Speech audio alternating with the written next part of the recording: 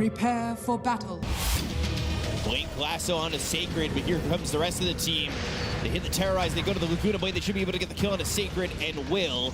Now Pakaz is here, he'll ensnare Maposhka. It's a 1-for-1 so far, but the Sharpshooter lands, swashbuckle on a Laurel. That's gonna be 2. Oh, look the at right that click, combo. the Bedlam, the Slithering Crush. Slotum dies, the song too late, they'll TP out, and it's a 2-for-2. That's Look at the Aegis on the Naga Siren. I thought it was an Very illusion. quickly, yeah, they got the real one. They're gonna look and get the Chrono, maybe not even need it. Look at this. They've got the Fear, they have the Chrono after they've done the damage and the control. The only one dying on the side of Spirit is Maposhka. Kaz is dead twice in such quick succession. Down goes Sacred.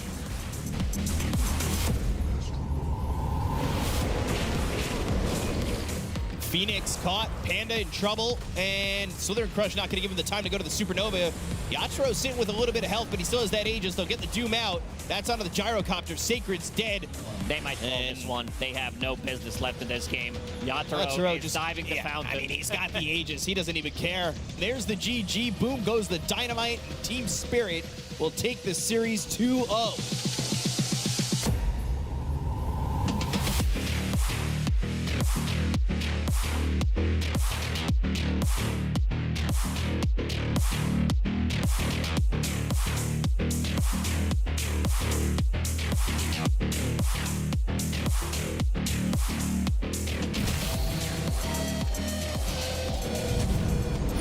Oh no!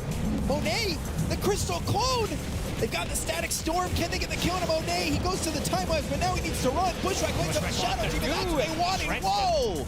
Both supports absolutely obliterated by Monet. They're going to go for Mickey, who's back with a second life.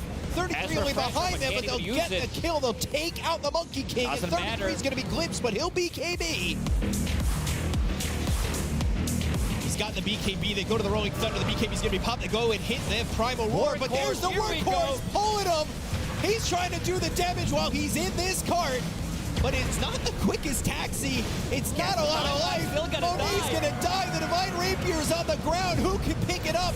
They go to the hoof stomp. They've got the Sharpshooter. They get the kill on Anisha. Divine Rapier is down. He sold his BKBs, coming back to the fight. Wants the Divine Rapier, wants to pick it up. X-Nova hovering over it. Bobik is here. They'll pop the Lincolns out of nothing to say. They're trying to get this thrown. It looks like IG's going to be able to get it. The Glyph's already been used. The damage is there, and IG, Glyph back up. Whee! Oh, it's going to be close with a call. GG and IG will take game 1.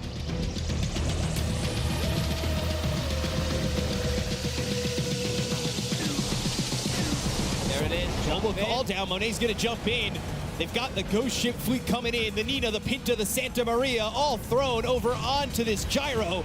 They'll take out the Aegis. They've got the Pulverize, the False Promise onto the Luna. They're trying to get the kill here to take out Mickey for the fight. Another Pulverize with the BKBs being popped around the horn from the side of IG. They look over at 33 as well as Mickey. The False Promise isn't going to keep him alive with the damage coming up. He's trying to get the kill, nothing to say. They'll take him out. Now he finally comes alive. Half health, Mickey full health. JT, Wind Waker has to leave 33 with a little bit of health.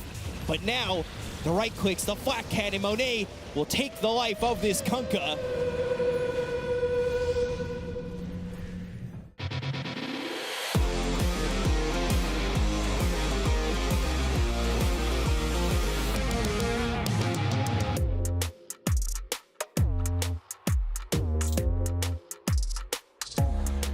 They're all grouped together. Xingqiu pulls in Amar. Trying to do what they can now onto Skitter. There's a lot of damage. Falcons not the best fight for them at the moment, and no Blink Dagger on Snake King means they can't go for the turnaround Black Hole. You get the Fiend's Grip onto crit. Snake King still standing there. Black Hole onto all of them. It is mainly the Brewlings as they are brought down low, and 9, he ends up going down to Ame. Ame standing strong enough. XXS lived through it all, actually. That Wind Panda got out. Skinner in trouble. Look at this. You fight uphill into no vision, and woo, man, they punished you. Xingqiu, dispose, connection. Everybody else right onto him. Oh, look at Xingqiu! Look at him go! He's tearing him to shreds! Triple kill for Xingqiu! Crit has pretty good positioning here. Okay, never mind. Oh, no. Yep, that's going to be Snake King in some trouble as they run him through 2. Now, they do both have buybacks, so all is not lost. Well, now they get the grip onto 9, and Amar completely isolated. Will manage to get the Force Staff up to the high ground, but DK not quite going to be so lucky. GG is called. An absolute clinic coming in from Xtreme. Who the hell can stop this team? They look unbeatable.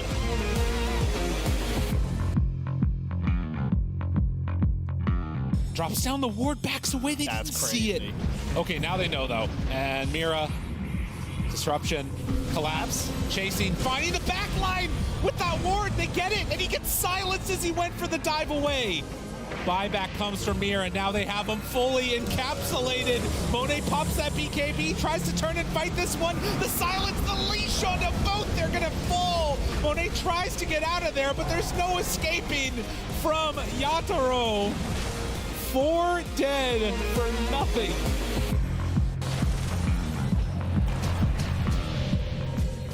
The leash up, the damage starting to amp up on Monet. Yatoro realizes, I don't want to be here anymore.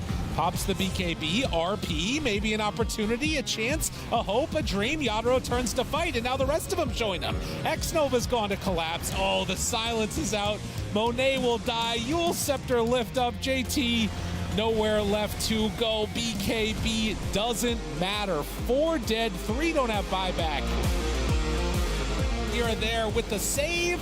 They have him out immediately. He's silenced, but running away. Still in some trouble, but he pops the Bloodstone. Oh my God. It's time for all the action to come on out as 1, 2, 3, maybe another goes down. Why not? Triple kill for Collapse. GG is called.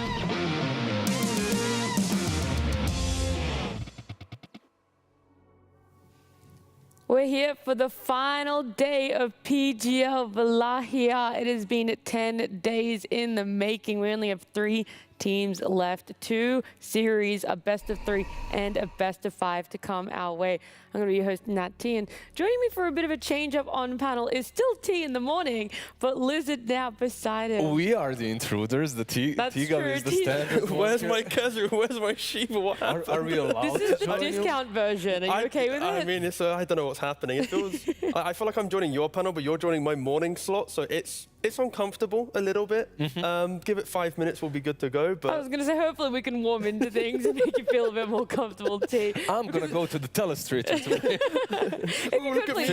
exactly, there we go. Well, look, we're going to have a lot of time together throughout today. It's going to be a long one and hopefully a very enjoyable day as well. But before we jump into it, let's have a look at what played out yesterday. It's been a very full-on few days for this tournament. A lot of 4 best of 3 days. And yesterday was our shortest, with every series going 2-0, where we saw Spirit knock out Boom, G2IG take out Liquid, Xtreme Gaming taking out the 2-0 to advance to the grand finals, waiting for their opponents, either between Falcons or Team Spirit, who Spirit I had the longest day. They were the first and the last series. It was very tough for them. They're also making that lower bracket run for themselves right now, and we'll see if they're able to continue it.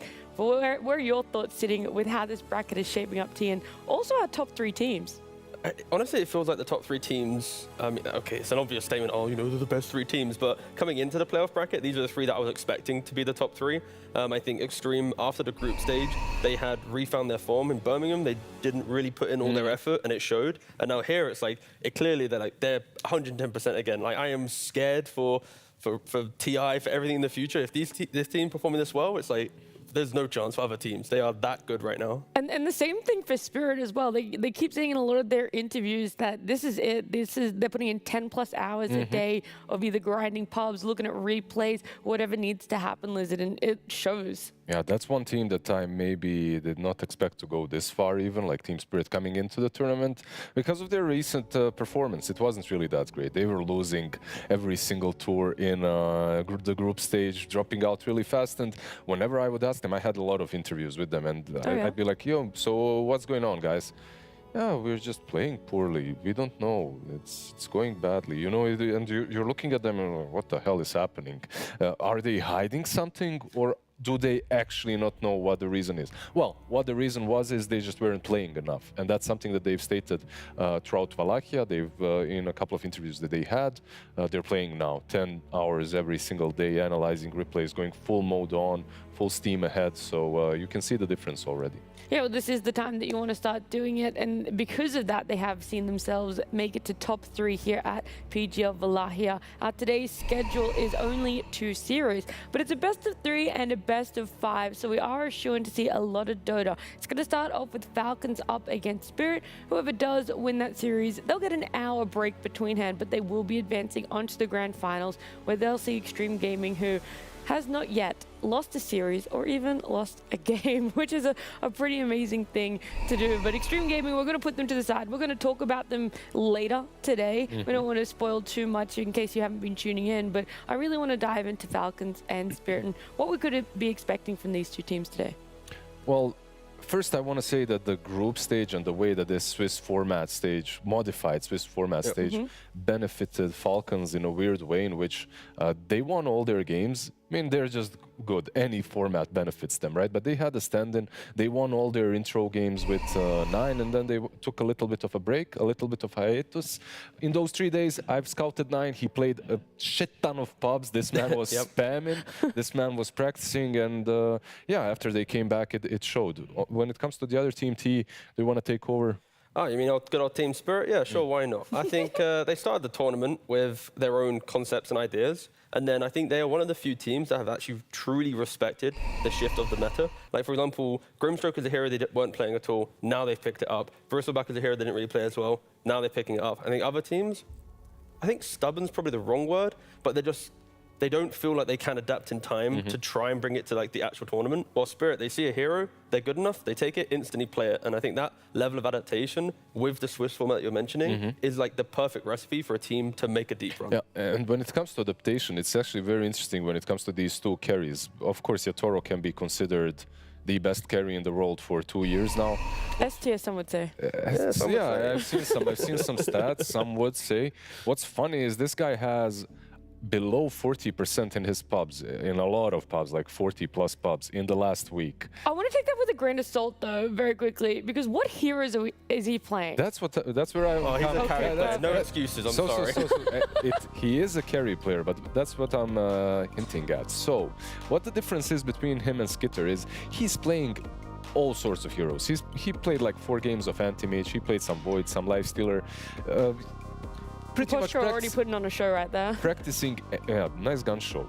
Practicing anything that he can get to. Meanwhile, on the other side, Skitter, T, you can check this. This data is a bit old, a couple of days old, but he's been playing Clinks like 80% win rate, but playing a lot of Clinks, right? So he's constantly just spamming these pub destroyers. Yeah, I think for me, at least, it's like when you move away from the carries for a second as well, there's one thing about Spirit that they're doing like better than the other teams is just, I mean, we're all kind of bored about talking about it, like the whole stacks, this and that, farming.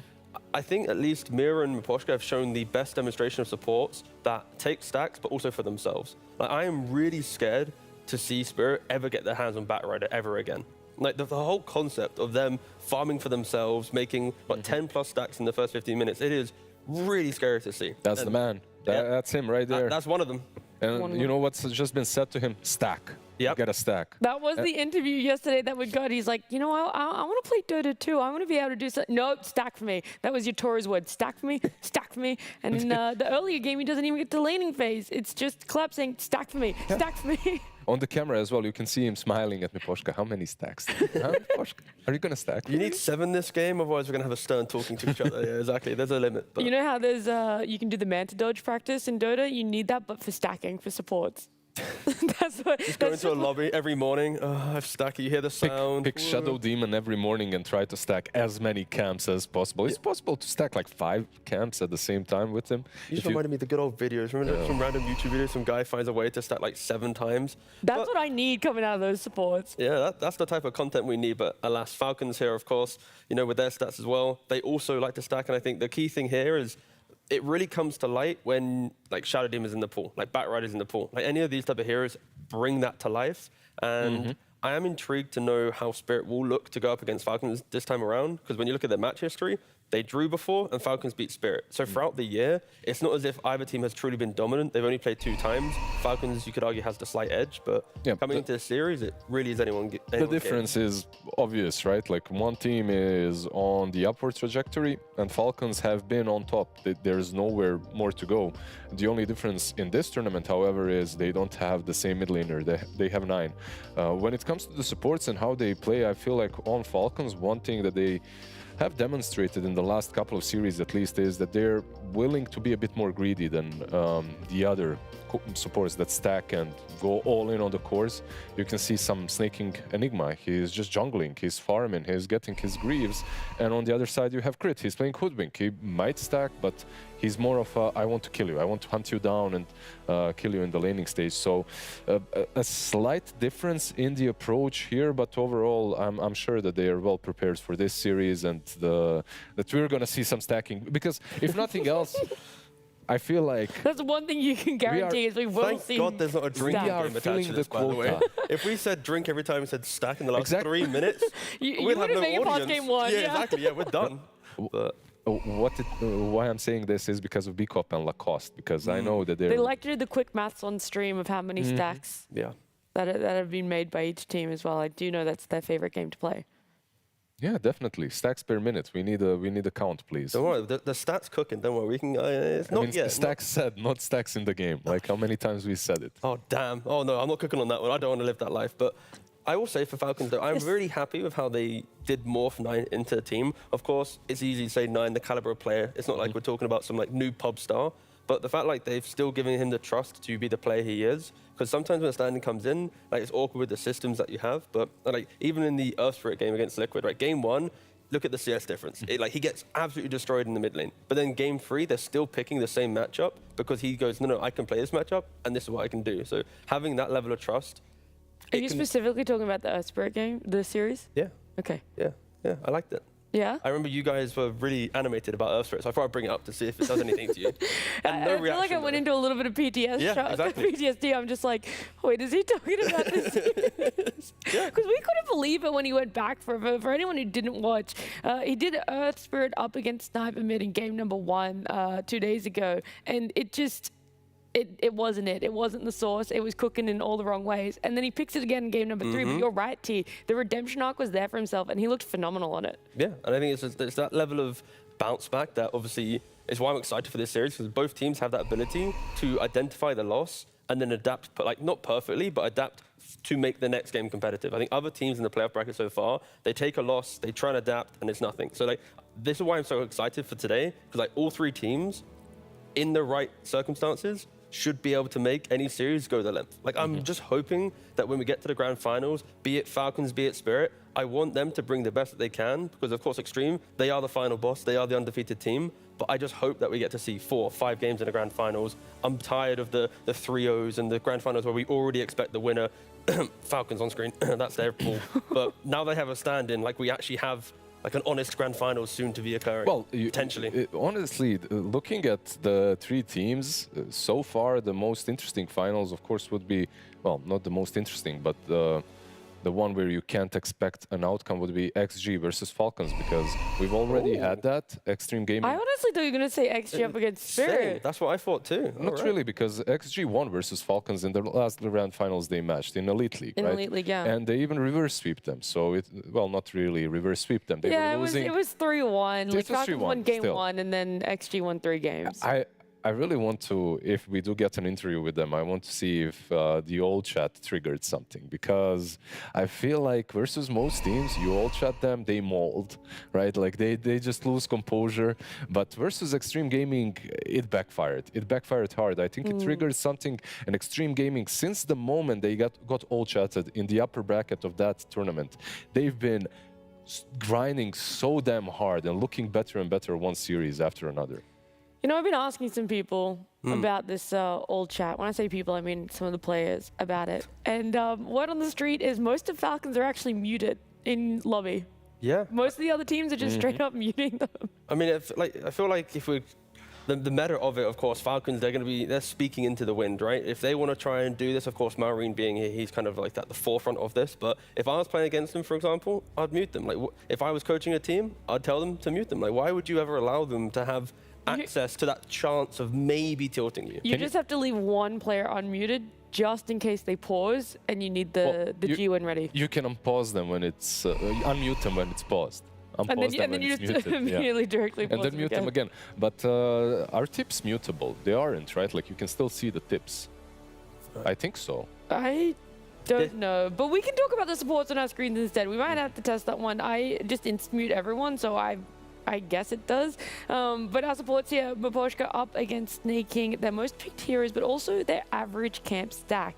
It is going to be, let's just round up to 4 for Maposhka, and we're going to round down for Snake King, so 2. Yeah, 4 to 2. I feel like Falcons at least have demonstrated a slightly more desire to play onto the map, sometimes at least, where the supports, there's some great highlights where Crit's like smoking to mid, playing like a melee hero, holding his ground, then getting the kill.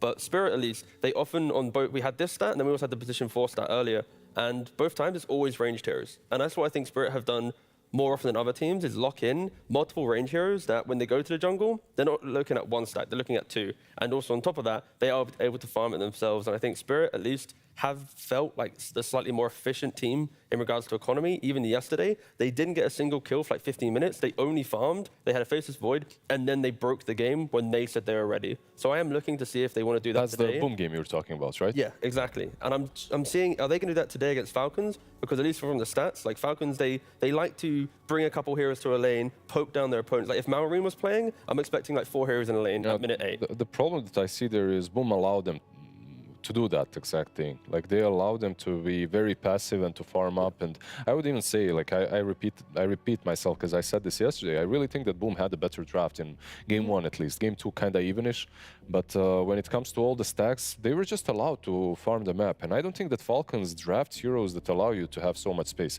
Yep. This is there are remnants of Tundra in this team. What did Tundra do best? Choke you out, just control the map, constrict it, you'd have nowhere to go, nowhere to farm. I know that the map is 40% bigger, but if I see some 9 Timber here, or even a 9 Earth Spirit, like, good luck going to that triangle if he's level 8 minute, I don't know, 12. Good luck doing that. Good luck farming those stacks when he's about to dive you. He's about to bring his supports with him. So what I would like to see from both of these teams, of course, is the emphasis on some Ancients, because it's just much easier to do. Well, game number 1 draft is coming up on our screens. We've already highlighted the Shadow Demon, the Batrider. When it comes to supports, I think carries are a little bit different because Yatoro has proven that he's even willing to pick things outside of the meta. He made the Slark work for him yesterday as well. So a lot of things that you have to be wary on what Spirit could pull out of the back pocket. We've got our normal bans that'll come through, the Doom, the Disruptor. I'm sure an IO will probably fit into there somewhere, and a Chen. And then... Yeah, if you're Xtreme Gaming, maybe you can ban out the IO, but you've already won. Sorry, not Xtreme Gaming. If you are Team Falcons, you can ban out the IO. You're already in the mindset of Grand Finals. Yeah, I'm already there. I'm already there. Yeah, I skipped this. I need to rewind. But or you can learn from Xtreme Gaming and how they won against it, because Team Spirit have lost with their IO in the last series as well. So something that maybe Team Falcons can think about letting go through. One hero that was really popular yesterday was Magnus, and not necessarily for Team Spirit, but they're a mean team when they get that hero. So maybe another possible ban. I like what you said before the draft started though, about the whole idea of Spirit was allowed to hit back and like hit their farm, chill and farm. Yeah. And I really want to see 9 be on that hero that makes that move. Because like even if Crit is on an active hero, like Crit sacrifices his efficiency in the jungle to make sure that he can make plays. Like he's still playing like Earthshaker, for example, that other people aren't playing. He's played a couple Clockwork games where he naturally shifts more into a 5 position than a 4. Like I think there is a slight difference in style coming into this game, and I kind of want to see Falcons not adapt too far from that. Because if they do, take the pacing to Spirit, we aren't going to see like the Faceless Void carry that gets a free 20 minutes of farm. Like that's very rare that happens. And already, Falcons are taking the Shadow Demon, which ticks the box on the entire pre-show, basically. You know what I'm kind of loving this change over the last 2 days, the last 2 final days of playoffs here, is this steering away from Pengo. I had a big rant about him on day 2 or 3, and I feel that the win rate just wasn't reflecting the priority a lot of pros were putting on him, and now the Falcons are in the position where they could have banned out the Bloodseeker and God for the Pengo, but they do realize exactly what you guys were talking about as well, that this Shadow Demon is such high priority and really going to help with those stacks later down the line. Yeah, for Falcons, Pengo is, I believe, a bit more priority here than for Team Spirit, so it also goes through. Team Spirit do get the chance to grab their IO. This is a hero that they've paired with Mars, that they've... Of course, they paired it with some heroes that are strong with IO, but they can also play it just as a support and then have something like a Storm Spirit on mid. Shadow Demon already does not bring a lot of catch, so you can utilize this IO pick to maybe open up with the Storm later on. When it comes to bans, what's interesting to me is the Centaur ban. Like, you pick the Shadow Demon, this hero is usually the answer to the Cent at the moment, or you pick the Cent with you. But usually when you pick the Shadow Demon, the enemy team does not pick the Cent. So I'm wondering what's behind this. Like, why exactly ban out the Centaur?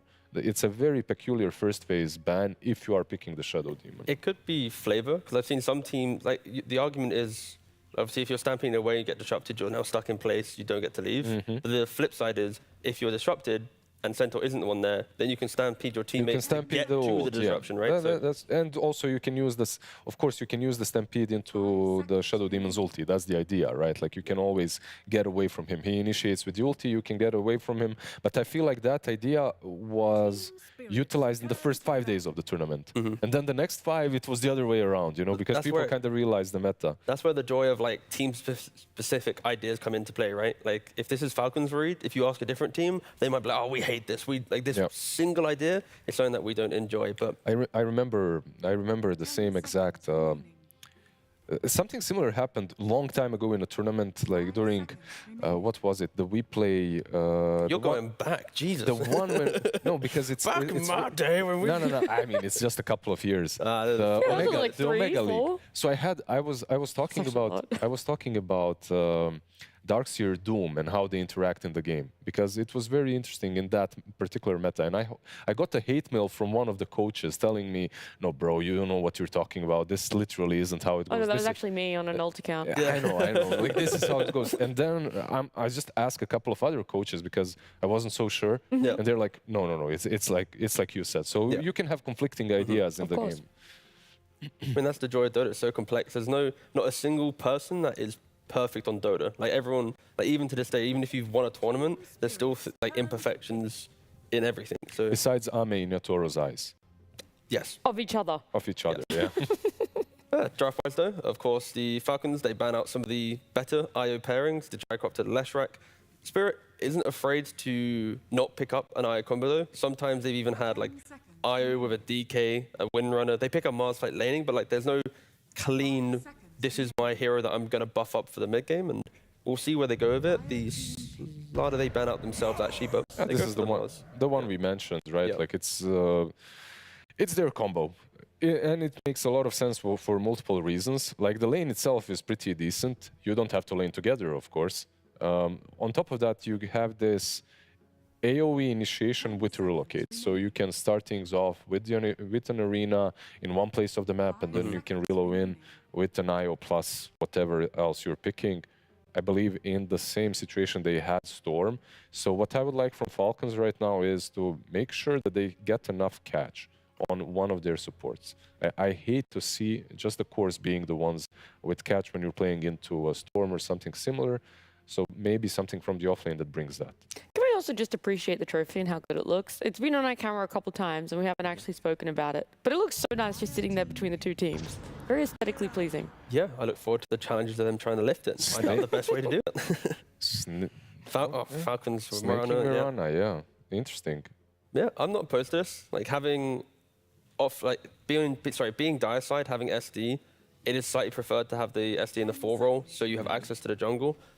Make the stacks like we mentioned. If we look back at the IO Mars as well, something that we see Mars players do is just not leveling arena and going for just spear and rebuke. When you put IO in that lane, it is all about the efficiency of just being a top net worth offlaner. And Mars, at least, why we see it have low win rate is you very quickly can become the I only have a blink dagger, try and play for my team, sacrificial offlane. Like the IO just secures that, and let's get a CK. It's never a bad CK game. It's never a bad CK game. Yeah, we get to see The spirit CK. of fear is still here. It's strong, right? Like you get the SD CK, you get the Mirana CK, a couple of stun setups as well for yourself. Reality Rift, Mirana, perhaps she's much better now as a laner with max Starfall, but with CK you mitigate even that one possibility that the lane is weak. Overall, not too shabby. One thing that I am seeing though right now is we've seen a ton of Pango being first phased and countered. Now that all these bans have gone through for Falcons, I feel like Pango comes back into a possibility. 100%, yeah. Like the way that Falcons are looking at this game, it's Spirit have utilized kiting back from fights until they have like the perfect vision, the perfect jump. We've seen it so many times, and now when you pick up the CK, if IO at any point shows blink, Reality Rift, stun, you're dead. Like this IO, unless you get Ghost Scepter, you will always be dying to a farm CK. So I like the fact that Falcons have identified a strength of Spirit in play rather than just draft, and that's kind of where the CK feels really good here. You know why else? Like that man right there, for as long as I remember, he played CK. Like in every single team, this guy is just omega comfortable on the CK, so they just pick it up for him. That's another reason. I feel like Dota is very complex, but at the same time very damn simple for some players and some people. Like ATF is more on a... And they get the Storm. Like these are the three heroes we talked, like literally from the get-go.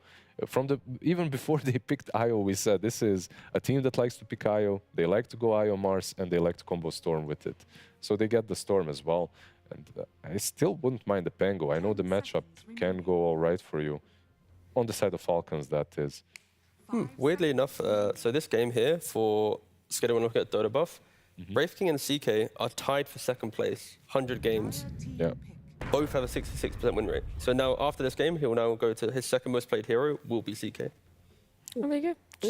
Just nugget. a little bit above. Just a tiny bit. Above. But yeah, going back to the Storm pick, I like when you pick Storm mid with the IO, if the IO is the 4 position. Because when you're IO 5, you need to secure your carry, and the ability to leave your carry never really happens. You know, you're not allowed to leave the lane. But in the 4 role, when you set up your offlaner to get early levels to be self-sufficient, MOUZ with the spear can reposition, he doesn't need help. You can then go to your Storm in mid, help him farm from the jungle. So I think this is a really cool balance of utilizing the IO to get MOUZ through lane, to then go to the Storm to get him to his Witchblade as quick as possible. And now ET, he's one of the best 5s at just protecting areas. So whilst the IO is doing farm efficiencies for MOUZ and Storm, ET will just be like mitigating the aggression. This might look a bit rough, but you can just put it on the offlane. You're playing into ET, and you're very happy with an offlane Timber. Yeah, so for sure. good luck protecting your side and your stacks when there's a Timber saw rushing into you. I feel like that's one thing that we don't talk enough about. Like Timber, in our series at least, Timber is a hero that when picked this late and you don't have ways of just easily controlling him and killing him off, like a Bane Viper, he can just do whatever he wants to in the game. And we've seen in quite a few matches ATF just being absolutely uncontested. He goes in, he does whatever he wills, and he wins the game. He's the ultimate carry. Like, sometimes I've seen him farm more than Skidder farms. Exactly. The Skidder is like there to close out the game, you know, but everything else is done by ATF. And you can see on the smiles, they're really happy with this pick. They have to secure it a little bit. And with their Spirit ban, of course, Team Spirit realized this is most likely the offlane. I think for Spirit, they do have quite a big answer, the question they need to answer here at least, because like a carry like Void is nice for like dilation to annoy Timber, but then their damage early on is quite lackluster. A hero like Weaver that Falcons banned, it brings a little bit of fight to lane and Timber, a little bit more early game pressure. So I'm intrigued to know if Spirit will go for the carry that can eventually scale against them, or we bring the tempo through your Toro, because Mars and Storm are the farming heroes that I see right now in the draft because of the IO pairings. There's a lot of good questions. Ones that hopefully answered sooner rather than later for these two teams. Is there any runway we still could see Timber going into the mid lane, or do you guys really think that more needs to come from the mid lane for Falcons? It's not really that more needs to come into, it's just that you're playing into Storm. There's no reason to put Timber in a matchup that isn't that great for him, so you just pick something that actually does well against Storm. I just saw the Ember ban. I didn't see it, but I was like, Ember would be hype. I look up, I'm like squinting. Yep, okay. Right at the end, they snuck I feel that like one in. another one that we mentioned earlier that doesn't do great against Storm historically, I guess, is the Pango, but I'd rather play him overall and then have the Timber on the offlane. Yeah. Brings you a lot of this chaos in the front lines. You have a lot of good initiation with the Timber, with the Pango. Like, no super reliable stuns, which is somewhat of an issue for me that I see right now. Everything is kind of telegraphed. It's not really that simple until you get Hex. Like, Mirana Arrow, CK stun, Disruption, I just don't feel that that's enough for Storm. It's not enough to reliably catch this guy. So you might need something like that from the mid. I think it's less about catching the Storm, but more making him feel like even though he might have a free game, he won't ever do any damage, right? Timber's really tanky. CK, but like if CK blows up the IO and Storm's by himself, Storm's not going to suddenly 1v3 a Timber CK +1 tricore, right? Like I think there is a it's not. It's more the supports are scared, I think, for the Storms for it. And that's why, like, I honestly don't mind the Pango for Falcons. Like, just bring the chaos, bring that constant aggression. Ooh. Okay, so this is something that they've done once in their opening series. They picked the monkey mid. And since then, it got banned out a couple of times. And then everyone forgot about the monkey, and now it's going through again. It gives you some more scaling. Usually wins versus melee heroes. It is into a Storm, though, on the mid lane. So I'm not sure just how well this matchup will go, but I'm sure in 9, after he picks this last pick into the Storm, that he knows what he's doing and he's going to do pretty damn well. It gives you, by the way, another form of initiation. I wanted that instant stun, and you kind of now get it from the Boundless Strike. And this is also, like a really nice pickup for them. I'm intrigued that there's multiple builds for Clinks as well, right? You can go for the Gleipnir build, you can go for the Deso build. Yeah. In this game, potentially the lockdown might be nice for them to play on, but I think Gleipnir is so good here. You have ET already with a lot of minus armor. Yeah. And with Gleipnir... Eat through the Timber Saw in his wave, but no, I think both teams are going to be super happy with the amount of comfort that they have, right? Like we're saying SD, Mirana, CK Timber on Falcons, with even the 9... Monkey King. On the other side, you got MOUZ, Storm, IO. Like, I don't know, both teams are right in their wheelhouse of what they want to play. In regards to draft, I think Falcons should be the ones who are the aggressors from both laning phase and the early game. And I'm looking at Spirit showing like their ability to pick like the perfect fight to come back into this. Because under the threat of like Timber Monkey early on, I see Spirit needing to farm for some time to then want to play the game. That was the exact question I was going to ask to you. Are we going to see similar to Spirit? Because they played 4 games yesterday, and in all 4 of them, it was that stacking, it was that farming up, it was waiting at least until the 25, 28-minute mark. That's exactly the same thing? Yeah, it's going to be IO enabling Master Farm. He probably won't get Arena too early. Storm's going to be farming. Clinks is going to be farming. And then eventually, at some point, after several pickoffs, the items will align, and then they'll go. But that's where Falcons need to see through that and play behind the Timber, play behind the Monkey, and try and just overlap the cores to prevent that farm. Yeah, I feel like you're all in agreement there, Lizard. Not too much to add. Well, I have to say that this game, for me, looks like a good Storm Spirit game, and it's on him. Like, it's on Larl to... It's all on Larl. So much pressure. It's a lot on him, because he's the one that can deal with the Timber. He's the one that has no catch besides the Monkey King, and he's the one that's going to have that IO playing around him. Yeah. So a lot of things have been put, and a lot of fate has been put into the Storm Spirit pick. Well, look, hopefully he's not facing or feeling the pressure too much, but this is our final day for PGL Wallachia. We're heading into our lower bracket best of 3. Game number 1 with B-Cop and Lacoste. Thank you very much, Nat. We are here for game number 1 between Spirit and Falcons, and this feels like a grand final on its own. It really is pretty exciting, and I feel like they just need to make lower bracket finals 5 games, right? Because this series is going to be exciting. And no, this game absolutely. looks crazy. You don't want to see a 2-game series here, that's for sure. Falcons against Team Spirit. Looking at the drafts, I feel like both teams, Team Falcons, this is pretty much bread and butter for them, you know. Ooh. Shadow Demon, Mirana, CK for Skeeter. He's been the OG CK player. I remember back in the days, 2017, he's playing for Penta Sports or Penta Esports, and he was popping off. Nobody wanted to touch that hero at the time, but he was the one. This is his original hero. I think Team mentioned that this right now is going to be his most played hero because he knows ins and outs. Okay. All right, well, in and outs of the CK. I feel like it reminds me of when Illidan played CK. I feel like he was my CK guy when I was growing up. As a young lad watching Dota. I was still very older watching Dota, but yeah, I mean, I love CK. Where that got you. Safe lane. Yeah? Watching Illidan, suddenly casting lower bracket finals. And yeah, panel did discuss about not having too much of a lockdown. For Storm Spirit, there is Boundless Strike. CK Stun is not the most reliable one. And then you have Shadow Demon setup with Mirana Arrow. Mira will be playing Io. We've seen Io having some good success this tournament, whether when he was playing as position 4 or 5, paired up with some of the good heroes like Marcy carry. A couple of times the hero feels really good. They have the global presence. These heroes can pretty much show out of nowhere. You have Storm Spirit setting things up, into relocate. I also want to see who's he going to be paired up with. I think in the mid game, he needs to be paired up with the Storm Spirit, providing him with mana. Clinks doesn't want to utilize Io, since he's playing from Invis. So all 4 bounty runes go in the way of Falcons on that pickup. Amar, Skitter, Crit, Snaking, all got one. Such a great start for Falcons. I loved the Ops threw us up the net worth for a split second, and it was just 200 gold ahead. It was great. But we'll see how these lanes come out. Could definitely see top being a killer lane for Falcons if they land an arrow. You've got Reality Rift and the Chaos Bolt to follow it up. But right now we're looking 3 lanes, 2 eyes. And I mean, I'm seeing fun Dota. We've seen some games that feel like, First Blood comes out at 8 minutes. And I don't want to jinx it too early, but these lineups scream fight. You might be right. We've seen a lot of stacking. Sure, there is Shadow Demon, so you know that he's going to make a lot of stacks no matter what. We've seen, like 40, 50 stacks 15 minutes into the game. Yatoro is getting initiated on down to half HP.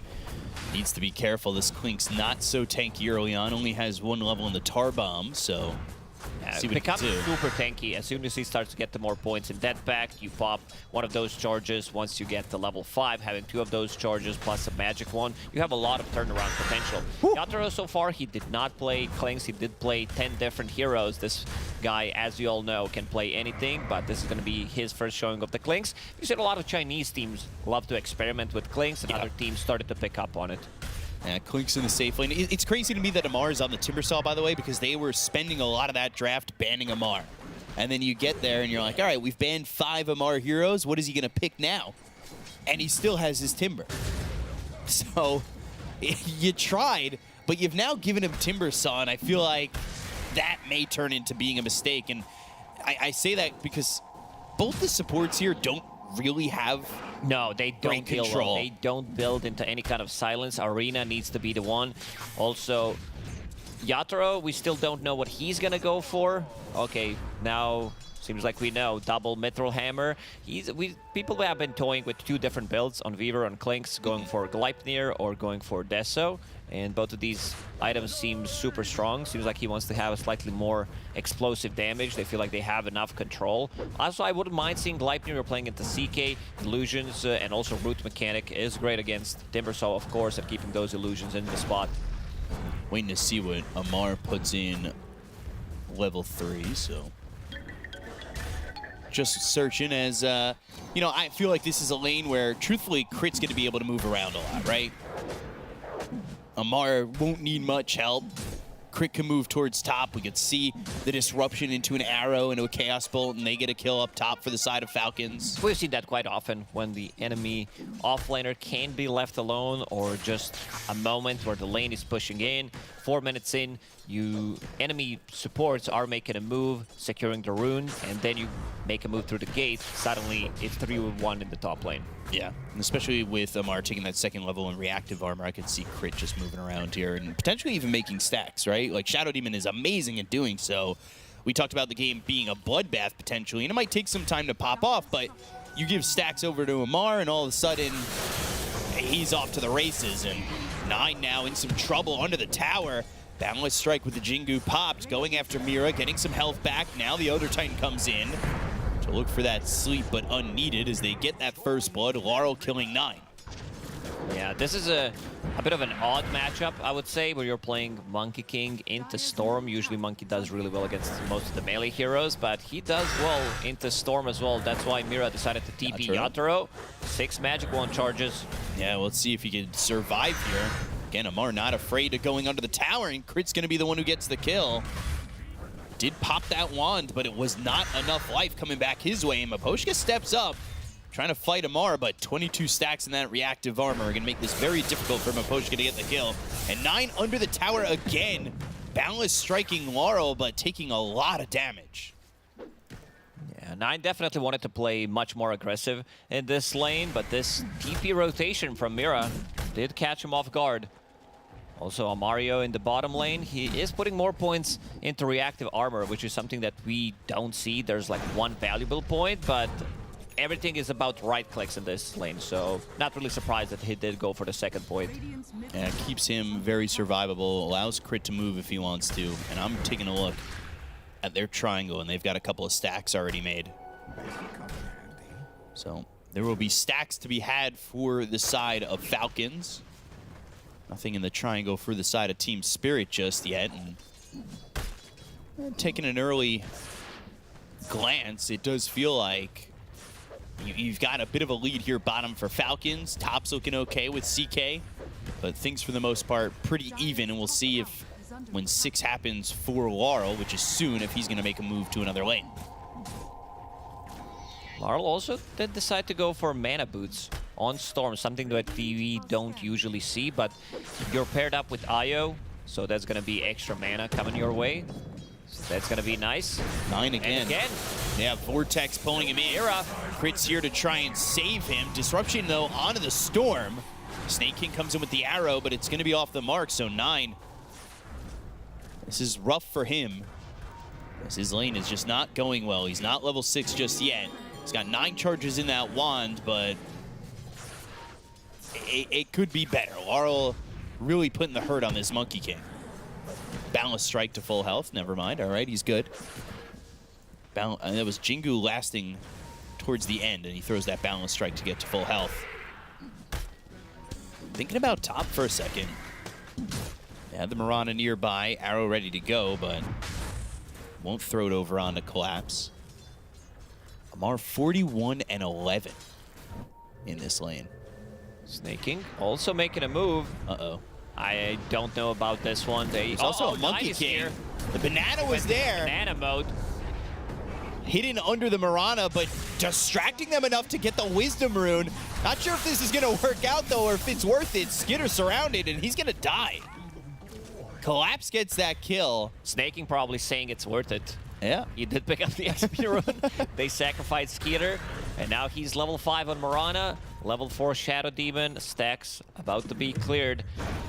Monkey, he can't really clear the stacks, so the stacks are going to be cleared by Amar. This also means supports on Spirit will not have that much XP. Level 3 only on Miposhka. He's going to need a... I mean, the good thing is ET's not ulti-reliant hero so much compared to some other heroes, like, I don't know, Shadow Demon, these Lions supports. So I would love to have Relocate so that he can play different side of the map. And Amar getting ready. We'll stack it one more time in the triangle. Yeah, he took that big camp, now getting the Ancient stack. Laurel hit with the Balance Strike, the Whirling Death. Good amount of damage on a Laurel. Monkey King even committing to this. Goes into the Mischief, turns into a Courier, and now slept up by the Elder Titan. 9, though, with the Jingu. He's fine. Miposhka's been caught. Almost caught him. This is going to be Elder Titan dying to the Whirling Death of Amar. So giving him that kill. He also got that boost up thanks to the stacks. There's still Ancient stacks to be had. And he's top of the net worth by a solid margin. Falcons doing really well. Don't underestimate the damage, the turnaround potential from this mid Monkey King. I know it's not the most common hero. South America did love to play it in a lot of these like really good matchups. 9 did bring it out one time so far, and I believe that they won that game. Yeah, they were playing against Heroic. They look over at 9 again. The leap in from Snake King. He's level 5. They'll look for the sweep. It lands onto the Monkey King of 9. Boundless strike off the mark. And Laurel kind of playing with his food there as he ball lightnings back and forth and gets the kill into the Monkey King once more. Team Spirit bringing in numbers. Yatoro even makes a move. Klinks early on. He's a hero that deals a lot of tower damage. He's got the Servant Falcon Blade in at Blightstone. So they'll take this tier 1 mids. This is going to open up the map for Team Spirit.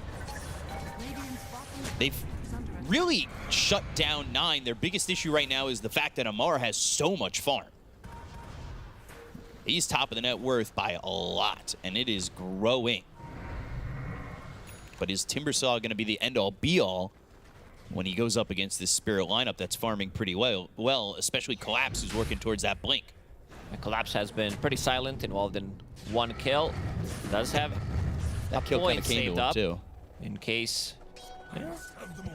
he needs the arena. Does not want to use it immediately. Depends whether he wants to take some extra farm, and now he gets it. Marley's in again. Moonlight Shadow, thanks to that quicker 6 for snaking as they took those Wisdom runes, so they're able to get invis real quick as they felt the pressure coming in from Team Spirit. They're going to clean up some stacks here. Marl will get a little bit of gold. He's going into the Witchblade. He's also got an invis rune ready to go, so let's see if maybe they can find a kill towards top. Skitter back in the jungle. He's trying to get this last component to the armlet, so he'll need a creep camp or 2. Klinks comes online much faster than CK in this game. He's going to be fight ready pretty soon in the next 2-3 minutes. Yatoro, Klinks does farm a lot with his death pact. Every single time it's off cooldown, you're going to eat the big creep. While CK, he wants to get to his armlet, wants to pick up Orchid, such a good Orchid game, great against Klinks, and of course Storm Spirit. Panel did discuss that there's not that much of a lockdown for Storm, so definitely a valuable pickup.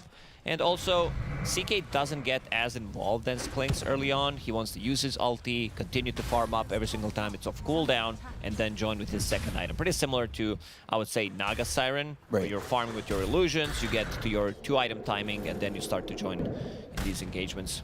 You could see your words coming to life already. Yatoro, he's moved over top through the Twin Gate, and they'll see Snake King, but they need to make sure that they have control. He does have 3 leaps, and going after the Mirana and showing yourself immediately might lead to just giving up your position or that information where Falcons retreat. So it's kind of wise here from Klinks to not go immediately on the Mirana.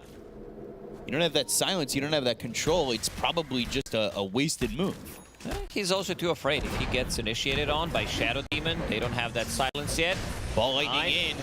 Nine's got the Jingu, but he already used Boundless Strike. This could be trouble for him. Turns into the Courier, goes after Miposhka, trying to at least get a kill before he dies, but Collapse showed up with God's Rebuke, and he'll get the kill. Spear lands after the disruption was used on Alaro, who's out of mana. They go to the Demonic Kerchief, got the arena down, they find themselves the kill on Alaro. Now Collapse, he's in. 3v1. As God's Rebuke to kill off Crit. Now he's tethered. Spears back Amar. He was 3v1 into the arena, but Team Spirit stuck around and they're trying to help out. 1 second stun on the Yatoro. They'll kill off this Klinks. Get the kill on Amira. Look over at Collapse.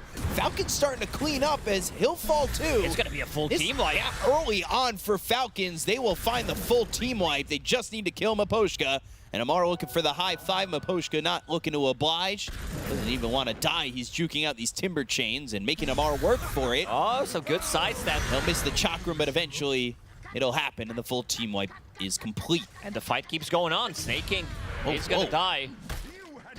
Yeah, Laro comes back in, but now disruption. He needs to be careful. Mario is waiting for him on this side. Yeah, he'll timber chain. Ooh. Relocate. So they're going to come back. Let's see if Falcons want to take another fight. How much? Okay, this fight has been going on for way too long. Doesn't even show. 1 minute plus fight. You said that this game is going to be much more action-packed, and definitely is 13 kills in 13 minutes. I did the math. It was fast math, but incorrect this time. It's all that matters. Got to get those numbers out as fast as possible. Yatoro, you said he's going to be active earlier.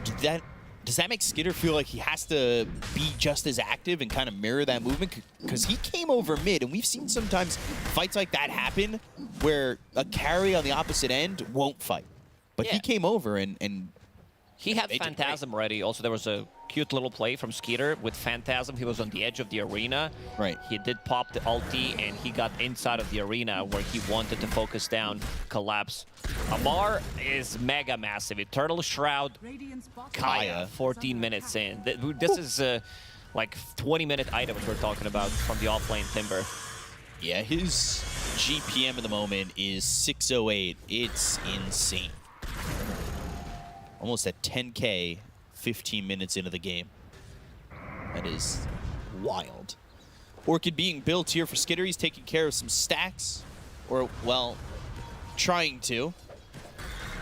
Meanwhile, Nine, who's had a struggle of a game so far, he is bottom of the net worth in cores by a lot. Yeah, he's been super active, but he's not involved in any of the kills. That's pretty ridiculous to think about, because he was the one starting the fights, and here he comes again. That might change. It should be a kill without him dying. There it is. He gets the assist this time, so he goes from 0-3-0 to 0-3-1. And they're also going to put the pressure onto the 2-1 tower over bottom, while he's going into the Mage Slayer. Item we used to see on everybody, now more selectively picked. Need some cheap item to be able to get back into the game. Of course, great against Storm Spirit, great against Mars, and synergizes nicely with his Wukongs. Falcons, they want to take this tier 1 tower in the mid lane. When it comes down to tower damage, they don't have as much, but they do continue to farm up these stacks. Eternal Shroud, that good of an item. Even Storm's thinking about picking it up. I mean, it's so good of an item, even I'm thinking about picking it up. It really is. Default build for every hero.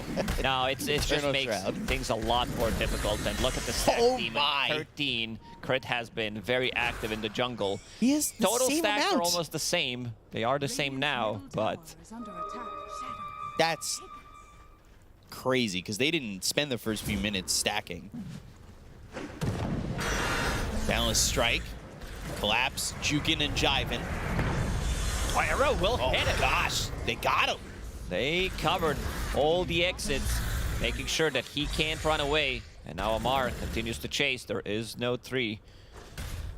Deso's done now for Yatoro, so maybe they look to smoke and go, but they did just lose Collapse. He's got his Blink Dagger, and they can make a move to start getting charges on this Deso. I mean, I think that's the proper play, even down by 3K, because you've got Storm 2, you have Relocate available to you. Like, this is a lineup made for pressure, and now they're going after Maposhko over mid. They've got the tether, they've got the right clicks coming out from Lara, the ball lightning, they're trying to kill onto Amar. The Ear Splitter comes through as well as the arena for Collapse. The spear lands on a 9. They'll take out the Monkey King and look for more. Amar's Timber Chain misses, and they'll kill him off. Collapse with a really nicely placed arena, catches them inside. A bit too greedy from Falcons. Yeah. Like, they wanted the quick kill and get out, but Team Spirit, they were so ready. Miposhka did die 4 times. They died this engagement as well, but he's pretty happy about it. And there's the Orchid reveal. Yeah, on Alaro, he's tethered up, so he's not really taking too much damage just yet. Gets up on the high ground. The sweep lands onto 3 heroes. Yatoro's coming over. He wants to get some Deso charges. Arrow eaten by Miposhka. That's going to allow Laro to keep going. And here comes Yatoro, who will get the kill on a Snake King. So Spirit have turned the tides with 2 good fights. And something I wanted to add just on that last fight is the fact that the arena went down. All these trees were taken out. Timber was trying to get out via those trees and didn't have any options. Unable to connect, unable to get out. And now things are pretty even. Yatoro getting involved, does have those Deso charges up to 6 already, and did pick up the shard. This is his way of clearing the creep wave immediately. We can see Boundless Strike has been used. This is a 2-man rotation from Falcons, but it's not enough. So Collapse.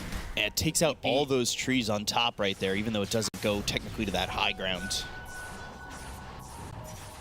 Good fight there. Yeah, Collapse taking out 9 and Amar. And Amar, who is top of the net worth, giving up a lot of gold on that death. 625 to Collapse and 534 to the 3 other heroes helping. That is crazy, the amount of gold he gave up just 16 minutes into the game. He's having such a good one. So, how many charges does that make for the Deso? 6 already. As Crystallis soon Tier 1 tower mid getting pressured by Falcons. What's the stopgap here for Falcons? Do they just have to... Oh, they're going to keep going. They rely on no cooldowns whatsoever. Collapse. Smoke breaks. Collapse is behind him. He's going to be happy about that one. Just finished off his BKB. That's going to be the big item in terms of him jumping in. Maybe they can try to focus him down if he blinks in with Demonic Purge and then CK with the illusions, but those illusions are not as tanky still, so they can die. 9. Needs to be careful because this could just be blink. Spear and is Earth Splitter crit there with the disruption. Earth Splitter's going to be off the mark, but everybody comes in from the side of Team Spirit. They want to get this kill on an eye. The Glimmer keeping him alive for a second longer, but they've got the dust. They'll have the arena. And they'll get the kill onto the Monkey King. Looking for more, though. Ball lightning into the Vortex. Crit staying alive. Skidder thinking about turning this around with a Reality Rift to Chaos Bolt, but Laurel's got a lot of mana to work with. You have to be careful if you're Falcons, because another Blink Spear combo could mean another death. Nicely executed gang from Team Spirit. They did manage to get 5k gold lead in total. It was a 3k gold lead for Falcons the last couple of minutes, and now it's 2k for Team Spirit. Yatoro continues to farm up. He's got that Shard, the Burning Barrage. He's also got that Crystallis. 20 minutes in. Tormies are available. Team Spirit, they've really been active. They hit that mark, and they've been ready to go. Yatoro really not afraid of showing up, especially on the Splinks, knowing that they really do give a lot of damage out there with the death so early. BKB, pop by Collapse, the TP out, and he's free to leave. So, a gank from Falcons forcing out that first usage of the BKB. They had that Orchid, they used the Demonic Purge as well. Phantasm was used for the CK, and they don't get anything out of it, but Spirit are happy with that. Collapse TP's out, more farm for this Clinks. Also more farm for Laurel. Now, Laurel with a bit of a different item. Like, somebody showed you this item, like this itemization, you would be like, okay, what is that hero? Would be difficult to guess. No. Herald bracket build, but it's effective because he needs to have more tankiness. He's extremely difficult to take down. You have Io with Holy Locket, now Mech completed on Mira, so it's going to be a lot of sustain for now. Falcons, they don't have anything to deal with those extra heals. So eventually Shivas Guard is going to come out on Amar, but no Scotty, no Spirit Vessel. Would you have rathered him go Shivas Guard before this Ags? No, I think he wants to become super tanky. He wants to be in the middle of the arena and get those reactive armor stacks immediately, so they're going to need to like run away slightly. It's going to be a big zoning tool. So there it is. They got the scam. With the run. And now Team Spirit showing up from behind, smoked up. 5-man smoke. Let's see if they can find anything with this. Collapse looking for the opportunity to go in with this Blink Arena Spear. Pop got reactive armor off. Going to the Moonlight Shadow. They need some dust. They need some sentries down. As Amar turned the other way for a second. Reactive armor will explode. Boundless Strike from 9. Balling in, looking for the opportunity. Collapsing with a 3-man arena. They've got the Spear. It's through onto the CK. Wukong's is out. 9 trying to do all he can to help out with the damage. They get the kill to Snake King. They'll take the Mirage, the Burning Barrage. Doing some damage. The Sleep comes through. Lands onto a lot of these Falcons heroes. They'll kill off 9. They'll look at Skidder. Crit slow 2. Amar the face of Team Spirit, but realizing he needs to leave. Armlet toggling is Skidder trying to get away from the side of Team Spirit, but Laurel, not a lot of mana left for him. Blink TP out. Skidder's away. Crit with the Glimmer Cape, he'll TP out too. And Spirit, all they lose is Maposhka as they continue to force their will on a Falcons. They're so tanky in the middle of a fight, having Mech, Holy Locket, untethered units, and also some really nice stomps coming out from ET. Maposhka really feeling himself in this game. And it's also a good way of dealing with Wukong's command, where you use Earth Splitter, use Arena in the middle of it, so you can still take the fight. But Clicks is the big winner. Yatoro deals insane amount of damage. All these small items, Falcon Blade, Dragonlance, these are not like real items for now. Crystallis, then you have Orb of Destruction. So everything's super cheap on top of Deso. And also he is extremely tanky. He did 8 2 Death Pack charges. He did use it on Skeletons, which makes him extremely difficult to take down. Yeah. So they get this Tormentor shard for Snake King. As I believe 9, he got that Rod of Atos. Yeah, he's looking for the Gleipnir. Went to the Rod of Atos for that extra control earlier on. Kaya Sanj is finished for Laurel. Just needs that Sanj delivered. There it is. This is not a Storm Spirit. This is Bristleback with this build. Ag's Eternal Shroud, Kaya Sanj, having Gaio behind him with all that heal. And it is faster than the average. Yeah, Laurel dominated mid, and you could see the difference in net worth between him and 9. It's really just a 2v3 core situation in the moment. 9 looking to get a Gleipnir for the control, but with the way he's farming at the moment, it's going to be pretty slow, and you can see the difference in GPM is pretty massive. The hero damage is close, considering. It's 3k difference, but for someone as under-farmed as the Monkey King, you can kind of worry that if he does get his hands on a little bit of farm, it could be a problem. Definitely could. For now, playing a bit of a sacrificial game. Snaking, he's almost having the same amount of farm as 9. He did get the shard from Tormentor. Now, Team Spirit, easy Roche for them. Seems like Team Falcons, they did not want to take the fight. We talked about sustain. Miposhka did pick up Flatner's offering, so that's going to be even more. We have Vampire Fangs on Mars. Everybody, like on both sides, that's why the fights are lasting for so long. 45 up to a minute. Man, Miposhka's getting a lot of farm. I've never seen a 5 consecutively and consistently get so much farm the way he has with Spirit the last few games I've watched.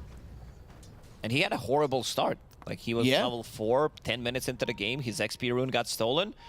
But this guy, he knows how to move. He needs to be, like, he knows how to be at the right position at the right time. Pretty sure, you know, it is boosted a little bit from the shard he got from the Tormentor, but he still has drums and Vlads. He's working pretty well. Team Spirit, they're grouped up looking like they're going to smoke up again. And 3 smokes on Miposhka. So they're looking to keep it going, but the BKB's finally been finished off here by the CK for Falcons, and they've almost got the Shiva's Guard for Timbersaw, and that might be a moment where they're looking to fight. A couple of leaps out, Ball Lightning from Laurel looking for Snake King, Moonlight Shadow, and doesn't know that he was right on top of Snake King, who will be able to escape. Snake King always gets the farm, especially when he plays Mirana. This is his signature hero from Pause 5, being an old 4 player as well. Likes to get some extra gold. Guardian Greaves completed. This is risky. Getting those Lotus petals is... They noticed that. Very risky move, yeah. They saw the Lotuses being picked up from the pool and initiated immediately. Laurel, he had 0 mana, and this is a big item as well. When we talk about the jump, Nullifier. 8 minutes faster than the previous record. 1 match, 0 wins. That doesn't bode well. Now, Timbersaw, he's got this. Shiva's in just a second. Walks up to the secret shop. There it is. There's Nemesis Curse coming through for the Clinks. He's trying to get himself into a Lincoln Sphere as well as a Daedalus. They're going to try and fight. They've got a 3-second stun, and they'll rip apart Miposhka. Just blown up so fast. Yeah, luckily, they did not lose the gem. Ooh, stealing a Wisdom Rune. And even more damage. Nemesis Curse, picked up by Clinks. Both Wisdom Runes this time going their way. They've got the Orchid 3-second stun, and another support dead on Spirit. This is the speed in which they can clean heroes up. With this Orchid, and it's going to be a Bloodthorn soon. You get caught like this by the CK, you're not going to survive. You're never going to like not have damage while having CK with Bloodthorn in your team. Timbersaw, Shiva's Guard now completed, so that's going to be his extra protection. And Reality heal Rift. reduction. Skeeter. Got the Orchid. Laurel, he'll lose that Aegis. Collapse with the Arena. It's going to hit on the Snake King with the Spear follow-up. So they get the Mirana, but now do they want more? Ball lightning from Laurel looking for 9, who's just caught here in no man's land. He's dead too. The rest of the team able to escape. Really back and forth game. A lot of kills. 29 kills in 29 minutes. Seems like both these teams, they want to take the fights, but every single time somebody gets jumped, they die immediately. Even with all this sustain. Amar doesn't have a blink dagger. They're gonna go. Yeah, they Gotta see jump. him. Shiva's spear, but also Timber chaining forward, so not ending at the tree. They've got the disruption. Skinner goes in with a BKB. Yatoro will pop his own too. They find the sweep. It's onto Amar. They'll tether up on Laurel for a second. The Timber chain as well as the Whirling Death. They get the gun to collapse. They look over for Amar still. He's tanky, but not that tanky. Right clicks in from Skinner, but the Burning Barrage lands out of the CK. They'll get the kill on a Skinner. 2 heroes down to the side of Falcons while they look for more. Vortex pulls back. Snake King, he'll leap away, but the ball lightning and a little bit of mana left for Laurel is enough to look at Skeeter and get this kill. Line, though, shows himself, and he's tethered up still. They've got the help from the Clinks. Yatoro gets a kill there on a 9, and the only one alive is Crit. Man, Laurel is tankier than Timbersaw with Aghanim Scepter. This is insane. Wow. Tethered up to Io. Like, damage numbers, how much damage he tanked, and we can see the healing coming out so far. 18,000 damage. But Laurel also, we gotta mention that he has a really good neutral item. Vindicator's Axe. You don't see that on Storm Spirit. So he gets stunned, he gets extra 20 armor. So he's sitting at 40 plus armor in a team fight. This is a Can't be storm. focused down. Yeah, I was about to say, this is a storm that can't die. Man. So, 4 heroes dead on the side of Falcons for a second. They'll all be up in 10. BKB for Laurel next. 5,000 gold on him. He can get this BKB. Truthfully, I wouldn't be shocked if he went for something else. I'm down for Shiva's. I really want him to pick up Shiva's guard. He's playing into CK Monkey Timber, and we're gonna see that again. Look at him. Look at his HP and look at his mana. And he's gonna still end up the fight with having half of his mana because how much heal Io provides. Look, back to full mana immediately. They're gonna try to focus him down one more time. See, he gets silenced. Well, if he gets silenced, he gets some more damage. So he starts to right-click because of the Vindicator's Axe. And then he just keeps going in, and it looks like, oh, you know what? He doesn't have a lot of mana left. Maybe he won't keep going. No. He continues. Yeah, he's literally healing up here. Under the tier 3 tower. Into tier 4 towers. And he did. He's going Shiva's. Wow, what a call-out. Collapse with the BKB. They'll throw the spear at Amar, who's not feeling tanky anymore. All right. Queue up some pops after this one. Play Storm Spirit off lane from the mid lane. This is just nuts, and he has Region Rune now. I mean, we can keep talking about Storm, because he is the menace right now for Team Falcons. They don't have anything to deal with him. Yeah. They've nothing. He's 8-1-12. His only death was mid in the laning phase. If you stun him, he has 60 armor. Like 40 armor is 70% physical reduction. This guy's not gonna die. You said 60? 60, yeah. Oh, not God. 16.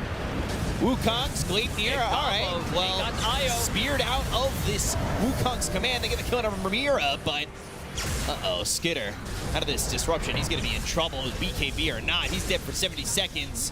This is looking like the end here for Falcons. Spirit just running all over him. Well, Laurel just doesn't care. He's sitting in the middle of tier 4 towers, getting hit by those towers and receiving no damage whatsoever. There is also buyback available on Mira if something like really bad happens. So you can buy back, come into a fight with Relocate, but they're going to wait it out. I don't really see the answers here for Falcons, but what are you seeing? Bloodthorn is there, so they do have the damage. But if you go on him with Bloodthorn, he gets silenced, he gets stunned, he receives more armor, so it gets pretty difficult to kill. Maybe try to kill him without stunning him. Kill a storm without stunning him? Yeah. Gleipnir, there we go. Not a stun. Not gonna lie, I've heard you say some really smart things, but killing a storm without stunning it might be the most herald thing you've ever said. Oh, and now with amplified damage. Also, why does he look like Spirit Breaker this set? I love this set. I think it's the old school Storm, right? The Dota 1 Storm? I don't remember looking like that, but oh, scan connect. I have no idea. 9, he's going to be in the Moonlight Shadow, but there's the Vortex. They've got the disruption. They'll throw an arrow out. That actually hits the Storm on the Reality Rift. It came all the way across. They got the kill on the Laurel. After all. Oh my! Wukong's dropped down. Collapse puts an Arena in. They still get the kill on a Skitter. They don't need the Storm Spirit. Amar wondering what he can do. He was hit by the Nullifier. Timberchain across. They get the kill on a Collapse. They'll follow these heroes on the side of Spirit. They pop the Lincolns. The chase is on. The sleep misses. Can they get Yatoro? He's trying to run. He's still dusted up. Amar, Timberchains, hits him with the Shivas. Chakram off the mark. Crit though, no Demonic Purge. Does have one sentry available. Let's see if Crit finds him. Oh, he sees the Skellies. Sees him. Oh, no disruption available. So that arrow making a lot of difference. He went for him the first time while he was a little bit higher up on the steps, happens to get away, pulled back in with the Reality Rift, and still gets hit by the arrow. That's marksmanship. That was insane. Roche up in 10 seconds. Skitter still melts too, though. He cannot survive, even with BKB. If he's in the middle of a fight, if he's inside of the arena, gets hit by some like random Earth Splitter, gets hit by a Stomp, God's Rebuke, these illusions, they are still not as tanky. He does have 3.2k HP, but illusions, they do die. And also you have the Poshka with the Shard, who can get on top of those illusions, get the aura on them. Double aura, let's see. Roshan is up. Yatoro showing in lane. Sentry down, they see him again. The Demonic Purge, but the ball ain't in, immediately going after Crit. They've got themselves a silence as well as a 3-second stun, but the tether, yep. This is Laurel back to feeling so tanky. Skitter's gonna melt here to Yatoro once again.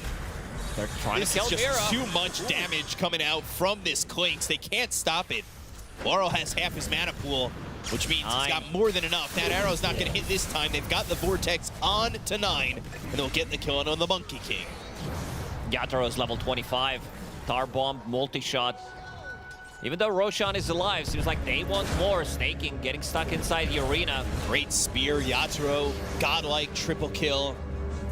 It seems like too you much don't care about Roshan. This is the second Roshan with Cheese, but they want to take another side because they feel they rely on no cooldowns whatsoever. And let's see where they're going. They're going to the mid lane. Force. Wow. Available only on Mirana. No buyback. Multi-shot. 20 seconds. Doing the work. Down go the tier Take 4s. Here comes Amar.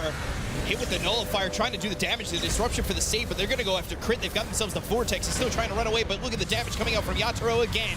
Amar, you're supposed to be a tanky Timber, but you are just paper thin at this point. Not against Nullifier, and this just might be it.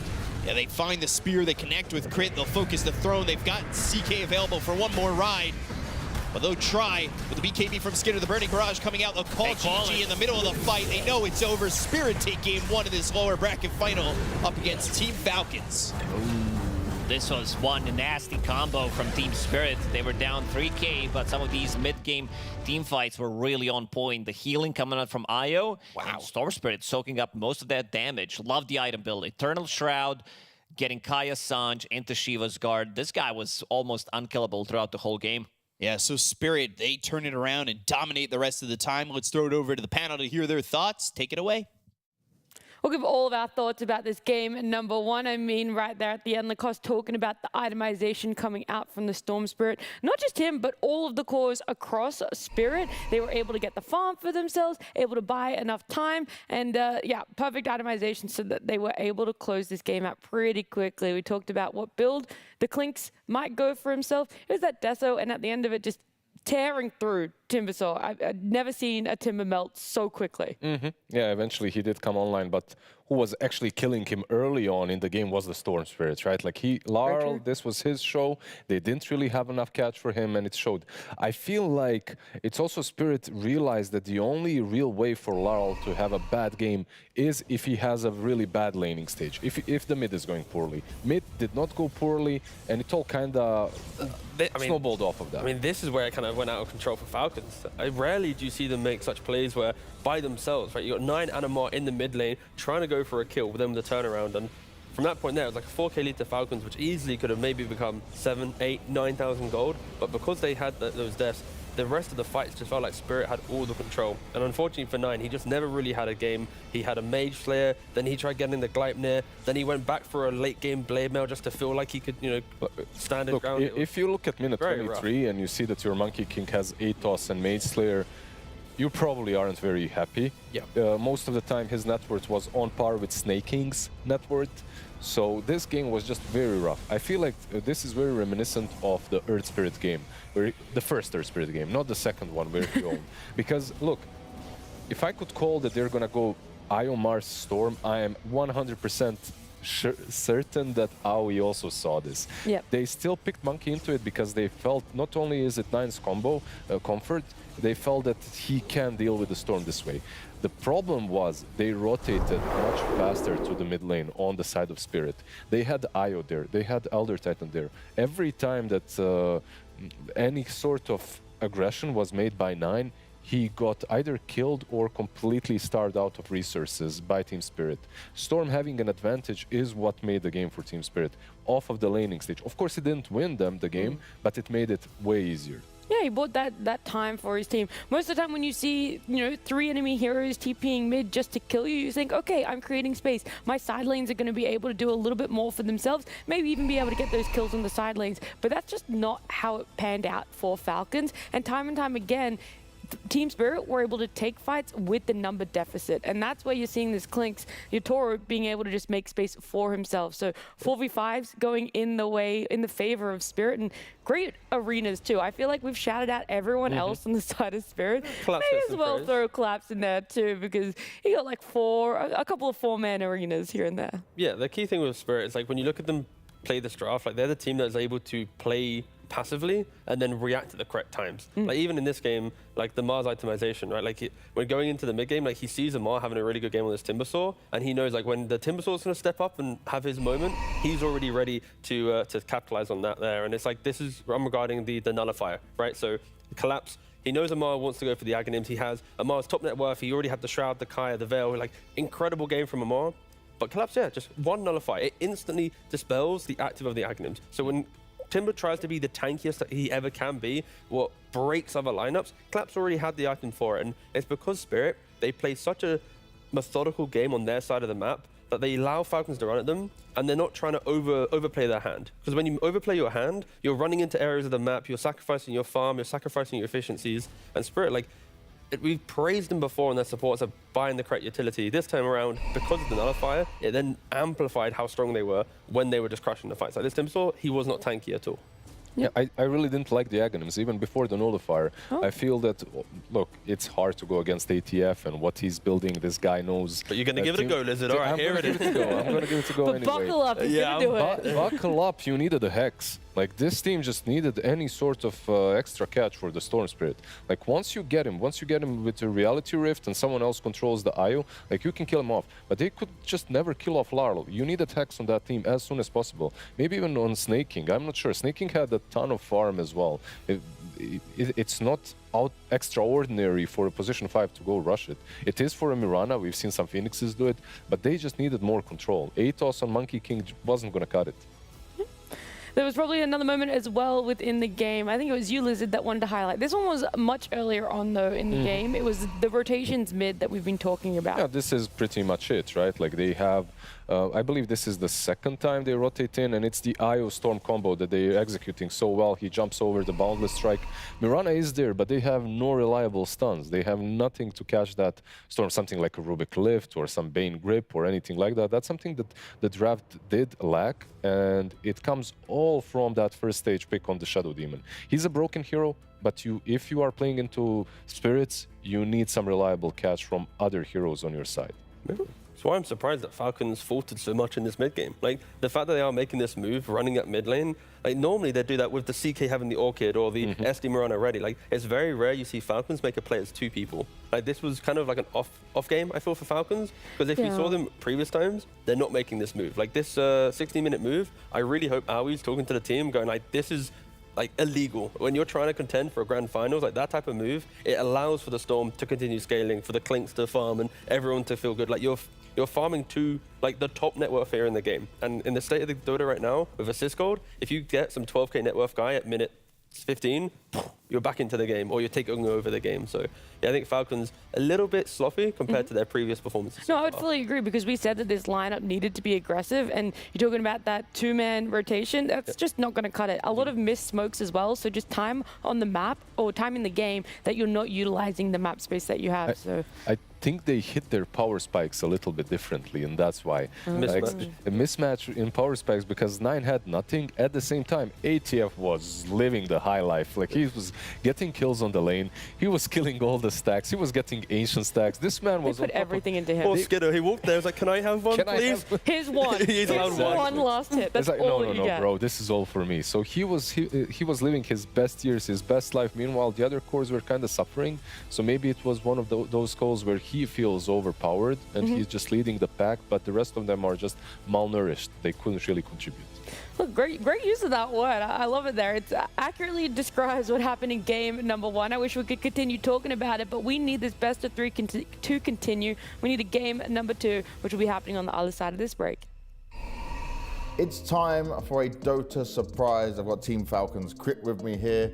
Now, you already said you've seen one of these go out, so you're going to build the best team. You're going to build a better team than what Yatora did. I think I can do that, yeah. You can do that, yeah? Just a little bit of luck on your side as well. Yeah, that's true. Let's get things cracking. Let's open up one of the Dota capsules we've got here and see what the first team is going to be.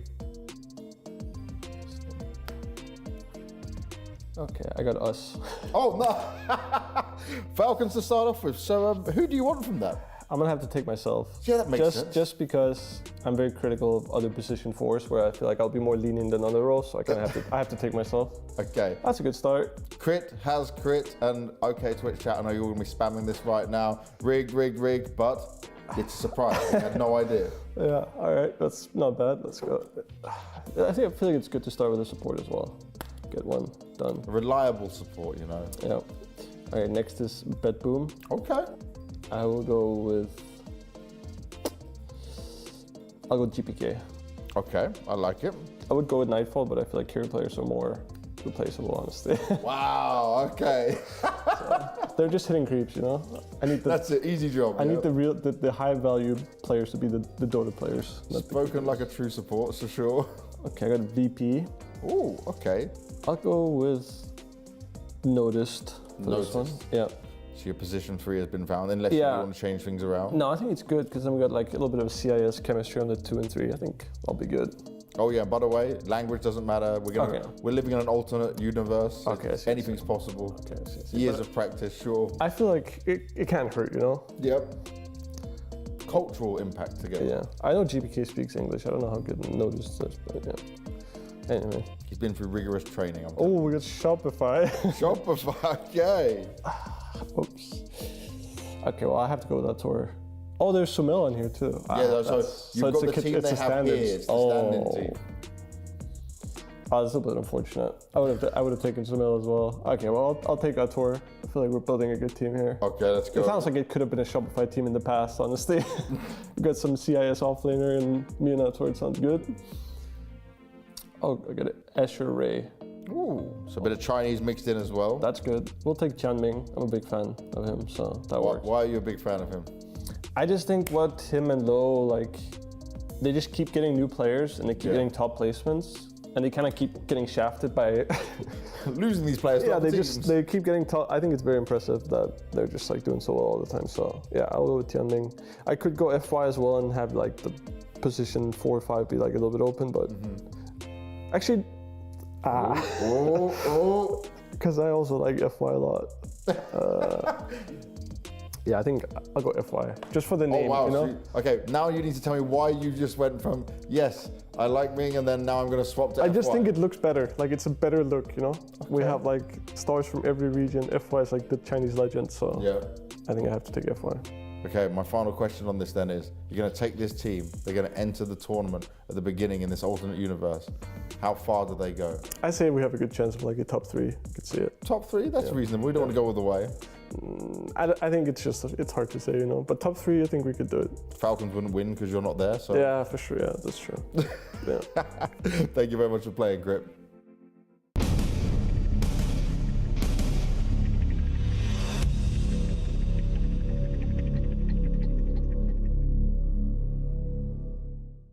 It's time for a Dota 2 surprise, and I've got Falcons snaking with me here.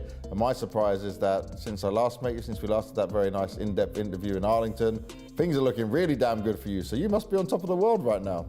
Things are looking a little better, but you still have to stay humble and work hard. So it's going better than before, but you know, keep at it. Well, let's keep at trying to see where your career might go, because right now you're going to be some sort of general manager building your own team. And you're going to open these capsules up and see what you can do. So you ready? Yeah, I'm ready for my retirement role. Retirement role. I like that, thinking ahead. Hopefully many years away. Definitely want that to be. Let's start with the first capsule. Let's see what you're going to get. All right, let's see. How do you open this? There we go. Okay. Little pop. First one, Xtreme Gaming. Xtreme Gaming in there. Okay. Okay, so Xtreme Gaming, you got to get Xingqiu, my favorite player on the team. So I got a pause for already, but things might change depending on what I get next. Shopify Rebellion. Another easy one. Easy. Yeah? Arteezy. Arteezy? Gotta get. I thought you were going to say Sumail. Sumail. Also, actually, now that Sumail is actually on the team, okay, I'll keep those two players in mind. I'll pick one after the more capsules I open. But building like an all-star team right now with Xingqiu, Arteezy, or Sumail. It's looking good. Definitely gonna sell a lot of jerseys. Winning tournaments? Well, maybe. BetBoom Esports. I personally like Panda, so I'll keep him in the back of my mind for my Pulse 5. Okay. But so I probably have both supports. Pakaz, maybe Pakaz. Either Pakaz or Panda. Those are like some of my favorite South America players. Nice. Yeah. Who is this? G2IG. Ooh, nothing to say. I'd probably say nothing to say. Or Xnova are probably my favorite two G2 players. Okay. So let me keep that in mind. Let's see what the last one brings. I still need an offlaner. Haven't seen. Okay, maybe hopefully this one gives me a good offlaner I like. Who is it? Team Spirit. Easy. Just easy. Just the offlaner I needed. Right now he's like rank 11 on the European ladder board.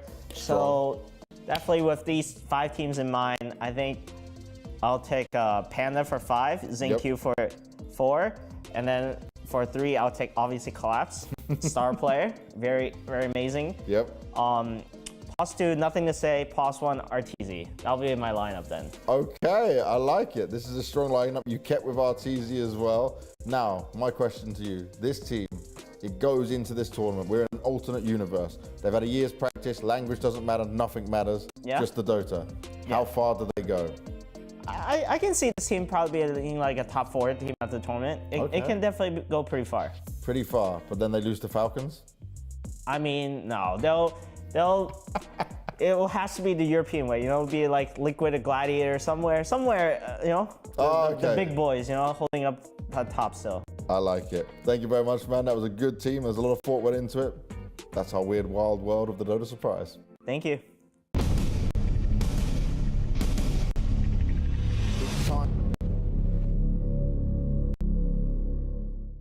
It's Dota surprise time with Heroics Divide Llama, and you're going to try and assemble from the Dota capsules here the best team you can. You need a bit of luck on your side, though. Are you feeling lucky? Yeah, I think so. Okay. That didn't sound so confident, but let's see what happens when you pick it out. Start by taking your first capsule, my friend. Open it up and see which team you're going to get. I have Secret. Oh, okay. Who are you going for from Secret? Oh. No, Joliker, obviously. That's a no-brainer. He's my ex-teammate. Okay. Frenemy. He's a great player. That's nice. Easiest choice of my life. So starting with your position 4 in there? Yep. Don't want to change position. You're happy with him to play position 4. You're good with that? Yep. Nice. Okay, get your next one in for us.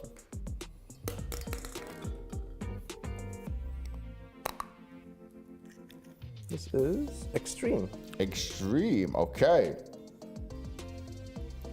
I guess I can't pick Xingqiu now. So, Ame or XM? I'll go for XM. XM? Yeah. Okay, so we got our 2 and our 4 decided, all right. Why did you choose XM?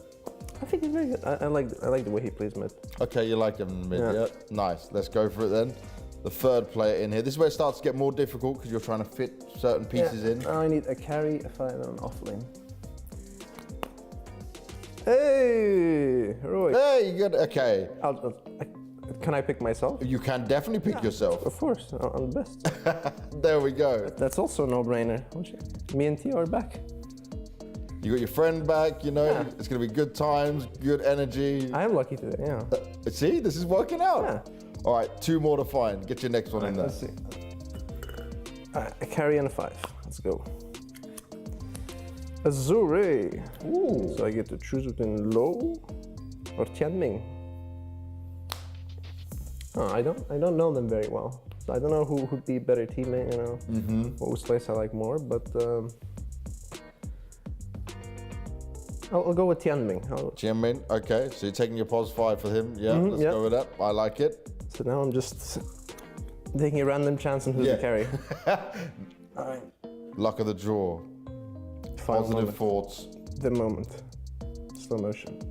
Da, da, da. It's Mickey. Nice.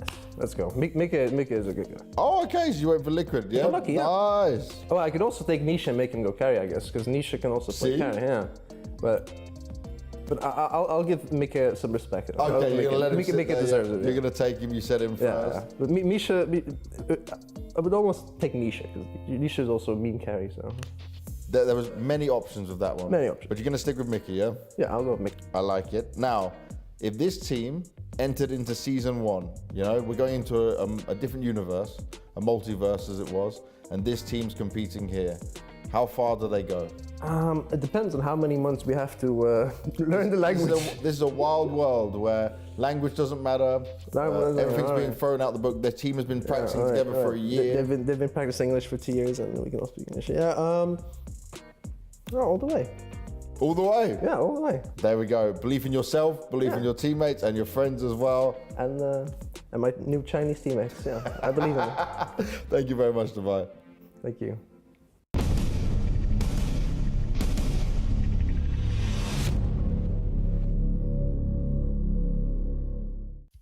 We are playing Dota 2 Emoji, and we've got GH here from Shopify Rebellion.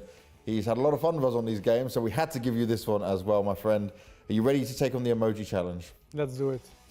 Do you use many emojis day to day? Never in my life. Never? Nope. Okay, this makes this even more fun. Let's see how it goes for you.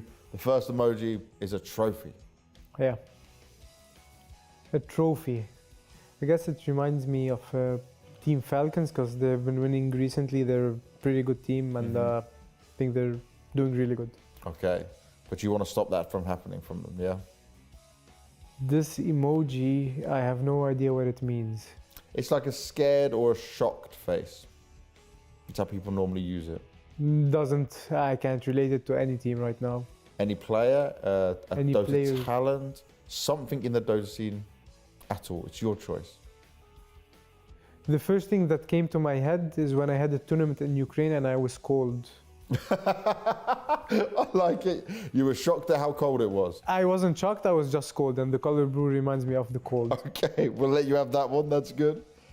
Anger. Face. One specific person it reminds me of. Nope. I guess it reminds me of BetBoom because they all chat a lot. Okay, Yeah. BetBoom's another all chatter. Yeah, but not necessarily the anger part, it's just that something that came to my head right away. Yeah, so they might anger other people with their all chat. Sure. Yeah, sure. Not you though. You don't seem bothered by it at all. Nah. This one, biceps, strength. Biceps. Have to think who has the biggest biceps.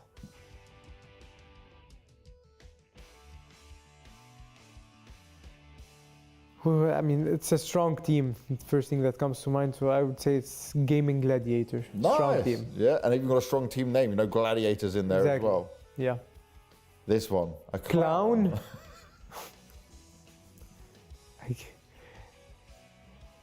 Clowns. No one comes to mind.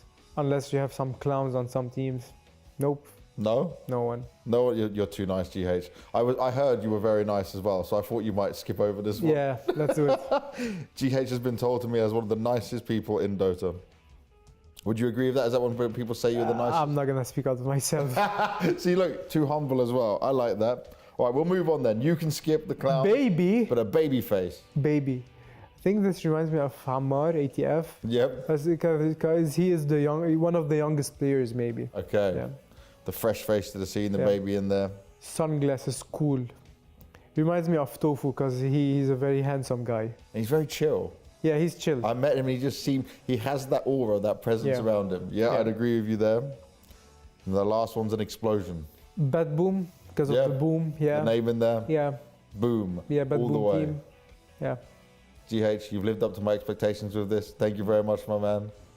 Thank you for having me. That was fun. That was good. Yeah.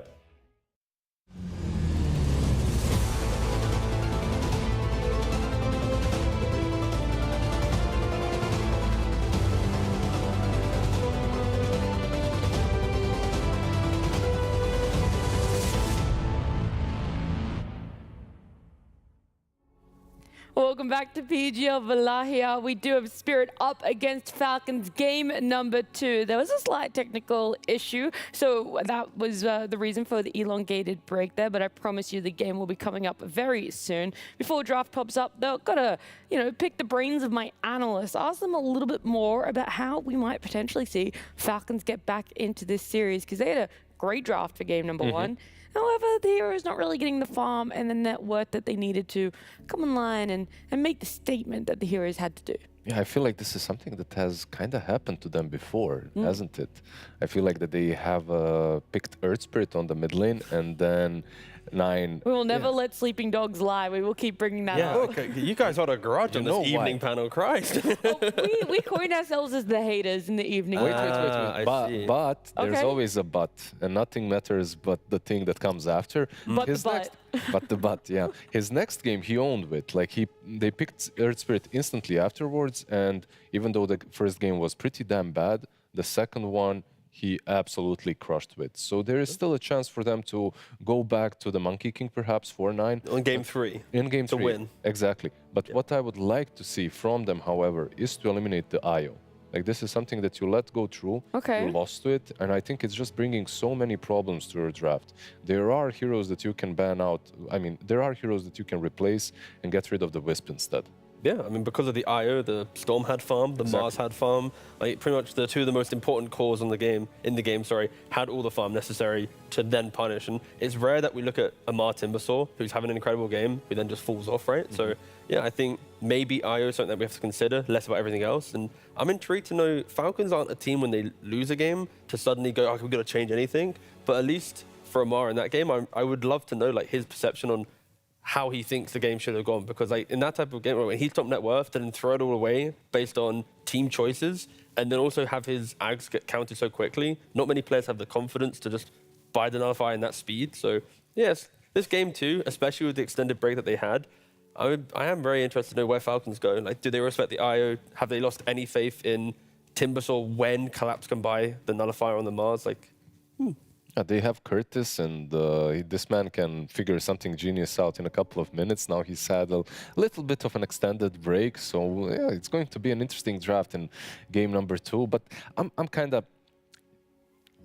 I'm biased a bit towards my Eastern European boys. Like, this panel is biased, I have to say. Not only because of them coming from Eastern Europe, it's also the possibility of Falcons not being in the grand finals.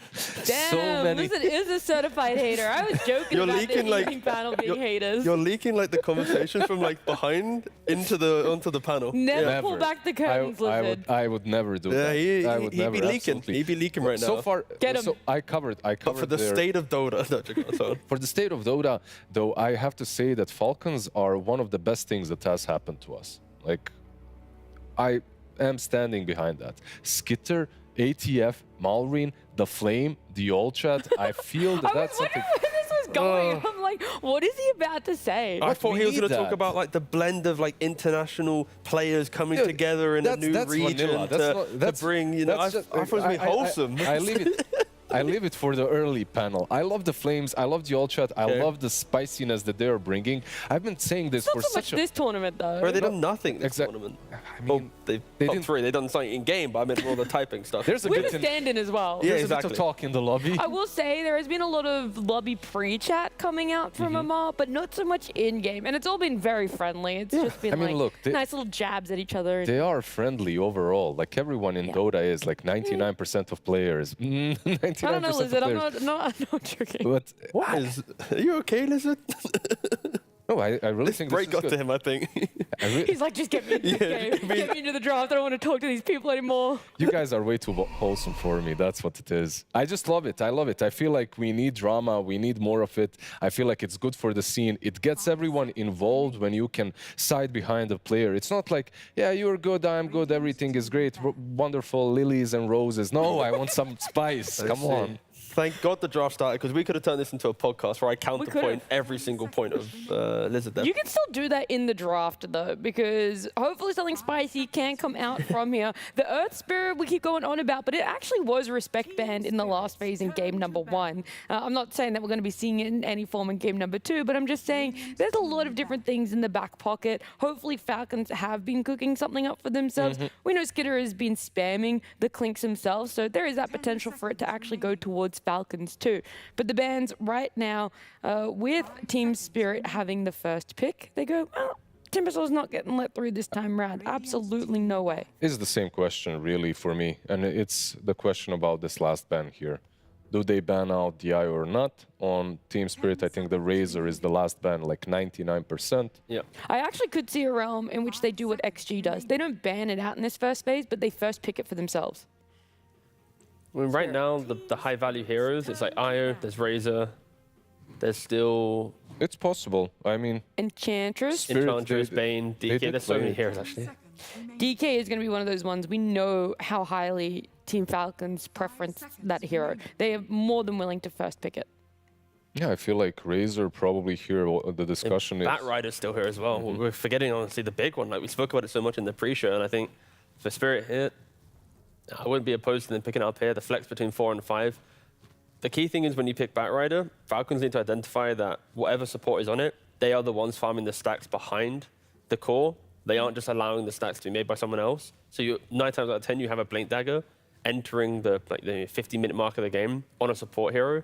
That can just break apart some of the fights, especially if you have poor positioning, like Falcons did in that previous game when they, 17, 18 minutes, this tier 1 tower dive, just kind of 2 heroes versus 4 or 5. Taking a lot of time, though, to decide their ban.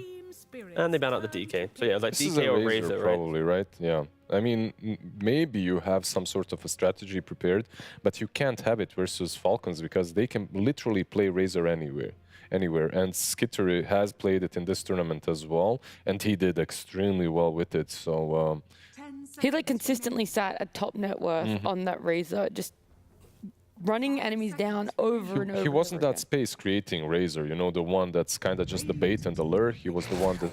By the way, this wasn't touched last game. Sniper Bristle, I think, Nat, you're the one that mentioned it, or maybe Trent in the green room. Bristle... It was Trent. I'd it love was to Trent, take the right? credit, but it was Trent. Bristle untouched, Sniper untouched, and we get the first phase Bristle. This hero is absolutely ridiculous. Let's see what Falcons can cook up against him. Hoodwink is in the pool, by the way. I already would like to see that break. Yeah, like Hoodwink's okay. It's more, I think, you need Hoodwink +1, +2. Oh, it's just Yeah, one. if- You need everyone. So you need Oh, elements. you need yeah. 5 heroes. It's just like one piece of the puzzle. Oh, It feels like 100%. breaks and stuns aren't lasting long enough right now to be able to take down a Bristleback unless he's alone and it's all 5 of you together. And even then in the late game, that's difficult. I mean, think about how Spirit drafted it yesterday, right? They've got DK mid, Enchantress support, Bristle, Void. So then Void can Chrono for the Bristle then to use his quills inside the Chrono. Ench is also then throwing damage into it. The DK Disgusting. the stun. Like you're drafting obviously a mid and a carry, but your main damage sources are coming from your support and your off lane. So I think it will be very intriguing to see Spirit flex the Bristleback until the end of the second phase to then see if it's going into the carry or the off lane role. But of course, Falcons, they go for a very strong response against Bristleback. Having any negative armor, any way to just stun him in a moment and try 100 to 0 him, there's always moments where Bristleback will overstep his mark in a game. And Slardar right now, I would argue, is the best hero to punish that. And it's also like a very nice combo with the life stealer, so you have to be thinking about that if you're Team Spirit right now. Like Slardar life stealer into Bristle is one of the best combinations, I would say. We've seen yesterday the life stealer not really doing that great, but I'm thinking maybe with the Slardar it should be enough. 100%, yeah. But one other thing is why Falcons is such an amazing team is Aoi, right? Like I've praised him before and I will continue to do so. I've been his fan since the Coddle stacking jungle getting Aghanim's minute 12. He was literally he was my biggest inspiration as a position 4 and as a player that just thinks outside of the box. So I'm thinking maybe they will figure out some other way. Maybe they already have found a solution to the Bristle that no one else has been that no one else actually tried. Yeah, exactly, able to find. I'm hoping that Spirit don't get their hands on this Ench, because I think that was also a pretty big key into a lot of their successes. T, you talked about it running in the previous lineup with the Bristleback in a different series. I just think it's a really solid support. It was banned out last game, which is why we didn't see it. And I would be curious to see if Falcons are willing to let that one go through and feel that you can deal with a POS 5 that is eventually going to be a massive damage dealer for Miposhka. Yeah, it'll also hurt Falcons in the lane when you put the Enchantress there. Preventing the Slardar from being able to sprint away will be quite annoying. So maybe they take it for themselves. When we think about the damage required, like having pure damage from your support with then the amps from the Slardar onto Bristle, it's not bad. Falcons might just take it themselves here. But I think, yeah, if Spirit do have access to it, once Falcons pick up their hero, yeah, I wouldn't be surprised if it was like Ench plus Mirror's hero to be locked in. See a couple more, then you decide where the Bristleback's going. So yeah, I think Enchantress is going to be very key here for Falcons now. As well as potentially the Bat Rider. Yeah, they go for the Hoodwink. I mean, like Falcons are just going for multiple. Like when Lizard said about Hoodwink earlier on, it's like the whole point is against Bristle, you need to have not just one answer. You can't be like, okay, so I have the Viper to deal with Bristle. Like that never works in the current state of Dota. How chaotic the fights are, you need to have like so many layers that if Hoodwink's out of position, Slardar steps up. If Slardar's out of position killing someone else, Hoodwink steps up. So now you have... The combo is also really nice. I feel like there is also a simple side to this. Hoodwink plus Slardar on the offlane will win versus a Bristle +1 safe lane, most likely. Even if the Bristle is offlane, it's very difficult to lane into Slardar and Hoodwink. I've seen some maybe troll pickups, but that hero almost never gets actually taken. Ench Grim? Yeah, I would say I want to see Ench Grim or Bat Grim as my two supports for Spirit here. I think that's like a super strong second phase because they push the heroes forward. Like Grimstroke will have his shard and have a hard dispel, also bonus move speed for the Bristle to utilize. You then have... They did the same thing yesterday. Yeah, like simple kill. It was the Shadow Demon Grim back then. They had like so many dispels. Shadow Demon obviously banned out. I'd like both of those. I'd like the Ench. I'd like the bat that you called for. The thing with Grim as well is if you put it in the 4 role, you naturally farm better than other 4s. Also make stacks, etc. So then you can get a Lotus very quickly. And we've seen Spirit opt to rush a key item in the game, like Collapse goes for Nullifier. We've seen Mira go for straight Nullifier. Sorry, not Nullifier. Christ, that'd be weird. Straight Lotus Orb. In this game, that's exactly what I could see from Grimstroke. If you get a Lotus really early, you put it on the Bristle after the Corrosive. Now there's like that small window of time where it's like, okay, the negative armor isn't in play. Like, you have a shard as well, right? Like yeah, exactly. On the Grim, so that's also nice. A ton of dispels. Like usually, if you are playing this hero in pubs, if you're watching how Bristles are playing in pubs, that's with a Lotus Orb, and that's because they have to do everything themselves. And you pick this hero and you win the game on your own. You go Lotus, Aghanims, and Bloodstone, and most of the time no one is coherent enough in pubs to win against you because you're winning fights on your own. In pro games, I would have to say that it's even easier because you have teammates that you can rely on to build all these support items for you. They go with the Gyro.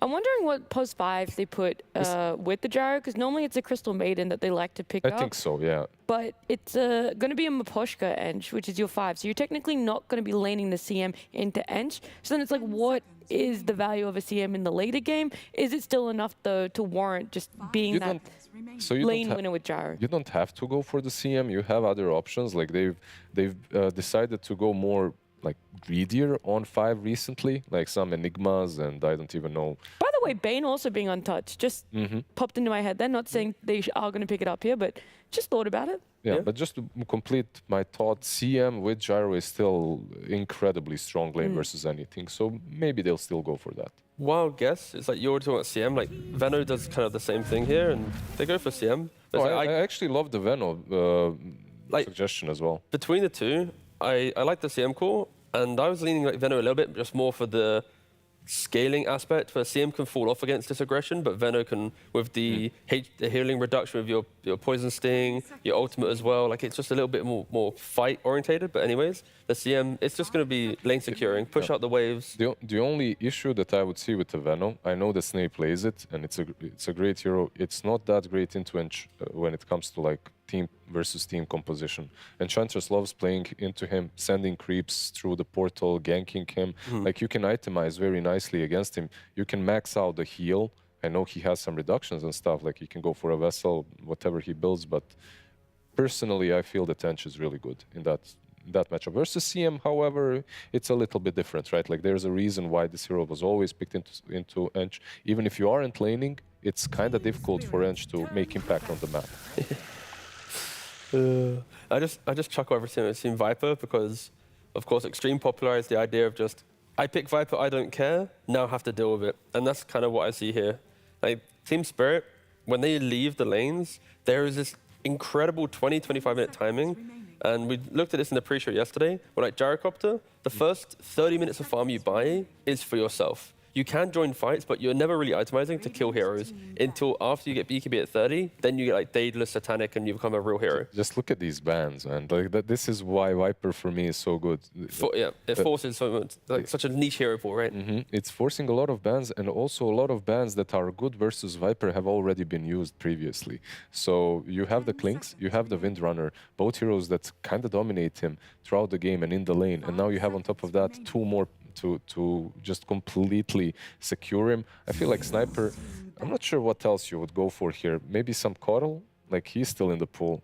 Yeah, the big heroes against Viper, it's Sniper, Coddle, even Windrunner we saw a little bit yesterday, crop back up. Yeah, bend out. Lena's okay as well. But It feels like the Slaughter is going to be mid though. I feel like that is the 9 hero here. Nice call, actually. We completely forgot about that. But yeah, he does play it. The problem is Viper sounds... that's the I was problem. going to say that was my thinking though. Is now do they pivot? I feel like it was picked up with the intention of being 9s. They gotta pivot, unfortunately. Okay. That is the nuisance of having a flex. But the problem is no one is... I guess you are right that Bristle kind of has to go safely now, right? Because of CM Gyro, you don't really want to lane into that. But if you're Team Spirit, and if you're willing to put the Bristle on off, like you could still play Collapse, Bristle, and have a last pick for the safe lane. You can even put Viper safe lane into the Slardar. I think like, Spirit is just like, Viper's mid, Bristle right now still could be off lane carry, and they're going to be deciding. They are going to pick first before Falcons. I feel like it's a little bit easier for Falcons though, because they are just looking for their mid laner. And this is where the Slardar is very good for Falcons, because it prevents like Faceless Void, Lifestealer being picked up from Spirit. Like these are two very strong carries against Gyrocopter, but into a Slardar lane, it's not good at all. So like, I could still see a world where like Lifestealer is picked up, because sure the lane's not great, but there's no map pressure from Falcons, so the inevitable like Armlet, Radiance is going to be picked up, and then you're a good matchup. So I could You mean see that, on Spirit? yeah, I could see that occurring. Like we saw it earlier Even in the into tournament. Slardar? Yeah, we saw it into the tournament where it's like Slardar Lifestealer. Slardar just can't take over the game due to the rest of his team not doing it. So even if the lane's not great, the game then becomes good. Like Lifestealer itemizes to become good against Slardar, sorry. I feel like it's an option, but if you want to pick your safe lane, you could then just go for something that owns him. Instead, they go with Sven. Yeah. Interesting. Buff up. A lot of armor. It's going to help, of course, against the flak of Gyro. When Bristle Viper want to get into the middle of the fights, you're just naturally going to help them with the Warcry. And again, I think Falcons, this Slardar is not going to have the best of times based on what he's playing into now. Ench for the lane counter, Sven for Warcry. Do they have some 9 hero here? It has to be a 9 hero, I feel. Like there needs to be some big... Just giving Coddle. Is Coddle still available? Still in the pool. Yeah, in that case, then yeah, that would be the Nothing hero to that I'd jump lean him. to. Every lane that you can gank. Like throughout the game, the only hero that really gets on top of you is the Sven with some Axe Blink or whatever. So I'd really like to see that. You can play the tempo with the Slardar. The armor that Sven brings to the table is completely irrelevant against you.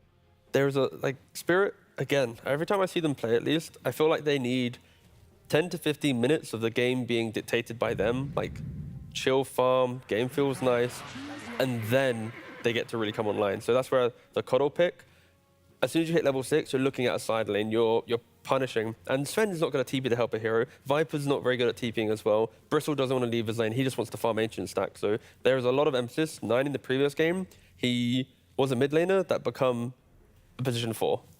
In this Coddle game, he has to break the early map, prevent Spirit from autopiloting their way to 20 minutes of farm and then becoming an unkillable death ball. So yeah, Coddle has to do a lot of work. Yeah, he'll have his stacks to take. He'll have Spirit stacks to take. He'll have double stacks in this game number 2. Surely, Lizard.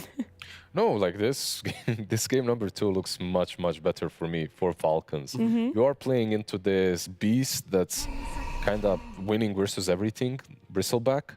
But overall, I love their draft. I feel like they have everything that they need to win that early to mid-game, to completely take over the map. It's a little bit too slow on the side of Team Spirit for me. We always say that, yet Spirit somehow makes space for it. Yeah. What's the combo here? Who runs with who to make that space for some of their carries?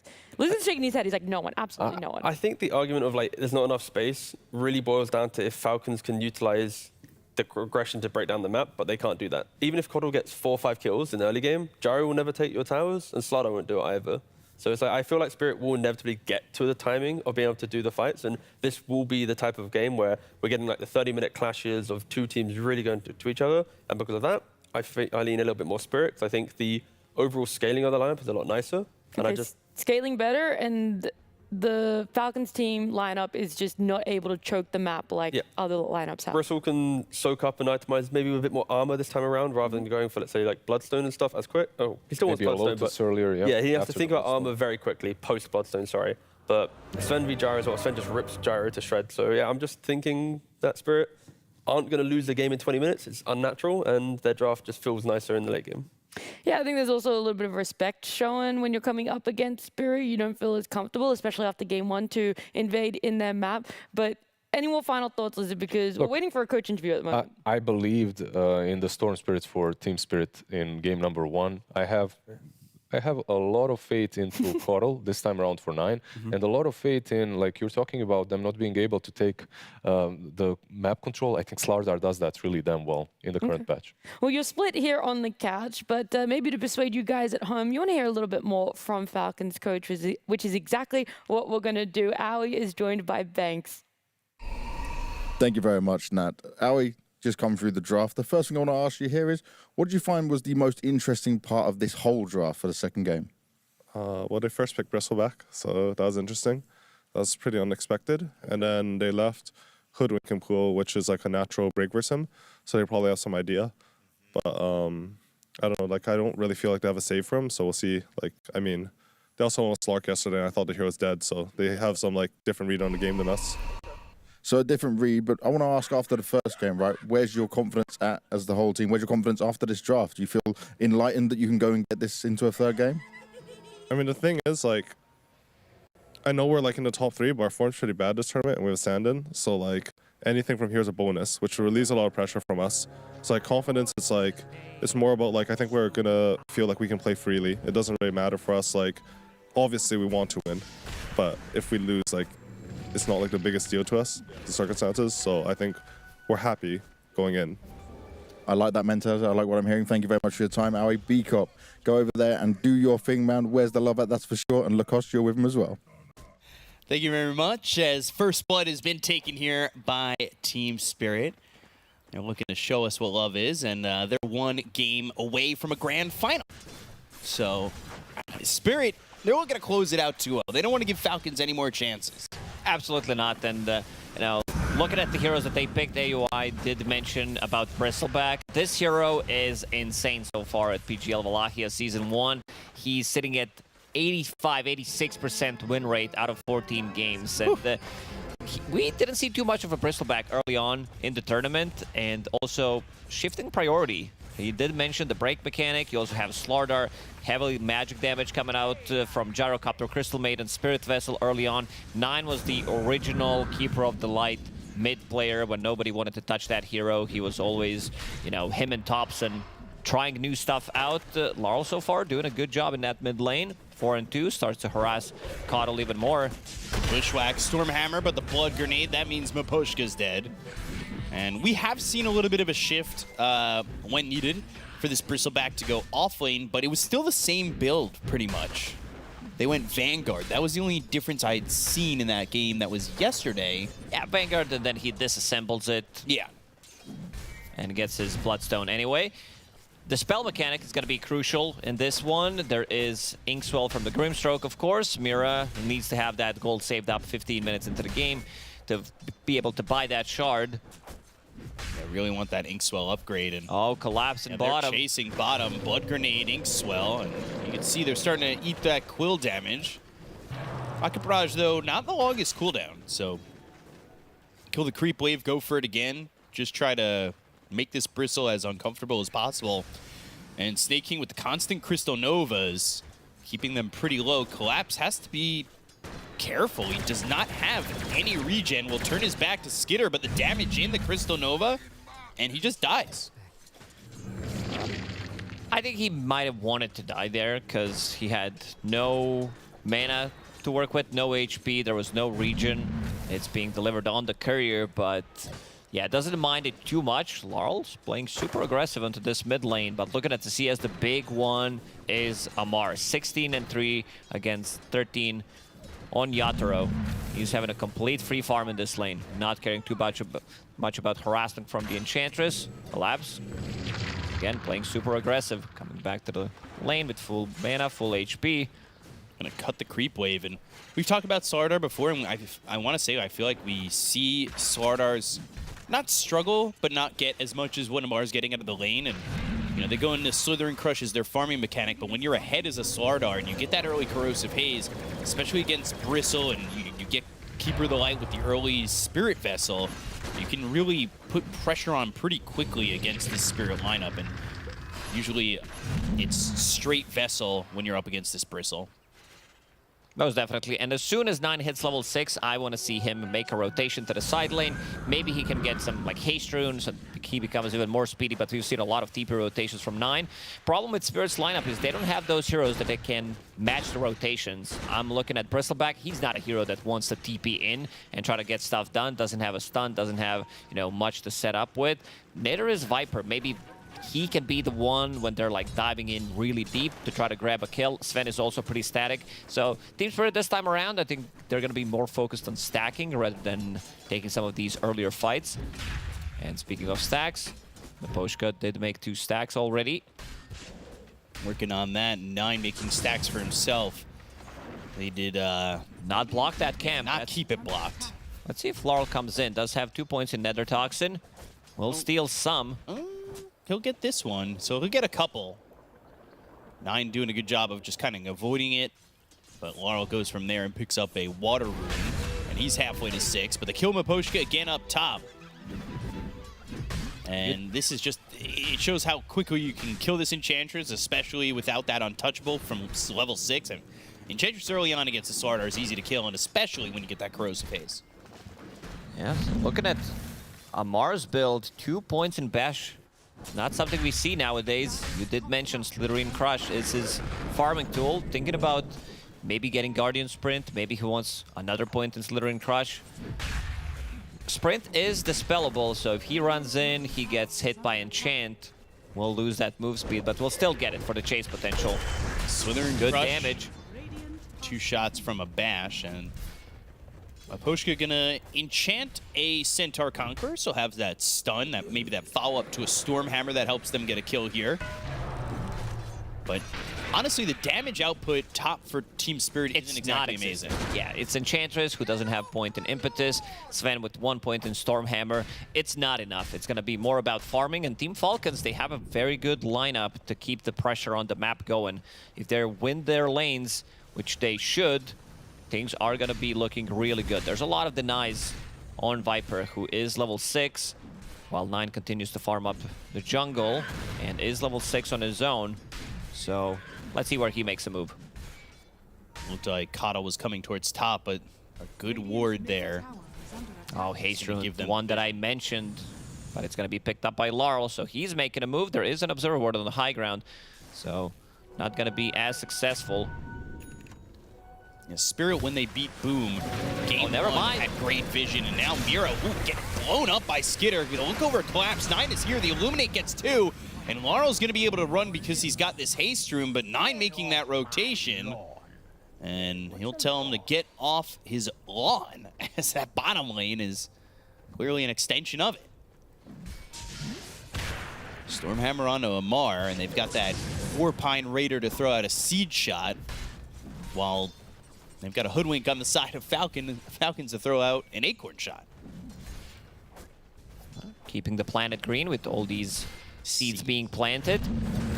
Battle for the XP rune. Snaking. Oh, he needs to be careful. There's going to be a lot of damage onto him. These neutrals. Grabs the Wisdom rune, but now they've got Skitter coming in. Frostbite and a kill here for Skitter. He'll get that kill and get 232 gold for it. It's a 1,000 net worth lead for the side of Falcons.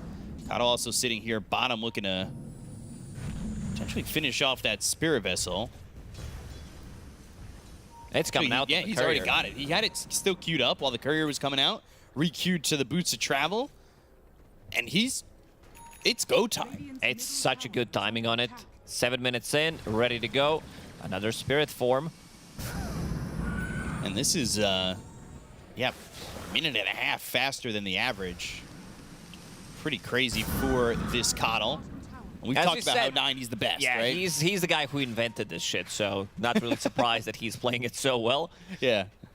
And net worth-wise, he is up there, and you think he's having a quick game. Another game where a Mars farm from the offlane is just taking off, which is solid for Falcons. You want to use that corrosive haze. You want to be able to get these kills. And Amar at level 5 has gone 1-1-3, so not that Slither and Crush build we've seen so many times. He's more focused on the lane. Now he gets that 6. Kill. Yatoro. Spirit Vessel, Bushwhack, that lands, and it's going to be a dead Yatoro. 9 will get another kill. He has been all over the map so far, despite the fact that Spirit, they've got some great vision down. They haven't been able to stop 9 from making these moves. It's a bit of a slower lineup from Team Spirit. Aggression from Falcons. Ooh, Bushwhack misses. And the Viper Strike on a 9. He needs to run. I don't think he's going to survive this. Laurel should be able to run him down with these right clicks, and they end up getting at least 1. They'll look for a second. The bash of the corrosive haze. They've got 2. So despite the fact that 9 dies there, they will get Laurel. They're getting some kills, but still all 3 cores from Falcons on top of the net worth. And these are also the heroes that can easily go inside the triangle and try to steal some of the stack. We've seen Crystal Maiden being super active. Snaking's level 6, so he has Freezing Field available. Wow. Yeah, and they've got 6 for the Hoodwink too. Both supports level 6 before compared to level 10-minute 4. mark. On Spirit, they need to get those levels up. Mask of Madness here for Slardar. 21 minutes faster. Completely different build than the previous record, because this is not the build anymore on Slardar. Yeah. Usually we see Slither and Crush, but Amar, he loves to do things differently. We asked him multiple times about his item build, how he does it, and he's like, you know, sees the items. We asked him about the itemization on Timbersaw. He's like, yeah, I played 1,500 games with Timbersaw. I just need something new. But has always massive impact. Bash of the Deep, 200 bonus damage. You get extra 30 sitting in the water. Solarbind, Laurel, Viper Strike onto the Crystal Maiden. The Freezing Field is down. They've got Skitter coming from above. Maposhka next, the Spear Vessel on him. Both heroes dead. Man, Falcons just outpacing Spirit. Yeah, this is about to draft, like these first 15 minutes, how much Falcons are going to be able to achieve with the super early oriented draft. Keeper of the Light as the last pick, kind of sealing the deal. And this is what I mentioned. 9, he is trying to steal some of the stacks that they made. And that's going to be big, because Bristleback is not going to be able to recover without clearing the stacks. Yeah, this is a Bristleback from the offlane that's trying to go first item Ags.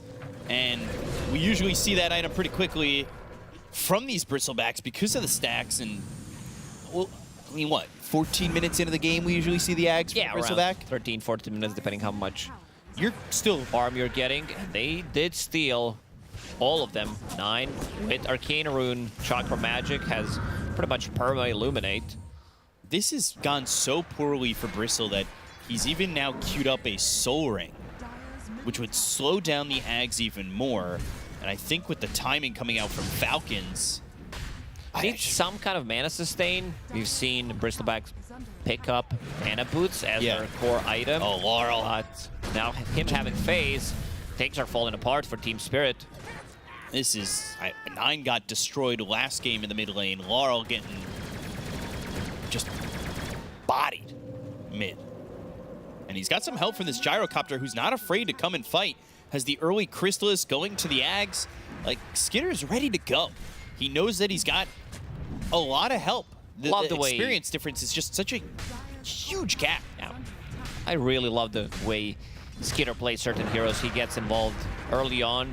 Like right now, look at where he's farming. He still has his tower available in the bottom lane, which should be a safe spot, but he's playing on a different side of the map.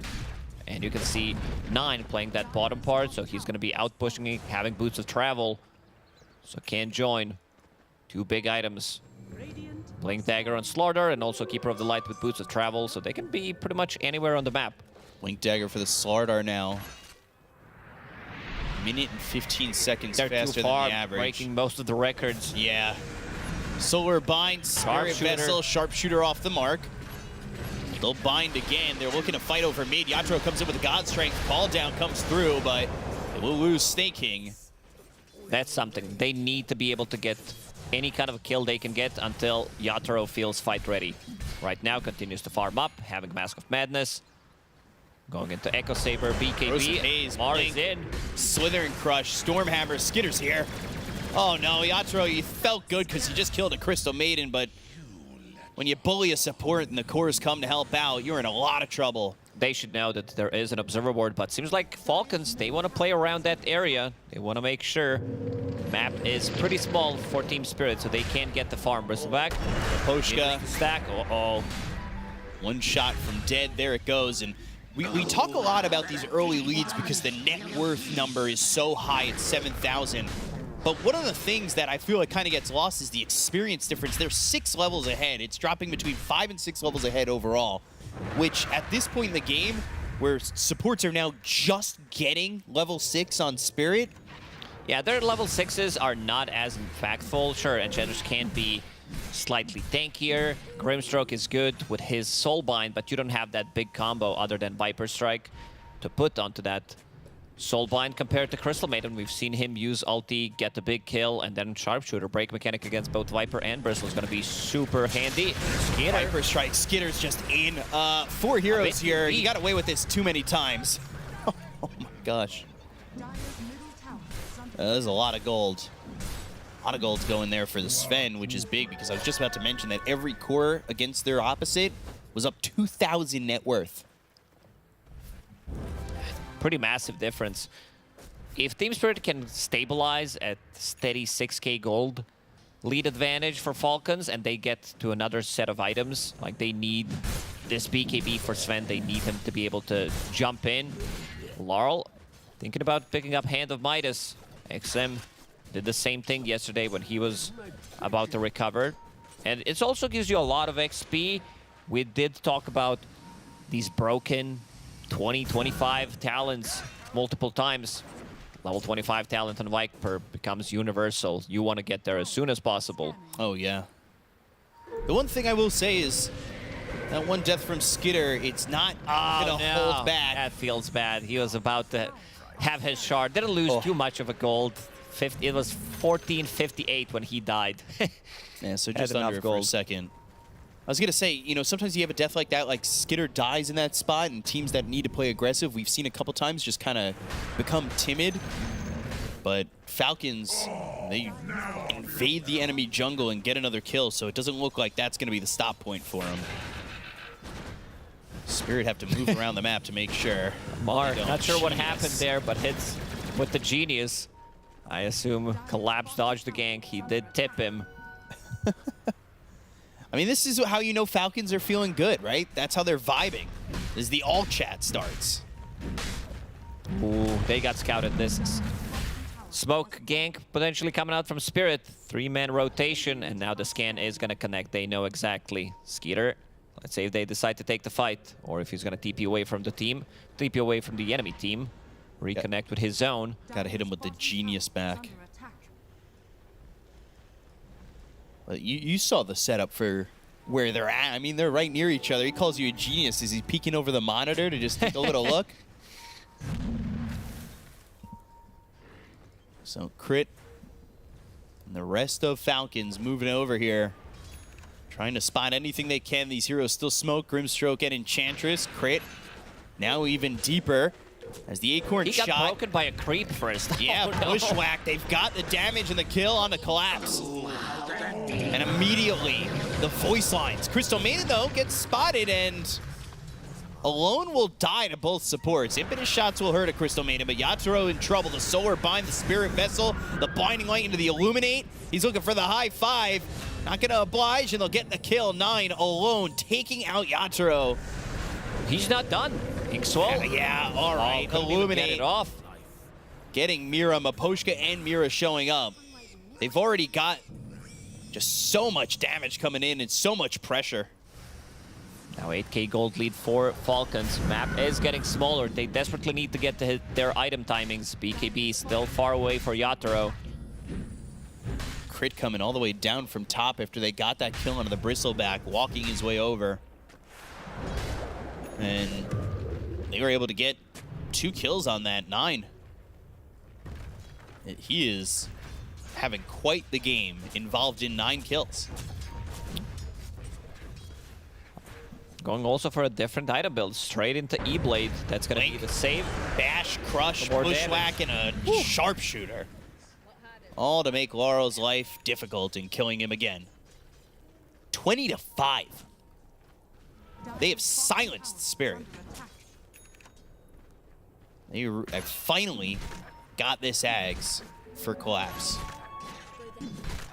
But it is a long time coming, and he is only 6,500 net worth. Crystal Maiden at 5k, not too far behind a Bristleback. But you can see Snake King prioritizing some of that farm over mid, taking some creeps. Level 11. Wave up. Yep, almost level 2 in that freezing field. Yeah, pretty high level. Seems like they want to go for Roche. 2 points in Corrosive Haze is going to be more than enough. They do have Sustain from Keeper of the Light if necessary. Mask of Madness. Team Spirit, they can't take this fight. They just don't have enough. And the E-Blade on Coddle, we did mention that it's a bit of a different build than one we're used to see. So, going to be a great save against Sven. Going to be great against Bristleback. We've seen Mickey yesterday when JT was diving Fountain, him buying Ghost Scepter just to survive. So that's going to be a very good defensive tool as well. It was JT who was on that All-Flame Bristle, too. No. Catches him right on the end. Breaking the untouchable and making this kill easy. Skitter with yet another. He's 6-1 and 4. Opposite of Coddle. He's 6-1 and 4. Coddle's 4-1 and 6. Yeah. Now we talked about this Crit Hoodwink that they allowed him to play in this game, considering they had Viper, they had Bristleback. This was the first pick. It's one of his most played heroes recently, and he had so much success. Something that he does is, you see that Bushwhack flying, you're like, there's no way it's going to connect, and it does. It is every time from Hoodwink that it just feels so effective, and I just don't think you can give him this hero. It's just so much pressure. There's so many heroes in this game for Falcons alone that I think have to be banned next time. But yeah, just ban everything. Just ban everything, the whole lineup. right? Next patch, you get 25 bans. Slardar is too massive right now. They're going to go for Tormi. He has Gem, so going to get rid of most of the vision. They want to keep the pressure going with this first Aegis. Even go for maybe like this final push. 2-3 more big fights near the enemy base. If they win it, Skeeter feels comfortable with the Aghanim Scepter. It definitely does. Clears these creeps so quickly. The BKB timings are going to be quite nice. They're getting Ags next there on 9. 4-staff Aether Lens for the Crystal Maiden. And of course, when you're playing the Hoodwink, well, it's a little bit of a surprise 4-staff first, but hey, team first, This is a first for, This is for something that Hoodwink. Crit does Yeah. differently compared to other Hoodwinks who are super greedy. Amar is in a good spot. Amar, though, Well, is going to be attacked here by everybody, and heals up. Illuminate, some damage. The Bushwhack that landed the break on a collapse. They'll get the kill into Amar. They'll take him out, but can they get the rest? Viper Strike, Soul Bomb, Double and Viper damage Strike. with the Illuminate and the call down on top of 3 heroes. They'll take out Mira. They might lose Skitter, though. He's got an Aegis to work with. Laurel's going to fall. They look for Yatoro, who's low. 1 shot until he dies, but the E-Blade punish will get that and they will take steal out the a third. gem. Solar Bind from such a distance on a collapse. Maposhka standing here, Blinding Light bringing him close. He'll sprunk away. Amar had a high ground. Vision wasn't the one who got the jump, but he was the one being focused, and I think he's definitely fine with that one. Can buy a little bit more time. Yule Scepter, Force Staff on him, and also some heals from Keeper of the Light. But yeah, you can see Keeper's damage. The smoke broke, and immediately popping that Ink Swell. They did manage to take him down. It did. Oh man, that Illuminate hit onto 4 heroes. They're fighting into Nether Toxin if somebody wants to get close. Oh god, Still. those Illuminates are just Yeah, they got punishing. 5,000 gold in the span of a minute. Things are getting difficult and more difficult for Team Spirit with each fight. So once they pick up the BKBs, 1 is now available on Skeeter. Amar needs 600 to finish his. And there's also going to be 9 picking up Aghanim Scepter. Want to keep that tempo. BKB picked up here for Gyrocopter a little bit quicker than normal, and also you got the Crystal Clone for Snake King. We talked about how his farm feels really good. He's now tied with Laurel. It's a great Crystal mating game so far. And now he's ahead. Usually a hero that feels very paper thin and fragile. But Crystal Definitely Maiden, not when Snake King plays. Yeah. He is 1700 HP with level 10 talent, drums, Force Staff. Pretty difficult to kill. Team Spirit, try to go for a smoke. Not finding anybody, Dagger though. picked up on Yatoro. He wants to be able to lock onto a target and try to kill it off immediately. Force Staffs and Ethereal Blades are going to cause heavy issues. Got that E-Blade on Coddle, who's just 1,000 gold away from picking up that Ags. Now Falcons trying to make a move. They might catch vision on Maposhka. Blink, Corrosive Haze, Sharpshooter to get the break. Maposhka's dead very quickly. And it's another kill for Skitter, who's now 8-1-6. Flying through this game. It just feels so good for Falcons. A complete 180 from the last one. Yatoro's drawing on a minimap. He wants to get out. They still haven't managed to kill a single Tier 1 tower. And this Observer Ward scouted collapse. He's in trouble. They're coming. Yeah. The Hill Troll Berserker breaking him for a second. They've got the call down. They're going to back off for a moment while he activates that Bristleback. But they're ready to just keep eyes on him. Rod of Atos to stop that TP. They're going to keep him here for a while. He's a little bit tanky when you don't have that break. But another stun. You found a good now spot. the Sharpshooter. There's the kill. And they'll also get Mira. Amar in the bottom lane is the one who claims that. Just kept him there for what? 45 seconds? Just playing with him? Oh, you want to TP out? Rod of Atos. You could have 8 TPs. We'll let you try. It's impossible to TP out there. He found a good spot, but yeah, now Keeper of the Light, Aghanim Scepter completed. So that's going to be Will-O-Wisp, Ignis Fatuus. Very good spell name, love it. Not sure what it means. I think it's the name of the spirit of which the Will-O-Wisp is. Because wisps are spirits. But that's just a guess. I'm not the Ignis Fatuus is a Latin term meaning literally foolish fire. See? You see how wrong I can be? Slither and Crush, Stormhammer, Yatoro on the run, but a bash there. Rod of Atos, they've got the control. Bushwhack for even more. And Amar with another. 6-1-8 for himself. He's got that BKB. AC next on the list. Level 18 already, so that Corrosive Haze. 20 armor reduction. Sven provides him with good amount of armor protection. About to be 15 once he maxes it out, but still not enough. Team Spirit Always trying to recover in this game. Amar is in, got the bash off. Oh, 3 hits. God. I talked about before how the net worth difference was so massive and the XP was 6 levels behind. If you look at the graph, Spirit are 20 levels behind. That is such a difference in ultimates, in ability, everything. And they've got that sharpshooter. Crit's able to do that as he's got level 2 in the sharpshooter. He's sitting level 16. Plus 9. 41% higher in experience. Like, it is absurd right now. Yeah, Roshan's going to be respawning pretty soon. They're also not allowing them to get off the map. Poshka, he'll die to 1 combo from Coddle. Oh, well, Bushwhack, Sproink, and up into that peninsula, but 9 still ready to get that. You show yourself, it's a risk. Your safest place is inside the fountain right now. Yeah. Team Spirit are usually one of the more resilient teams when it comes down pushing their high ground and trying to break them, because a lot of the times they will have these tinies, they will have wars, so pushing the high ground is not going to be easy. Any abilities that can displace you, gonna be really good, but this time they don't have it.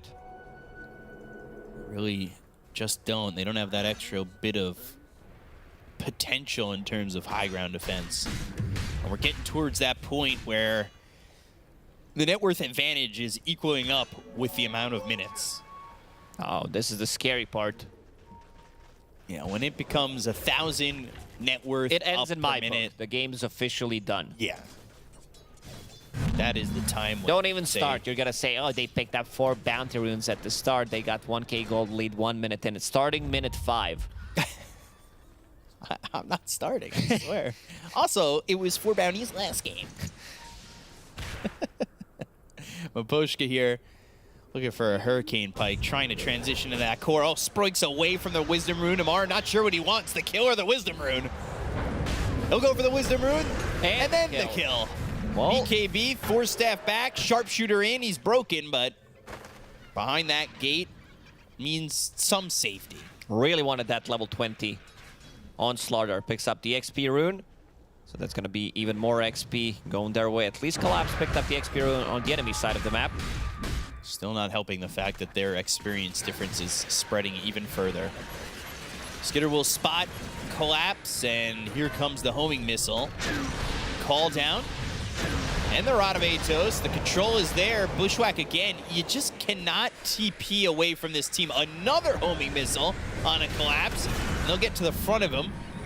And Amar will get the kill again onto the Bristleback. Without Bristle, they're still trying to take a fight. I'm not sure if they have that amount of damage. Good pick up. Okay. Take it out on the Crystal Maiden. All that anger with the God Strength. Dash it out. Will-O-Wisp. Oh, and the Blinding Light back into the Will-O-Wisp, trying to TP out, and will do so. And Southern Crush not going to land on Laurel, so they get the Crystal Maiden and they leave. Falcons will go for Roche. Roshan is on Dire side for another 40 seconds. Amar already running there. Not sure if they have enough time to kill it off immediately. Amar, what's next on his list? AC still. They have the bash. Let's see. They can keep him inside. We've seen it before. Pulls him out. 15 seconds. They're gonna start trying to bash him. They really want that cheese. They've got the homing missile to keep him there. A couple more bashes. 7 seconds still. He's gonna start to leave. They can try. He's low on health. He's probably gonna die before he's able to get to the Twin Gate, but he's starting to run the Rod of Atos, and now through the Twin Gate. Can he get there? Oh, and they're gonna just go to bottom. They could have kept him there. We've seen some plays where teams start Roshan and then there's another team waiting on the different side of the gates and them getting Roshan, but it is gonna be... Still got cheese. Cheese, okay. They started it, they're gonna finish it. So, good old Cheeserino. Much better than Roshan's banner. Especially when you're like sieging the high ground, you want to have that a little bit of extra oomph. Basically your second life if you can get it off. That Cheese NA just feels like a second life. Daedalus next here for the Gyrocopter, about to hit level 20. We'll have those extra flat cannon attacks. They've got the AC finished, and with this Aegis, it looks like, truthfully, Falcons could probably push for end. So, got this gyrocopter on the high ground. Gotro with the God Strength. Stormhammer, you got to understand, he still has an Aegis to work with. He'll pop the BKB. They've got the Will-O-Wisp down. These BKBs are not available for the side of Team Spirit. Amar is taking the Will-O-Wisp, but Amar is in looking for Gotro. The Gladiator's not going to hit on the Sven as he's able to walk away. Soulbind comes through. The damage being done with the impetus shots, but there's an E-Blade to keep Skitter alive. They got the kill on a collapse. It's Skitter who gets it with the flat cannon, and now Skitter needs to use Satanic. He definitely does not want to die. If there's not going to be a creep wave, let's see. Amar is keeping the creep wave alive. There it is. That's why he's called Creep Wave. The team that he played for before. Boschka again. It's raining rainbows. Double rainbows all the way, but not sure it's going to matter too much. Viper Strike, and again, this is now a dead gyrocopter. The thing, though, is he's going to come back full health, and they do not have God Strength to go with this. Freezing Field from Snaking is a zoning mechanism, and they're going to go for this set of racks. Sharpshooter charged up. Mira going to get hit by that and Illuminate at the same time to die. They've got this glyph after losing the Tier 3 tower, but Falcons can really just stay up here and get this set of racks without fear. So, buyback from Mira. Yatoro is not there. He does have TP available, and next God Strength in 10 seconds. That's level 3 God Strength now. Maybe they can get something out of it. We'll pick up the Shield Rune on a different side of the map. You start to run away on the side of Falcons. They didn't get the bottom set of racks. Crystal Maiden. Yeah, Team Spirit, as we said, super resilient. 26k gold down, but still making the plays. Man, this is not what Spirit were expecting coming out of game 1. To be a full 2 of their own heroes in most combinations down to Falcons just 33 minutes in. Black Cannon comes out again, and they do have God Strength this time. They might be able to blow up Skitter if he's not too careful. Stormhammer, they'll go for Amar instead. They've got themselves the E-Blade, so he's not going to get hit up too hard. Bushwhack on it through with a Will-O-Wisp there, too. Maposhka ends up dead. The BKB's going to run out in a moment on Yatoro. They get the kill there. Skitter's got the damage. They'll look for more of the call down. They've got the Phantom's Embrace from this Grimstroke, but it's not really doing anything for them. Laurel, Mira, they both fall. Infinite shots with the Hurricane Pike once again. The Rainbows will fly forward, but he'll eat the cheese. He'll get back up to full health. They'll take out Collapse. 4 heroes dead on the side of Spirit. This is 39-7 in absolute shellacking. Oh, they're still not calling it, even though they don't have any buybacks. Maybe There's they the full think there's team wipe. another fight, but Buyback, Yatoro trying another E-Blade save. If he Blinding dies light, that game. He's got Will-O-Wisp holding him to sleep, and they'll put him in the grave once more. That buyback symbol never even leaving his icon.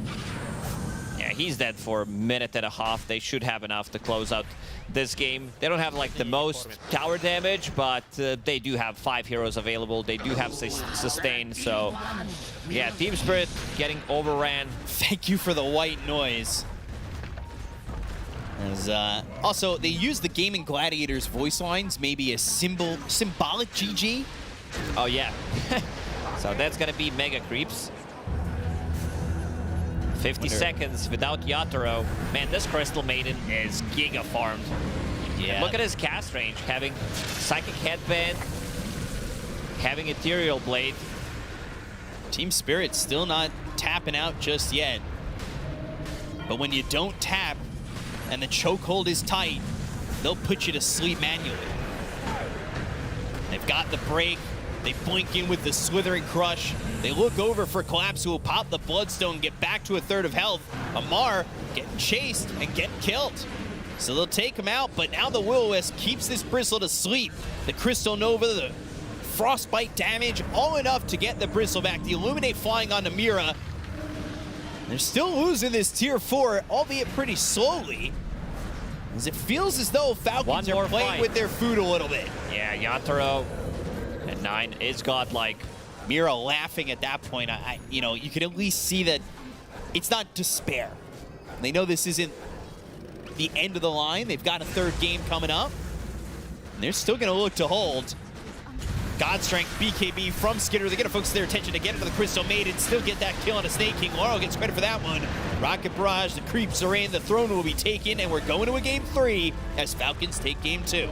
As we expected, this is definitely a 3-game series. Team Falcons with extremely good drafting in the second game, and also the way they executed the draft, really on point, being able to, from start to finish, to have that advantage, and not enough farm, not enough resilience from Team Spirit when it comes down to punching back in the mid-game. Yeah, so Falcons punch them down into the ground, and to break it down, we've got the panel. Take it away.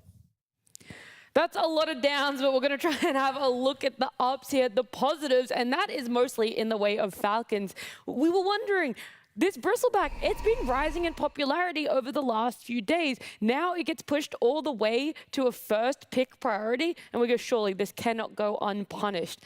And it didn't. It had a very difficult game, the roughest bristleback game we've seen all tournament, and that's to do with the Slaughter Hoodwink combo coming out in the lane. Yeah, no, I mean, I feel like for Falcons at least, they had to play aggressive early on. They had to use this Keeper of Light to break down the map, and they did it nearly flawlessly. I'm very impressed. I honestly expected there to be a little bit more life in the comeback potential from Spirit, but because of this Keeper of Light, the way that he breaks down the map, the fact that also, like, we saw Skitter as well, so early on Gyrocopter, playing in between basically the two tier 2 towers of Dire's side. Like, not often do you see Gyrocopters play that far up the map, and I think just the general aggression from Falcons, it never really allowed the Bristle to get to a good item timing or the Viper to feel good. Like, their entire draft was non-existent just because of how strong the Kotl was with the rest of his team behind him. It was, yeah, just an exceptional game from Falcons. Like, near flawless, you could say. Yeah, near flawless. Keeping my eyes on the net worth throughout this whole game. I mean, that Crystal Maiden at one point was above the Viper, above the Bristleback. That just goes to show the distribution of wealth on the side of Falcons, but also how much of the map they had in control is it. And they had full map control. Like right now, when you look at the way that the game is played, usually you can never have full map control. You can never be dominating so hard that the enemy cores don't find farm. Unless there is one hero in the game, and that's the Slardar. I feel like Keeper of the Light, he is Omega strong, and he might not even win the lane. He will dominate, he will pressure the map if you don't have the right heroes against him, which they didn't, first and foremost. They didn't have any built-in BKBs, they didn't have any blink heroes, any mobility. These kind of heroes usually work better into Kotl. That's why he has 35-ish, 37-ish% win rate. But versus Slardar, who's got like 70+% win rate, nothing really works. Built-in BKB doesn't work, farming the map doesn't work. He will hunt you down. If he gets a good laning stage, which he obviously had because of the Hoodwink, like the combo is way too strong for almost anything but the Troll pick that we called, and even Troll loses sometimes to him. So you have this Kotl with traveling across the map, and then you have Slardar on top of that being everywhere on the map because he's got Yule's Mask of Madness, Blink Dagger, and obviously a built-in sprint. So just a very difficult game for Team Falcons to play with these 3 cores. I know T believed in some comeback. Like they struggled. I believed in it, but it was from the draft. Like this is where, in hindsight, when I look at it, like the fact that Spirit banned Lina, I think they'll be kicking themselves because when you pick Viper and you have the option of, again, against Viper, you have Sniper, Lina, and Kotl. They're the big 3. I think not banning the Kotl and trying to ban Lina was the wrong play. Like when you think about a mid laner, what would she do in this game? She'd push out mid, she'd farm. Push out mid, she'd farm. And then that would allow for Bristle to farm, Viper to farm, Sven to farm. You'd have an even game when you go to the mid game. I think they really blundered on that final ban, and that's rare to say with Spirit. I think their bans are often exceptional, but to give 9 the Kotl, to make this play, to then have Amar on the Slardar, who of course will punish a Bristleback, because during the draft we were saying how Slardar's going to be Bristle, but I think just letting the Kotl slip through, they already knew about the good heroes against Viper, because based on their bans, but I don't think Lina would have done anywhere near as what Kotl did in this game, and then on top of Lizard's point, yeah, it's like, it was just such a flawless game from Falcons that after like 10 minutes, I was like, oh shit, yeah, Spirit, they have no fucking comeback in this game. It looked miserable for them to play this game. I think the Lina was a bit introspective because Team Spirit have been playing her in mid throughout this tournament. So they're trying to think about, oh, if we were in that position, that's what we want to pick up for ourselves over the Kotl. So I think that's what factored in. That's one of the factors. Another factor is there were a couple of games where 9 because we covered a lot of Falcons, there's a couple of games where Falcons could have picked Coral, and it was also a good game, and they didn't pick it. So maybe that threw them off a little bit. I hard agree, like Coral was the ultimate pick here. It's stronger than Lina. I do believe that they would have won with the Lina as well, because the lineup on the other side is a little bit too slow, but it would be a more even game. It would be like maybe 51-49, something like that. That's pretty close.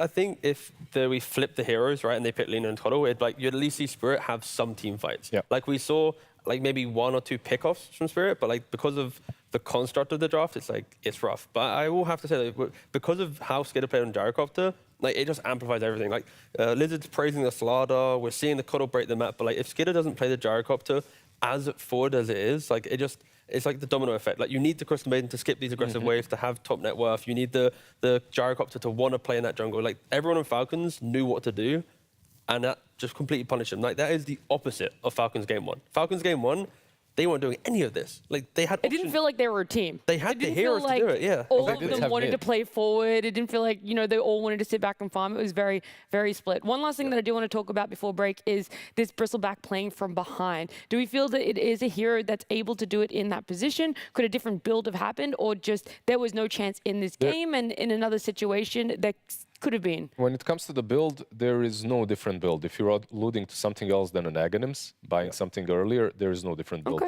Like the reason why this hero works at the moment, why he's so broken, is the Axe build. I feel like it wasn't really on him.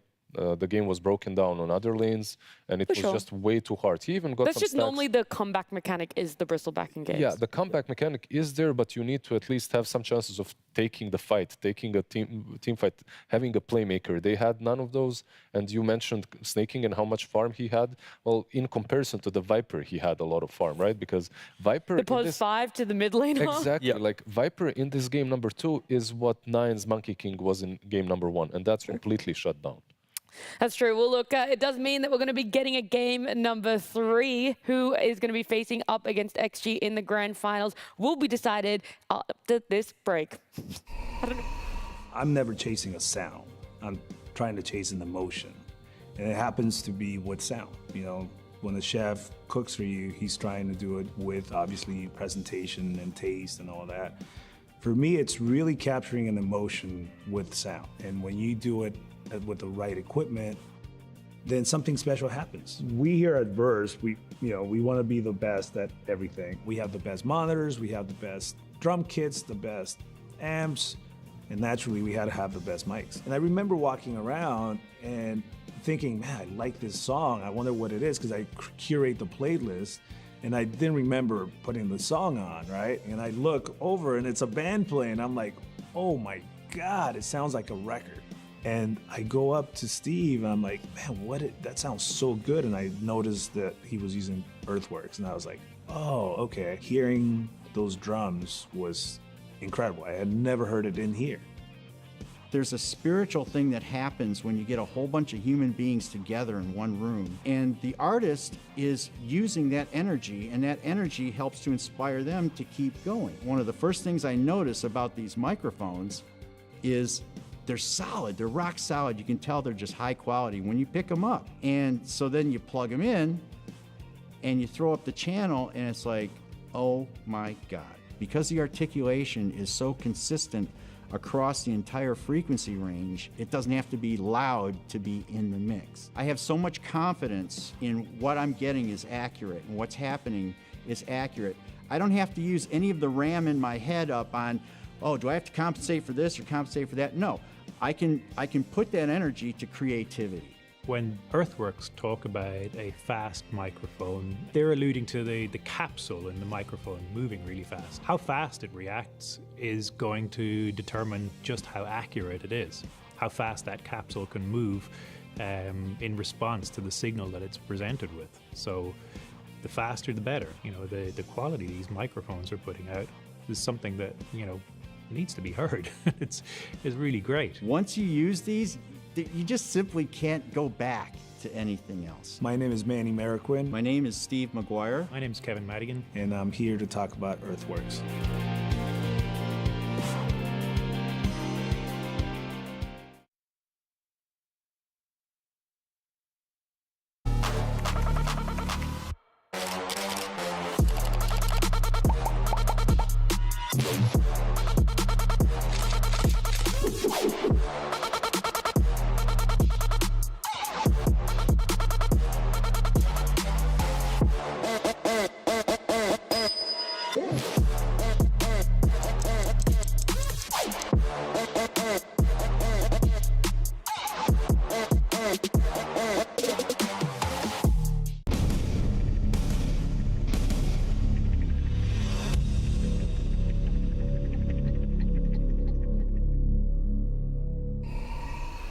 With Spirit taking game number 1 and Falcons taking game number 2, it does mean we are treated to a game number 3 between these two teams.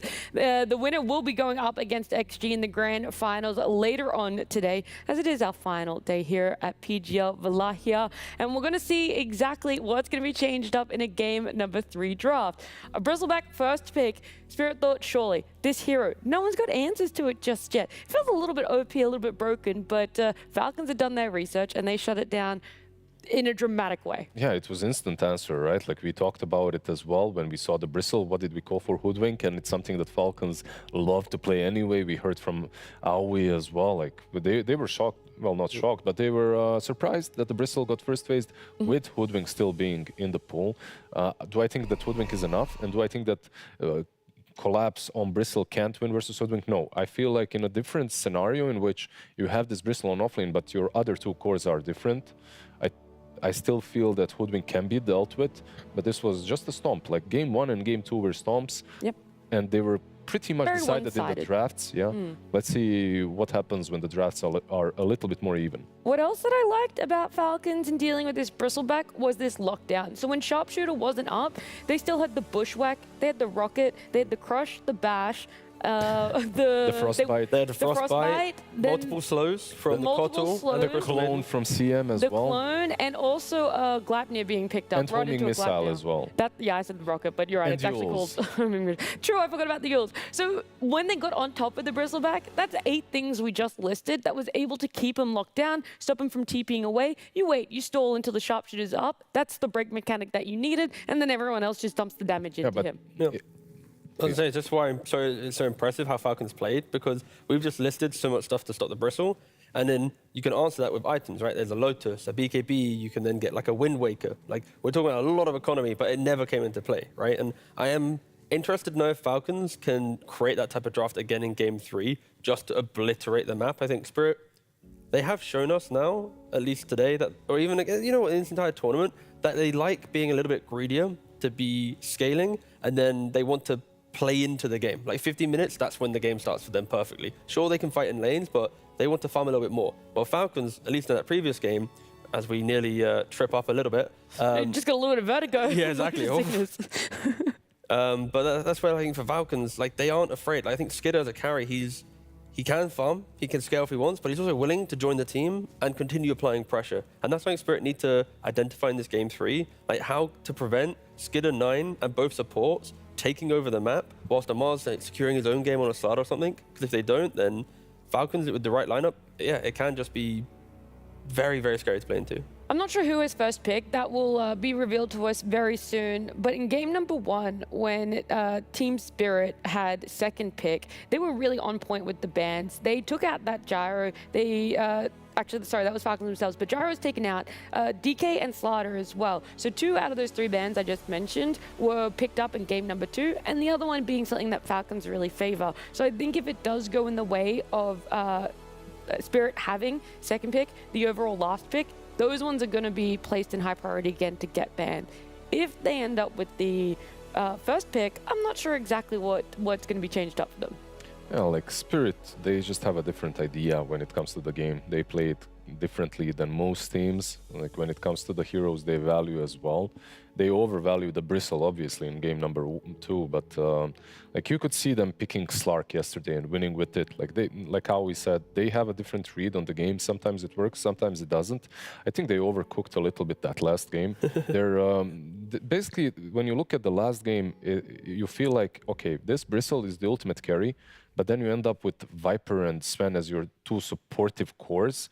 Usually, how you look at it is, yeah, Bristle will carry us the game, but he still needs some space. And like T said, Falcons, they're not going to let you farm for 15, 20 minutes. They had nothing, yeah. Like CM Gyro, just walk into your enemy, your jungle camps, your ancients, they're gone. Bristle looks at it, it's like, where's my farm? No help, there's nothing, right? So that previous game was a perfect example of how not to enable, basically to prevent teams from scaling. And yeah, again, I think both teams, Falcons want to replicate it. Spirit, they either adapt to play into Falcons now, or they just make sure that if they want to keep this style of play, their bans are better, or they, like Lizard was mentioning, I was about to say Kezu. I've been literally conditioned to say Kezu, by the way, because we're working this entire tournament. But anyway, is to make sure that one of the other cores at least enables someone else, so you have some early combos to make. The last time they picked up Bristol was yesterday. This is Spirit. Was yesterday in the series against G2IG. And Silent said in his coach interview that they wanted Collapse to be the core, that they wanted the Bristleback to be the carry. And that's exactly how they allowed the farm. But this game, it wasn't that way. It didn't feel like Bristol was always getting the priority. Yatoro thought, okay, me on Sven, I need to be able to take at least half of this farm. And splitting it down the middle just didn't really work with how little there was. I mean, there is more farm usually on the map. Like you have the ancient stacks right next to the Tormentor, and Sven can take the other ones. Like it's not like in the old Dota where you were fighting over the triangle. But still, you don't want to be in that position, especially I feel like when your mid lane isn't really useful. That was one additional thing. Like when you play Viper, this hero is meant to dominate the lane and dominate that post-laning stage. Like he needs to be active. He needs to be, well, as active as he can be, as it's a very slow hero.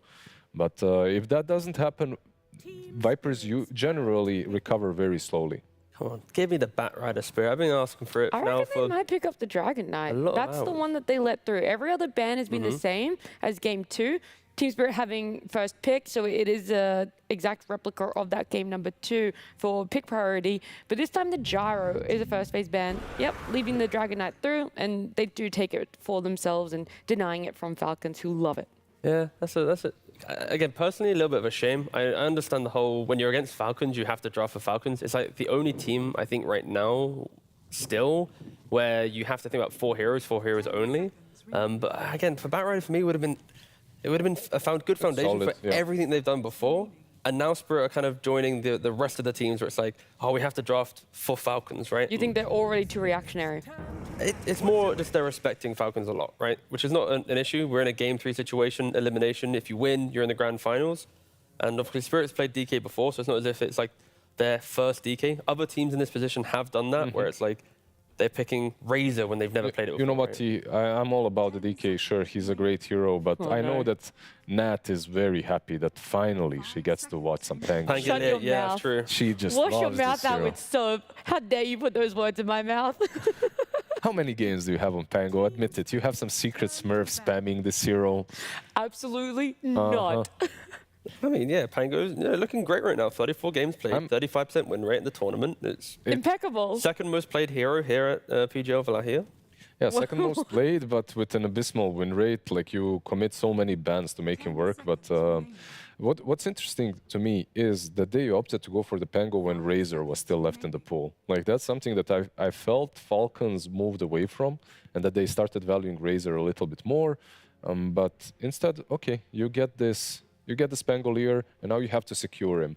And to secure him, just banning out the Bloodseeker is not enough. I feel like there's just too many heroes that can deal with him from mid lane and from other positions too. I also see the Bloodseeker being a bit of a bait pick, where it can be good to prevent Pango from rolling, but then your Bloodseeker is a Bloodseeker. That your carry is a hero that can fall off quite a lot. It's won every game versus Pango, I feel like, though. Yeah. How many has that happened? Once. Yeah. Yeah. I've seen just are we looking at? I've seen the Bloodseeker lose once or twice, but it's very 50-50, and I think if you react to the Pango with this hero, you already need the draft in mind to do it. You can't just react constantly, right? Because then you can suddenly lose out, and it just takes some good prep to understand really why you're picking it. It's not as black and white.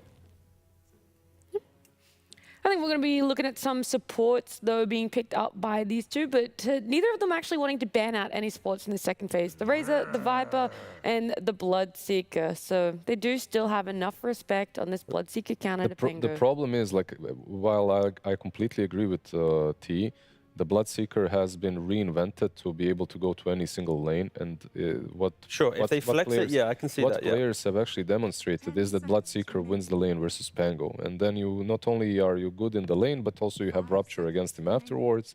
So it kind of changes everything. But let's see. First, we have to go for those supports. There is a Dragon Knight. He's big. He's bulky. He hates break. You get the Hoodwink into him. Like, this is Falcon's bread and butter, so why not? Yeah. On the other side, if you want to go for the supports that you just mentioned, like...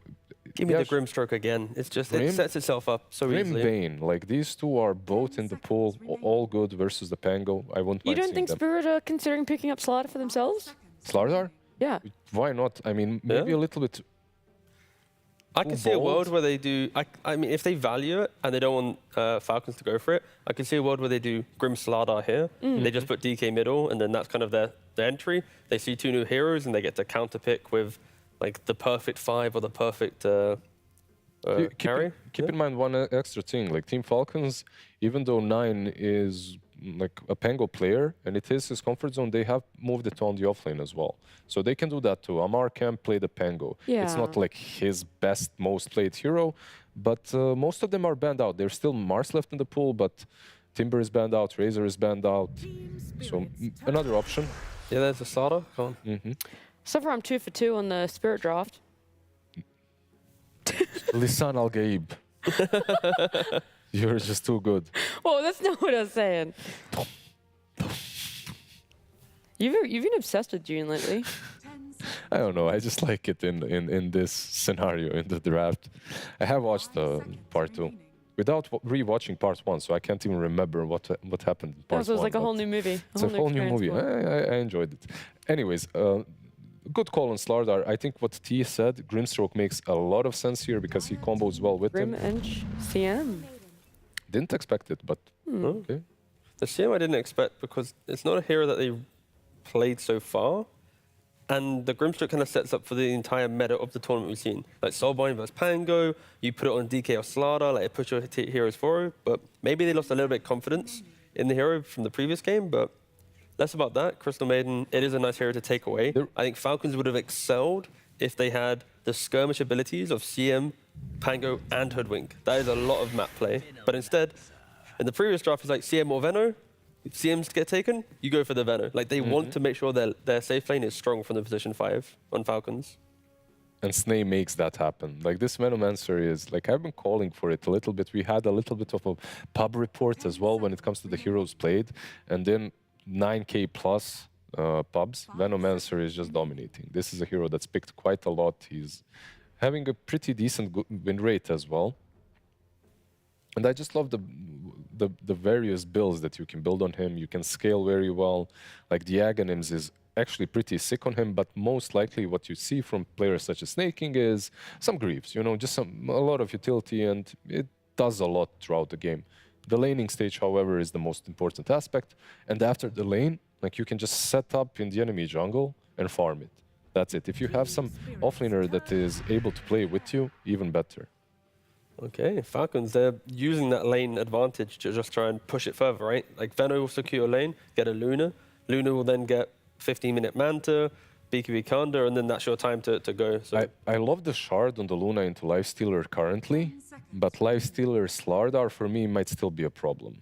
Like, is there some pick on the offlane that you can pick into him and crush him? You mean you want Spirit to pick Lifestealer, right? Yeah. I like that. So I'm thinking, like, is there something on offlane that you can pick into him on Falcons?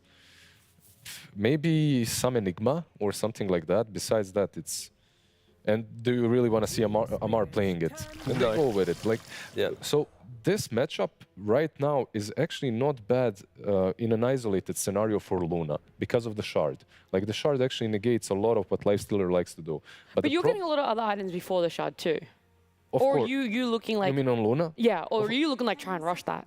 You're not rushing it, of course. You're getting a lot before. But the problem in this particular scenario is there's a Slardar as well. And he kind of...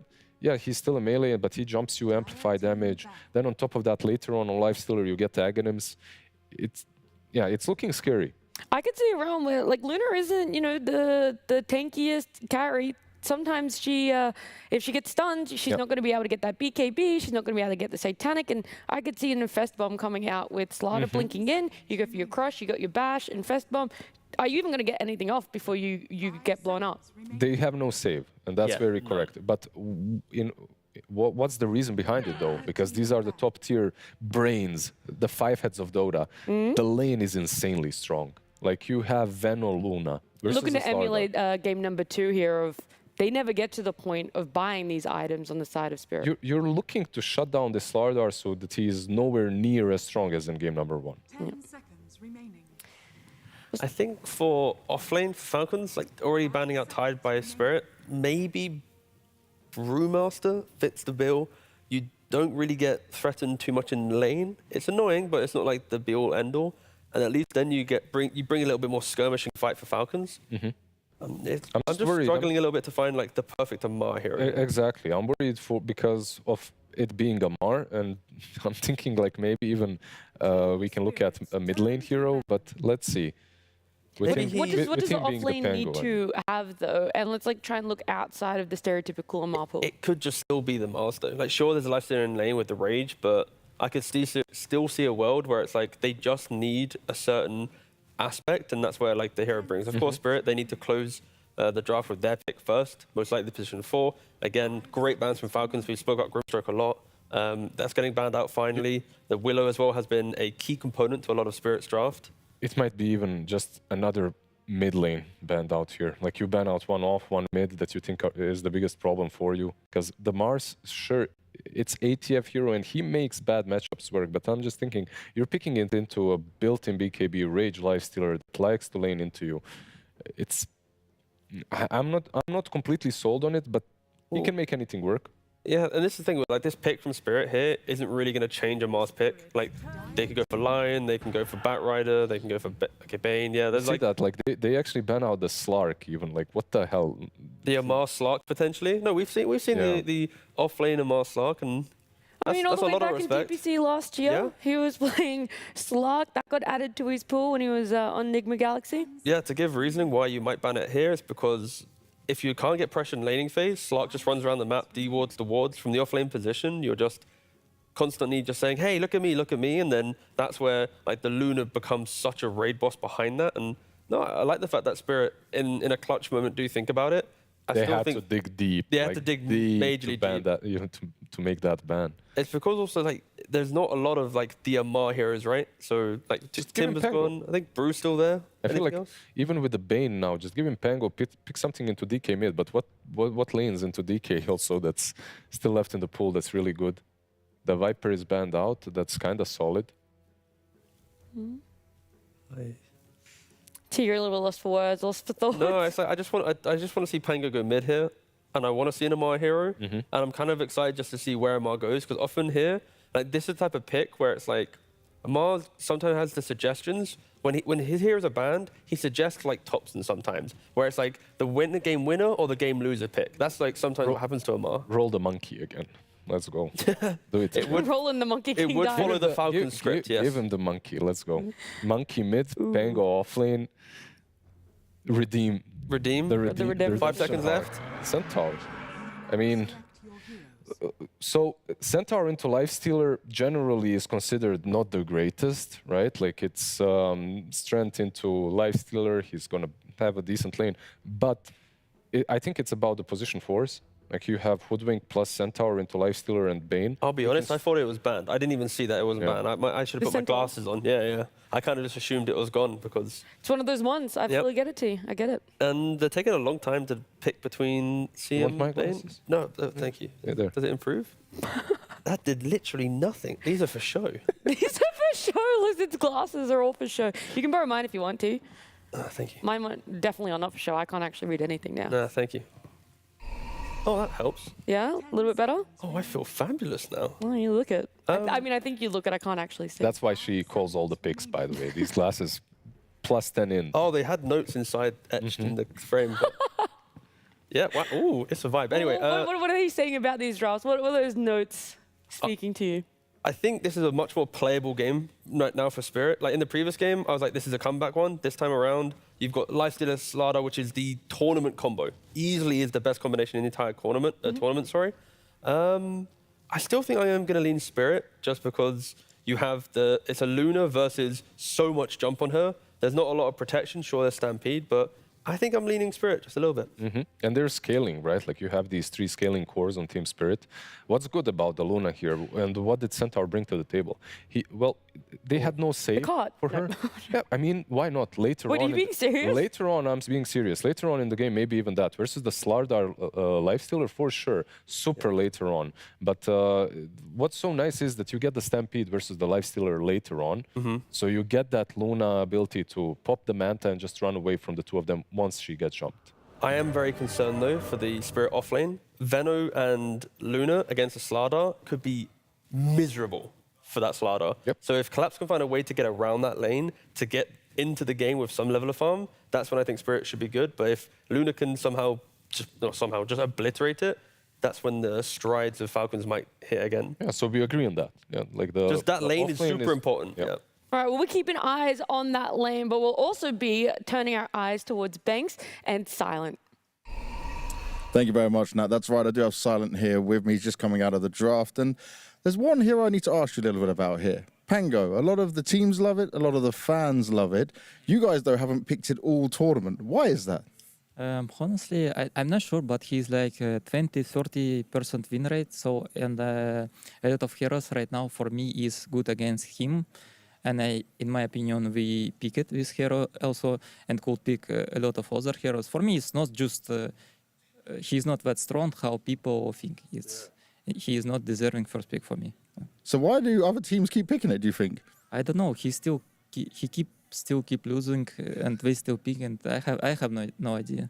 So that means you won this draft, you think? In my opinion, I'm feeling very comfortable. Yes. I like it. He's feeling comfortable. He's feeling confident. I want to ask one little thing as well. Mirror was in there with Amar doing a bit of all chat. If you guys win this, who else on Spirit is more likely to all chat as well and show them? I don't know. He's like making fun. He's not meaning. I didn't see what he did right. You don't care. We'll see what happens. But we do care about the game. So the cost, BKB, go to you. Thank you very much as we're getting into this third and final game here. If you had to choose a hero for your final game, elimination, top 3, chance at the grand finals, would you choose one with 35% win rate? Probably not, but teams are very stubborn when it comes down to certain picks. Pango has been, first phase for literally 2 years now, maybe even more. This hero is just insane. His toolkit. Falcons, they have a draft that comes online relatively quickly. You have this Pango with the Fusel Blade. I want to see the top lane. This is where I want to keep an eye on because you're going to be playing melee hero, collapse on Slardar into Luna and Venomancer. It's going to be a lot of slow, a lot of damage, poke damage. Once you hit level 3, there's going to be 2 points in Lunar Blessing. That's 9 extra damage for Venomancer. So Snaking, playing some of these, I would say, weirder position 5. Some of the other teams that they don't want to touch, but Venomancer, definitely strong. And also Vision game is going to be through the roof, having Lunar Blessing, Night Vision, and also Venomancer. Very difficult to approach some of these fights when you have Venom wards all around. Yeah, definitely difficult to approach when you'll have that extra vision. Mid pretty much seems like a right click and heal. I'm wondering CS. which hero this is in the bottom lane. Let's see. Which one are you talking about? The one that it's kind of hard to recognize which hero it is. The Crystal Maiden? Yeah. The potential looks like a Death Prophet Spirit. Yeah. Just floating around. It's a cool looking set though. It looks nice. Now with the aura around her, it makes a lot easier to scout things out. Yeah, cool set there. Very Elden Ring, I would say, that set. But one of the best sets we've seen recently, in my opinion. Mid, taking a look, DK against Pango really should just be a quiet, everybody farms kind of lane, which is surprising considering the first 2 matchups. Yeah, everybody farms, but the guy that farms the most is going to be Dragonite in this one, playing in the Pango. You don't care too much about his harassment. There is just not enough damage to be killed. Early on, you need some kind of rotation, so Laurel should feel pretty comfortable playing into that one. Yeah, he's 12-3 so far to the 9-1 of 9. So just CS in as best he can, and another Slardar, another lane that looks like it's going well for him. 9-5. Slardar does get a lot from the lanes that he's not supposed to get from. This hero right now feels really good. Oh, Crystal Maiden. Oh, yeah, there goes that Spirit dead. Goes down. Mapushka gone to crit, and that's first blood for Falcons. And this is definitely a lane that can put the hurt on. Bushwhack, Hoof Stomp, actually going into the 1-1-1 build here for Amar. Amar, seen a lot of early double edge buildups. When he plays Centaur, he tends to build it slightly different. He's more focused on his own farm, picking up Retaliate early on and going straight into he knows that the matchup is going to be very difficult for him. The longer he stays in the lane, Yatoro, multiple points in Ghoul Frenzy, so he can die, so he's prepping for the jungle. Okay, so that's the difference here, and we saw even the difference on Slardar. Like, he has different builds, different ideas, and different ideas aren't always wrong. He's been super successful with his own focus and almost sitting level 4. We'll see what he takes that second point in coming forward, but he is going into the Blade Mail early. That's one thing that'll help you farm the jungle as well. Back up, activate that, especially on stacks. Looking if they do end up getting made. Pango, a lot of his creeps are getting denied.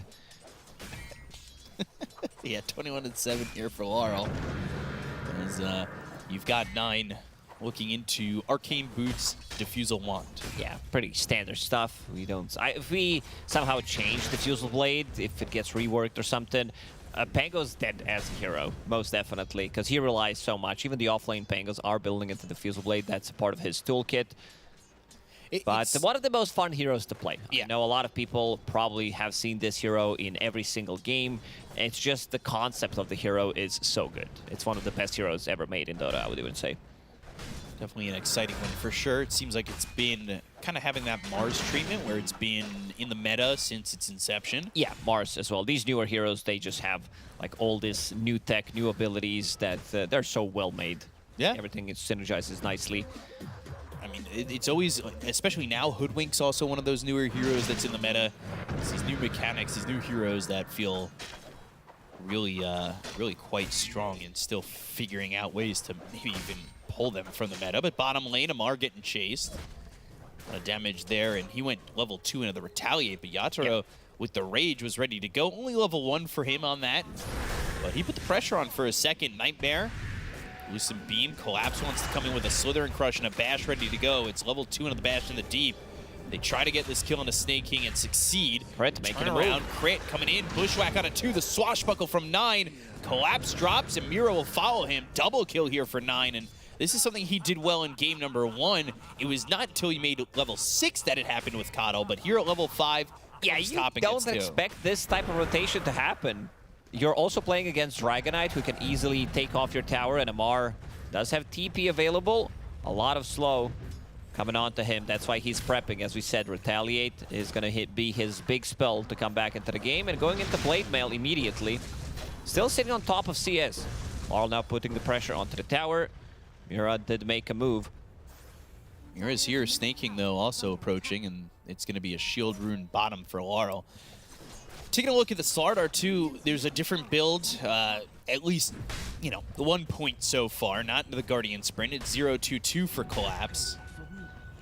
So while also going into that Bash, not really avoiding taking that Slithering Crush, which we've talked about is really the farming tool here for Slardars. And he's had a pretty quiet lane, but he's only 23-9. Not an easy lane for him. There's a lot of right-click damage playing into Venomancer. Gale, it did not hit, so Snake is now going to be in trouble. That Bash half health on Snake King, and he knows he's dead. Man, that hit hard. Observer Reward, scouting rotation from 9. They did place it after successful rotation from 9, getting 2 kills. Definitely needed. Laurel with the first Dragon form did almost kill off the tower, so let's see Miposhka. He's still going to stick around. Now TPing over mid, but this is more so for a bottle refill. Yeah, they're not killing Dragonite unless they bring 3 heroes. Centaur, Stampede available. Baiting out that Rage. It's the Rage. Miposhka's here.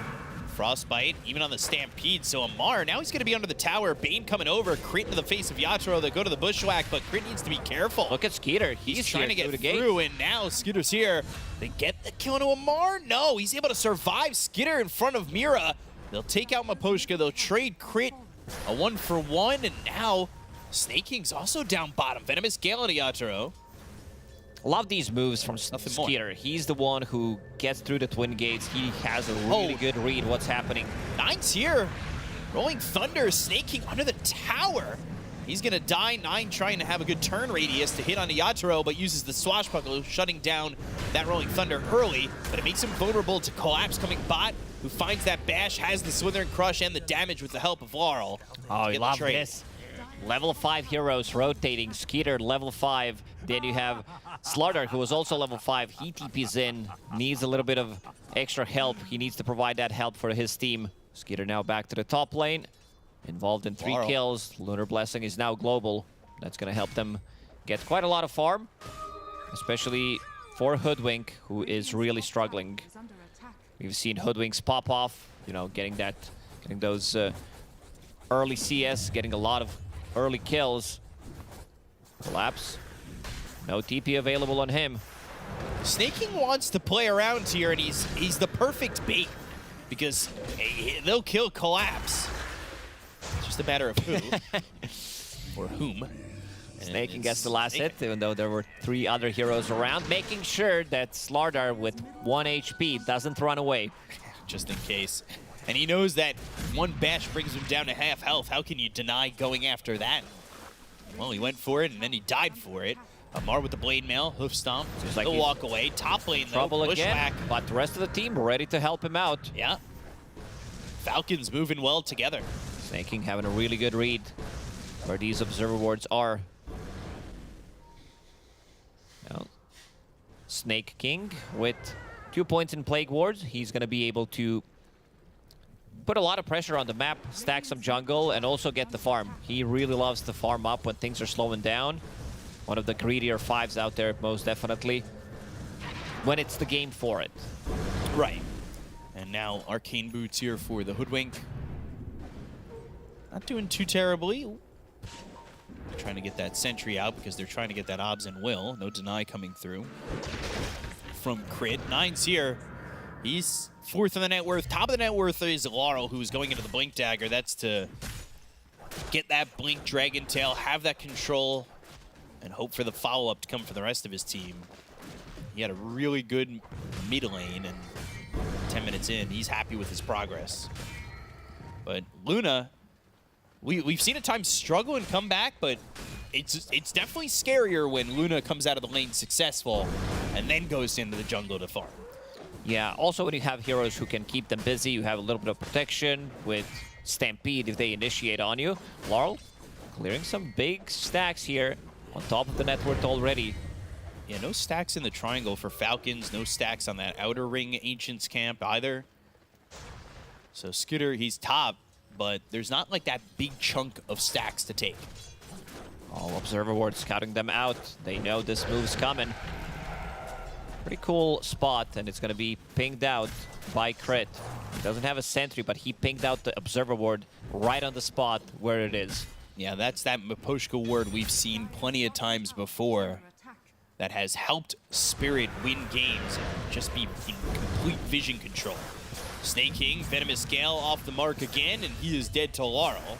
Best hero to sacrifice. He's sitting in the mid lane, canceling some Blink Daggers, waiting until everybody else is ready. They want to have Diffusal Blade on Pango, Blink Dagger on Centaur. Amar continues to farm up. After finishing off Blade Mail as his first item pre-boots, now went back to Double Bracer, so we'll have extra tankiness and extra regeneration. So that ward times out. Miposhka level 6. Not bad timings at this point, and let's see. It looks like they're going to make a move on Falcons with this smoke.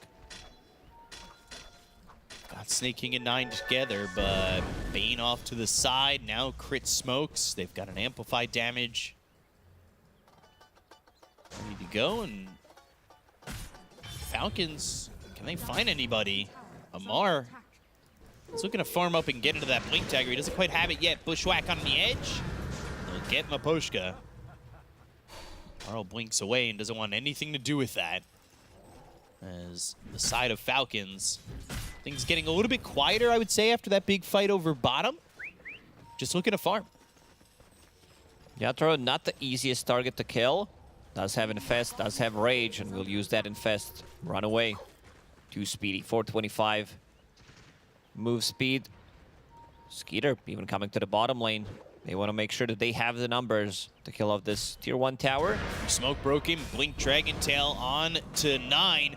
Fiend's Grip follow-up. They've got the Centaur that's infested here for another stun, just in case. Atro gets the kill onto the Pangolier as they start to clean up the creep wave over bottom and Falcons start to back off. It's Snake King who's sitting mid, just trying to get some farm, pressure the tower. He's level 6. He's got that ult ready to go.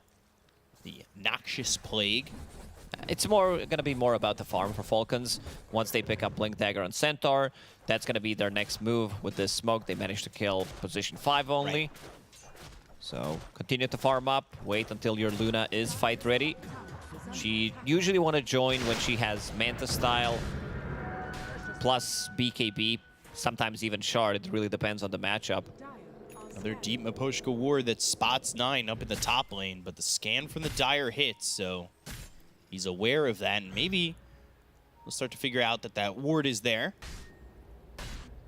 So he's a really interesting thing to pay attention to with Miposhka in the game, where these wards end up and how long they're staying up for. Yeah, he's really on the next level when it comes down to placing observer wards, always finding new spots, protecting his own wards. Every single time you make a move, this guy will find something that allows you to get a kill. So Nine and Snake King, they'll go down towards bot. They have the haste rune this time, so should be better for 9. I want to see some protection, some Force Staff potentially to push people out of trouble, some mech. Hoodwink, we know that this hero doesn't build for the team most of the time, even though we've seen Crit going for Force Staff last time he played it. Snake King's the one going for Guardian Greaves. Yeah. And about tanking up as much as you can, providing your team with armor. 3-man smoke with this Blink Dagger picked up by Amar. There's a bounty rune to pick up and a Crystal Maiden to kill if they could get there before the TP, but unfortunately they don't make the timing. As soon now as night Skitter's falls, mid, and this is a problem. He will come to the mid lane. Team Spirit looking to go in with the Blink Dragon Tail. That's exactly what they've got. Double Blink. and Crush. They'll go with the Freezing Field. Skitter, though, leaving with the Stampede help. TP attempt. Catapult from a distance. Yeah. That would be funny if he managed to get the kill with 40 damage catapult, but 2 Blink Daggers now with the Infest Bomb pre-Radiance. Radiance is flying out on the courier right now. So things are looking good for Spirit. Like, they need to be able to equalize the farm that they're getting from Falcons. Falcons, they have this like 1 Giga core, which is Luna. We've seen Lunas be very resilient yesterday when Team Liquid were playing. Some like 60+ minute game where Luna can still deal the damage, even though she was still being the only core in the team. There was Konka, not sure who was playing the mid lane, but yeah, most of the damage was coming out from Luna. I think they had Pango, yeah. So pretty similar. If you're talking about a loss, it's most likely a Pango in that game with a 35% win rate. 9 seeing the stacks, Mira walking over, long TP. Oh, Fiend's Grip is in time. And they are going to get another kill on a 9. That is a very long TP and unfortunate there for the Pangolier. It's at that point that you were talking about where Luna gets the Conda, has himself at level 20, 25-ish. You can really start to feel, especially you saw Mickey, despite it being in a loss, picked up the Divine Rapier, started outputting so much damage. Look at what Miposhka is doing. He's waiting to see some attack flying out to the observer ward so he can deny it, and he's going to deny it right now, making sure that they don't get the gold. They find Mira. They smoked underneath the obs. And Blink Hoof Stomp, Sharpshooter. They get the kill there onto Mira. Crit building into that Gleipnir. And they're looking bottom for Team Spirit. Smoke got scouted. They're getting ready for this. They know exactly where Team Spirit wants to strike. Can they react if the Blinks come in? Blink, Dragon Tail, Blink, Bash, Eclipse, the damage, the Freezing Field. Collapse, though, on the back lines, trying to fight against the Mar. They've got the Noxious Plague. They get the Collapse. They'll take out Laurel. Miposhka next on the list. Even in the Freezing Field, they get 3. They'll trade 9 for it. So 9 did get sacrificed a couple of times for that. That observer ward near the tier 1 tower in the mid lane is scouting all of these moves, and they knew exactly how the fight's going to be played out. Amar immediately stuns Dragon Knight. Eclipse damage shared between multiple heroes. Manta style done, and Crit just got the bushwhack off, stopping that TP. So very good trade for Falcons. Yeah, really good trade. Their Pango, though, bottom of the net worth in terms of cores, not terrible by any means, because he's right there with the Slardar. As 9, he's got this Diffusal, so there are moves to be had, for sure. That inhibit feels so strong. I'm waiting for it to be changed. Diffusal. The slow or the item? Both. The inhibit, everything. Yeah, mana burn has always been strong. Yeah. That's why we got rid of Medusa, stealing mana. Next Assassin, of course, but Diffusal Blade. Too. Laurel, they want to jump him. They want to be able to break him. Crit is in. Yeah, Bushwhack, Rolling Thunder. They'll go for the Bane on the back line, but the Blank Slither Crush with the Infest popping. Now they're going after Skitter, but he's so far standing his ground. He's happy with this. Stampede to the back line, and now Amar gets Laurel. They'll end up killing off Mira. They look over at Collapse. He's in the trees and Bushwhacked. Collapse going to look to maybe trade on Crit, but he doesn't have the damage. Oh, they're using this Observer Ward. They're providing him way too much vision, and also having night vision from Luna, Venomancer, so now they're taking the fights. And going inside the enemy triangle will steal some of the creeps. That's why Venomancer is such a good position 5 hero, because he can control certain areas of the map. Unless you have a smoke, unless you have Mirana on your team, you can't use that Moonlight Shadow to try to sneak a gank, so very difficult. And he's not too afraid to die. If there's a smoke gank, snaking as a position 5, he'll gladly take the gank. You're setting up bottom.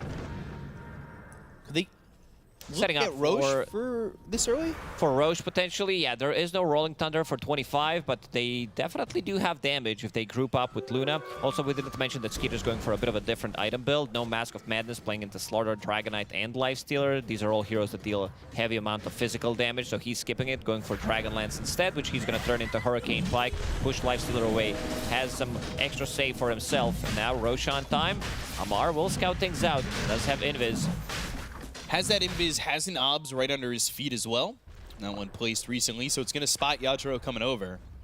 And they might just bail from Roche and go for Yatoro if he's not too careful. He's sitting inside the creep wave. They do exactly that. They bail on Roche. Let's they start the Rolling Thunder, and there's the Rolling Thunder hitting into the Bushwhack with the Hoof Stomp. It'll infest into a creep, but can they continue to get the damage out of the Lifestealer before the rest of the team shows up? They're not showing up. They're leaving him to die.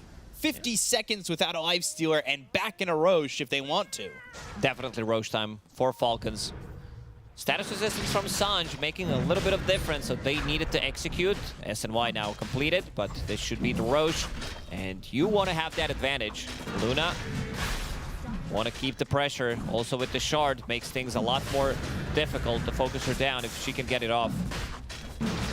So Aegis at 21 minutes is going to go into the hands of Falcons. They have plenty of options. There's a Wisdom Rune and a Tormentor available for them on their side of the map. Looks like Spirit are going to do theirs and grab their Wisdom Rune while that's going on too. So they've got the Corrosive Haze. They have ways to just kill off this Tormentor pretty quickly. They may lose Mira for it, but the Shard goes to Laurel. There was one picked up on Crystal Maiden earlier, so not too bad of a Shard. Fireball, we've seen that Shard being picked up like 2 years ago as a must-have item on a Dragon Knight, but now opting to go for different items, BKB, Manta style. Falcons, this tier 2 tower is not going to be defended. Leaving it to die, and yeah, the other choice on that Shard from the Tormentor was Mira, who would have loved it to start picking up some more farm. Yeah, I think there's going to be a big difference in terms of scaling between two supports. Bane, if he doesn't have Philosopher's Stone, if he doesn't have that Shard, especially played from position 4, you are not going to get the farm compared to Venomancer snaking. He's really enjoying himself right now. Yeah. They're going for the high ground even. No, Manta style. Pops the Shard. So 4,000 net worth lead here. Yatoro, Rage, TP. All right. the net worth lead is starting to slim a little bit. Despite Falcons having this advantage, but Mira, Nightmare, Sharpshooter, Blink, Hoof Stomp, that'll line up the Nightmare, or line up the Bane for the Sharpshooter kill. So, easy kill there onto the Bane, who we've talked about not really scaling, behind on the supports by a lot. Snaking is so annoying. He's cutting them out. So frustrating. Blink, though, gets a moment to go in, and a kill is a kill. Yeah, they'll This take is going to this. be their big combo throughout the whole game, either playing inside Slardar or inside Dragonite with the Infest Bomb, getting out and trying to blow up the hero instantly. Skitter, BKB, he's got 4,600 gold saved up, and he's just going to buy it out in full. I think giving it some thought and whether or not he wanted to commit to it, but buys it out, has that BKB. They've hit that timing. They have that with the Blink Hoof Stomp. By the way, you've also got Amar who's buying out on his Shard. These heroes not afraid to buy their own shards, not requiring the Tormentor to get these next few items, but they are also pinging it out because Shard on Hoodwink, get yourself a Hunter's Boomerang. That'd be nice. Or even Pango with the roll-up. Also, latent toxicity is not terrible. Yeah, a bit of an underrated shard, I would say. 1.6 seconds stun duration. It's going to be and of course, more overtime damage, because that's what Venomancer is all about. Toxicity, the dots. Yatoro taking his own stacks inside the dire triangle. He's trying to find any spot he can to farm, and that will put him in a riskier positions across the river on the dire side. And it's that time of the game where I think if you don't kill Luna, the damage output is going to get so much higher because that Conda gets finished, Conda, and then you're level Conda 20. fucked. Yeah. And also the scaling. Hoodwink is starting to scale. Maelstrom now completed. Has Lunar Blessing when he's playing near Luna or during the nighttime, so we'll have extra 20 damage, which is quite a lot when you count in all the Acorn shots, these 5 bounces. Minute 15 on the Aegis. There's nobody coming to fight here. They're keeping the net worth pretty stable, though. This is not bad from Spirit. Like, usually you have this Aegis, you farm most of the map. The spots in where they're farming is across the river. It feels like Spirit's map is shrunk. But at the same time, like we've said, they're finding places to get farm. Yeah, map is really big. And in the last couple of minutes, they managed to stabilize. 2 BKBs about to be completed. 1 on Slardar. Dragonite also getting close to his. So, with the BKBs up, this is basically 5 BKBs. Rage into BKB into another Rage. So, overtime damage from Radiance. One of the reasons why he's going for it, they don't have any abilities that go through debuff immunity. They do have Basher, though, so that's something. 9 did change his mind. He was, after seeing Lifestealer TPing in front of him, decided to pick it up. Aegis is about to expire. Yeah, only 12 seconds left on that. Skitter, he's doing the same thing that Yatoro's doing. If, you know, he's going to find himself stacking and getting the Triangle Ancient Camp and all these camps over here on the Dire side, he'll take it from the Radiant. Now this Aegis will expire. Yeah, I want to see Spirit push out the waves and go for something, because right now with 3 9-second BKBs, you're going to be fight ready. Definitely changes things a lot. There is smoke available on Miposhka. Arlo just throwing a fireball down mid. They're just trying to keep these creep waves pushed out.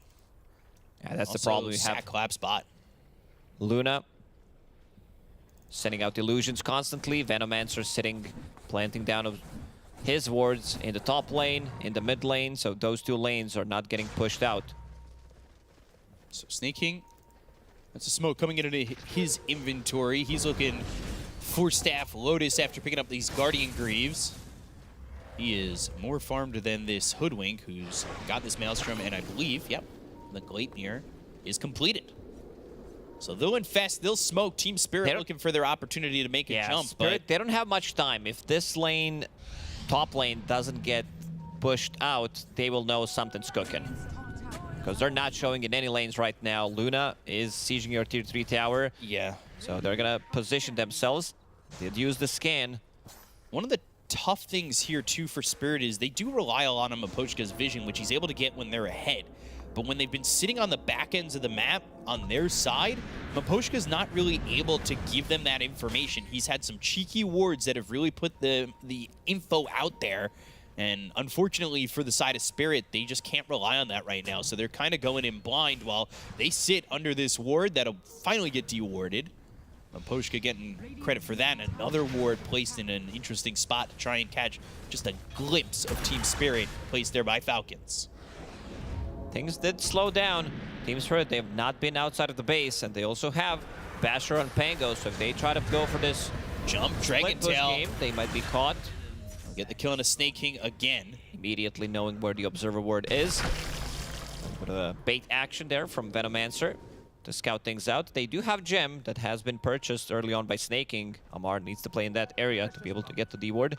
And also this one is scouting Skeeter. Tormentor available. They can grab this shard. Crit trying to soak some of the damage, but it is dangerous for a squirrel to eat that, and that's going to be latent toxicity unlocked here for Snake King. So that Dispel stun duration, 1.6 seconds. That damage over time, just an extra bit of layering there from the Venomancer that's going to make it tough for Team Spirit. And they keep moving around the map. They keep looking to find something. And with them moving around the map, they've got this vision out there again. Haven't seen a fight in a really long time. Everybody continues to farm up. Seems like Team Spirit still need to find a fight with 3 BKBs online.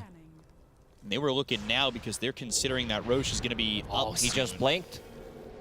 A minute 30 till they have no this blink Roche. dagger on Laurel, but there's also collapse. If they get the jump, he's definitely dead from 100 to 0.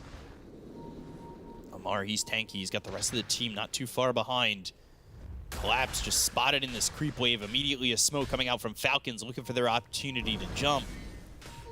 Blink away from Laurel, but not too far away. He's infested right now, so he does have Yatoro inside. And that courier coming all the way through. Crit's going to see this courier and wasn't able to follow it initially to see where they were at. Through the gates, Roshan. Through the gates one more time, and now Spirit, they're away from Falcons So and all we're the way gonna bottom. see Falcons go through the twin gates? Or are they going to be too afraid? Venomancer, Plague Ward. Wish you could use Plague Ward through the twin gates. Send him out. Just, yeah. If they want to contest this Roche, and it's going to be really important that they do, Team Spirit, they will need to go and TP to the bottom lane. They have only Outpost available. Their top can put some damage onto the tier 3 tower, forcing Spirit away from Roche. It's not up for another 10 seconds, but this moves them away. Blink, Dragon Tail, Loosen Beam. They've got the damage to kill off Snake King once again. Not committing too hard. The BKBs are still up for them. Snake King, buyback available if he wants to use it. And a TP to an Outpost.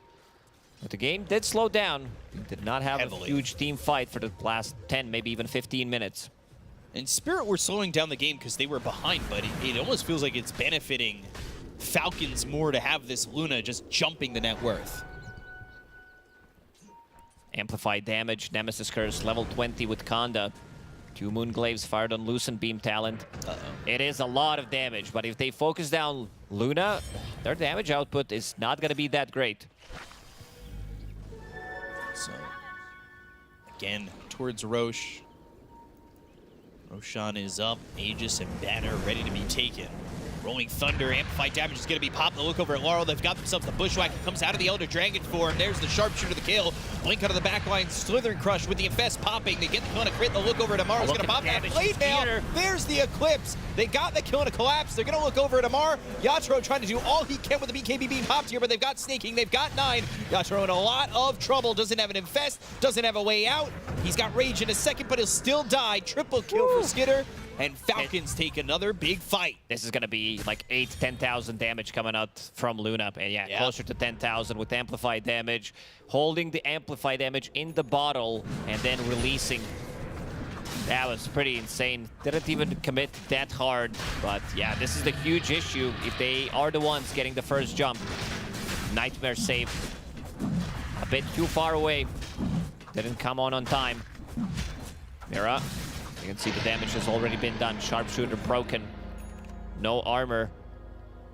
Just killing off that Dragonite so fast. Look at Down how the Elder Dragon quickly forward. Mira dies. That's one beam, 2 hits. Yeah.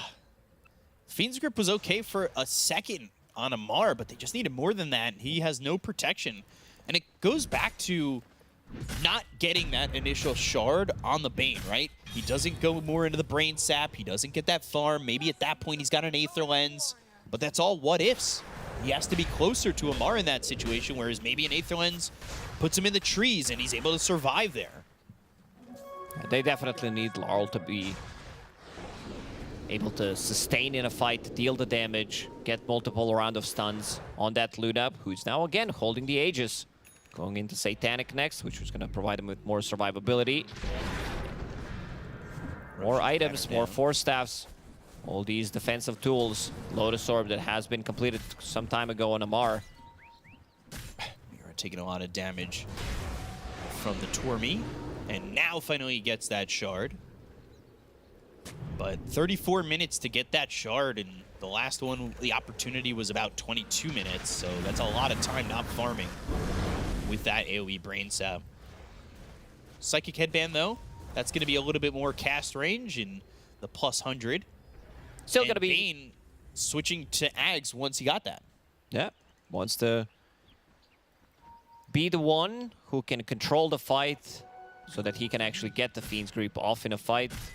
There's so many mini stunts, some like random bash, Pangolier Rolling Thunder, Stampede to get on top of him, find where Bane is, Lucent Beam. Too many ways of stopping Fiend's Grip from going off.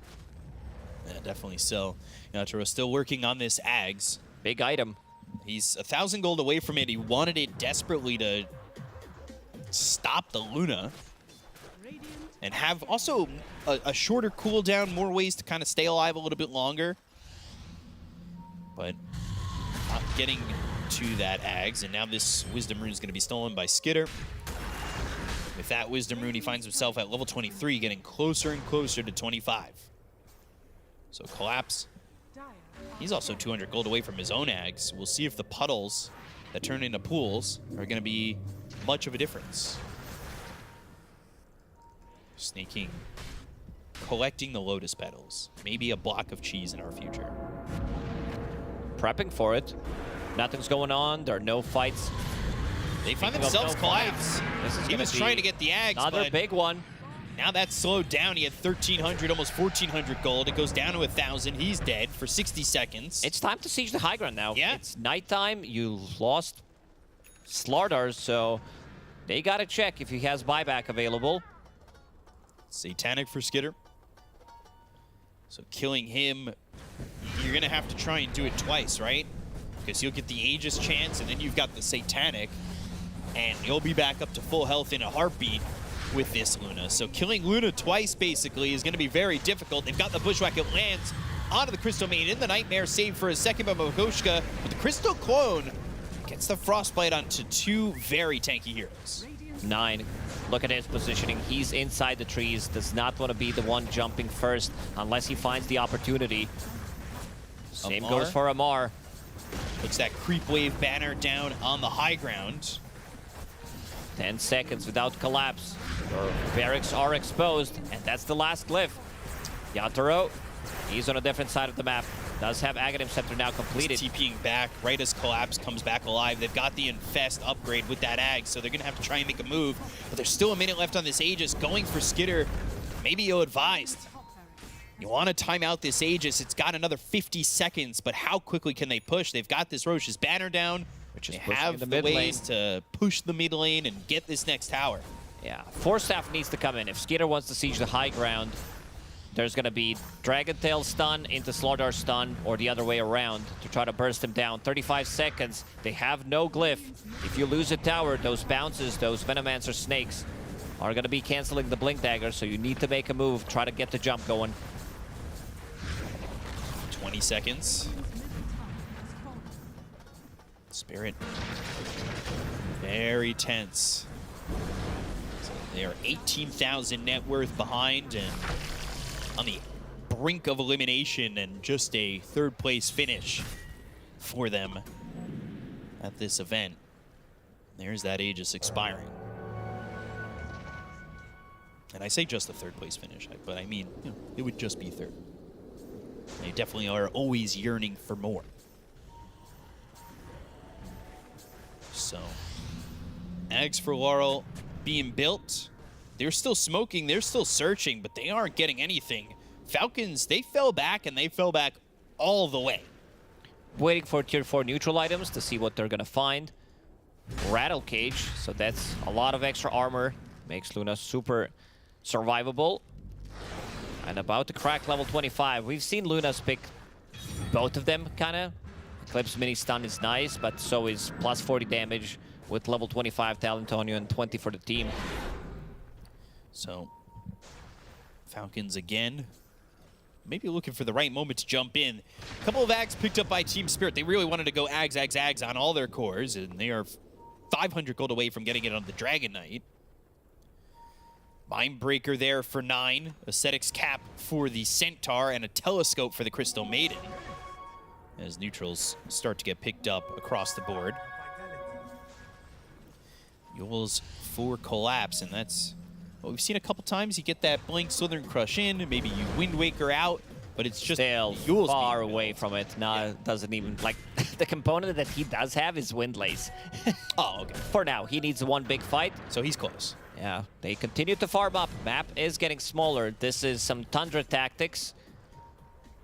You know, certainly is. It really is. It's Skeeter. It is 9.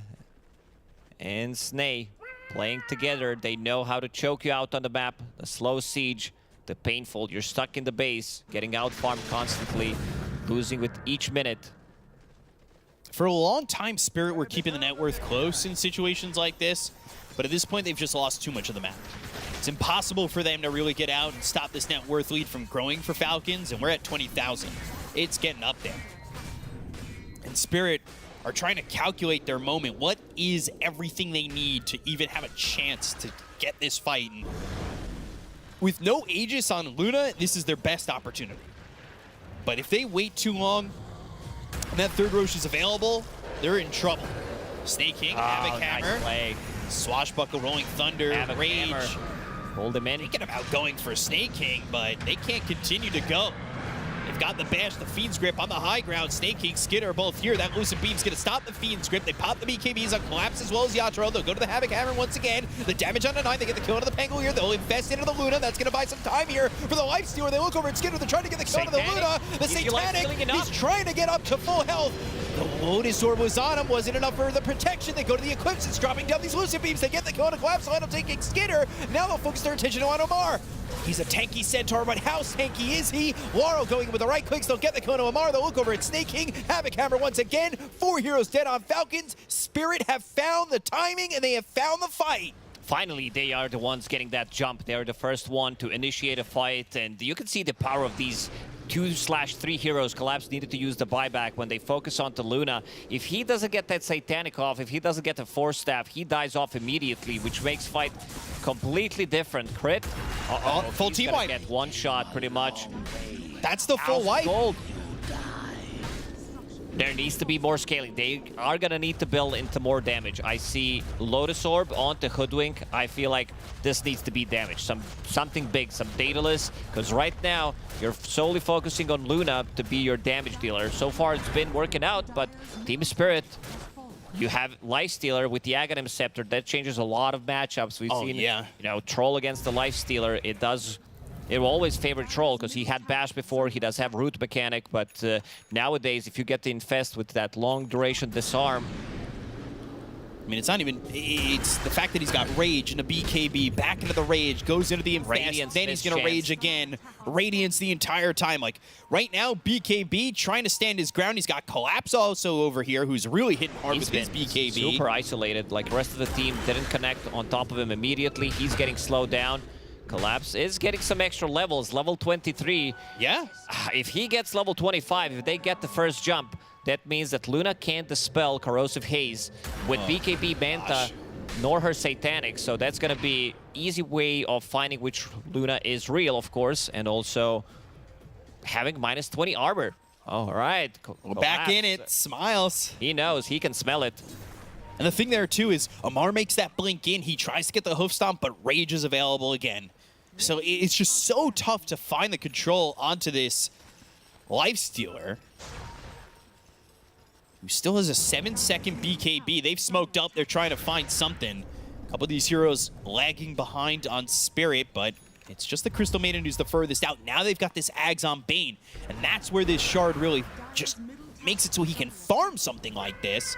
That gives him an opportunity to have a full Fiend's Grip, because in the last fight, it's a Lucent Beam. It's done. It's over. 25s are coming in relatively soon. You did mention Bane with the Aghanim Scepter. Not just that, but also having a telescope, so will provide with more range. Got blessed, that's for sure. This Roche fight, blink in, Dragon Tail.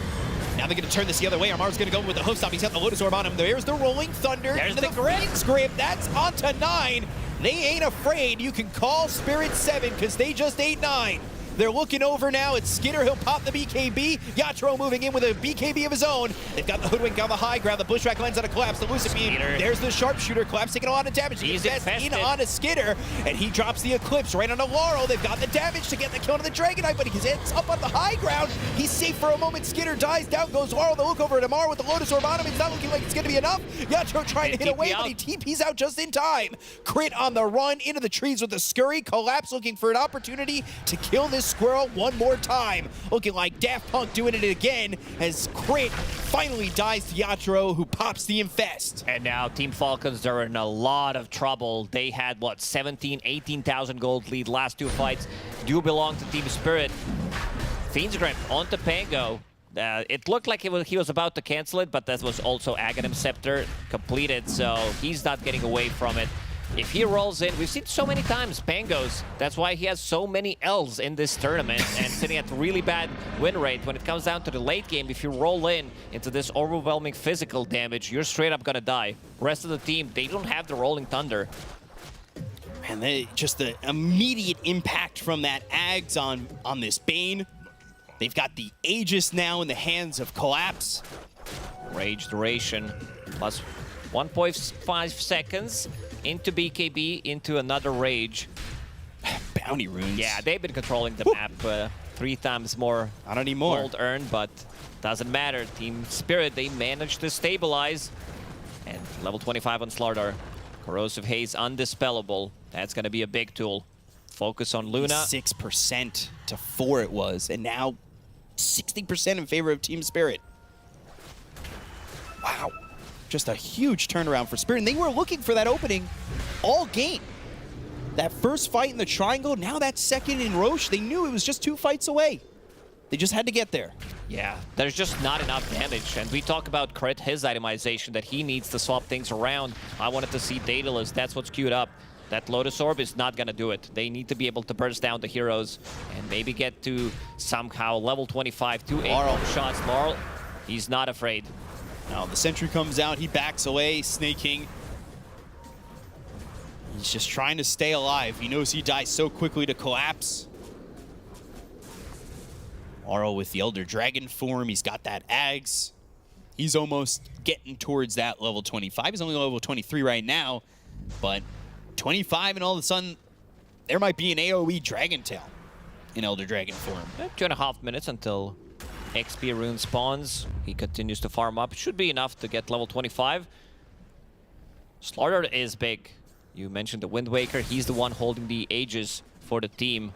Super tanky with his Aghanim Scepter sitting inside the river. All that status resistance. Yeah, he wants... Strong hero, huh? Just Slithering Crush cleaning a creep wave. That is disgusting on Level a 7-second cooldown. Does allow him to do that. Now, full Nullifier flying out on a courier so they can lock onto the target and just straight up kill it. No Force Staff, Ghost Scepters, no shenanigans. He went Nullifier. We talked about him, you said it just a second ago too, Wind Waker, and like, yeah, he has he just got such an influx of gold. It's insane how much Double gold he's got. Fiend's Grip. They've got themselves the vision. They'll look after Mira. They get the Rolling Thunder. It's going to be through. They'll get the kill to Mira. Looking over at the Crystal Maiden. Maposhka's dead. Bull support's gone. They'll chase Collapse for a second. But he'll Guardian Sprint his way out. And just the supports die for now. Nine sticking, though. The Inhibit, the Slow, the Slither and Crush avoided. Nine staying on him. The rest of the team starting to look to follow up, but Collapse getting far enough away where he'll be safe from Falcons. And now Falcons, they get a kill. They get a second kill. They want to force the buybacks of the supports. You've got Luna. You pressure building so quickly. Problem is you can't just go for the high ground. Yeah. Otherwise, you're going to get stun locked. Nullifier now available, so that's going to change things a lot.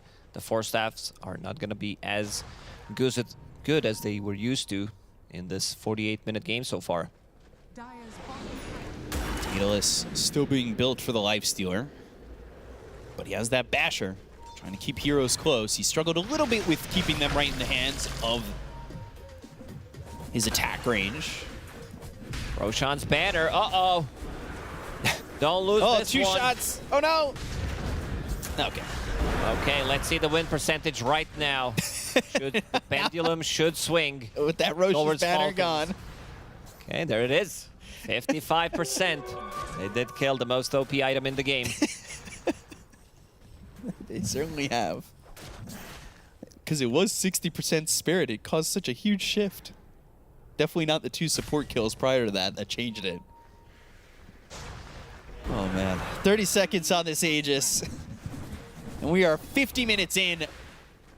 3, potentially another 2.5 from the next Roche. I think we're looking at 60 minutes. Definitely looks like it. Luna, 4,000 gold. Might need to start thinking about Divine Rapier at this point. They are definitely lacking some of the damage. Pango's damage, later on, like you still deal same amount of damage or being more annoying, but if you're caught by a Fiend's Grip, you're straight up gonna die. Yeah. And there is potentially 2 Fiend's Grip coming out, Mira with the Refresher Shard. If you're Pango and... They might need to use Lotus Orb from Centaur to save him. Yeah. I'm wondering, like, would you even invest in an Aeon Disc or anything like that? He's building one for himself, 1 Lotus Orb. So that's going to be the one. Get rid of your Arcane Boots. Right. You can still eat the Ags. Ooh, a lot of way to grow. That's their damage item.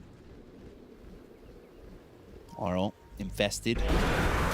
He's also building Bloodthorn. Just up on this cliff. And he's about to hit that level 25. He's like 2 creeps away from it. So he'll get it in this fight. With these creeps as he continues on. And that could be a big change in this exchange. Illusions did die. Smoke on smoke action. He wants 25. They're starting to come around the back of Falcons. Double catapult wave. Crit. No buyback on crit if they can jump him. It doesn't have buyback for 1,300 gold. They see the courier coming in. These illusions are chasing, but the vision is here for the side of Falcons. Creeps, they have Shiva's Guard, freezing aura on the Scan? creeps. I don't know if they did notice that, so they're gonna scan. Yeah, they scanned, they blinked, they slither and crush, but that is the range rack's gone. Laurel's even gonna go for this. Dragon Tail in. They'll kill off Snake. Not getting out of that one. They're still Mars gonna Skitter. Another Need to be blink. careful. There's the Shivas with the BKB pop by Laurel. He's able to continue on. They stampede, Yule's up into the air, that's from Collapse. They look over as the Southern Crush hits on Amar, they go to the Rolling Thunder. Yatro with the BKB being popped, they'll go and focus their attention on Amira, making sure that he can't get this Fiend's Grip out, but he's standing his ground for now. They go to the Fiend's Grip, it's on a Skitter, they'll get the kill onto this. Luna, dead for 100 seconds, does have buyback, and Falcons tried to overplay their hand. They were inside the base of Spirit, and they get caught with their pants down. They lose crit, 4 heroes gone on Falcons. Spirit again, fight after fight after fight, they have played with perfection. Yeah, their damage output from Falcons is just not there anymore. It needs to be Luna. Everybody else, they deal really low numbers. And 9, he needs to go for this type of a play. He did get the Lotus Orb from Centaur, as we mentioned. He tries to get a roll onto Bane, but he doesn't see him. There is, like... Invis in the late game is OP. If you don't have enough detection, you're running out of slots. So Bane goes away, with his Glimmer Cape, gets that Fiend's Grip onto Skeeter, and he again has double Fiend's Grip available. This just might be it. 45 seconds, and they lose a fight. Luna, buyback ready. Mid-center axe now favoring the side of Spirit. Blink, Slither, Crush with the first hit bash. They've got that Lotus Orb.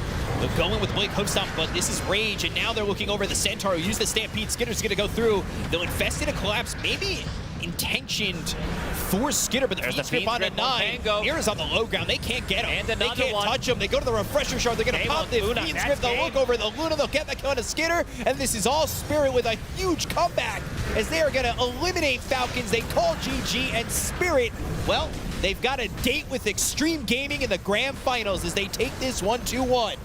Oh yeah, what a comeback from Team Spirit. They kept farming, they kept getting the next round of items, and these big items with the huge impact, they wanted to go with the three BKBs, but never got the chance to use them, so they continue to farm up. They know that with every single item that they get, the chances from Falcons to win the game are going to be much lower, considering that most of the damage is coming out from one hero, so all they need to do is focus Luna down, and with these multiple Fiend's Grip, buyback came out, but it's just not enough.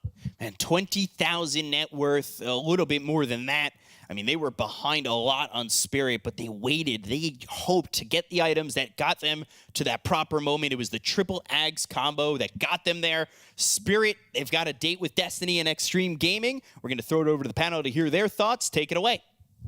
We're going to break down this game number 3. It was a heartbreaking loss for Falcons and Spirit. What a triumphant win for themselves. They were down a racks. They were down 15, 16, even 17k gold at one point, but the item timing and the way that they took fights in the late game is what ended up giving them the win. You kind of put yourself in a little bit of a timer with this Luna sometimes, and the damage output was just not there. Heartbreaking loss for Falcons and all their supporters, of course, but victory for all of... No, I mean, where's your tears, huh? Look, a win for everyone that enjoys some good Dota, because this game 3 is what we needed. Game 1 stomp, game 2 stomp. Finally, we get an even matchup, an even showdown from these two squads, and yeah, like Falcons, they demonstrated how strong they can be early on and what they could do with this draft, but unfortunately for them, a couple of mistakes later on, a couple of outplays as well by Team Spirit, and the item timing, of course, that you just mentioned.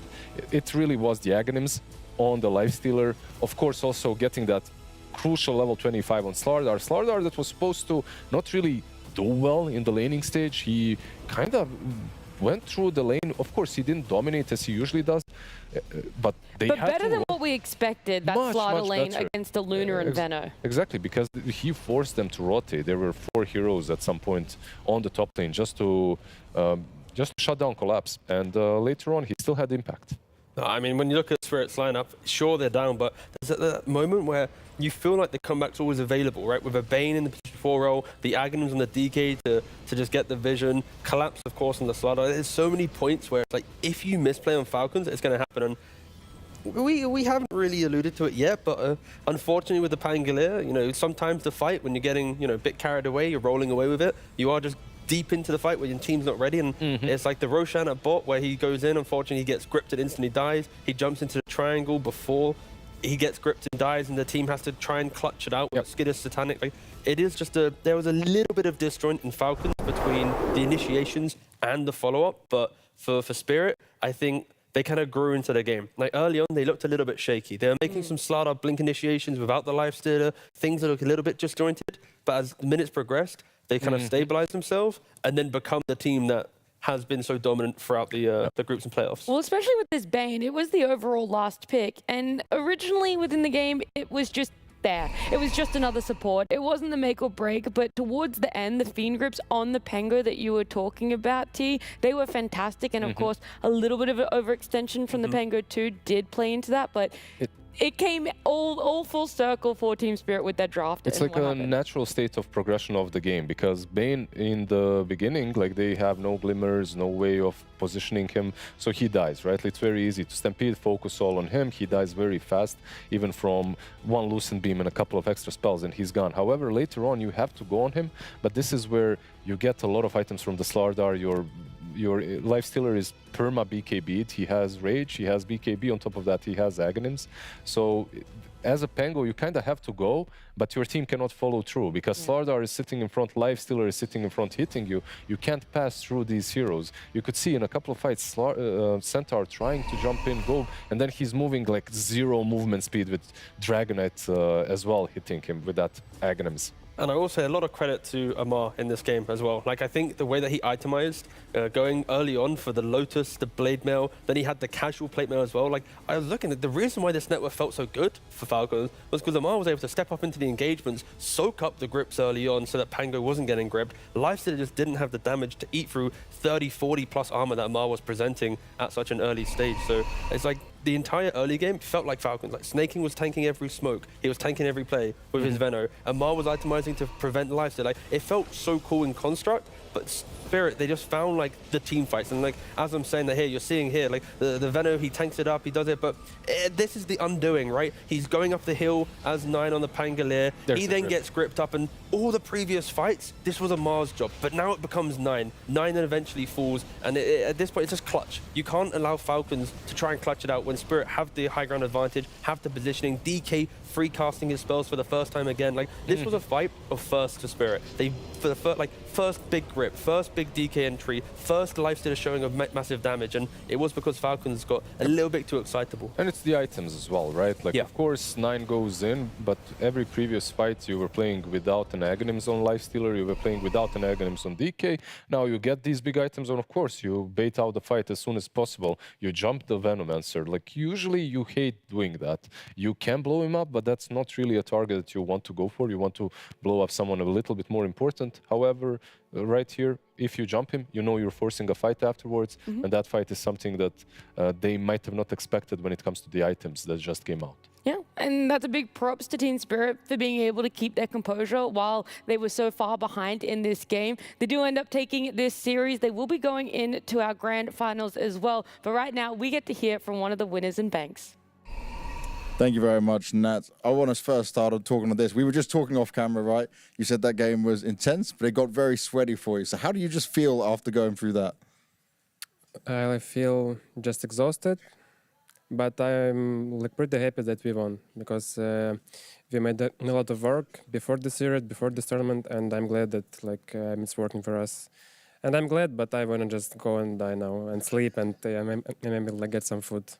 That's definitely needed, right? Especially as you've got another game to come as well. I want to quickly ask about the all chatting between you and Amar. It's all just good fun? Yeah, I think like that was friendly, and just we were talking about like the white noise. We got it like after first game because he told that he can hear us, and then we got it too because both teams must be equal. So I was like, just thank you for disturbing like my ears for game 2. That was just something like that. Now, I don't want to take too much of your time, but you're going to face XG next going into this. You already said you feel exhausted. How do you feel about going into a best of 5? How do you reset? How do you get yourself ready? I don't know, like maybe 2 big coffees and 2 sandwiches and some, I don't know, some cigarettes and some, I don't know, hope for the best. I like it. Positive hope for sure. Maybe we will cut the cigarettes and just have the drink and the food afterwards. But we'll go back to you, Nat. That could be the meal of champions, future champions, 2 big coffees, some sandwiches, and a lot of hope is what Mira seems to be looking for. Deduct the sandwiches, and that's a classic Slavic breakfast, right? That's what you had this morning? Well, not really, but yeah, they grew up surrounded by that. I mean, luckily this isn't the first. Yesterday they played first and last series, right? They've had to play 3 games here to then play a best of 5. They're used to the long days is what you're saying. Exactly. And they're going to need a long day if they're going to be Xtreme because they are here. Any other team right now is like sitting way below. Like even if Spirit or Falcons got to grand final, they are on paper, the underdog against Xtreme right now. Yeah, 100%. That's also what's going to happen when you come through the loser bracket there. But I don't want to touch too much on that upcoming match just yet because we're going to have all of that talk pre that series, the pre-grand finals. But right now, just the last few things about Falcons. The fact that they're able to get third, at least top 3 here with the stand-in, 9 coming in. He had an amazing return to competitive. 7 months off, only a couple days notice to come and stand in. It's been a massive feat for them. Yeah, he definitely showcased incredible skill. Like, of course, he had a couple of rough games, and that's something that you have to have when you haven't been playing competitively for such a long time. But just the fact that he was able to fit like a glove right back into the team, and also the fact that they almost got even into the grand finals. This wasn't a clear best of 3s in which they got stomped or something like that. No, not at all. Like, one of those games, he carried them. Like, he was on that mid lane, keeper of the light, his signature hero that kind of won them the game. So no, just big props to him, and I'm looking forward to seeing what's in the future for him. If he finds some tier 1 team, or if he still stands in, what's going to happen? Yeah, I wonder if that competitive itch is back for him. But unfortunately, we're not going to be talking to Nine. Instead, we will be having our exit interview with Snaking and Banks. That's right. I do have Snaking with me here, and losses are always sad to deal with. But I want to just look at this last game series. Did it feel like you had a chance in order to take that, and it kind of slipped away from you? I mean, of course, when we go to game 3, and I think we were even ahead for the majority of the series in the third map, and I think we obviously knew that we're in a commanding position, but Team Spirit got some nice smoke ganks and caught us off guard, took some very nice team fights for them to come back, and we kind of just messed up. And, you know, it is what it is, but all in all, considering the circumstances, we had to stand in Larry last minute. You know, their place is not bad. Obviously, we would have liked to have done better, but it is what it is. Life goes on. Life does go on, and it has been a pretty good year for you guys overall. I want to ask about Nine, though, and just, did he beat expectations of how well he came back in and how well you played and how he was able to get you further? Because when I spoke to Skidder at the beginning of the whole tournament, he was like, oh, my expectations are pretty low, but third place is still pretty damn good. Yeah, I think Nine definitely warmed up very well. I think in the beginning he was a bit rusty, which respectfully so. It makes sense because he hasn't played competitive much, hasn't pubbed much. He was just kind of playing for fun a little bit here and there, kind of on vacation for a majority of it. We kind of had to pull him in very last minute, so he did us a great favor, and I'm very grateful for him helping us out. And I think we also gave him a chance to prove himself that, you know, he still has it in him if he wants to compete. So it's really up to the guy if he wants to continue. And teams who are interested in potential mid laner, keep your eyes out. Nine is on the market. Talk to him. I like that. Your agent is working your magic for him right now, I'm sure. And he had a good audition. That's what I look at when it comes to this overall. Next, you're going to Dream League, though. Obviously, hopefully playing with your full 5 team coming in there. Confident for the rest of the year and what's coming next? I think it's good to be confident, but not too comfortable. I think for me, it's like, after every win or loss, there's a certain learning outcomes, and you just have to really take it in and to see what it is. I think we just made too many mistakes today. Obviously, we should have won this third game. We just got out-team-5 by Spirit, which is something they're very good at, and we're going to, watch that. I like it. Snaking, thank you very much. We'll see you next time. I'm Nat. We'll go back to you in the panel. Thank you so much, Banks, and Snaking as well there. I mean, very humble, very honest as well. Hey, look, we just messed up. Team Spirit were better in the team fights there, and I do like his little plug towards Nine. He's like, maybe Nine would self-promote, but I will. This man's on the market at the moment.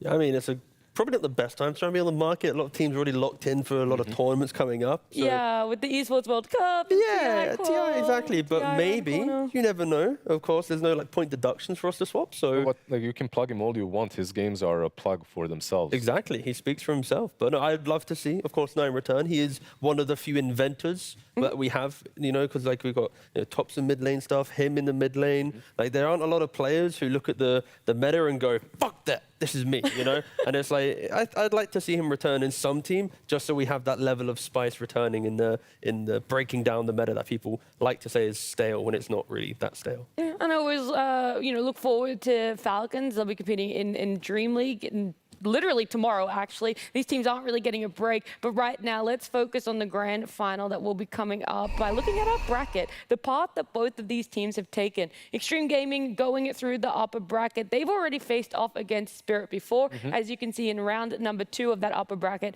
they took it 2-0. Not a single loss for themselves. Team Spirit, though, they have been able to have a pretty flawless run in that lower bracket up until this series against Falcons. So it really shows just how close this top 3 is and how the swing towards the end of that game 3 was so crucial, such a big make or break. The last time XG was in grand finals, the same thing happened to them. What happened to Spirit this time around?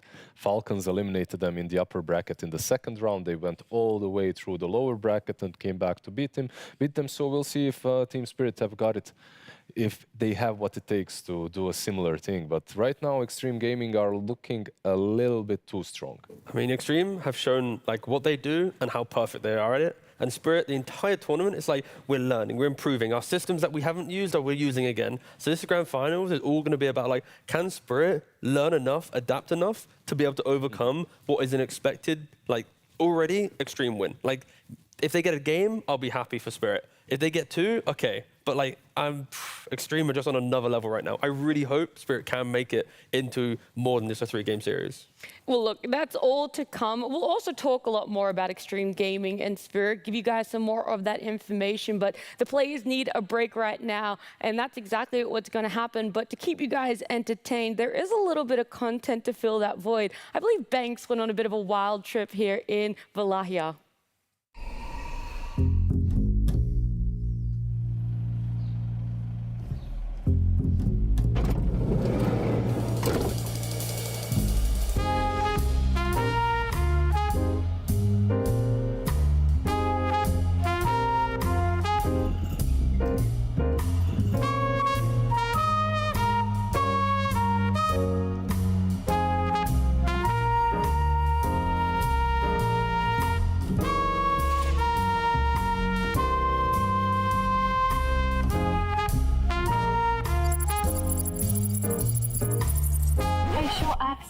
Denied. Facial access denied. Facial access denied.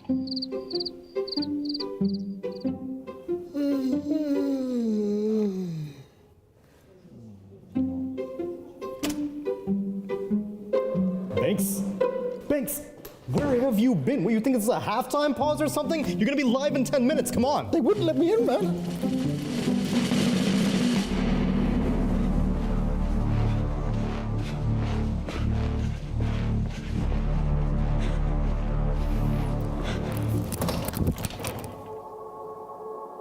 Bloody hell. Get out of here, mate. We're about to go live. What the hell?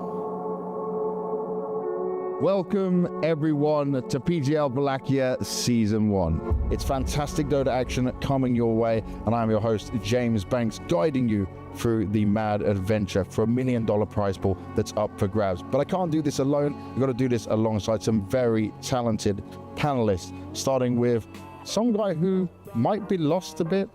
The CS guy, Banks. How are you doing? Analysts ready for some Dota action, to talk about the Dotes from start to finish, rushing the mid lane, the top lane, having some fun in the bottom lane as well. It's going to be great. And then, of course, one of the best in the business, an absolute legend of the game, the Bosnian beast, Lizard. Happy to be here to analyze Dota, to watch Dota, new colleagues. It's going to be fun. My man. Someone as good as you at everything he does in life. Someone so talented, my man. You know, Such a legend. I'm so happy to be here, man. Surrounded by some very interesting fellas that probably shouldn't be here. What the hell are you doing here, Banks? Get out of here, Scout. But I'm happy. I'm happy that you're with us. I'm kidding. You're a cool guy. And now we're going to get into our starting game of the day. So it's over to you, Banks. Thank you very much, panel. I'm so excited for this. This draft was crazy. The Dragon Knight in there, the Zeus. I don't know how it's all going to work together, but I want to see explosive, fast action and absolute dominance. Let's get it on. Let's see it go down. Let's see what hype these guys can bring. So starting off, okay, he's moving his way up the mid lane. Not really rushing yet. He's slowing it down. He's going up top. Yes. But okay, still not going too far. And they're going down the bottom. It's very, very slow, very static, not too much to think about here. No one's fighting just yet. Seems very normal. Oh, he's making a move. He's going up for, no, okay, he's also doing nothing. Ah.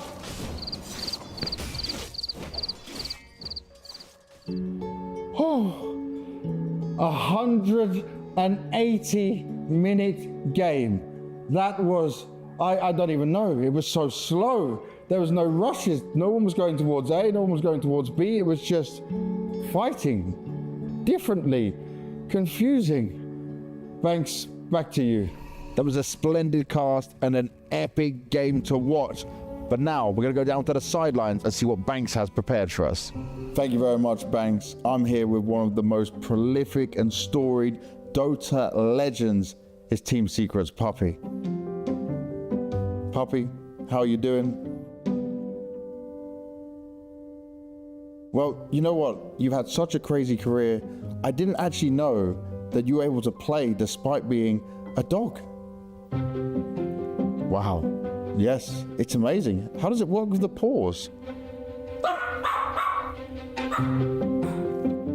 Thank you very much, Puppy. Banks, over to you. Hey! Hey, James man. Banks. How are you? Forward for the interview, man. Interview? Yeah, I'm Team Secret Puppy. What do you mean? Come on, this guy. Oh, shit.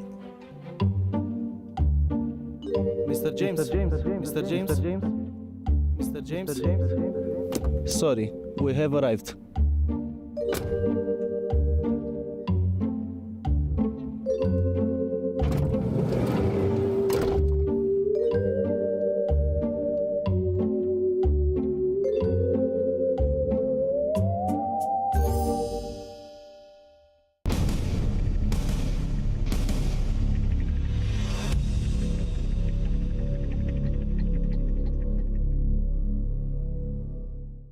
It's time to welcome Xtreme Gaming to Wallachia Season 1. I've got Xingqiu with me here. And first of all, just how are you feeling coming into the event and how well prepared do you feel?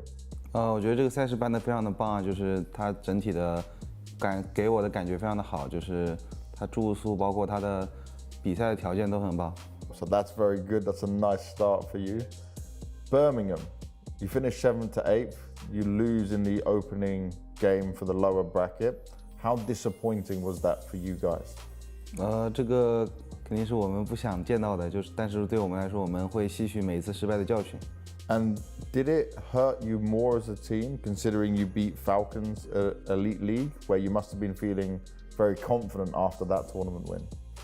不会吧？因为我们在赢得 Falcons 之后，就是大家都可能就是非常放松吧，也没有。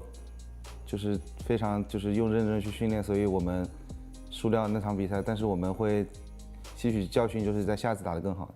You said you were able to learn from this. I want to see, what did you do after Birmingham? Did you stay Europe and stay practicing here? Did you go back home at all? How did you guys prepare for this event?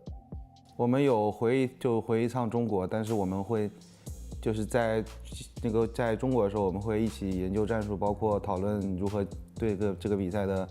进行一些战术安排。And what did your learning and what did your research teach you to be better here?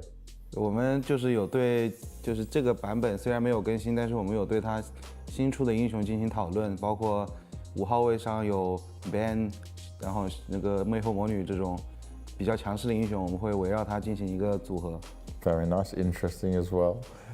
For you guys at this event, where do you feel you would rank? How well do you think you can do here? What is the goal for Xtreme Gaming? 我觉得我们肯定是想要达到我们最好的成绩吧，就是我们尽量是往上更冲一层，但是我们的预期肯定是比较，就是预期在我心目中其实是没有的，但是我们肯定更希望我们打得更好一点，就是更高，就是往排名上。Okay, so manage the stress, try and be calm for sure. That's a good way to do it. Who would you say are the favorites for this event, especially now Falcons are playing with a stand-in? SR， 因为他有最强的中单和4号位。Okay. And where do you feel like you would put yourself in the order? Like, If you're putting them at the top, where do you guys come? 我们也是 S 啊，大家都很强。 You're the number one. Okay, how about this then? Give me your top 3 teams to win. So first, second, third. You guys first. Who's second? Who's third? Falcons and VB. Okay, interesting. Why? 因为他们是伯明翰的就是第1名和第2名。 Okay, so you feel like it'll still be close. It will follow that. Sure. All right. Well, let's see how it goes for you. I wish you the best of luck in the tournament. Thank you very much, man. Thank you.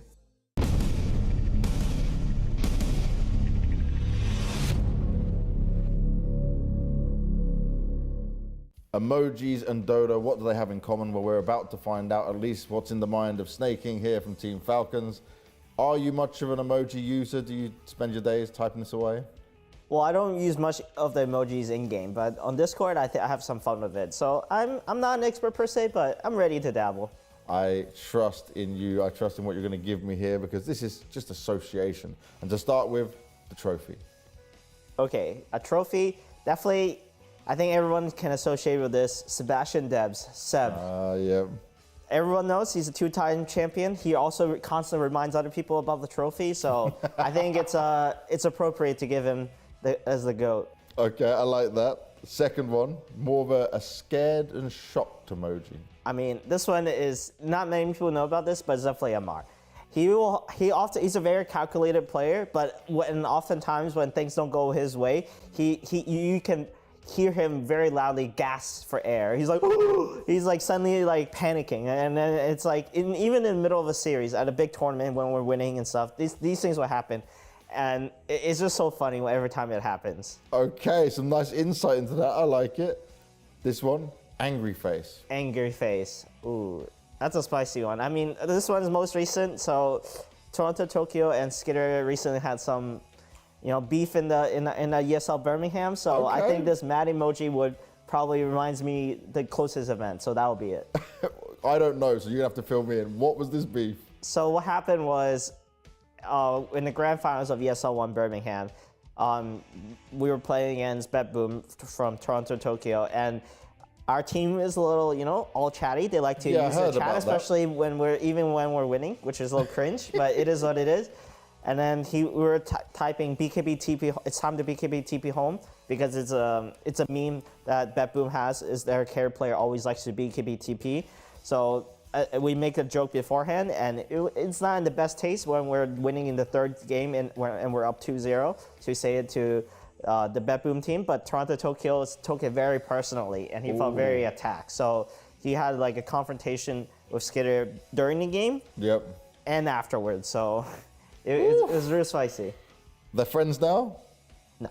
Okay, that didn't go well at all. No.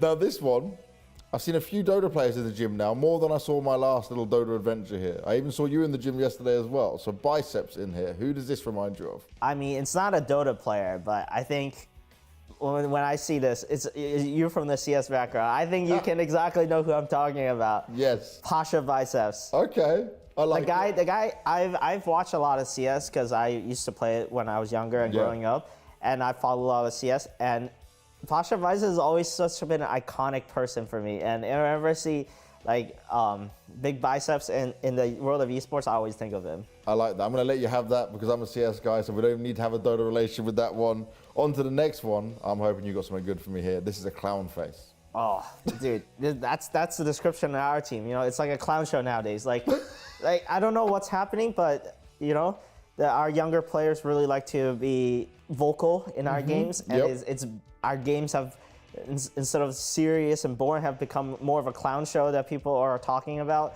I'm not sure if it's a good thing or a bad thing, but we'll see. We've got a cool face here. A cool face. Sunglasses. Who wears sunglasses and cool face? This is a tough one. In Dota, no one is really that cool. Oh, okay. Actually, I remember this. Secret. With at one of the TIs, I forget which one in particular. I think it might have been TI6. They decided that they were one of the favorites to win the tournament, and so they went to the playoffs that year with sunglasses on. They just walked out on stage with sunglasses. This has never been done before. and then they lost horribly, but they were looking cool. Snake Inc., you've been brilliant. Always so much fun. I could probably film content with you all day, but then you'd probably hate me, so we won't do that because they're not a big fan of this content. We try.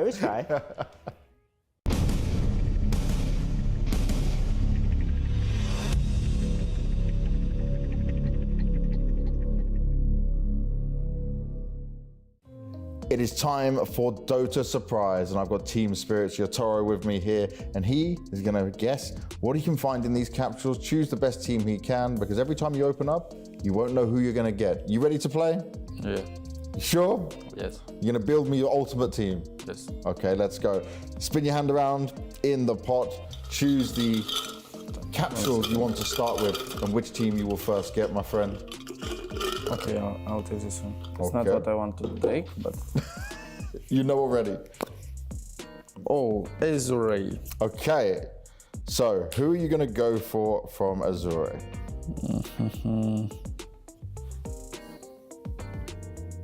I would take FY. Okay, FY. Position 4, FY, yes. Taking into this. Yeah. 4 more players to find for your dream team. Let's see who you're going for next. I think this one. It's hard. Team Secret. Oh, okay, not too bad. Yeah. I'll take Papi. Papi, an obvious one, right? Your position 5 coming in. So we've got a 4 and 5 found so far. I got good supports. Now I need to take good course. MOUZ. Oh, okay. Okay. Not the most well-known team. The new faces coming through. I'll take Force. He is a good player in matchmaking. Okay, so you play against him in some pubs, yeah? Yeah. Nice. So we've got 5, 4, 3 right now. Virtus.pro. Ooh, Squad X. Beat them. Squad X for sure. Squad X for sure. Why for sure? Why was that so quick and easy? He's just good space mid laner, and also he can farm. So now I need to take some good and greedy carry. Okay. So it's gonna be difficult, but it's okay.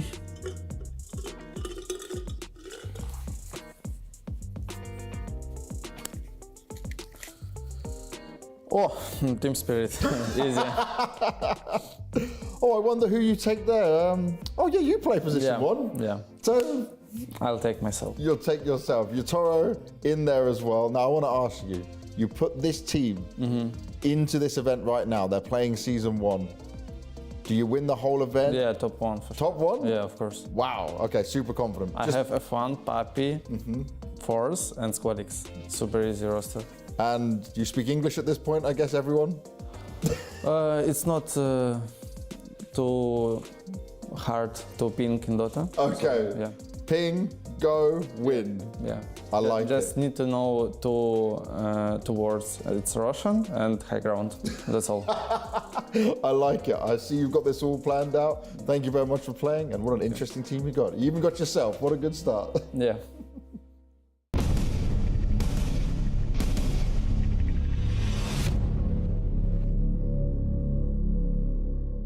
Hello everybody and welcome to another episode of Dota 2's Item Price Challenge. Our wonderful audience out here is getting to see Liquid's Nisha try and take on the challenge. Hello. How confident are you feeling for this? You got a smile on your face? Yes, because I know I will fail. That's not a good confidence level. 3 out of 10 confidence. 3 out of 10 confidence, okay. You're setting our expectations lower, but I'm sure you will do better than this. That's the plan. Yeah. And you're cosplaying as Boxy, so if this is wrong, we'll just AI generate Boxy's face onto you, and we'll just blame him. Yeah, that's good enough. That's a good way? Yeah. Okay. So what will happen is, this timer will start. I will count you down for the final 5 seconds. You'll get your first slide. 60 seconds, as many as you can get done here. Holy. And we're going to go into it in 5, 4, 3, 2, 1. Echo Saber. 2-7. Correct.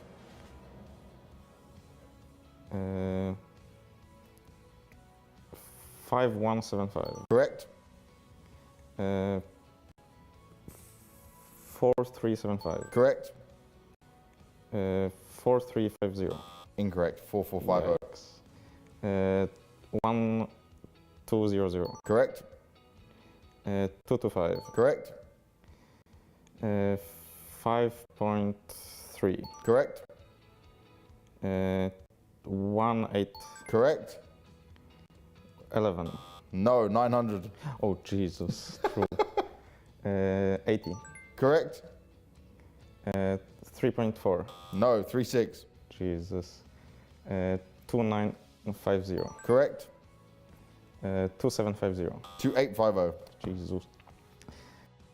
5.7. Incorrect, and the time is done. It's done? It goes fast, doesn't it? What? And you got 9 correct. That's a lot better than you thought you'd do. What? I thought I had like 1 minute more. 60 seconds is only 60 seconds. That's all that can happen with it. You feel like it's going slower than it is. Yeah. But the pressure is I on. need to go super fast. That was very fast. No right? thinking. But Okay. you did pretty good, man. Well done. Yeah, it's okay. It's okay. He wants to do better. He's competitive. That's the way it is.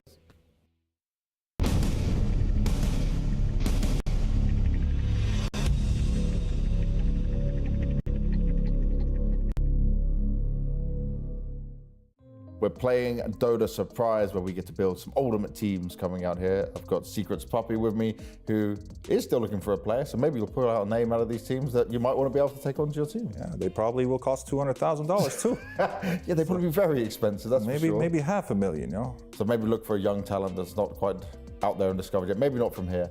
But this, you'll be opening some Dota capsules. We need to choose 5 of the players out there, 1 from each team you get. So you ready? Yeah, I'm ready. All right, choose your first one. Let's see who you're going to get. Which team will be your first lucky draw? I'm going to have to choose the darkest eggs. Okay. Yeah. He's got a tactic already? Tactic ready, because the darkest eggs are the best. All right, we got a Xtreme Gaming here, all right? Okay. Hands down, no question about it, Ame. Ame, position 1, or are you going to move him? You leave him where Yeah, I'm good? going to put him on support. What But do you think? could do whatever you wanted. We'll see. You're in control here, Puppy. I know I'm in control. We'll find out. We'll see, Ame. We'll see, Ame, if you keep your position. All right, we're actually going to bring back the whole old team of LGD. I guess I got like Azure Ray here. Okay. So it would be fun to choose Faith Beyond. It would be. Mm-hmm. But are we doing it for the memes? If I could see the next egg, maybe I would choose. You can't predict into the future. No, I just know, yet. but like let's try to make the best. Okay. Even though I think there's a lot of offlaners. Actually, there's not a lot of offlaners. I'm gonna choose Faith Beyond. Okay. Sadly. Sadly, because I wanted to choose the +5 because I think he's also very good. Mm-hmm. But you know, FY is also good. But I'm gonna choose Faith Beyond. You had plenty of good options so far. So far, 2 out of 2 is pretty good. So far, you're giving me all the Chinese are in the dark ones. I don't know what that means right now. You know, another dark horse in the dark one, Virtus.pro. All right, so this is a rough one. Because they're eliminated? No, because I have to now choose a player. Because there's a lot of good mid laners, and Squadix is a decent one, but he's probably not the best one in this. Yeah, you could get a lot better, right? I could get a lot better, and the supports are also like I could get a Gaimin Gladiators, something like that in there. I could get a Falcons, but at the same time, all those teams are good. So I'm gonna have to go with Antares. Okay. Antares coming in next. 3 players found. And remember, in this, we live in a weird multiverse. Language doesn't matter, nothing like that. I never did, right? They can just play. We can always play Dota. Is there a language barrier in Dota? You can just play. Ping, play, outside relationships don't MOUZ, man, you're really getting some dark horses in here. You went from very Chinese. happy at the beginning to now not so happy. All right, so now I'm sad. Now I want Norman, you know. But I'm choosing Bengen. Okay, Bengen coming in? Bengen for sure. Bengen for sure. Why? Just because it was the best of what you could think of? He's definitely a good +5 player, and therefore we.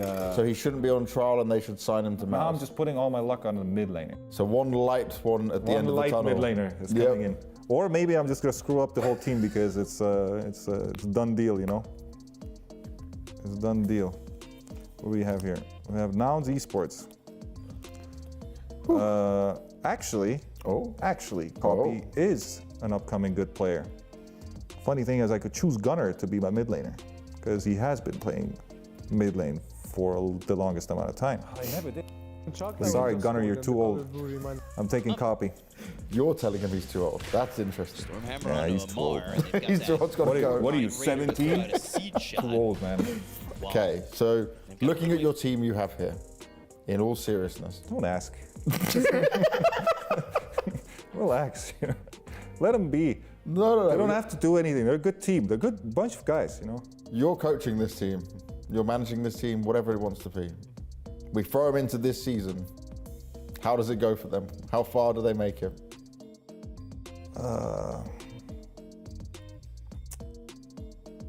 So I got Antares. I got a Copy. I got Ame and a Faith Beyond, you know? Yeah, that's see. Your initial start was so positive. It was very positive. I was getting a Chinese powerhouse. And then everything got weird. Like, how will they do? I don't know. I actually don't know. Faith Beyond and Ame have never played with European players or Western. But say they've had a year of practice. This is what we're going into this multiverse. It's a year of practice. They all understand each other. Everything's working well. They've come to this season. I'm not saying that means practice has been going well. Ame would probably quit. That's what I think. That's what I think would happen. He would give up. Okay, but this is their first try, first tournament. They have to go through this. Ame would not show up. I'm pretty sure. Well, then you're playing then in his position. I'm putting somebody on carry and I'll play 5, you know? Okay, you'll stick to what you know and then... Yeah, that's definitely better. And making it out of groups? Yeah, we'll make it out of groups. How far into playoffs? Maybe Ame will come back. Well, when you make playoffs, once we do the groups and we win, Ame will be like, maybe it's not that bad. And then he comes back and then we win. Ah, okay, so you need Ame to come back to get the win. If not, oh yeah, for sure I need Ame to get the win. I like it. Well, you're a wild and wonderful team of hopefully going for the Dark Eggs to give you success. Didn't work out too much in the end, but let's see if they work out in this alternate universe. Thank you very much for playing, Puppy. No problem.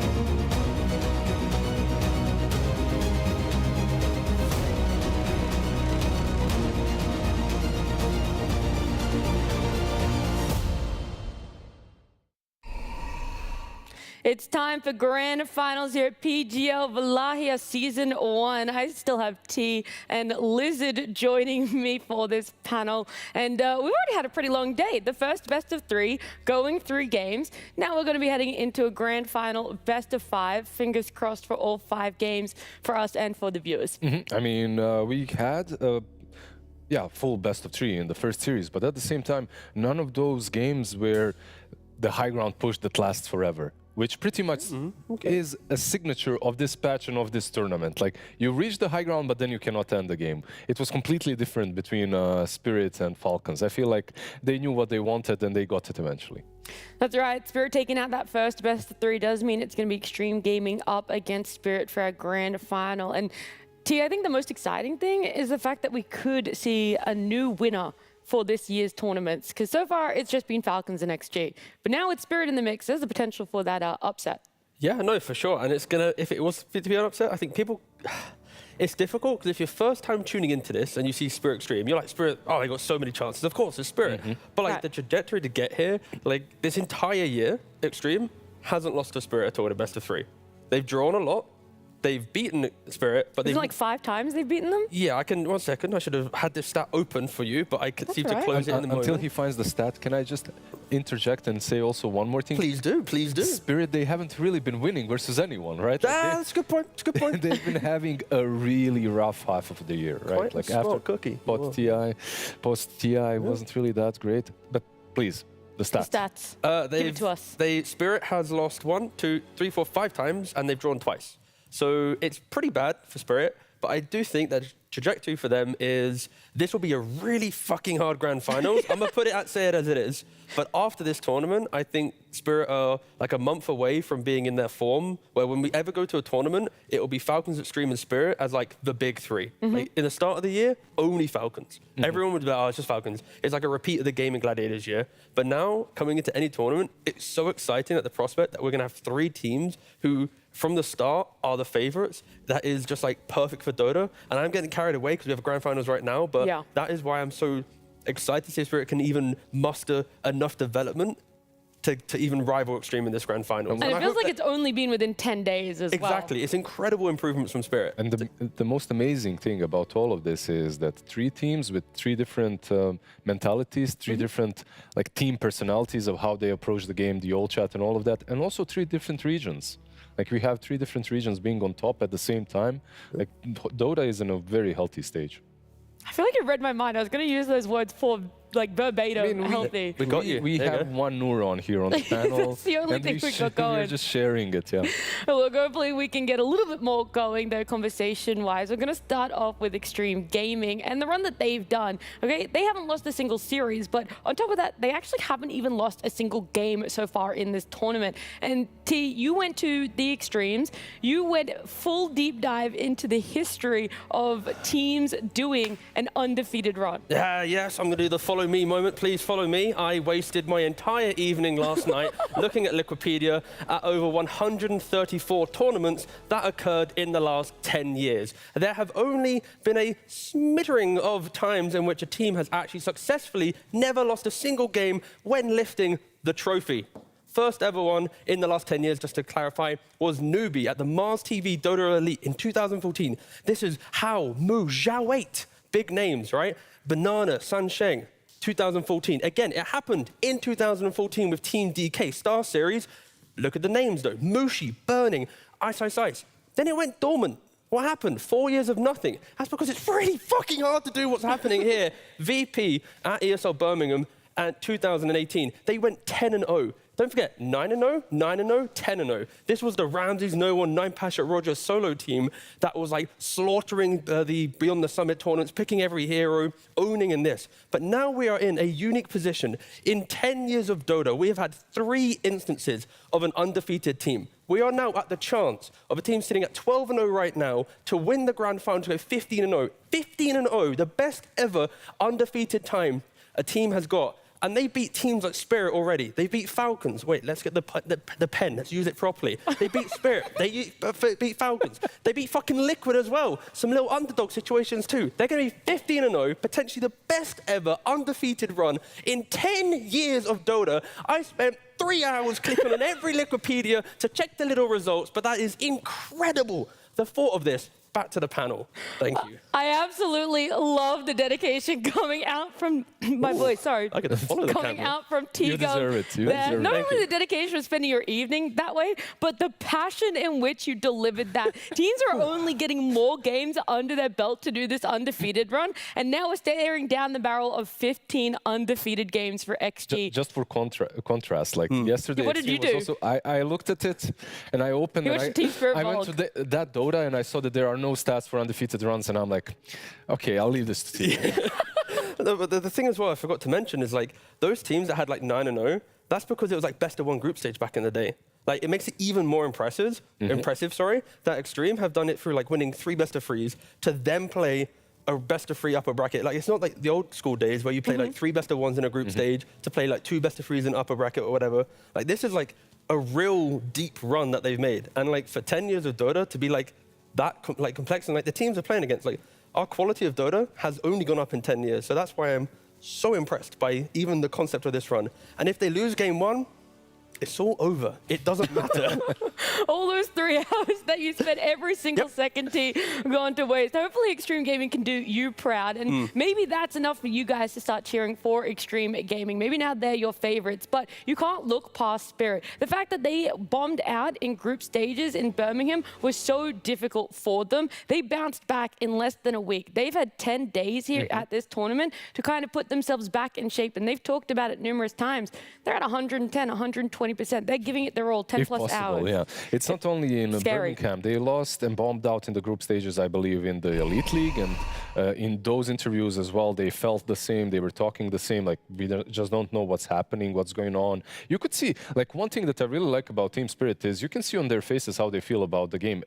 Always. They're not like Tundra. They're not this poker face 24/7, you know, team that just hides their emotions. They have a lot of them and they're not really shy to express themselves. And you could see on Collapse as well. Yesterday, the day before, whenever they start winning, even when they're winning versus teams that are usually underdogs against Team Spirit, they're very happy about it because they're happy about their improvement and it's showing. What about the poker faces over on Xtreme Gaming? Do they give away much in your eyes, Lizard?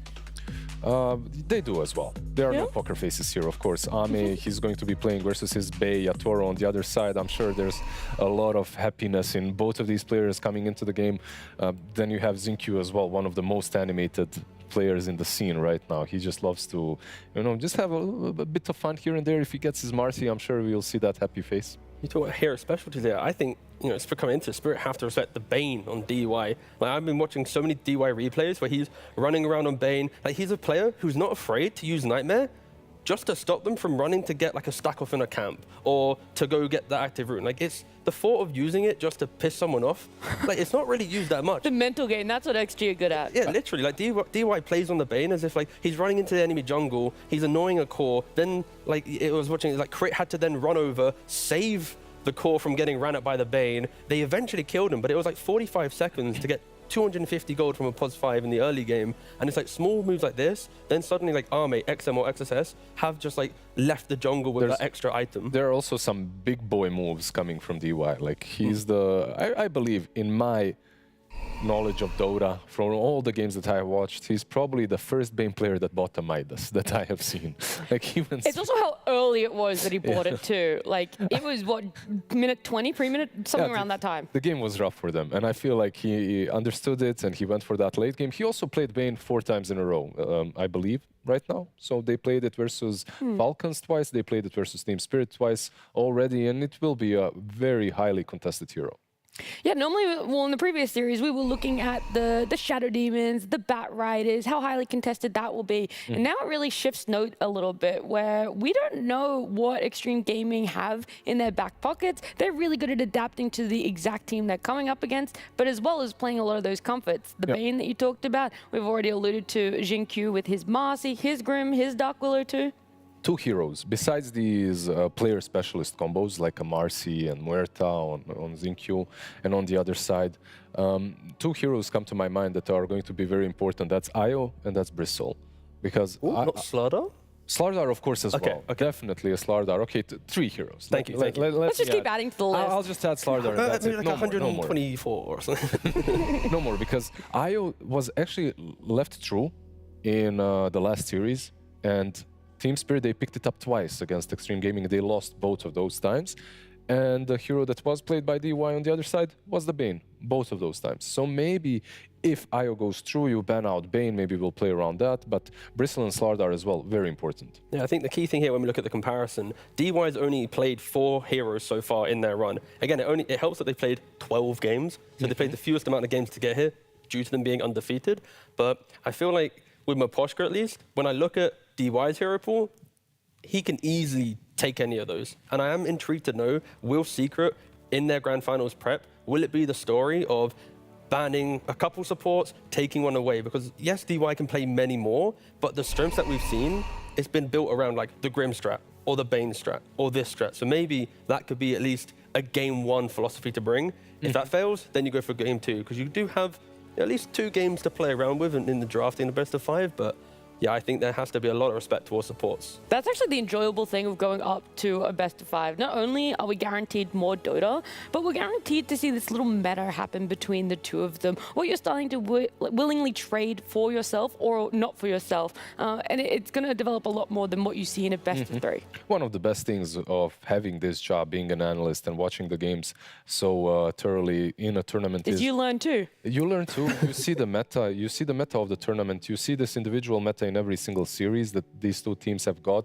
Like bans always differ a little bit. Like you're playing versus Falcons, you ban out the Razor. You're playing versus ZinQ, maybe you ban out the Marcy in the first stage, who knows? You're playing versus Spirit, perhaps right now you have to ban out the Slardar or think about banning out that Slardar. So it's always interesting, especially in a best of 5, because like you two said, you can play around. Like you can still let one of those through, test it out, test the water. Is it too broken? Do we have the right idea to deal with it? And then if you do, then the whole world opens up for you when it comes to heroes. I think two things have changed between the last time XG and Spirit have faced off. So let me set up the scenario a little bit. I'm waiting. XG opened up with Bane Slardar both games when they played against each other, and Spirit had that first pick. They went for the IO. We've already talked about that, but the Bristleback was taken out, and Team Spirit talked about it in one of their vlogs. They weren't really sure how to deal with this Bristleback. So the first thing that has changed for me is they just went up against Falcons, who had an answer for this Bristleback, knew how to draft around it, and knew how to play around it as well. So I think for Spirit, having lost on it, you feel maybe more comfortable in letting it through and actually looking at taking away that Slardar instead. No, I fully agree. I think if you have to try and put some weighting into the Slardar Bristleback, Slardar beats Bristleback, therefore take Slardar, don't care about Bristleback, right? And then it kind of boils down to the previous conversation we're having about the supports, where it's like, okay, so if we want to focus on supports, then if we just pick Slardar, then we don't have to think about additional bans that we just don't have access to because of it. And I think, yeah, this is going to be such key heroes coming into this. And this is what I hope, because when we get to these teams, the drafts are going to be changing every single game. It isn't just going to be, oh, okay, I need to pick, okay, it sounded like I was going to flame Falcons a little bit there, but it's Just like, do it. no, okay, sure. It's like we're gonna have a grand finals where I feel like if we go the distance, there will be kind of like it'll be like kind of going down like the river. Each game has a slightly different shift. We'll see strengths, and then it'll be counted in game 2, where like teams like Falcons, it is just we are the world's best at our thing. Come play into us. So that's why really I'm hoping that we get to see into the minds of Maposhka, the minds of Xtreme. The only addition that I would like to add here is when it comes to heroes, Spirit. At the moment, at least, in the last couple of months, I haven't felt that they've innovated anything. From all their drafts, I felt more like they're copying what's working against You mean for Spirit? For Spirit. Yeah, no, I fully agree. This tournament is a good Outside of the Slark, I want to put the caveat, the Slark okay, was very much them. The Slark was definitely something extra from them. Yep. And that's actually a very good point that changes my mind completely. So look, I was going to go... single hero. Okay, all right. Really. So what was my narrative? My narrative was this. Spirit, they're not in a good form, hence they're just copying what works against them. Like Windrunner Sniper was the best example in Birmingham in Elite League. Yep. However, as they're improving, as they're playing much more with confidence, as they're practicing, they're willing to test out some stuff that they like to bring to the table. And that's why I'm happy that they're in the grand finals, because we might finally see Spirit that's confident enough and strong enough to bring their own stuff. The other thing we have to factor in, just a little bit, I don't know how much weight you really want to put into this, T and Lizard, is that this is going to be one of the last times, potentially, we see Spirit until the Esports World Cup. So that's going to be a little bit down the track. They're not playing Dream League that starts tomorrow, and we don't know what's going to happen between then and what has been set out in the future Dota tournaments. So for them right now, it's not only proving to their fans, but proving to themselves what they're able to achieve when they do hit that 100%. There is going to be a lot more weight, I think, on a win for them. Yeah, and for Spirit, because they don't have access to Dream League, when you think about the invitation to TI as well, their year hasn't been perfect, right? Very tumultuous is what I would describe. They got like 5th, 6th at BB Dacha. Which isn't bad. No, again, we're talking about invites here. So it's like, it's average, it's in the middle of the pack. We also don't know if there's going to be 8 invites, 6 invites, 4. It's like any amount of invites. So if it's only 4 invites, let's say, getting 6th, that's not going to look very good. They got 4th at Dream League, 13th, 14th at Elite League, 9th, 10 at ESL and Birmingham. So even if we're just entertaining top 8 consistently in the year being an invitation, then they aren't even looking to be that good for that. So maybe winning the tournament here puts them in a, okay, we're somewhat healthy for a TI invite because we won a tournament, a big tournament in the year. And I think that could also be in the back of their minds because they're already locked in for the World Cup. So at least for the other big tournament of the year, this is very, very important. This is kind of like their mini qualifier to then escape having to go back to Eastern Europe to go against the likes of a Na'Vi that has a little bit of life into them, a VP who wants to... Exactly. There's so many upset potentials now in Eastern Europe that I think Spirit would like to win this grand finals and cross their toes and fingers and hope they don't get the invite. Is that what you're doing, T, for them as well? You want to see a little bit of a different winner coming up to the big events that will be happening in the middle of the year for Dota? I mean, I'm always happy to see different winners Innovation throughout the year. Exactly. So I'm just happy that we have Xtreme vs Spirit here. Whoever wins, it's like, this is just good for Dota having different winners. I just like variation when we go to a tournament. Yeah. The amount of messages I get when Team Spirit are in the finals from friends from like... Oh, I was wondering who's messaging you. From Bosnia, Serbia, Croatia, all these Balkan, Slavic countries, because they really support Team Spirit a lot. They have a lot of fans in the Eastern Europe, in the Balkans, in the Southern Europe, whatever. So overall, it's fun to see them in the finals, and it's always fun to see them performing their A game, like just being on top. Do you think the A game right now matches up to the A game we've seen from Xtreme Gaming? That's kind of what it boils down to here. Maybe with some like anime arc where they all scream and get some crazy power up because I don't know what, because it's the final episode. We've not said it yet, Elizabeth. It's rough. The warm up of the lower bracket, playing the 3 games, Xtreme, they didn't have to. No, but again, the trajectory to get here, Xtreme are just so dominant that I think if Spirit can even take a game off them, then we can maybe learn from that and see if there's any depth to it. But I think I'm going to have to wait until game 1 to really understand how strong Spirit is against Xtreme, because if Xtreme play like they have been, it is really hard to favor anyone else other than them in this grand finals. Yeah, they've been able to come into games with what we see as not the favorites when it comes down to draft, when it comes down to that theory on paper of how these heroes and lanes should match up. And they give you that glimmer of hope. You're like, okay, we're going to have a 5K gold lead on XG. And then they just take it away in one foul swoop. These two are probably the biggest difference between the two, the two teams. One is literally taking stacks, taking farm away from you, farming the triangle, and the other one is like, okay, can I lane a little bit? I'm bored in the jungle stacking 24/7. So absolutely, completely different approach to the game from the two. Wasn't it Jinkyu's Murta where she went mid at minute 6, I want to say, 6 or 8, and then she just sat there for so long and eventually farmed up for like another... Atos, Gleipnir, like he had a lot of farm boots of bearing as well. I remember the same exact game. So yeah, he definitely plays that way, but he plays that way because they have these cores that are extremely strong post-laning stage, and they enable him to actually just be AFK on part of the map. And also they utilize this bigger map very well. Yeah, they like to fight and farm really nicely, where they have the balance of both draft, enabling them to go find activities to break down, but then whilst they do that, they don't always over rotate, right? It's like if they're going to go kill a hero, they're not bringing 4 or 5 to do it. They're bringing, let's say, like 3, and they get the kill. Or they'll bring 4, get the kill, but the other one is like Jinkyu, who's now not having to be there. But I think Xtreme just have that perfect balance, and that is where Spirit need to try and find ways to break that down. Don't allow Jinkyu to play a Marcy and get a 20-minute BKB. Don't allow him to play a Muerta and entertain having Gleipnir and Daedalus and BKB and stuff. It's like, no, he's in position 4. Try and drag him around the map, prevent him from scaling, and that is at least one piece of the puzzle in why Xtreme is doing so well. I mean, Jinkyu has been able to play 2 as well. We've seen him on the Earthshaker in one of the previous series too, where it's just like, I'm here to purely stun. I'm actually not for once going to be farming up, which means there's a lot of different strategies coming out for Xtreme Gaming that Spirit have to be very aware of. And game number 1 for this grand final, the draft is on our screens. A big ban out that is quite different to the last time they faced up was Magnus. Actually, they banned the Mag as well. They did last time? Same ban. Just in the first spot. It was Mag Disruptor. This time it's Disruptor Mag.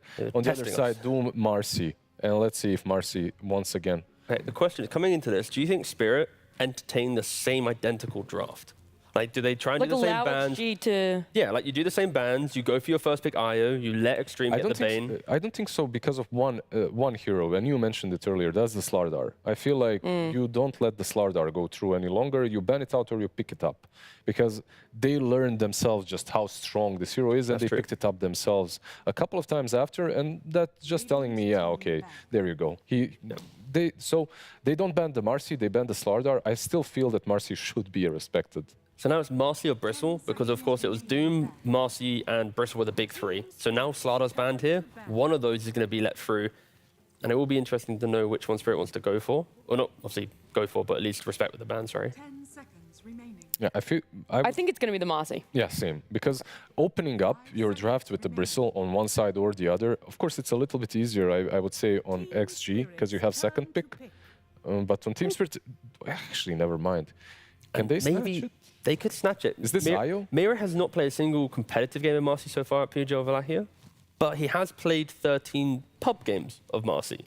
So he is getting ready for like the big reveal. And if there ever was a time for Spirit to showcase it at this tournament, game one of a grand finals could be a nice time. It would be cool because it would also force Xtreme Gaming into banning Io later on. But instead, we get the Io. Yeah, they take the Io first. And I mean, Bane is in the pool. Like, that's something that they've done before into the Io. This is just the same draft in regards to that, other than the Slardar ban. So when I asked the question earlier about would they just go for Io, take the Bane, answer was yes, but Slardar banned instead. And I guess it just goes to show that the Bane was something that they felt they could deal with the rest of their draft. They know how to draft around it or even play around it. But the Slardar, ultimately, that was the thing that brought the cohesion for XG. Spirit taking it out, going, all right, now you guys have to change it up. You got to put something else in that off lane. I feel like in that first series, you had this Slardar that was just dominating the lane and then creating so much space for the supports to farm up. They won't have that this time around. There's a lot of other offlaners, of course, still left in the pool, like a Centaur is still here.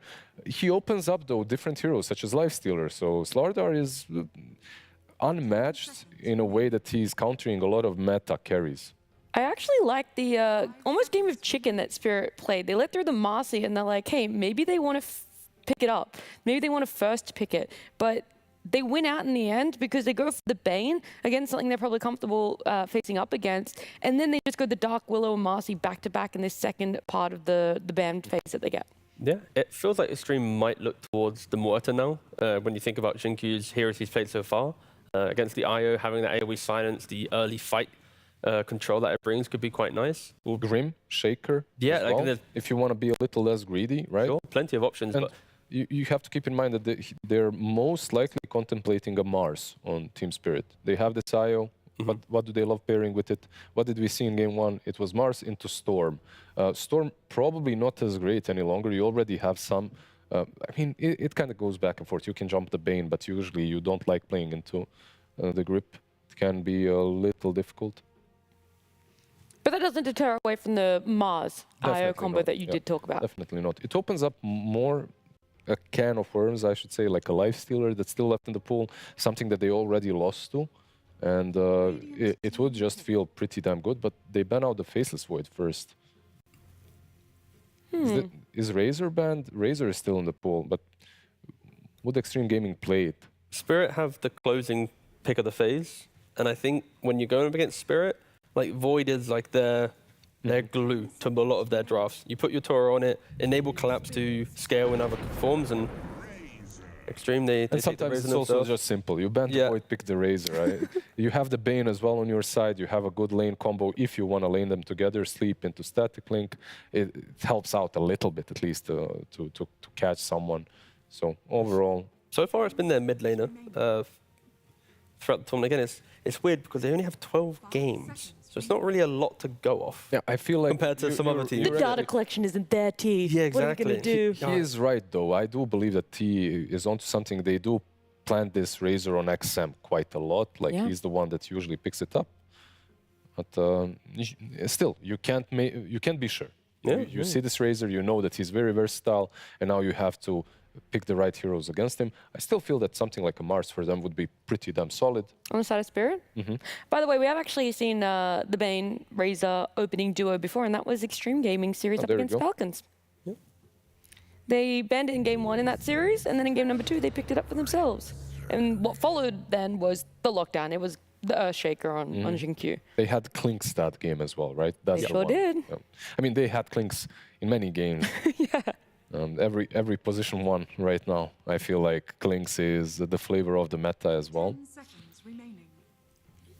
What about this Grim? How are you guys feeling about it? Does it work with Spirit? Is it a little bit of a duel, builds up to something, and also snatches it away? I enjoy it if the next picks enable the forward-thinking aspect of both Io and Grim. Io's going to tether the hero. Grimstroke will ink swell the hero, and then whoever that person is wants to get into the limit of the fight. Also, Phantom's very super high value against a Bane. In the early grips, when you see him, just quickly throw the bug on him, get that silence, continue the fight. So I think Spirit has the ability to be very pacey with their opening picks. They just go with the Mars. I mean, into the Razor, right? Like, you can spear him away. If you are laning into him, you call the hero that scales well with the Grim. Like, you have the Inkswell on Mars to jump in, rocket, where am I going? Clockwork? Spear someone with the Inkswell follow-up. He's strong in the lane with the IO if they want to combo it like that, because they have done it in the past. And it's so nice to have this arena as a global setup. Like, you set somewhere with the arena, and then you can relocate that hero in. IO Gyro, IO Muerta even comes to mind. A lot of heroes that they can pick for Yatoro here. Feels like it's going to be a very big warding game. Maybe not. You know what? Like, I take that back. Gyro and Muerta, because there's a Razor against you, so can be a little difficult. So what was that reaction? So it does make sense, right? Like, you pick the Razor, you can't be countered Protect that your way. Lifestealer, yeah. You protected the Lifestealer. Slardar is already banned out, and we called for this Lifestealer even before the Mars was picked as a preemptive pick to the Mars. So it makes... Yes, that actually, the strings do align. This time around... What? Okay. Yeah. Okay. I mean, none of us would ever have said Ricky, but... This is some Zinkyu. By the way, in the back of my mind right now, all I can hear is like Fear talking about Ricky. I feel like Fear and Trent were theory crafting how to fit him into a draft yesterday. The last time I've seen Ricky actually was in a professional game on mid lane versus a Puck. And he owned. It is like this lane matchup that's almost unplayable for a Puck. You follow him later with Diffusal. However, I can't remember the last time I saw him on a position 4. If this is a position 4 Ricky. Yeah. It's a massive if, because like, depending, I mean, the second pick. So you're going to have ultimate last pick in the draft for Xtreme. You could maybe see a world where the Razor's offlane as his carry, but if it is just a position 4, then the entire job of the support Ricky will just be, you find the Grimly Eye at the very start, you then jump on top of them. Your shard as well prevents people from getting targeted. So it could actually be a really good counter to IO. So if you put the cloud down, they can't then be tethered, I don't even know what the hero does, so I'm just going to agree with you. Sure. Like, okay, all right. So I haven't seen Ricky. I played him recently. Well, it's the first Ricky of this tournament. I don't even know if we've seen it this year in competitive. You know, I'm not going to jump to that conclusion. Jin-Q last played it competitively in 2019. Perfect. Yeah, it's definitely him. Grand finals, perfect. He's played it, not to... I'll double check his pubs, but no, if it is a supporting role, then the whole idea is just not allowing the targeting on his shard, which can be very good in the correct circumstances. You have this invisible infest bomb jumping you from distance. That does sound pretty I didn't even think of that one. Oh, yeah, God, no. Scary move. You're just moving across the map in invisibility. And I believe, who was it, Lacoste or B-Cop, they talked about how strong Invis is, super late game. But yeah, I just want to see this Ricky. They're cooking something very interesting on the other side, and it does fit their MO when it comes to position 4s, right? Like, you have this Ricky that's just gonna farm, chill in one of those lanes. This hero does need a little bit of space. He gets a lot of experience from kills, but to come back to other side, to the other draft, we have Alina with the Mars, and we have Alina that is picked up mostly, I would say, by Team Spirit. This is like their comfort pick. Just got to deal with the Razor, right? Like, you know, Razor most likely is mid, Lina high range, you never care about Link. You're dealing with the Razor, you also have the Mars combo with you, like the nice little arena for you. And now my question is there a possibility in which this Razor is some offlane Razor with the Ricky? I was worried you were going to say a Kuroki position 5 Razor. Like, no, let's not get carried away. No, not that far. Then you put Bane Lifestealer safe lane, and you have the ultimate last pick to procure mid into the Lina. But I don't think anything really No, I think Xtreme just need a strong offlaner, hence also Spirit's bans being Centaur Primal, and Team Spirit, they just need their carry that probably just follows up the initiation, right? Like, if Mars just jumping in, Lina's your mid lane, I kind of think your carry also needs to provide some form of jump to give that kind of Lina better positioning. And what is available in that regard? I mean, Sven's a bit... No, it's a bit bland. No, By they the got way, 5 seconds, so we'll find out very soon. I just wanted to know, for curiosity's sake, that's why it's just a little bit quiet there, if this Ricky had been picked up in any Tier 1 tournaments at all in the 2023 to 2024 competitive, and it has not. Yeah. Not in a single one. Not I a swear I single saw one. him in that one game, Ricky versus Puck, recently, maybe a couple of months ago. Maybe it was even 2023. I don't even know anymore. My brain It was is just 4 years ago, out. actually, Blizzard. Yeah. And then we get to see a Terrorblade as well. Like, this is... It's a good pick, right? Like, you didn't really only have a lot of fifth options. Terrorblade of the day of the tournament as well. I think it was banned out a couple of times in the most perfect TB games, but yeah, it makes some sense. It's good. Oh, and the dark. Okay, so this is a listen hype up, fucking listen up. lane. Okay, listen, we're sitting I'm so forward. in. Give me the lore, give me the story, the this is- theories. This is your Iron Shelled Ricky running Infest you down, bomb? infested by the Life Stealer. Let's go, baby. I'm all down for this. No, but if we... So, okay, so of course, the Darks also now makes the game look a little bit nicer. Of course, you have the Axe Punch into the Terrorblade. You have the pushing forward aspect, which melee cores love to use, i.e. Lifestealer. And I think as much as the Ricky pick can be a bit of a meme, the fact that you have your Smokescreen Shard in play against the IO heroes, and you have an Iron Shell for laning phase, Darkseid just needs a body for lane. We've seen teams pick Nyx, even if it's out of favor for pro Out teams. of meta, yeah. Like, this is just a body for the Darkseid. So if they already had this kind of somewhat in mind... And it's a pretty good body, right? High armor you hero, have good move speed. so- Exactly. High armor, move speed. You can get on top of them easily. It's a very nice pickup. A lot of armor as well into the TB. Yeah. The joy of this is like other people would look at this and go, this Ricky will be the reason they lose or win, but it's not. It's like the Darkseid, Lifestealer, Razor, Bane are so strong that this 4 position could have been like a Shaker, it could have been a Ricky, it could have been a anything, and it's still the draft would still look very good for Team Spirit. And you know what else? Like, you can get out of arena. You can infest Ricky and get out of the arena. You just want so many infest plays. Okay, Yeah, let's go. You got the little... Jinx is going to be the save. You don't have to really savior. infest. You can just blink out of, and you can get on top of Lina at any given point in the game easily. I mean, the draft just put a smile on my face. Like, I'm here, and it's like, we're getting to the tail end of the patch. Maybe Act 2 has gameplay, you know, cope and whatnot, but I'm seeing some Darkseids, some Ricky, no, maybe not Darks, the Rickies, even like the Terrorblade, which is relatively underpicked. Spirit, though, it's all about farm, choosing your fight correctly. And for Xtreme, as soon as Darkseid is ready, he just picks up his boys. Not literally, it's impossible. Hero doesn't do that. And just goes, go kill the entirety of Spirit. I do have one very quick question before we go in, because you talked about that Ricky being in the lane with the Darkseid, which is notoriously a bad laner. You got enough confidence this Ricky is it, that Darkseid can go through and have a pretty good lane to mid game? Vacuum's pretty spooky sometimes. So respect the Vacuum. Terrorblade, it's a volatile lane potentially. I think there's enough space for Darkseid to always come online. Yeah, well, I've heard that a couple of times, mostly from our casting duo, or at least a one half of it. It's Lyrical and Trent. You caught me. You caught me. Yeah, Guilty. definitely. Holy moly, though. What a draft to start it all off. That's a Ricky there, folks. I love that. 2019, as they just pointed out from T there. So last time ZinQ played it. Those were good days. We had a little dart and a meteor hammer. Ugh. It was awful. It was just so notoriously terrible to play against. And in fact, most Dota players' first experience of truly, you know, questioning what they're doing came against Ricky, right? In the past, the history, the hero would go invis, and you're like, this is so broken. I don't understand. I just died to this invis hero. And then there's this other beautiful combo. As Lizard, I could hear the shudders in his voice. Oh, the yeah. Iron Shell Ricky. The so confused young players of how am I dying? Right. Why am I slowly ticking away? What is burning me down to death? It's him and the Bounty Hunter. I mean, what a way to open out a best of 5. This is exactly what we want to get out of these teams. The only thing that I'm curious about is if their streak is just going to end right now. Because like, they did pick a Ricky. Yeah. I'm already seeing him out there walking underneath some wards. Because the thing that's sort of dangerous is that if you do manage to get on top of that guy and catch him, he's definitely going to die.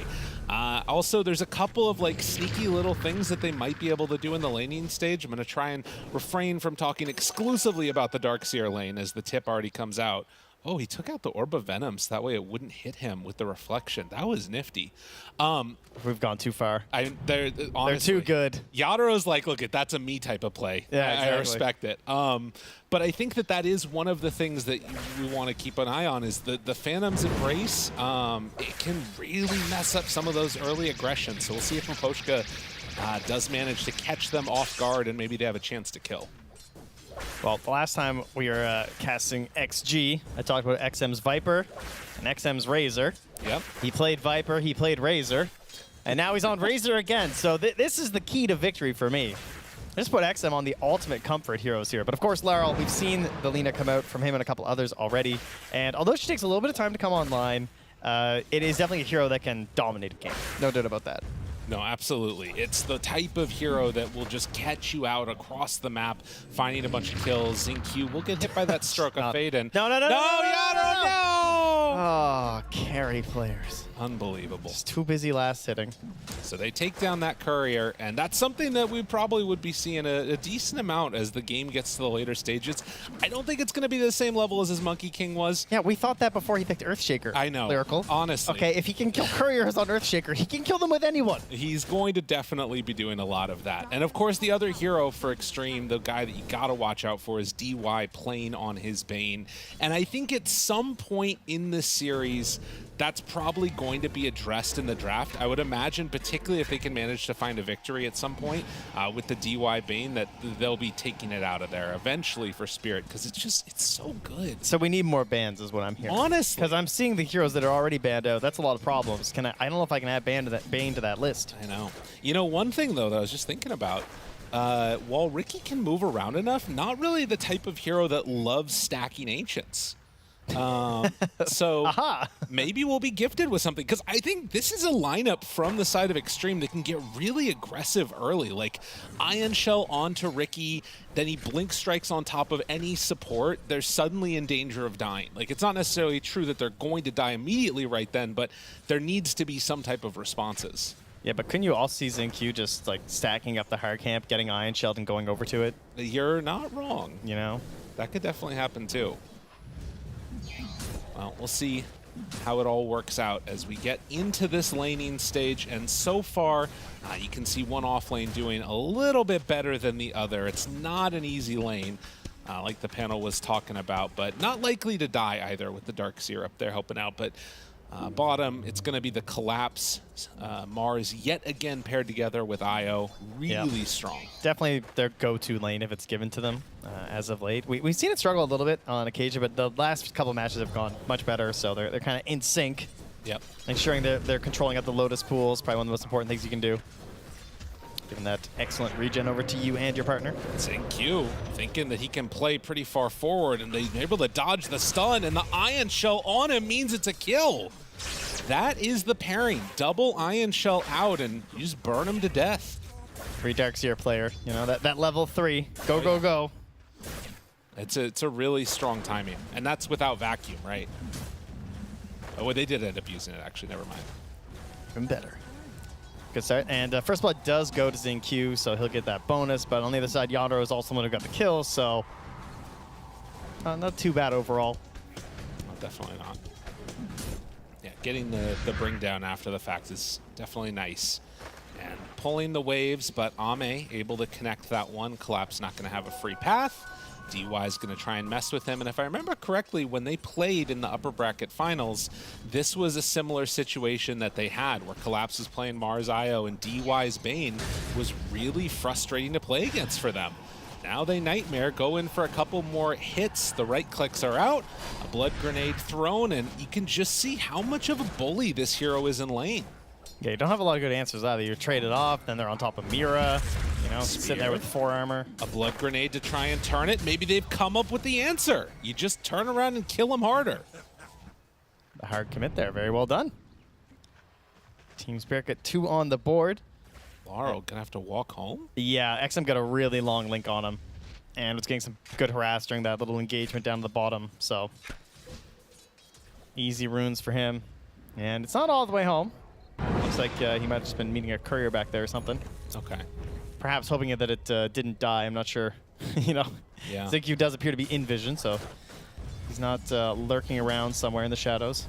So he shoves out one more wave as Bane heads into that triangle, gets down a pretty good ward up on the cliff. And I mean, this is going to be another timing. With level 3 coming up on XXS, they can maybe even make it go on to Yadro if they want.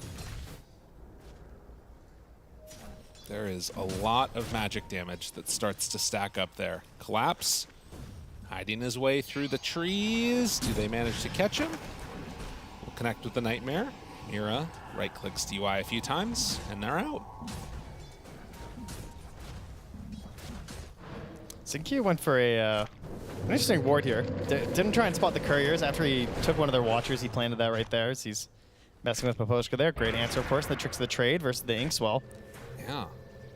With no Phantom's Embrace, he can't stop that from happening. Now the link up on XM. They turn LSA. Mira, it's not going to be enough, but they will manage to bring down that Razor. A return kill and a nice chunk of experience for this IO. Yeah, good rotation in. Not quite good enough to get the save, unfortunately, so still good news for XM.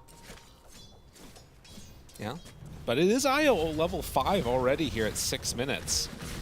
Pretty early, and now a Nightmare. On to Yadaro, trades it over with the illusion. Now the Surge, they want to get active here. This is a hard kill to get. Vacuum pulls him back in, and that means he can just TP out. Jeez. Heads up play.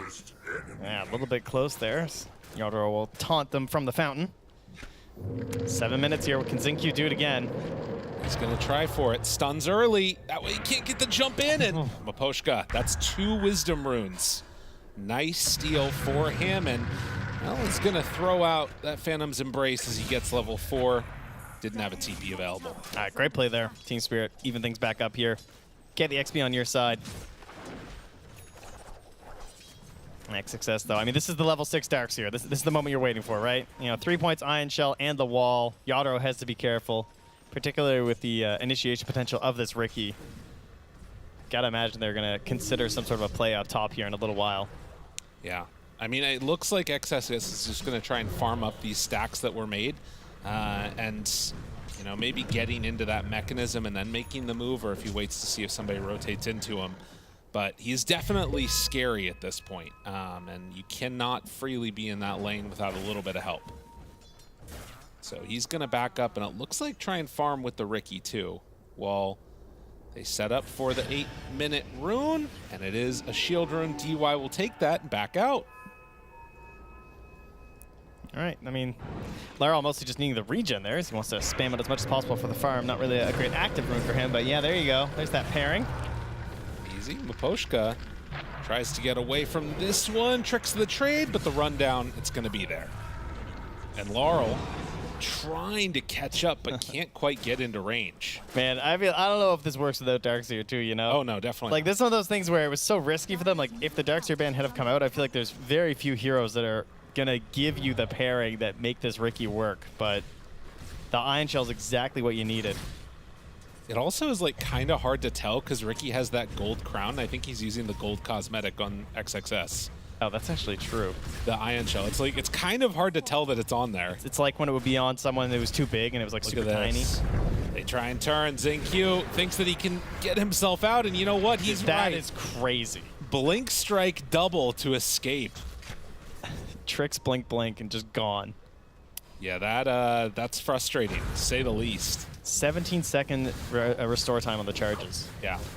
Which is better Mirana? Is that what we're doing here? It does damage too. She needs her shard for that. And oh, the damage. I mean, when you get that shard, it's GG though.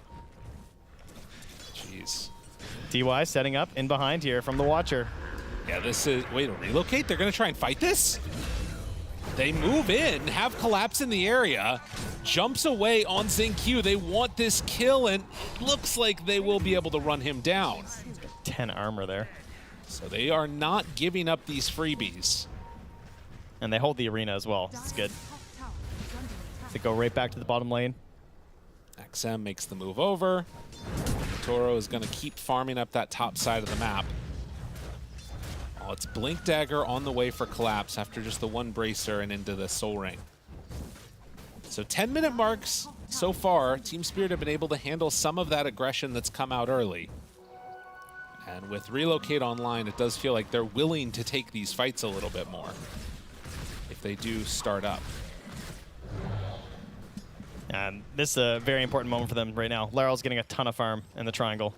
clearing up some stacks. He's got some Ancients there as well. He's almost in the boots to travel. Like, he's just starting to get online and start to pick up the pace here. And there's not going to be any sort of a play to come and invade this. And there is potential. They have Darkseer, they have the Razor. In theory, you know, if you get that perfect timing, you could be in there for something like this, but not going to be the case for them. So very good news for Team Spirit. So pretty much even up the net worth, I would imagine, as XM is also clearing up some Ancients and is level 9.5, so certainly no slouch of his own, but with the boots of travel, with the relocate, there's a lot of global potential here from Team Spirit. Yeah, you can see they're all just trying to get to that first big item. It's going to be Aghanim Scepter for Lina. I think the thing that we're watching already, though, is Xingqiu with that shard. So much of, I feel like, the value that you see from Grimstrokes nowadays is on that shard that they get themselves. This completely nullifies it if they can get the Inkswell off before the, or if they can't get it off before the cloud comes down. Yeah, you guys heard the panel mentioning about this here as he jumps onto Miposhka and is right under the tier 2. Not gonna matter. God. So what's gonna happen with the shard, if you guys are unfamiliar, is that it creates a smoke screen in which your enemies cannot target their allies inside of the smoke screen. So that means that you can't use Grimstroke's Inkswell to try and save someone. You can't even tether for a relocate. Yeah. It's very problematic. You know, maybe Terrorblade's trying to sunder an ally. Can't do it. I know, there's a lot of problems. I mean, that's basically a huge part of what IO does. So they're going to need to find some value out of this IO in other ways, not relocate saves, but trying to set up for kills. And Xingqiu just jumps away. Can they manage to escape from this? He already used Tricks of the Trade. So it's going to be a dead Ricky unless he can get mana, and he won't. Nobody to jump to. He lasts so long. Miposhka gives him the tip back. Interesting. Worth noting, you know, in this series, the other hero that Xingqiu's been playing a lot besides the Marcy has been the Grimstroke, so maybe recognizing some of the ways to punish this hero. Yeah, I think their bans in the middle stages were pretty good with that in mind.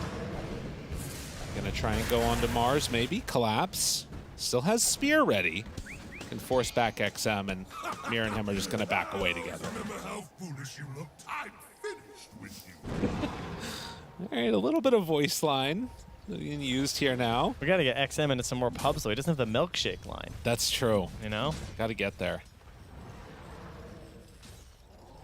Well, Ame, he's trying to get towards that armlet. But top net worth in the game right now is that Darkseer, and that is the hero that just pulls this all together a little bit for Xtreme. If they can get towards a decent fighting opportunity, and he's going for Soul Ring and right into the BKB afterwards, signaling how Xtreme want to play. They just want to fight. He wants that big bear hug like T was shown on the panel. You know, That's right. Scoop them all up, carry them down. I think XXS is probably strong enough. You're not wrong. Looks like a buff guy. It's 13 minutes in.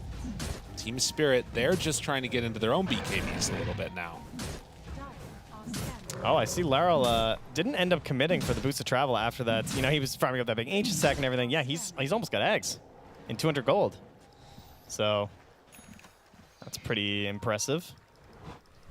Didn't really want to. I mean, boots of travel when you're not getting aggressive. It's not like he's moving much. His heat map is very central. No, he's definitely central air furnace here for the Lina. Not going around the air ducts across those side lanes. Just one plan, and it's going to be Flame Cloak. Well, he has it. And a very defensive option in some ways, also, of course, boosting up that magical damage. And resistance. Yeah. Just kind of funny. I think it'd be pretty cool. I mean, if you combo together that with the Laguna Blade at any point, these heroes will explode. They have Greaves as an answer already. You can see Xingqiu there scouting out and seeing the Terrorblade over by that medium camp. And as Laurel and Miposhka move over this direction, she is going to farm this up. I think they're looking for that Terrorblade. They want to go on to Laurel, though. There's a sentry down right in front of them. Yeah, they're hoping for a grip into just this Iron Sheld combo from the Ricky, but... Yeah, and they see the sentry and will take it away. I don't know if they see the other one, though. DY? This is actually a good bait collapses here. Ooh, nice reaction. The Nightmare came out in time, though, and now Ame, he's in front and center. XM, he's going to get caught by the spear and relocate back away from the fight. Oh, this does not look good for Spirit all of a sudden. There's no reinitiation here. You know, that was your arena used in an attempt to just stop a Link. Yeah, that was not what they needed.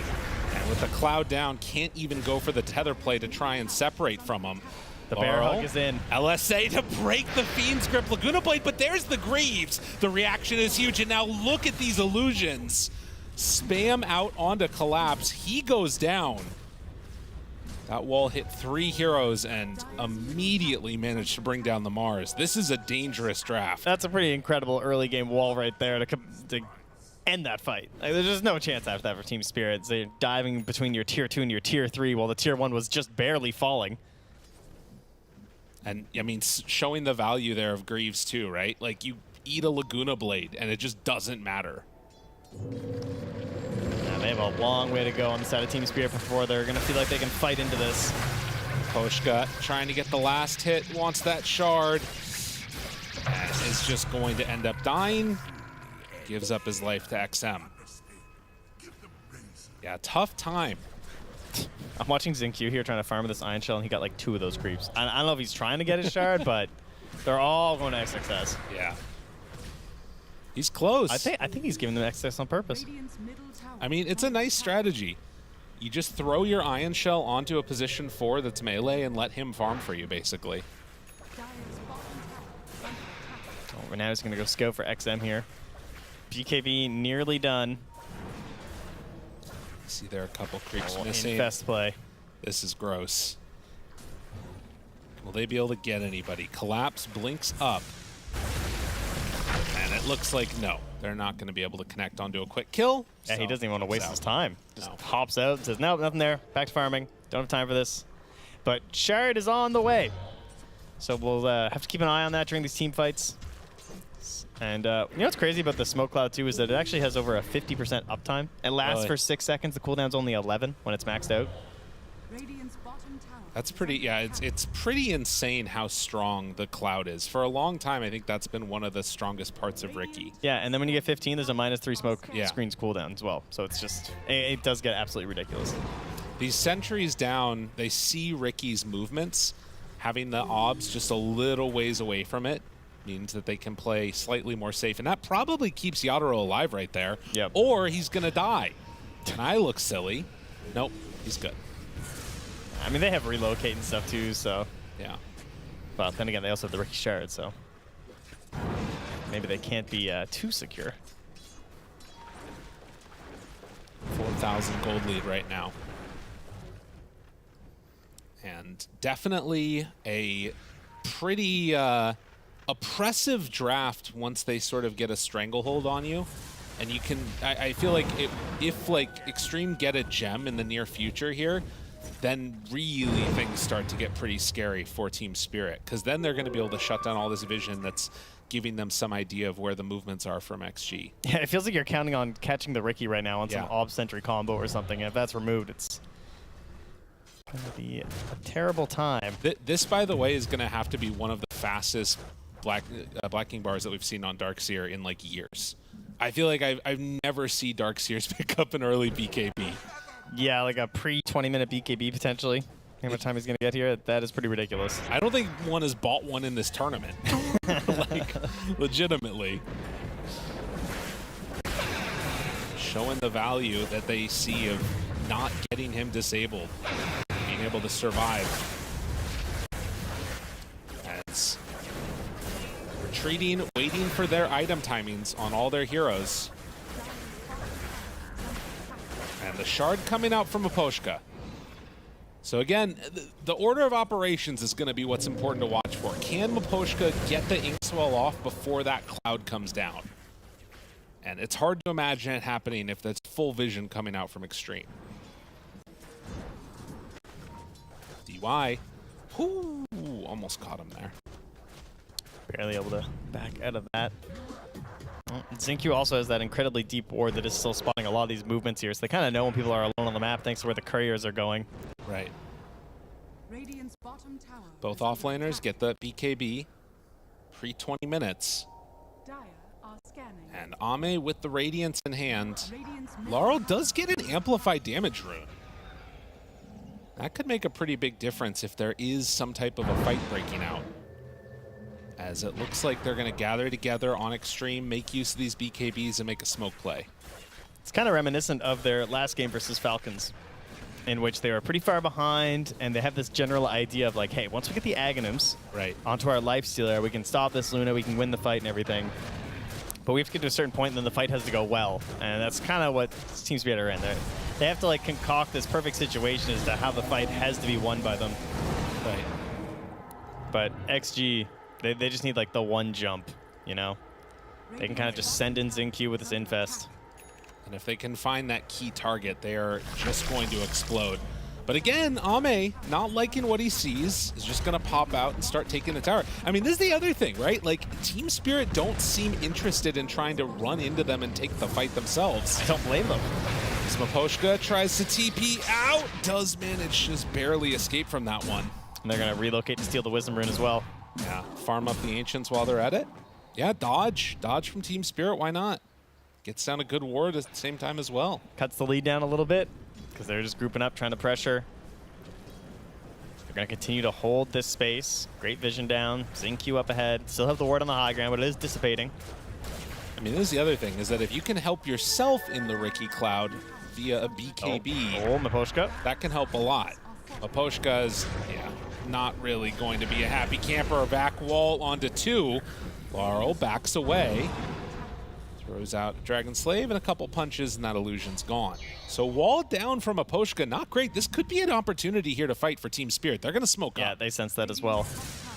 The amplified damage has half duration still left here. They're going to jump on XM. Spear back to BKB. He was so ready. Laguna Blade out into the BKB. LSA thrown. Yadaro up on the high ground. Do they want to chase for any more? Nightmare comes from DY, passed over. They will retreat on Team Spirit, so Metamorphosis down, still no wall for a bit. Kind of an awkward spot for both teams, to be honest. Almost felt like the retreat Laguna Blade there, you know? Just like Fire Souls go, with Mira depending on you for movement speed as well.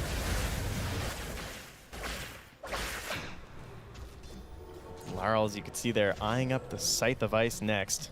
Thinks that might be a solution that could help them, of course. I will say, I think the strongest part of like the Ricky, at least at this point, or not. Okay, yeah, no, I was not going for it.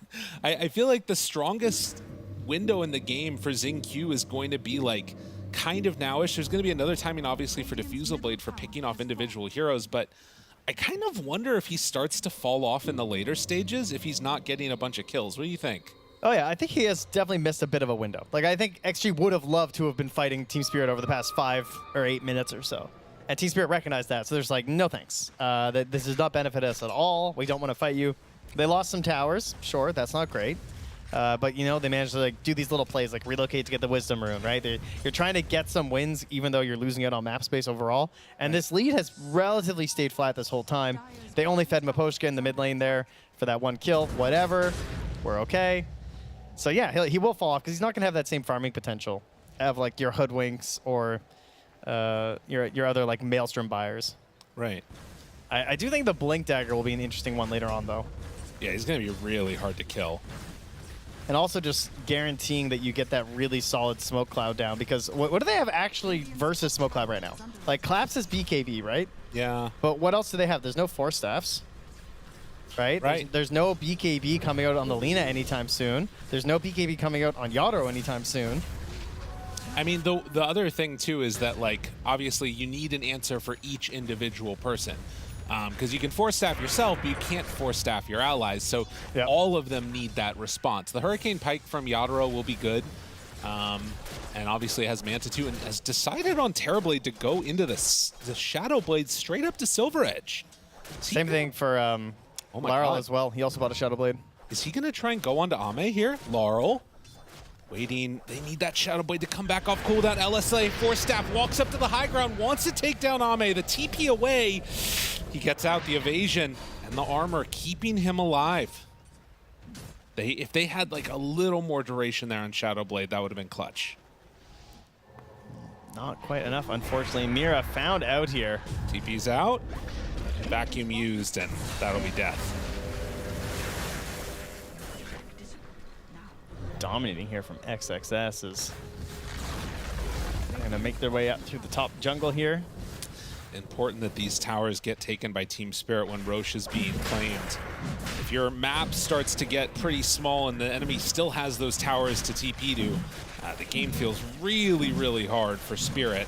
But Xtreme in a pretty solid position. You can see 93% right now. I will say we've seen a lot of comebacks happen, but when Darkseer gets to this stage of the game, he is such a good team fighter. It can make things pretty tough for Spirit. I'm pretty sure that Falcons game was just at 96%. So I know, you're right. Yeah, it's fine. This will be okay. This is when Spirit are most comfortable. Yeah. This has been their go-to. They're powering up. Back in the days of the DPC, they lost a lot of laning stages. You're not wrong. You know, even when they were an extremely powerful team in their region. Lanes didn't go well, it was fine. Them and Beast Coast, same energy.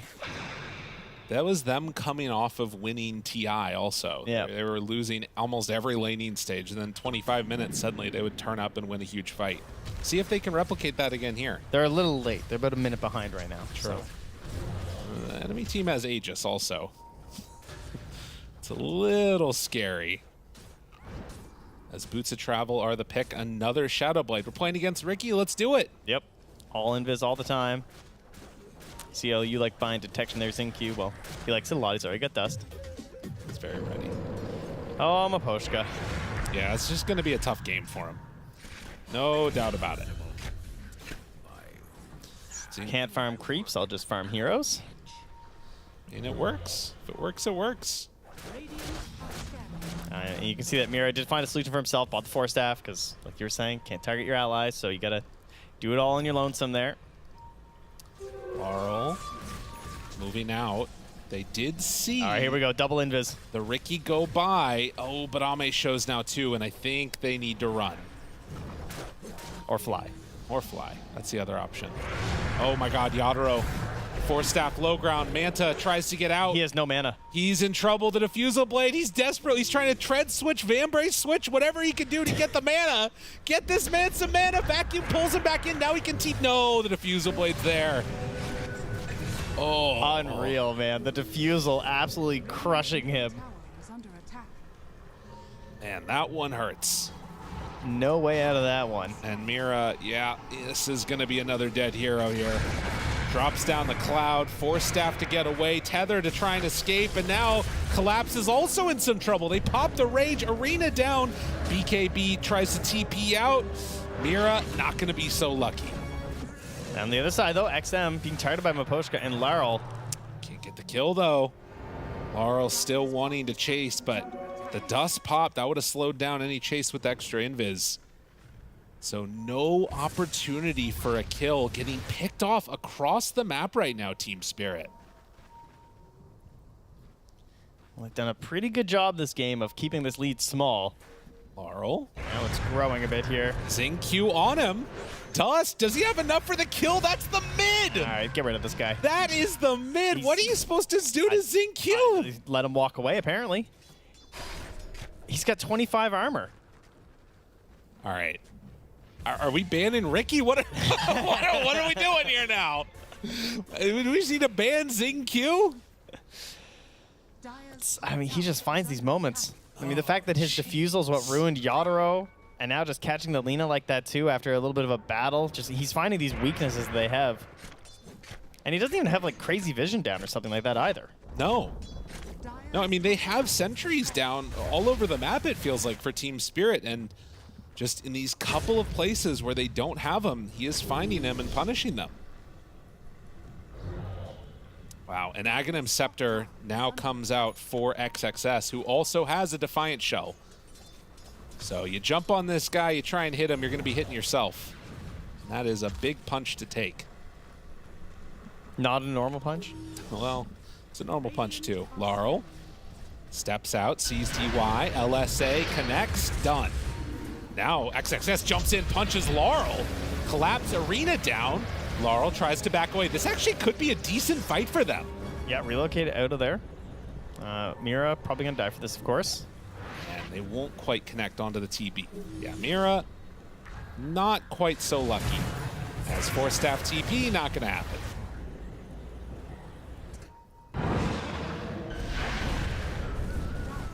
Well, I guess it's time, in a sense. Perhaps there will be a time where things get better for Team Spirit. I imagine it's far away, as they are going to correctly scan that they're coming through the twin gate. Right. You know what's interesting is that I feel like this is the next level response. So I really liked Falcons Veno when they played it, where it felt like in these longer extended games, the wards were giving this extra vision and shutting down areas where you would want to fight. With Ricky, it's kind of a similar thing where he shuts stuff down, but then he's also killing you. Whereas the wards were just sort of stopping a fight from happening. He's punishing the movements that Team Spirit are making around the map. It's seeming pretty solid for him. I mean, hopefully that's been curbed now, though, right? Like, they're walking around with Miposhka holding a gem with a Scythe of Ice on Collapse.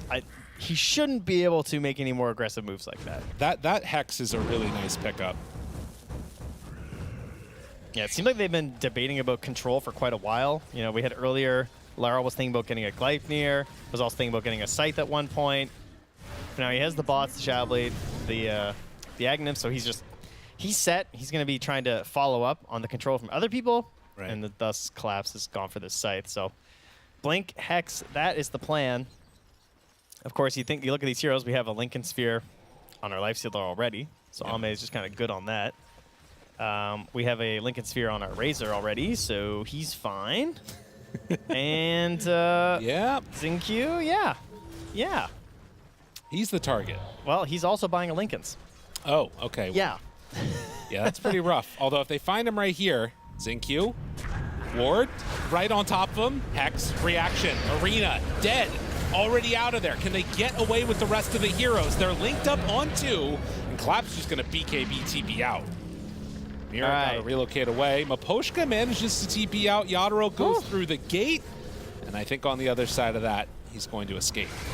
So, 2 fights in a row in the bottom lane. We are going to trade supports and carry on. Yeah, apparently. That's it. Last time it was DY. This time it's Xingqiu. At least he's twice as valuable. Sorry, DY. It's just facts. It's just how the math goes. But I mean, it's a testament to how scary and how afraid Team Spirit are when these fights actually start. Like, it's pretty clear to me that they have like an exact idea for how they want these fights to work out. And if it's not happening, they're not doing it. The fight's not happening. Ame breaks the Lincolns. There's the silence, the stun to come. They got him under control, and they get gifted a freebie. Sometimes that's just, oh, nice. DY wants out. Well done here. Gonna help them find another. Unfortunately, DY's gonna get the bounty rune first. God, Nightmare lasts a really long time. Never mind, he's fine. I thought maybe there'd be like a trade into a Hex, but they just can't catch up in time. Miposhka's still deciding on that tier 3 token. I can't believe Ame got caught right there. That's crazy. Maybe if he flopped his way. Yeah, that's a bit of a gift there. The walk into the LSA. Happens to the best of us. And Roche capable of respawning right now. Let's see how quick it is. If it's instant or within the next 20 seconds. Okay, it's not. That would have been really good for Team Spirit. Xtreme, they'll have their carry back up by the time Roche is up. One thing I really like is that Laryl is just committing for full damage. Yeah. He's not going like BKB or something. He's not trying to play like, oh, what do I do if I get caught? If he gets caught, they lose the fight. Yes. So I like this idea of just getting the MKB. Defensively, short. Go Hurricane Pike. Good option. That's a little bit offense, a little bit defense. And that main control option is still just going to be the smoke. So finding a way to go to that can be very helpful. TP out with a couple. It is a smoke and then head through the gate. That's the call coming from Team Spirit as they want to try and find somebody in the Radiant Triangle. They'll see 3 down bottom, say maybe there's 1 left behind. Does not look like it is the luck. No, it looks like they're going to smoke down here on XG. Probably go through the Twin Gate and start getting vision now for potential Roche maybe? What's the plan? Roche actually is going to spawn on this side. Can they do it in time? I don't think there's any way. They're waiting here, though. They don't want to come through the Twin Gate. Too afraid. They prefer the old way, just walking. I mean, they TP'd at least Ame down, so he has to run the entire length of the map to get over there. All right, Roche coming through. This is taking them a while to get here. Yeah, they're not just running. They're not going to get here in time. Wow. Team Spirit get gifted an Aegis. This is all, again, partially that kill onto Ame. Yeah, Aegis and cheese. 100%. I think it comes down to that. He was so farmed. Also, just the way they've played over the past like 10 minutes or so, of just like trying to clear out the map, playing it really safe, getting this gem, XinQ sort of respecting it. Of course, that Scythe, that is now a third Lincoln's, fully complete here. XinQ picks it up. So we'll have to keep an eye on Collapse, see how he does. Right. I mean, they have a lot of single target abilities just across the board, right? We saw it in that last one. The Laguna Blade, I think, was the thing that ended up breaking it for Ame. And now, with 5 heroes smoked up from Xtreme, the thing that's also, I think, like really cool about this strategy from Xtreme in a lot of ways is that you have 2 heroes that punish different things. Riki punishes you when you're spread out and all across the map and not together. And then Darkseer punishes you if you're too clumped together. So, like, no matter what happens, somebody between the 2 of those is going to be feasting.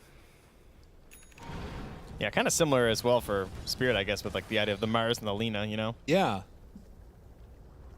We got some options here for both teams.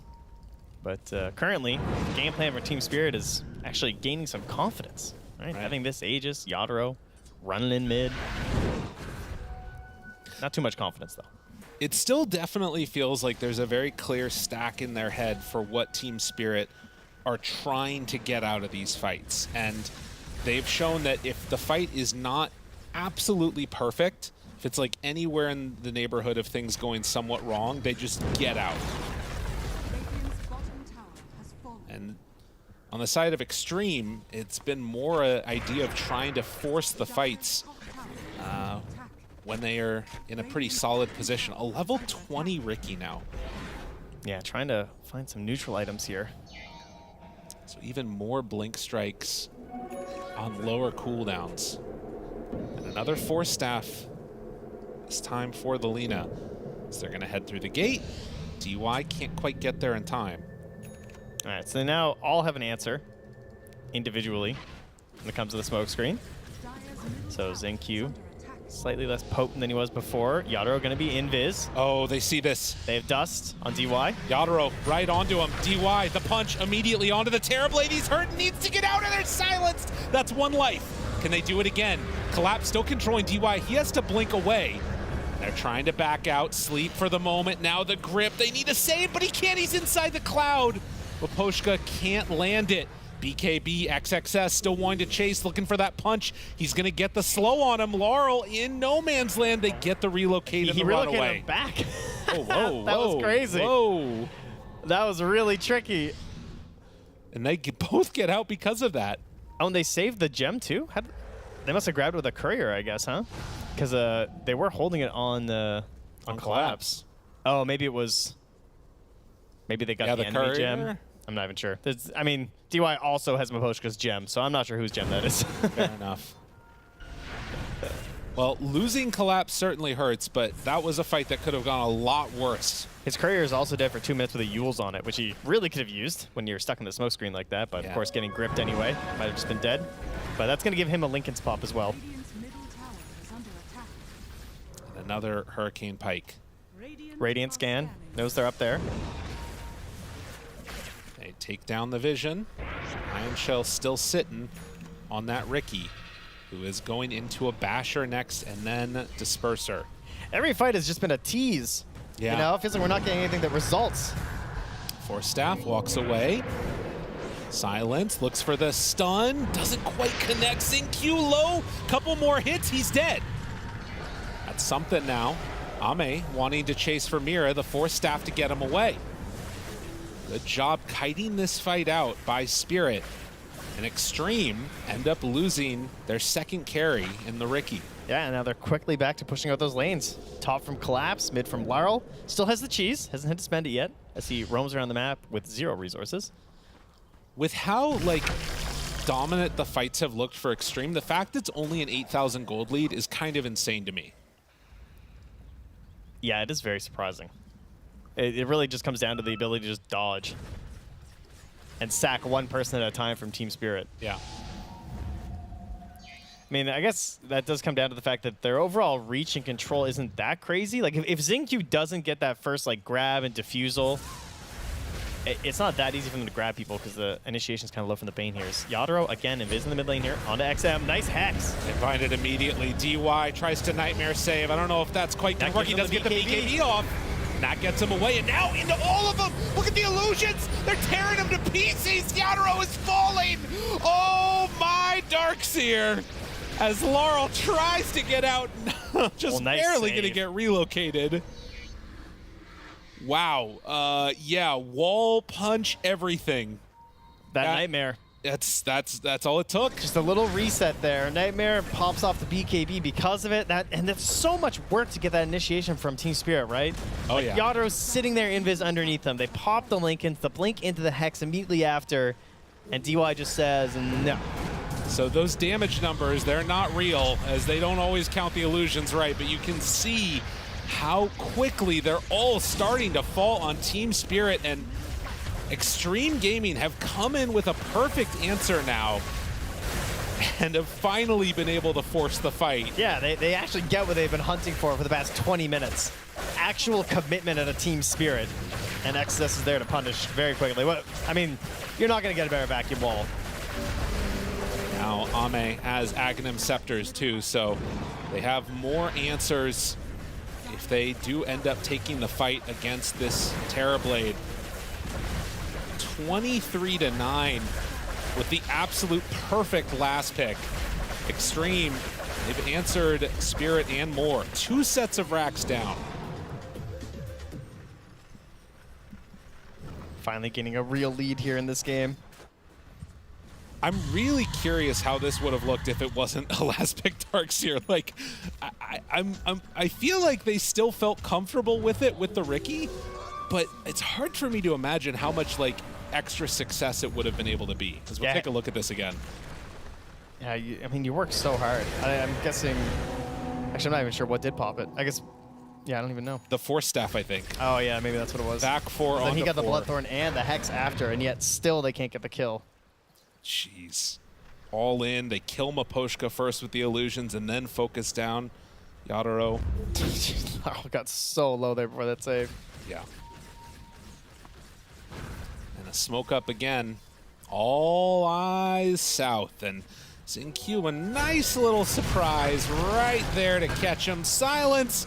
Tries to walk away. Not going to happen. Too easy. Yeah, in case he thought there was any chance of getting out, DY gonna just drop the grip. Has a blink dagger, so good luck getting away from this guy. Mid lane, XXS is here. He's got multiple walls. He's gonna go for it, dropping it down. Punch! Oh, he actually refreshes. Thinking about going for it, goes for the bigger target. Listen, don't nerf Darkseer, okay? Wait, look at XXS is looking good. Just let it be. Let it be. You're quick to ask for the buffs when everyone else is losing with this hero, I'd like to note. Miposhka getting away, gets down to the low ground and going to manage to TP out. But yeah, that refresher is really dirty. He's just having too much fun. He's having a really good time right now. 26,000 gold with multiple refreshers on the team. Ame just walks high ground with XM here. They're going to have to do this without the Terrorblade at least for 30 more seconds. What can they find? They don't have refresher on. Oh, man. Misses the LSA, and then the back wall down onto all of them. Punches pummeled. Man. And GG is called. Xtreme had all the answers in game number 1. He's going to be averaging 3 or 4 heroes of vacuum in this game. He didn't get many opportunities to use it because Team Spirit kept running away, just giving him very little to feast on. But when the fights finally arrived, he was ready. He was just thinking about it, visualizing that whole game. You know, while he's there punching creeps with his Angel, he's like, I'm going to vacuum. I'm going to wall them. All those illusions are going to kill them all. And that's what happened. Absolutely. Well, we'll see if they can continue to replicate that type of success in game number 2. Still a best of 5 here in the grand finals. Let's head on back to the panel. XG continuing that undefeated streak for themselves right now. However, there was a small moment of panic during that game when it felt like Team Spirit was going to get online. They were able to get that kill on Armade on the Lifestealer in their own triangle, and I was like, hey, maybe this is the comeback. Hey, wait. No, Could Team Spirit do it? And they could not, because I'm sorry, I'm just gonna jump in real quick.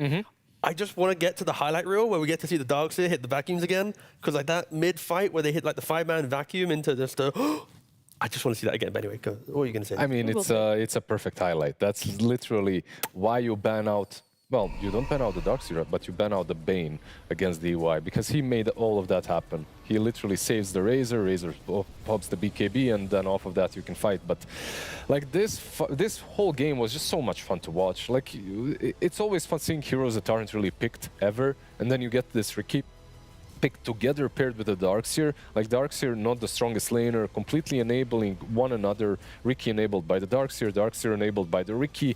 The Iron Shell on Ricky, and he's farming lanes. He's farming creeps in the jungle as well, giving so much farm to XXS. So just a fabulous performance by them. However, I saw one glimmer of hope for Team Spirit. That's the lack of catch on XG. Like their catch is pretty damn bad. They have this vacuum vault that doesn't really work into BKBs, and then on top of that you have Bane, and that's it.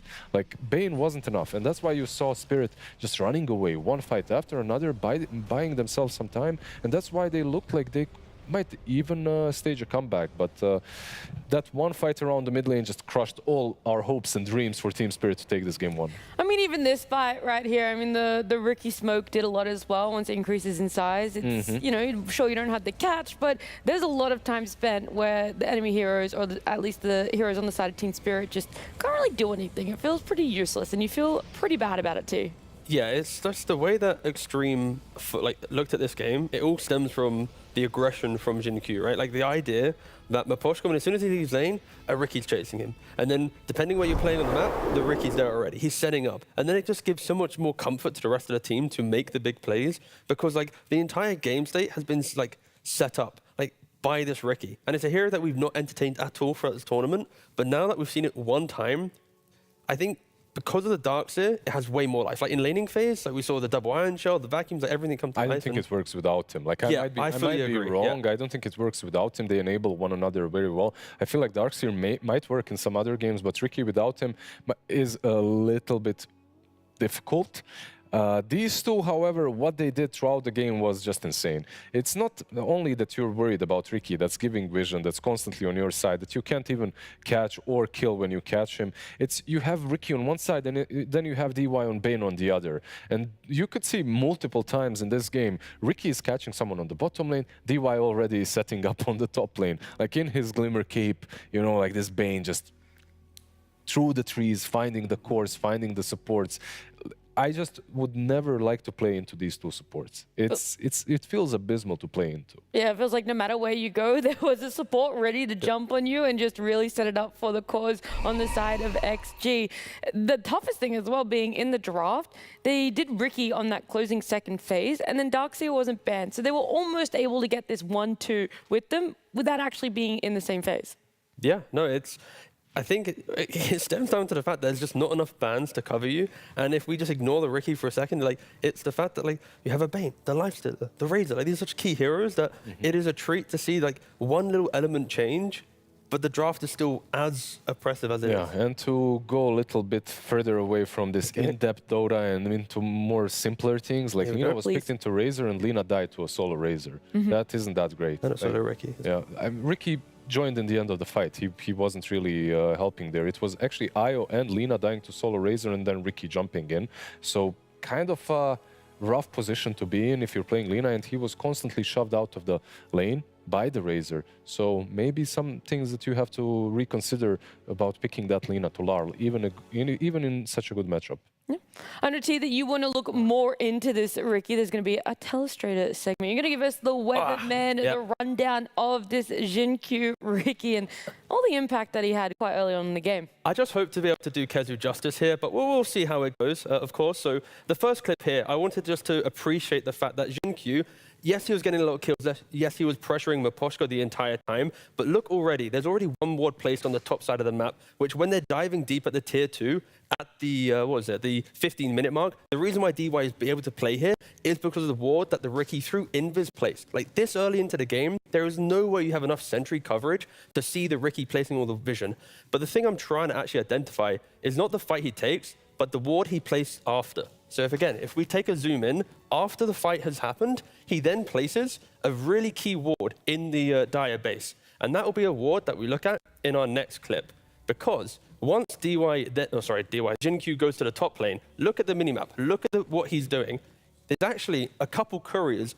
You can't actually see them because he's drawn so much on the map. But he sees 2 couriers going down the lane here. So now he uses the courier vision and the pathing from this ward to then TP to the top side of the map, to then drag Arme to make a play here, because he knows at least 2 heroes are now placed here. So a single ward that he's put in the base, using the courier pathing, he's able to be the conductor of the team because of Riki placing aggressive wards, using courier vision, taking Arme to kill. They don't even get the kill, but just the fact that he's able to use so many components with the early aggression, it's like really cool to see. So he's using couriers to be his main thing. Like, I don't know, I was really impressed by this, and these are the things you get to do when you're taking the early game momentum. So yeah, it was a really nice, cool thing from Jin-Q.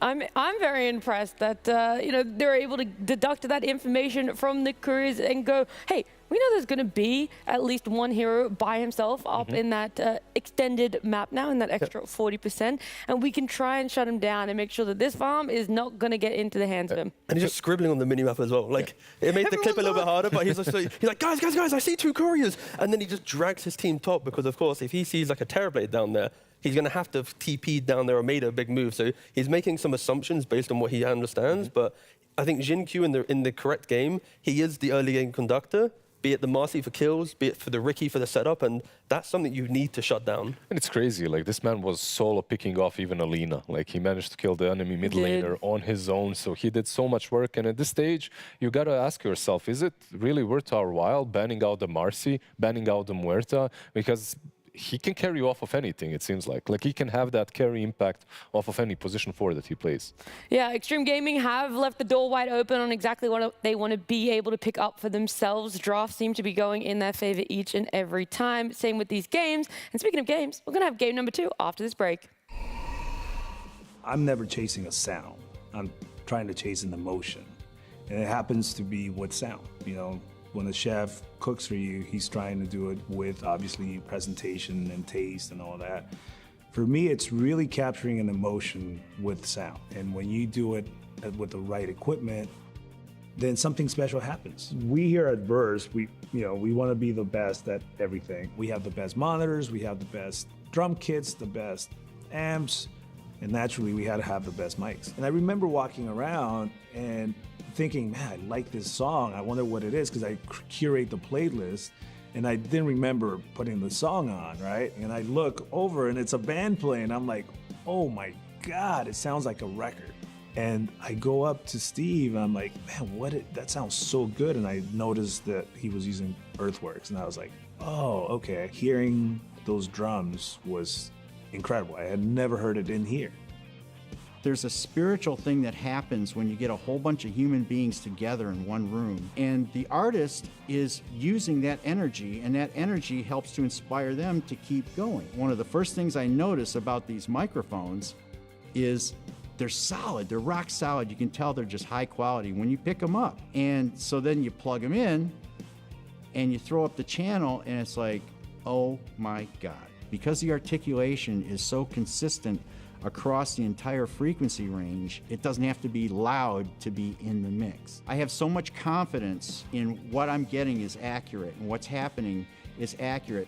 I don't have to use any of the RAM in my head up on, oh, do I have to compensate for this or compensate for that? No, I can put that energy to creativity.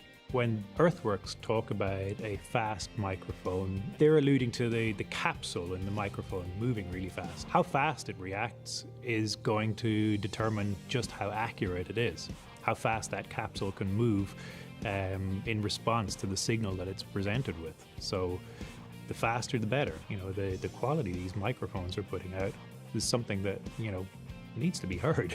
It's really great. Once you use these, you just simply can't go back to anything else. My name is Manny Mariquin. My name is Steve McGuire. My name's Kevin Madigan. And I'm here to talk about Earthworks.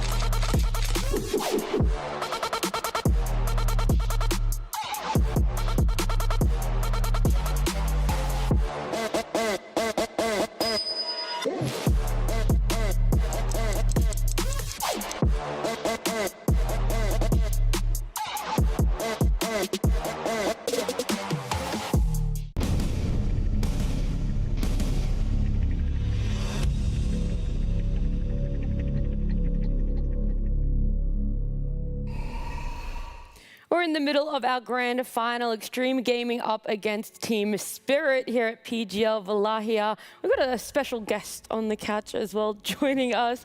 Crit, you're snuggled right in there between T and Lizard. How are you? Very comfortable. It's very Enough cozy. space on the couch? Yeah, it's good. I like it a little bit more, cozy. Better than being at the PCs? I think I'd prefer playing, but it's an okay replacement. It's been like 2 hours, and it's like, oh, I think that's more than enough time. what, to be happy to be on a couch rather than playing in the grand finals?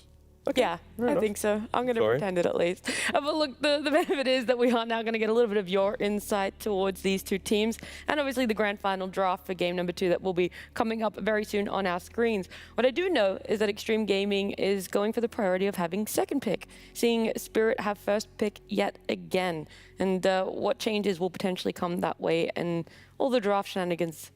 Yeah, I feel like Xtreme Gaming does that very often, right? Like they snatch the second pick, but Crit, instant question, this Marcy, can it be dealt with? I mean, I think if you're a Spirit and you lose to Ricky like that, I feel like you probably want to give him Marcy just because you're like, okay, it doesn't really matter what we give him regardless, the same thing's going to happen. So if I was them, I would look at the offlane heroes that kind of enable his force. Like when they play Marcy, they have Magnus. This game they gave last pick Darkseer, which I think Spirit kind of messed up a little bit there because they needed a hero to enable the Ricky. And I think there's not that many offlaners that can do it, and Darkseer is one of them. And they also had Terrorblade, so it's like, it's a little bit too valuable for me to let them have 24 Darkseer. So I think if I was Spirit, I would look at the offlane heroes. Sure. So you're saying in the second phase, when they banned out Willow Marcy, that's where they need to really just hammer in additional offlane bans, right? I personally think targeting Xingqiu is not the best idea. I think the first game should tell you that they're comfortable putting on something completely different. I think the Ricky theory was very good, just because there's a Grimstroke, there's an IO, and they're both heroes that have to target the heroes, to save, and then the Smoke Cloud obviously ruins it. What's so different about XG right now? Because every game we watch, whatever he plays on position 4, like you said, he finds so much farm. He becomes a different core, like another carry. Yeah, I think it is a lot about how the team is just built, because it takes a lot of work. Built different. Yeah, just you need other players to understand, this guy will take a creep wave right in front of you, but he's going to give it back to you and Don't tilt, value, don't tilt. Yeah, exactly. So it's just how they work. I think their cores are very good at working with that as well, and they understand what he brings when he gets items, and it works for them. This, by the way, I don't think I've seen a single Naga first phase, first pick. No, this is the first time potentially that Xtreme has first picked their carry. I say first pick, but responded with their carry in the first phase. Before Xingqiu Naga. Yeah. I mean, they could do something like that for sure. I mean, I think it's most likely carry, but I wouldn't put it past them, just because last game they responded to the 2 supports with Xingqiu's hero and Ricky, and that is very directly response to Grim and Io. And I think they just value Bane a lot themselves, and they understand you need a hero that can actually help with giving vision and that can actually help play the map against Bane, and Naga is one of those heroes. And obviously Naga is a better carry hero than a support, but at the end of the day, you can still give vision with illusions, and it might be something that they're just super comfortable at this point. They just won with Ricky, why not Naga, Yeah, maybe they prepped for this as well in this certain phase, because Bane is always picked by XG, right? So maybe they expected if Team Spirit gets the first phase, they're going to snatch the Bane away, and Naga as a... And you never get to enjoy the game as Bane, right? The song, every stage of grip, even if you have Aethelins, you're still getting song. Do you have Aghanims, you're still getting song. It just is a direct counter, and I would like to think it should just be the carry. Just keep it simple and protect it with some bans. Of course, the bans will be quite a tell if where this Naga is going. Yeah, I'm not sure, because I feel like the hero can kind of do the same thing as a support as a carry in regards of dealing with the Bane. Yeah. So then I'm not sure how likely this team is to put Ame on the a first phase Naga. I think it's just not something that they want to do. They can obviously do it if they're feeling comfortable with him. But it could be the most beautiful Naga game we have ever watched. I mean, they might also just overthink its spirit and just be like, oh, it's just, they might just put it on position 4 and they just not counter Naga at all and then just turn out to be a great Naga game. So they're banning out the Grim and the Marcy once again though for Team Spirit in the second phase. So still respecting a lot of Jinkyu's heroes. Sorry. Yeah.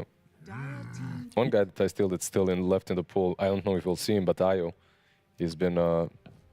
I think at this point Spirit lost 3 times with Ayo against Xtreme. No so more? I think the first game, because first game they had priority, they took first pick, I assume, and they were like, okay, let's give Ayo one more try against Xtreme, and it did work. And then this game, they're like, okay, we gotta switch it up because they lost, and Xtreme took second pick. They took the same as the first game, and then they're just like, okay, let's try the Bane. It's just gotta switch it up. 10 seconds remaining. Enchantress, though, is going to get through as well. Another one of those heroes that we see banned in the first phase, and Xtreme Gaming get their hands on it. I also think it's really nice to take away Bane from DY. Like, this man is just winning every single game on Bane. I mean, they're winning on everything, but last 5 games he has played that Bane consecutively, so force him to play something else. Yeah, I agree. I think Xtreme also just respect Bane a lot. Like, they already picked 2 pretty hardcore counters to Bane, 2 heroes that can push waves without showing, doesn't have to worry too much about the Bane finding them on the map because they both don't actually have to go to the creep waves. And I think this Enchantress pick makes me think it's more likely a Naga carry, just because I think that's their response, their support response to Bane. I think if you have Naga Inch support duo, it's a little bit low in the team fight. I think it's not something that they would usually go for. And most likely the Naga will just be the carry here for them. But there has to be something, right? Like, if it's the first phase, position 1, and you see it, of course there is flex potential, but for Team Spirit they should open up some heroes, right? Oh, for sure, yeah. So a Tide +1 could be an option if they want to go very reactive to it, like Tide plus Willow. Don't really know what you'd want in the 4. They have played Bane 4, but into Naga.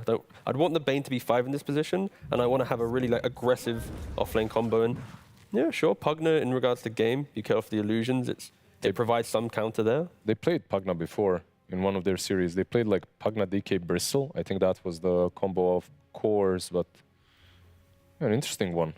Yeah, I think both of these teams kind of have a trend of picking very tanky cores right now. I think Xtreme kind of, in the upper bracket, just started picking very tanky cores, just started farming the whole map and having heroes that are just hard to kill. And then Spirit kind of adapting to that too. I think yesterday and today as well, when we played against them, they had very tanky heroes. Against us, they had Lifestealer, Slaughter, DK, 3 strength cores a lot of the time.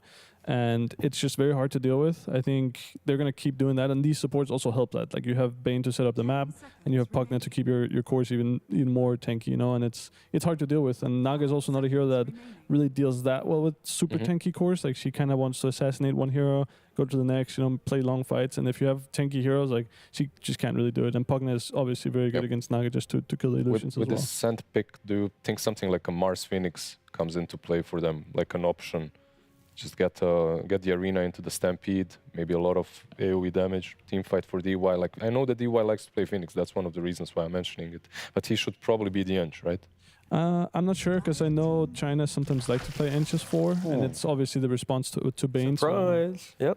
It could definitely be Ench 4. I just think it's more like a Boboka thing than it is for Synq, but I wouldn't put it past him. If he thinks it's the best lane support against Bane, then he would play it 4. So Naga 4? Naga not carry. No. Naga not carry, yeah. There we go. Yeah, it has to be. We can still kind of keep it open a little bit. Of course, there's technically now the argument offlane Naga 4 Naga, but yes, to be clear, it's Lifestealer as a carry. Naga did bait out the Pugna. I think if there wasn't a Naga, they wouldn't really be entertaining Pugna too much. It feels like quite a supporting way to deal with it. And now Spirit are going to have to try and reshuffle their pieces just a little bit, because Xtreme tanky cores are going to be the answer for them as well. I think most times in this position, Enchantress is the key hero to look out for, because when there's enough front line, you get Dragon Lance or Hurricane Pike, the Ench has to be dealt with.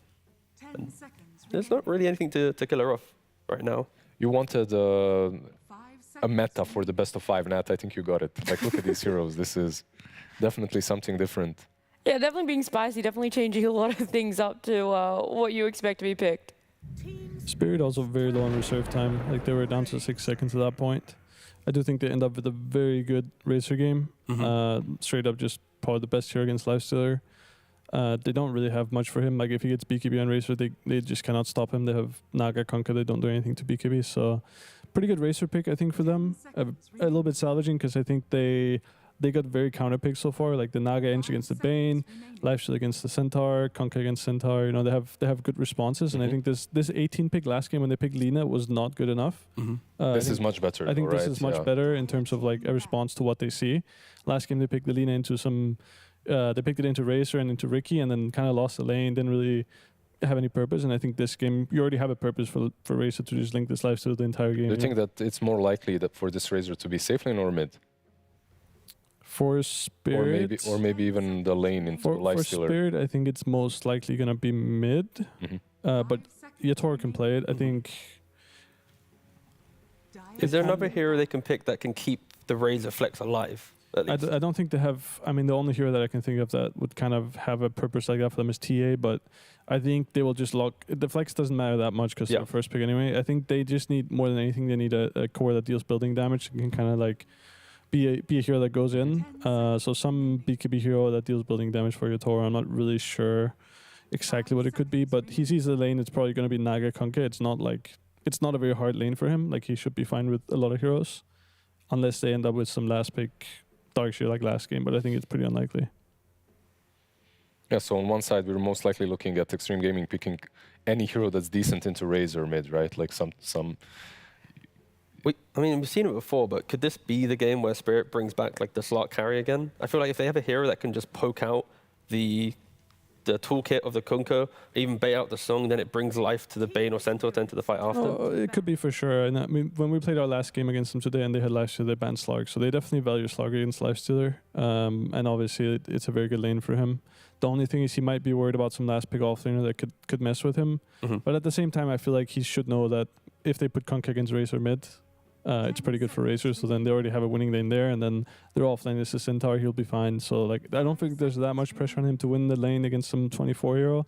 So I could see some Slark working for sure. Yeah, no, I like Slark because when I look at Xtreme's lineup, if Razor has a good game and gets like the early BKB, there's no way of stopping him, right? Like the Razor will be like the king of the game. And if that's the carry can just match that kind of energy, 20, 25 minutes, just keep pushing forward. Xtreme might have some issues where it's like Kunkka's control is nullified, Lifestealer just got to like Radiance looking for his next item, meanwhile Centaur's like blinking on top of you. If Naga's support, it's all about like kind of map play, keeping out waves. So yeah, I like the idea of Spirit really kind of solidifying the 20-minute and I had this on my mind a little bit when you said built-in BKB, but I didn't believe that they were gonna pick it up. Yeah, I think it's in theory a very good Jug game. Jug obviously not like the highest tier carry hero right now, but I think these drafts are very much just theory, you know, like whatever heroes look like they should be very good. Like the teams are not worried about meta that much. Like they're just picking the heroes that look good in terms of skill set. And last game it was some Ricky against the two supports. This game Spirit are like, okay, whatever, let's just see if Jug can work. You know, it's good against their heroes. Doesn't care about Naga, doesn't really care about Kunkka that much. Can you swap the game and play Lina here? Or just go for TA? They do, okay. Yeah, that's a pretty wild pick for me, I think, against Razor. Right. Also, there's too many anti-Razor hero, weak heroes against Razor, sorry. The Razor wants to link the TA and she wants to link the Lifestealer. Too many options. Yeah. I mean, I honestly, I like Spirit's draft a lot. I think they have a very, very well-rounded draft. I think Xtreme went very hard on counter-picking, and it kind of doesn't look great for their lineup overall. Like, I think it's going to be awkward for them to play team fights, and it's probably going to be very slow as well because they have Eng Naga. Like, they don't really have any spells that can help them set the tempo. So they need this Eng to do well in lane, and they need this TA not to be having too much of a hard time against Razor, and then maybe they have a chance, but it's very slow. No BKB piercing stuns, no stuns in general, I guess, unless you consider Torrent one. Yeah, I think Kunkka is also a hero that kind of wants stuns on his team, like heroes that set up your Torrent, Storm, and Torrent, like just any blink stun, and you will just be able to follow up on it. In this game, it's just a net, which is not ideal, especially because Razor will have early BKB or Manta, Jug will have spin, obviously, and it's going to be a little bit awkward for them to find the fight with the Kunkka, I think. I mean, it feels kind of like Spirit just have all the tools to dictate their game. And if, like Xtreme, if they're winning this game, I'm seeing them making like an epic comeback of like playing the map correctly or utilizing the vision they have, because Spirit, it's strong lanes, everything's around Razor, Juggernaut early game, no real damage from Xtreme. So I think Xtreme really need to showcase like why they are the undefeated team so far, because it is going to be an uphill battle for them to win this one. Look, do with this information as you will. This is actually the third Jug pick this tournament. One of the other picks being by Arme himself. And right now it's at a 100% win rate in this tournament. So the 2 times it's been picked up, it's won. I don't know if that means Arme knows how to counter it exactly. He knows what does and doesn't work for it. I'm just saying, putting the facts out there for you guys. It looks like a really good game for Team Spirit. I would say if Xtreme Gaming managed to take this one, this grand final is going to go 3-0. That's the little bit of spice. All right, I like the bold prediction. I like the spice that's coming out from my panelists as well as the draft. But right now, we're going to jump into game number 2 for our grand final with Lyrical and Trent. Thank you so much, Nat, and the lovely panel out there as well. Trent, holy moly, they went crazy. They went first pick Naga. Everybody in the world was like, that's Zincu's hero. There's no way Ami's playing that. Yeah. You're not hiding that from us. You're not getting nice try. But do you like the rest of the draft? What do you think? Well, no. Okay, great. No, I do think that overall, in theory, things look really good for Team Spirit. I would have to lean that direction. I think that's pretty safe to say. Support Naga Siren. I mean, the Ricky, that's one thing, but the Naga Siren, that one hasn't been used in quite a long time. Outside of the carry role, we have seen her occasionally in the off lane a little bit, but going for the support these days, a little bit rough. Very much dependent upon the net, or the other way you can think about it is becoming really farmed. Right. And like try and do the same thing that other position 4s have done, and maybe that's more of the route that Zincu's going to go for. The other thing is like a setup with the song. So in theory, there's like this song into Torrent Storm, which could go kind of crazy. But like the panel kept on pointing out, the BKB for the Razor looks pretty nutty this game. It should take over and dominate. And then when you're trying to find a carry that has a similar idea, they go for the Jug with the spin. It's kind of a perfect Jug game, which it needs to be, because otherwise that hero is pretty garbage. And also worth noting that DY playing on a hero that's not Bane. For the first time in 3 days, he's playing something different. Mira stole it away from him, so I like that as an answer. I do feel like this is going to be one of those games, though, where like Lizard was saying, if you can get away with this victory, we're going from 13-0 to 14-0, and it's probably just going to be 15-0. You need to win this game as Spirit. But then again, now that I'm saying that, I also think back to some of their most memorable games, and you know, TI-10, that was very much a down 2-0 looking terrible, and you know, making things come back around their direction. So we'll see. Challenge indeed here. And yeah, we got Razor versus TA in the mid lane. Not something we get to see all too often anymore. XM going to rely on these side blades here to get a lot of work done in this laning stage. And up top, you can see Lifestealer versus Center Warrunner once again for this tournament. And then, rather unusual, of course, the Pugna plus Jug. I just checked and I was wrong. It was not up 2-0. It was the other way around. Yeah, I was a little confused by that. I let it go, though. Thank you. I appreciate it. It's all right. I corrected myself. My brain just turned inside out for a moment there.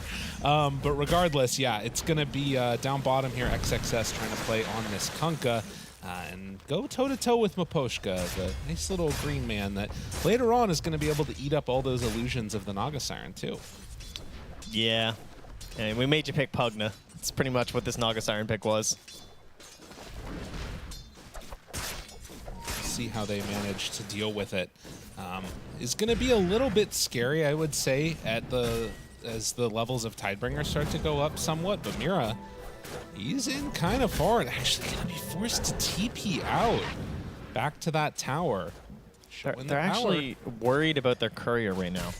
Oh, yeah? He has just intimidated them. Yadaro's microing back under his tier 2. He's like, where is he? Yeah. Where is Zincu?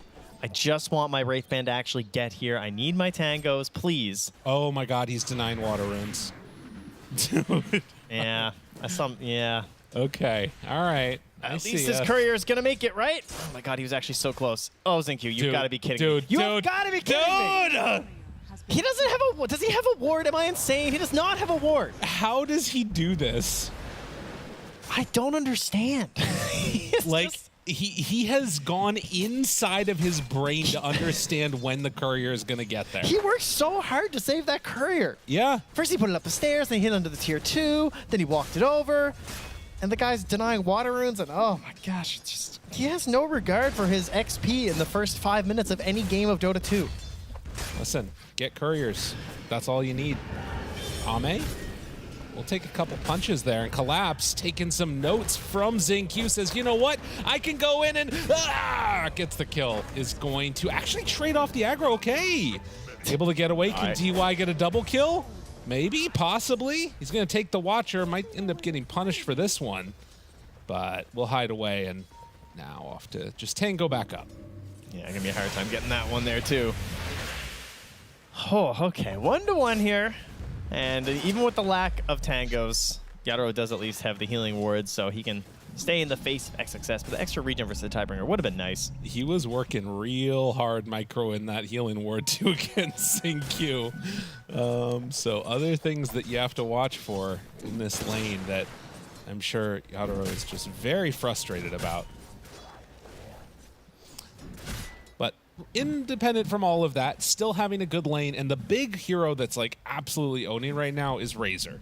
Getting everything that he wants out of mid. 18 and 12 right now versus the 11 and 5 as Miposhka stacks up. Easy.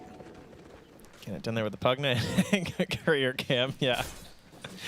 We'll see. It should be a successful mission this time, surely, as XinQ approaches level 2, as XXS is almost level 5. Yeah. I mean, you'll take it, right? If you can manage to do that, it's pretty awesome. Like, securing your offlaner a great game, and then XinQ just tries to catch up later, making sure he can get some of those Wisdom Runes and all the rest of it. But we'll finally be brought some stuff. That's going to be boots and part of his phase. It's a big courier at this point. Oh, yeah. By the time you finally get it, just collapse and mirror plane it pretty close to the tower here.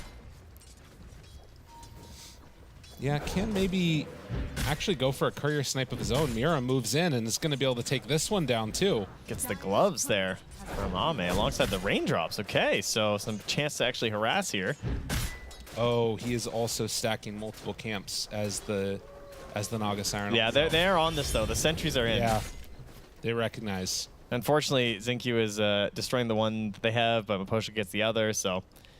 Yeah, we actually were talking about this recently, and this idea of, you know, all the stacking games we've had, we've actually toyed around with the idea of the Shadow Demons and the Naga Sirens. I figured what else we were trying to do. We needed a Broodmother. Right. Like, in theory, how many could a team stack at once? If you're going to find that number, Naga Siren's definitely involved. Spin now, as they will go for a little bit of extra damage onto XinQ as he takes down his courier. Phase boots, though, and XXS is just going to keep that pressure on a little bit for the Juggernaut. Trying to torrent just to mess with his CSing here, as he does not have spin and keeping that pressure on. But yeah, you can see he's still trying to get some of those stacks going. But Miposhka is hot on the heels trying to mess with him. And he's already denied or blocked it out with that sentry too, so. Oh, this is good though. The Blood Grenade hits onto XM and nowhere for him to go. Laurel finds the kill. And Miposhka runs in with that speed, gets DY's courier too. They're gonna glyph the wave on Dire, but with the creep wave already in and the catapult hidden, this is gonna be a lot of damage here. TA's not back up for 10 seconds. Oh, that Centaur. Ends up going down to the courier, actually, but nonetheless, tier 1 tower mid. They're tired of the shenanigans, and you know what? You always talk about this. Razor, a great hero to come and contest stacks if they do start building up. If they ever make any. Right. Yeah, Miposhka, he's still in there right now. Like, where is this guy? I want to get his Wizard Rune. I don't want him stacking. Blocking Here we go. camps. Blocks the other one. This is beautiful. This is a great way of dealing with it. Oh, get his courier. Oh, the net. No, he's out of there. He's in trouble. Yeah, Level 1X. Oh, the phase boots. He's too fast. The jukes goes down south. Not gonna be able to get out of there though. And XXS wisely saving the X marks the spot. Hold on, the net's not back yet. Yeah, they got him here. And Miposhka not gonna be able to deny the Ancients. Yeah, well, no stealing of the Wisdom Rune this time. Mira goes back and collects the other one. doing a good job of messing with this TA. As Ame, not quite level 6, collapse. They need to get another double edge, and it comes out in time. They do die to the DY creep. It's Mira now. Got some help. Forward. Poshka's in the area. Might need to decrep to save Mira. But no, they're going to be okay. That Alpha Wolf just a little bit too strong. All right, so I mean, we talk about Lara having a great time, Yadaro okay, Claps okay, but XXS kind of big right now on this Kunkka, and he wants the item. The item of glory, the Aghanims, and again, partnered up with this Naga Siren, there's definitely going to be some potential there. Yeah. Get a song into that combo. And despite being only level 3, Xinkyu can still do what he wants to do. He dewards the camps, he's doing the multi-stacks. So we got 2 ancient camps stacked alongside the hard camp as well. He's got 1 goal this game, and that's to get his TA nice and fat after a tough lane. They knew that it was going to be a rough one, I'm sure. Right. They just wanted someone who could farm the stacks that Xinkyu's going to make. Well, and that's going to be the hope. I think that there is a little bit of worry that having not been built up too much, like this would be where TA'd want to take a stack of, 3 or 4. Not likely that they're going to be able to get that at this point. Collapse does have Stampede online now, too. As Team Spirit start to make this aggressive move forward, there's a ward up on the high ground scouting him. So unlikely to connect onto that one too easily. While the Jug just trying to build into the Maelstrom. I will also say that for XXS, it's one of those games where he sort of has the dual role. He's trying to get into the levels for Torrent, but also is the main form of catch that they have as Xingqiu barely gets out of there. No way to get the kill, even using that little bit of extra damage from the Stampede.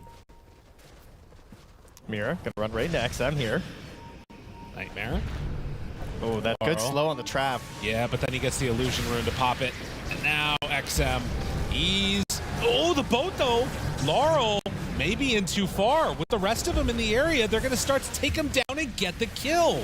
That trap, I think, saved his life. Wow. Even that little bit of delay before he dispelled it with the illusion, it meant the link was later. It gave more time for XXS to rotate in there with the TP. Yeah. That was a quick heads-up play there from XM. And immediately, stacking. Back to the job. Xingqiu at one camp. XXS at the, XM rather, at the other. That camp keeps on keeping 1 creep in there. I don't know what's happening with it. he's angry. Xingqiu not happy about it. Good news for Team Spirit. Yeah. Well, Ame gonna try and force back Collapse a little bit as they stare down. A Life Stealer, a Centaur, and another Centaur walk into a bar. Yeah, that's a 2v1. Gotta be careful about that. Well, okay. A few hits there. Mira gonna steal it with Brain Tap? Yeah. Ame knew, Mira knew, and yet... I wanted a tip right there. It should have happened. As 3 to 4, 11 minutes. And Pugna, level 5.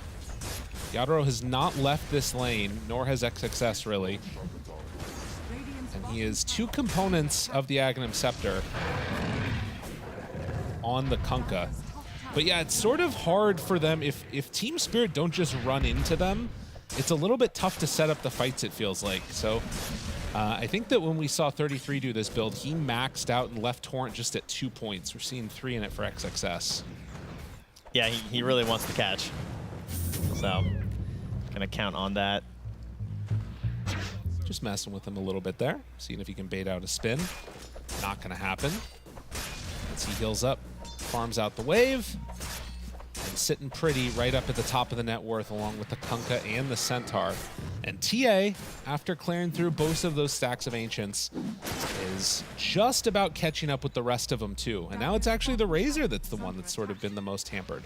They have a crazy amount of vision up in this dire jungle right now, where XM's moving through, where DY is going. Like Team Spirit, we're seeing everything for a while. They had 3 wards, 1's expired, but now there's still 2 up on these pillars. But unfortunately, they haven't really been able to make any moves in there. I don't know if they're just like judging by how they're playing and thinking like, oh, it's okay, like they're here right now, so we can comfortably farm up. You know, like Collapse is just doing Ancients right now, so if he wants to get aggressive, he kind of needs the Blink Dagger after this Blade Mail. So maybe it's just the confidence that they're getting out of that they can continue farming. But it is always nice when you can actually make an aggressive move, right? Like you have Fiend's Grip up. it would be nice to try and get something going. Yeah, I mean, and I think for the side of Xtreme, you know, you've got a Naga position 4. I think they're probably hanging out all damn day. I think they're going to be happy to keep stacking camps, keep farming up on those heroes. So we'll see if they do decide to make any aggressive move at any point, but it definitely feels like the pressure is more on Team Spirit in that regard. I think knocking down that mid-tier 1 tower was really crucial for Team Spirit. Yeah. Their game just feel a lot safer. Rage down, dropping sentries, hitting pine cones, and now ready to push with Nether Blast onto that tier 1 tower. This is what Pugna does do quite well. The Seacrep life drain, now Nightmare. Yeah, get caught a little bit there on the micro play, I think. From here to get in with the sleep, but it's not going to matter. Armlet delivered to Ame if they dare fight into him. He's ready with some damage. I mean, Q also has the song in behind. Right, that's the other form of initiation that they can do, is just pop song and walk in. Not always the safest, because you're pretty heavily committed at that point. As you saw the Jug pressure that bottom tier 1 tower. Getting close to the next Wisdom Runes too. And BKB for Laurel signals that might be a window where they try and make some other aggressive moves with the Razor around the map. But for now, does feel like Xtreme getting a lot out of this map. Both teams content with the farming that we're seeing. Thank you. Yeah, he almost trying. Wants to get in there and deny that. That's pretty good. That's a pretty good kill to get if they can get it cleanly. The rest of the team coming in, maybe going to get in for an infest. XM, where's the detection? They spin onto him, and Ame can't quite get there in time. Now Stampede run away, although Razor went up. In trouble, Laurel has to dodge. The X marks the spot is going to be there. And with the boat follow-up, no illusion rune to dodge that pullback. So they'll give up Laurel for the TA. While Collapse pressures up top. A lot of heroes TP'd. Yeah. Be safe. As long as they're getting this tower and the fact he's able to purchase his blink, this is probably worth it. I don't actually alone, but he's not alone. The infest, and now the X play pulls him back in with the Torrent Storm. XG, they're one step ahead. Xtreme recognizing this move, and they had one TP available to them. Yeah, that blink dagger was on the courier, didn't get there in time, so can't quickly escape that situation. Man, and now, yeah, that whole move ends up sort of costing them a little bit. Everybody comes in. Yadro wants some revenge, but it's the creep wave coming in. Yeah, wants revenge against the creeps. Guess that's all he's gonna get. Has to spin, and there is the TP away. Back to the tier 1 tower, and very much has just been in the same spot for a while on that Juggernaut. Yeah, not a whole lot of action around the map from him, that's for sure. Zame will end up denying that tower that they saved from collapse earlier. Xingqiu will find for a moment the little green man in Miposhka. They go for the bigger kill now onto Collapse. Another round save coming from, but they get the Song of the Siren out now. Oh, Torrent Storm just came back up too. They're gonna find him. Does that blink? Gets away. Ooh, Miposhka. He is going to go down, but the bigger kill down bottom. They managed to kill XM with Mirror on the Fiend's Grip and the Omni Slash. Oh, that's a big kill. Okay. All right, well done. Was it? It wasn't even grip. They still have grip. Oh, never mind then. It's just straight up Omni spin. Collapse finds real Xingqiu. 3 points in double edge and a stomp. Sees that it's him. Can they get another little bit of damage? They will. So Spirit starting to get a little bit of fight in them here. It's so weird to see Xingqiu at the bottom of the net worth, but he hasn't really been able to get much this game. He didn't get this crazy acceleration that I think they were hoping for with the stacks. Because he, in theory, could have got an unbelievable amount of stack golden XP because of the Kunkka and the Templar Assassin. But Miposhka, equally as speedy and annoying as a Naga Siren in the earlier parts of this game. That's something you can do on the Pugna. And he was in there constantly just getting the sentries down, making sure that there wasn't going to be some 4, 5, 6 stacks. Because that's what he was trying to do. Yeah. And that type of acceleration, it suddenly turns into a fast Dragon Scepter for Kunkka. They start making more kills happen as they don't quite connect with that Torrent. Ame is nearby. X marks the spot, and they'll just use the spin. Not wanting to even tempt fate over there. He's still being chased, though, on the bottom side. And DY finds him, TP's out. XXS is it back up in time? They get him! Oh, Yatoro just a little bit too late. Does have spin in a moment, and they're going to pop it. Oh, jeez. Yeah, that would have hurt. That was really close. Oh, man. And now he has a Manta here, too, so some extra safety on these moves across the map. Gonna need a new TP, though, delivered, so he has some more chances. Fiend's Grip used here. They have enough to get the kill. Maposhka moving into range with Collapse there. They get him. The punishing Xingqiu, I mean, they are really messing with him here. A little bit of some Icarus action here, you know. First it was Ricky, but maybe the Naga Siren's a little too close to the sun here, all right? Not wrong. The Wax Wings are finally melting for old Xingqiu. I love his itemization, though, next. Going for the Blink Dagger, so they can go for this crazy song into Blink, into Torrent Storm. He's got a dream. Oh, yeah. See if it's realized. Yatoro still down here. Getting in behind, has the Omni Slash, gonna run right into XXS. Hello? How you doing? Team? And he's away. Doesn't even quite manage to find that Torrent hit. But Mahushka is keeping the pressure on these towers. Xingqiu, spot him, Mira, over to the side. It's beating the drums.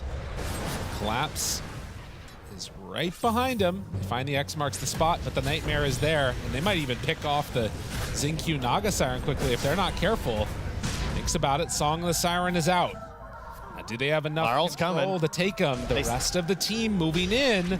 It's going to take a while to bring down this Centaur, and with Laurel making that run forward, will get hit for a moment by the Torrent, but the chase is still out. BKB onto XXS, dealing that damage. Oh, and is it quite enough to kill the rest of them? DY tries to run out, and a couple more swipes. Laurel right on top of that Enchantress. XM shows up, Stomp now onto 2.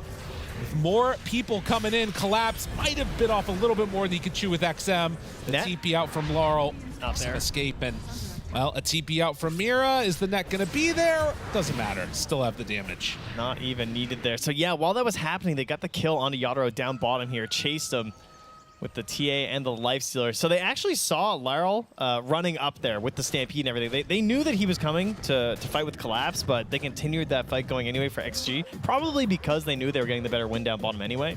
Okay. I mean, this is again, like, really scary moment, not just in this best of 5, but within this game now, because if you start losing this Jug, there's not a hero that feels good playing from behind. Right now, he's right about even in there with that Lifestealer. Wow, I did not know that you would be able to solo that with a 10 and 11 Naga Siren. Yeah. That's pretty crazy. Cool armor reduction, huh? Apparently.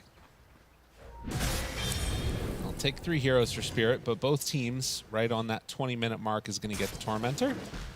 And the Juggernaut will pick up the Wisdom Rune most likely as well. So both carries get in the 21-minute one. And as far as next round of items, Halberd, I think I saw there on the Lifestealer, and it's Mjolnir into Scotty. I feel like the Scotty from Jug could be pretty clutch. Yeah, his Scotty, and then also, of course, this Deso for XM. So yeah, a couple of big items. Because the thing that we didn't really talk about that much is this other element to the Naga Siren support, having the Song of the Siren heal. So it's a pretty insane amount of heal that you get, 5% of their max HP per second for 8 seconds. Yeah, really strong for these strength heroes, obviously, like the Kunkka and the Lifestealer. It does get absurd. It starts to feel like you might need to just burst that Naga right at the start of the fights. Because if it's allowed to set up a reset, it's going to be really tough to deal with. And a smoke with 3. Trying to find somebody here. Mira with the grip ready. They also have Laurel nearby that can come and join. They're going to check the other Ancients first. But Ame being protected right now by DY. It's not an easy kill to get.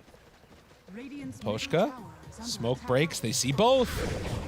And Collapse tried to go for the stomp, but in a bit too far. This Aether lens on Mira here. Enfeeble from smoke. They're gonna smoke behind. They can tell. I mean, Mira's not turning and gripping, right? Like, yeah. They know what's happening here from XG.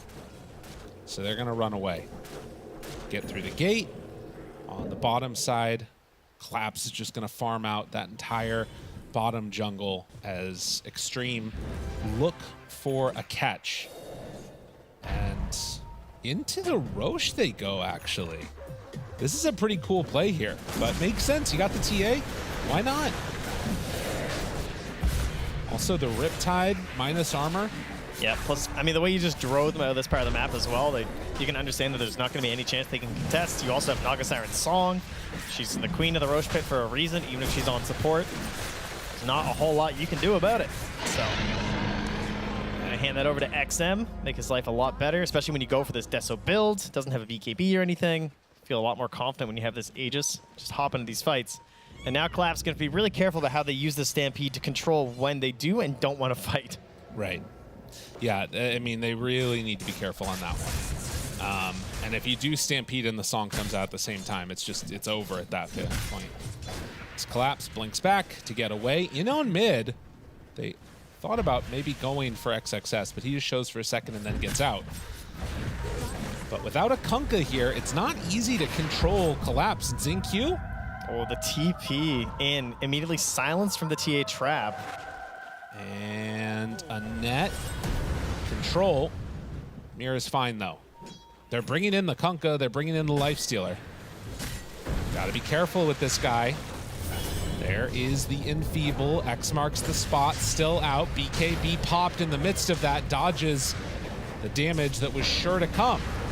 Over XinQ. Bringing in more. They have it. Omni slash out. XinQ is gone, and the grip onto the Lifestealer. Where's the answer? They don't have it. Now XXS will throw the Torrent Storm, but dodging away from all of them, and the spin to win. Maposhka will die. DY not going to manage to TP out of that one. Team Spirit, they had every single answer. Collapse blinking over that impetus as well there to ensure he'll survive. And they just are able to ignore the Aegis essentially and blow up everybody else. Yeah, that grab onto the Lifestealer is really what ended that. I mean, you can see right there, right? No damage. The quick blow up onto the Naga Siren. The knowledge that there's no song anyway because they had previously used it at the very beginning of that. Surprised that XG kind of stuck around like that. Yeah, I guess just anticipating that they could make better moves. I guess also they showed a couple of heroes at mid and figured that if the TPs came, it would take too long for them to fully reinforce. As... Jeez. Kunkka took 642 damage from Mjolnir. Oh, wow. Yeah. That's a problem. Yeah, that is a lot. That static shield can go kind of crazy this game. Now they find another. Kunkka linked. Ooh, a little bit of a misplay there. Nightmare lasts only a second. Still has the BKB available, but the Glimmer is out. Laurel backing away. Manta wants to save that BKB. Might have to use it soon. The Decrep keeping him fine for the moment. Collapses there. Fakes the stun. BKB now run. The damage coming out is going to get healed up for a moment by a Lotus. Yataro's shown up now. Do they have the damage to take down Ame? Does he manage to get inside? He will. They can't get out, though. Keeps him alive. Can they keep XM alive? The healing ward finally brought down now as they have the Song of the Siren. BKB wears off, and this is what you needed. The fight reset with the song. I mean, you can't fight again, though, and now there won't be a song for the next one, will there? They have to be careful. Omni Slash just comes back up right now. He's waiting for his opportunity. They take down one. That was the grip. Can they get any more? Omni Slash still ready as he thinks about jumping over the Lotus. The reaction time was right there. Nicely done from XXS. And then he gets the blink out. He's able to escape. Yataro, he's in trouble. The shield's doing some work as they try and escape from this one with no Omni Slash. Maybe they can opportunity to turn. Ame in on top of them. Silence. Yataro in trouble. The healing ward still doing work. The Decrep keeping him alive. They now take down that healing ward. Spin to run away. Asleep. Back out, has the X marks the spot, and there's the pullback, but the Glimmer Cape, where's the detection? Stomp comes out from Collapse, the turn! Collapse was there for them! Ame going toe-to-toe with Yadro, but eventually they find that kill on the Jug. Oh, just getting kited. And XM manages to somehow find his way out of there. What a Lotus to turn that fight. Having to use the grip to blow up the Aegis meant when he came back up, they didn't have too many choices there, so they ripped the Omni, and like you said, XXS, baby. Lotus Orb, excellent counter here in this game. So useful versus the Pugna as well, so just many uses he's got for it. Man, that was such a clutch fight for them. And Collapse almost able to turn it. I mean, this is what you want to see from a grand finals. And having to use the song defensively like that to reset as well. Barely getting it off, by the way. I mean, first the Infest and then XM also crazy low getting out. This is it's crazy it started way back. I mean, it was even before here. This is round 2. Okay, I see, yeah. So Yadro was feeling really confident here because he still had the Manta. Now he finally has to pop it after the silence for the TA trap and then the decrypt. I don't know how they managed to get that that healing ward in the middle of all that, but very well done from XM to target it down. And XXS, such a clutch play and so many good defensive options. If they would have they were so close to bringing down XM right there, but couldn't quite get him in the end.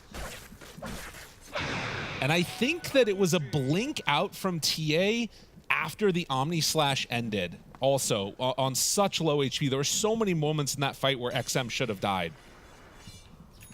Man. We are getting treated here. Yeah, and you know, we had concerns about XingQ with his net worth early on in the game. He did manage to get the Cloak of Flames, which it actually does almost the same amount of damage on illusions that Radiance does. Because Radiance does 35 and Cloak of Flames is downgraded to only 30. So for a Naga Siren, it's a lot of value. Just, I mean, they're not the tankiest, of course, so it helps get a little bit extra damage when you're playing the support style. And Maposhka's just trying to farm him up the whole time, That's a good idea, too. Yeah. He's catching up. Doesn't have the shard yet, but it's kind of hard to purchase it. Right. I think he's hoping for a Tormentor. Oh, whoa. 2-shot silence? Oh, man. That was very close to dead. And just showing how strong this TA is. I mean, TA is definitely still, like, very hard to deal with at this point for Team Spirit, but very killable, too. Just the epitome of glass cannon at this point. So they're going to have to do a good job, XG, of continuing to protect her. And Maposhka, of course, with these decrypts, that's why you're seeing that nullifier in the future eventually for XM. Right. Giving you some protection. There is the Aghanim Scepter, though, so with how close they've been in some of these engagements and how slippery Yadro was before already, the Swift Slash is going to add quite a bit to his arsenal. As they're starting to wrap around a little bit here. Oh, XM goes in. Silence, but goes Scepter. This could be good for Team Spirit. Reset. Laurel's still there, too. They're all around the perimeter. Yeah. It's like they don't want a good song setup. Just stay split, guys. Well, and Swift Slash is still at the ready. No healing ward for a bit. Need to make sure that they are keeping their distance. Also, level 20 on Jug is pretty important for his ability to reset the fight. It's not as broken as it used to be. True. With the lifesteal, but still very solid. And a lot of room left to grow in this game for both teams. I mean, I think the other thing is, like, you look at this net worth difference, 4K, that fight was definitely a win, but this is still anybody's game. Yeah. No, there's no doubt about that. And talent there from the Bane, 20% Enfeeble cast range reduction. Right. It's been popping a lot of Enfeebles this game. Very useful versus the Kunkka, honestly. Yeah. Stop these X's, right? These torrents in the middle of the fights. Well, even things like the Torrent Storm, right? You know, the way that you sometimes cast it, it can sometimes have to, like, make a slight move to walk towards it because you are anticipating that you can cast it a little bit further out than you actually can. It can be frustrating. All right, there we go. Tormentor, so either Maposhka or presumably Collapse here. Who's going to get it? It goes to Maposhka. I think that's good news. Yeah. The other one that we see now, too, though, the other Aghanims, is the Aghanim Scepter done for the Lifestealer. I mean, that is another game-changing pickup that they have. The Lincoln Sphere is not online yet on the side of Spirit. They're building one on Laurel as well as Yadro. And Collapse, Shiva's guard, has Stampede ready with BKB. He's going to pop that BKB, pop that Stampede, try and save his BKB. All right, back they'll get, but that's an immediate Smoke again here from XG, knowing they have the song, they have the Blink Dagger. No Stampede. XG wants to set up the big play here. Laurel. They see him. Is that the target? He's trying to bait really with his wanna arcane go rune, I on, think. though? Yeah. He's going to set right forward. Xingqiu goes into the midst of all of them. And now oh, that's just Swift Slash. Still have Omni if they want to use it. Collapse starts to hit. Do they have enough damage to bring it down in time? They will. Now looking for more. Laurel still sitting strong in his BKB. Mira's got this grip, so they can't really fight into him. They have to find the Bane, or they just need to run. Yeah, and it looks like they're going to decide to run, but the smoke out comes from Team Spirit, as they are ready to keep fighting for more. There's no Lincoln Sphere here on the Dire. There is that Lotus. That's the one thing he's got to keep his eyes on, but Mira, he's got the clutch factor for these ones if he gets the right target. And this is the other thing. 20 seconds with no Song of the Siren. They're thinking about going Roche, but already Xtreme are heading down here. He did just Torrent Storm as well, though. This is really, I mean, they have a ward down. Where's the detection? Team Spirit, they don't have any down here. No sentries. They take it out now with the gem online, but that means that they know that they're coming. Mira's trying to hide in the tree line. Stepping away. The Torrent, it spots him for just a moment. Now Ame, he's in pretty far. There's The the Lotus Lotus Orb on top of him, trying to walk away, but Ame is now in pretty far. Do they decide to go on him here? Oh, it's so Still tempting. waiting. Now with Song of the Siren coming out, this fight becomes so much harder. They bought enough time. Team Spirit, they can't do this freely. Torrent Storm's back in 15 as well here. All the tools coming up. Now the smoke. Are they going to go for the big wraparound? What's the play? They're thinking about it. We got one minute until nighttime. Ame, they're ready to go. They're ready to fight this. Xingqiu illusions are spammed out to try and defend against this, and they're going for the big wraparound. Yadro still standing in vision. What about the rest of them, though? Laurel jumps forward, collapse. They miss the stomp. He's able to get the blink out of there, and now the infest inside of Laurel. But there it is, the grip. They connect onto Kunkka. They're going to bring that man down, and Song of the Siren manages to get him out just in time. Ame jumps out. Needs to be careful. The Stampede, the chase down. Laurel still living through this somehow, and Ame just has to back out. He's got no damage. Glimmer Cape, hiding, chasing. Ame, where are you going? Give him the licorice whip. Laurel is right there, and DY tries to sprank out of here. There's no spranking out. Team Spirit win the fight, win the Aegis. Right back to the top, because that's where Roche is going to go here in about 20 seconds. So they got to go control that up here.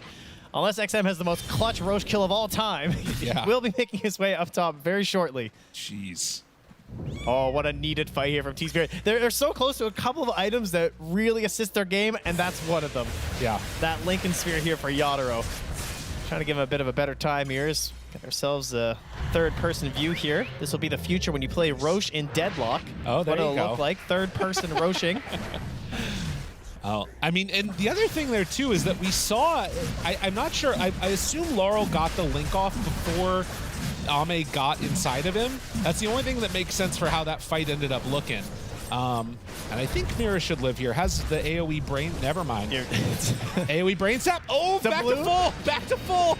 Get him out, run away Mira, run. He has another brain sap soon.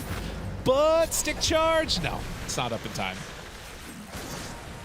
Oh, wait, collapse? He blinks away too. Oh, man. I think no lead is safe, but this is a pretty strong position right now for Team Spirit. Every fight just has so many tiny details. Like you said, like, oh, when does the link come out? Like, how's that going to be played? Popping the Naga Siren before the song. Blowing up that Kunkka. Yeah. Like, the guy with the Lotus Orb, he's such an important target, and you managed to get the grip that time there from Mira again. I think he is the most important person in these fights from Team Spirit, it feels like. Well, and I don't understand how Xingqiu didn't manage to get, like, the song off to save him in time. I thought for sure he was going to be able to get there with He was just so far back with the Aether. Yeah, it must have been. Man. DY picks up a couple of bounties. Xingqiu, the other ones, cuts the lead down to 2,000 now from 5,000 with bounties and farming. Oh, man. This is pretty tense now for Xtreme. They have a trap that's spotting where Collapse and Yadro are going. They're also going to take the outpost. That'll let them know what's up. Yadro closing in on level 25 here on the Juggernaut. Obviously, the 2 healing ward hits to kill. No, I'm just kidding. We'll get some Omni Slash going on here. Yeah, I mean, I do kind of feel like there's some value maybe later on in having that talent, but the Omni Maybe Slash level is so 30. good. Exactly, right? Omni Slash is too good.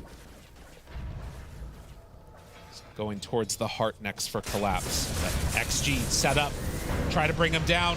Decrep immediately, they got the answer. Now, are they in too far? Collapse, eyeing up an initiation. As they have fully reset this, they go in and almost got that healing ward. They are gonna send out some more illusions again. What do you need to kill this Aegis? That is the question here. Oh, and Mira, he's ready to lock this game down with that BKB. Yeah, he knows the answer. If they can get a grip on a good target, he will BKB grip every time. XM is still so terrifying, though. Yeah. Like Nullifier blinking in, just exploding someone potentially. He is very much that glass cannon. And stepping forward, still scouting things with the illusions, but Team Spirit says, fine, you won't fight us. We'll just go right on forward and take down your buildings. They're defending their high ground to the right, but the high ground right in front is... This one's a little more important, I think. Yeah, Team Spirit going for it. I know, you heard Crit on the panel. He said they need someone who can BKB and hit buildings. And look who we got. Decrep. Spin back away. Now stomp on bottom, finding Xingqiu dead. Collapse showing up in these clutch moments. Well, you heard the man say it himself. Stomp. This game hasn't been much of a stomp, that's for sure, but... Ooh. That tidal wave, not quite what they needed Mira, to fully spicy together. But still sitting, waiting. As they are going to try and siege high ground again. Do not want to use the spin without need. The decrep as soon as they go in, and now Stomp comes from Collapse. They have the Lotus on XM. They back away Mira, on he just Juggernaut. grips He you grips him. Okay. Saving the BKB, pops it now, and now reset to get away. Interesting, okay. Thought maybe he'd just have the damage, I guess, with like a little bit of help from his allies, but bit of a missed opportunity there perhaps from Team Spirit. Glyph still up as well for XG. Yeah, keeping that there is pretty huge. So they will not make the full pressure forward. They did get the tier 3 tower, obviously. Can maybe start to set up onto the tier 2 bottom here. Almost at Butterfly on Jug. Everything's going to be here for XG. Only thing they're missing is the boat, but I mean, Torrent Storm is the more important of his spells. 30 seconds on Aegis. It's pretty bold to step forward at this point for Team Spirit to try and take this building. I mean, obviously shutting down the TP areas that they can get into. It's now 25 online. And Refresher for the Razor here, too. Oh, he actually did do the healing ward. All right, Dude, my bad. Dude. Okay, but so my thought process was, that's cool, but isn't it kind of easy to kill? I mean, Guess not. I think that probably it's the... I guess, like, it's mainly TA and Ench now because they've been able to handle the mirror image illusions pretty well. But he ends up taking it. The other thing is it has been pretty annoying when he's trying to siege and Naga just goes in with the healing and kills the healing ward in one. Oh, he's just trying to fake him out. Dude, this guy. He wanted to see if anybody showed up and he was just going to Omni Slash him. But they go in now to steal the Tormentor. Damn, that's wild. You know, it's pretty cool because the reduction they have is what, like Shivas, I guess? You know, Right. some games we're getting like a lot of forms of reduction in terms of like the healing and the regen and everything like that, but Gato just recognizing how much is giving to them. I mean, if he can keep that up, maybe just that 1 second more of Omni Slash isn't really going to be worth it for him. That's what he's decided at the very least. Pretty uncommon talent overall for the hero, but very cool to see it used because just recognizing it in this game, he thinks it's going to be better, so let's see if it pays off. 8,000 gold lead now. And with Aegis no longer in hand, Xtreme gonna have to see how they decide to play this. Are they gonna try and go for a big blow up opportunity? It's smoked up with 5. Collapse. Saw them run up that hill. Haven't been able to lay down a ward to scout anything. Are they just gonna go all in for the racks? Waiting for anybody? No, they're on it. Range racks collapse, still ready to jump. If somebody shows for a second. But no, they just get the range racks and back away. Yeah, they know there's still this glyph. So they want to get the range first, see if they get baited out then. And Tormentors should both be up pretty soon. Radiant is up. They just took the one over there on Dire side. Oh, yeah, right. My bad. But overwhelming blink for Collapse is the next thing on the docket for him. It really feels like Xtreme been punched in the face a little bit now, but will attempt to make a move as they smoke out of their base. Team Spirit gonna reconvene now as they all group together on their side of the river. 25 just got for Collapse.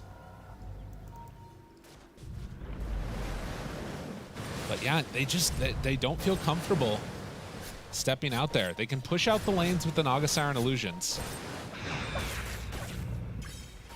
And now, smoke again. So many smokes are being used here. They're ready to go another time. Why not? Laurel will show in the lane, it looks like. This might be the last move before that Roche respawn here, because it's going to respawn in 21 seconds. Let's see.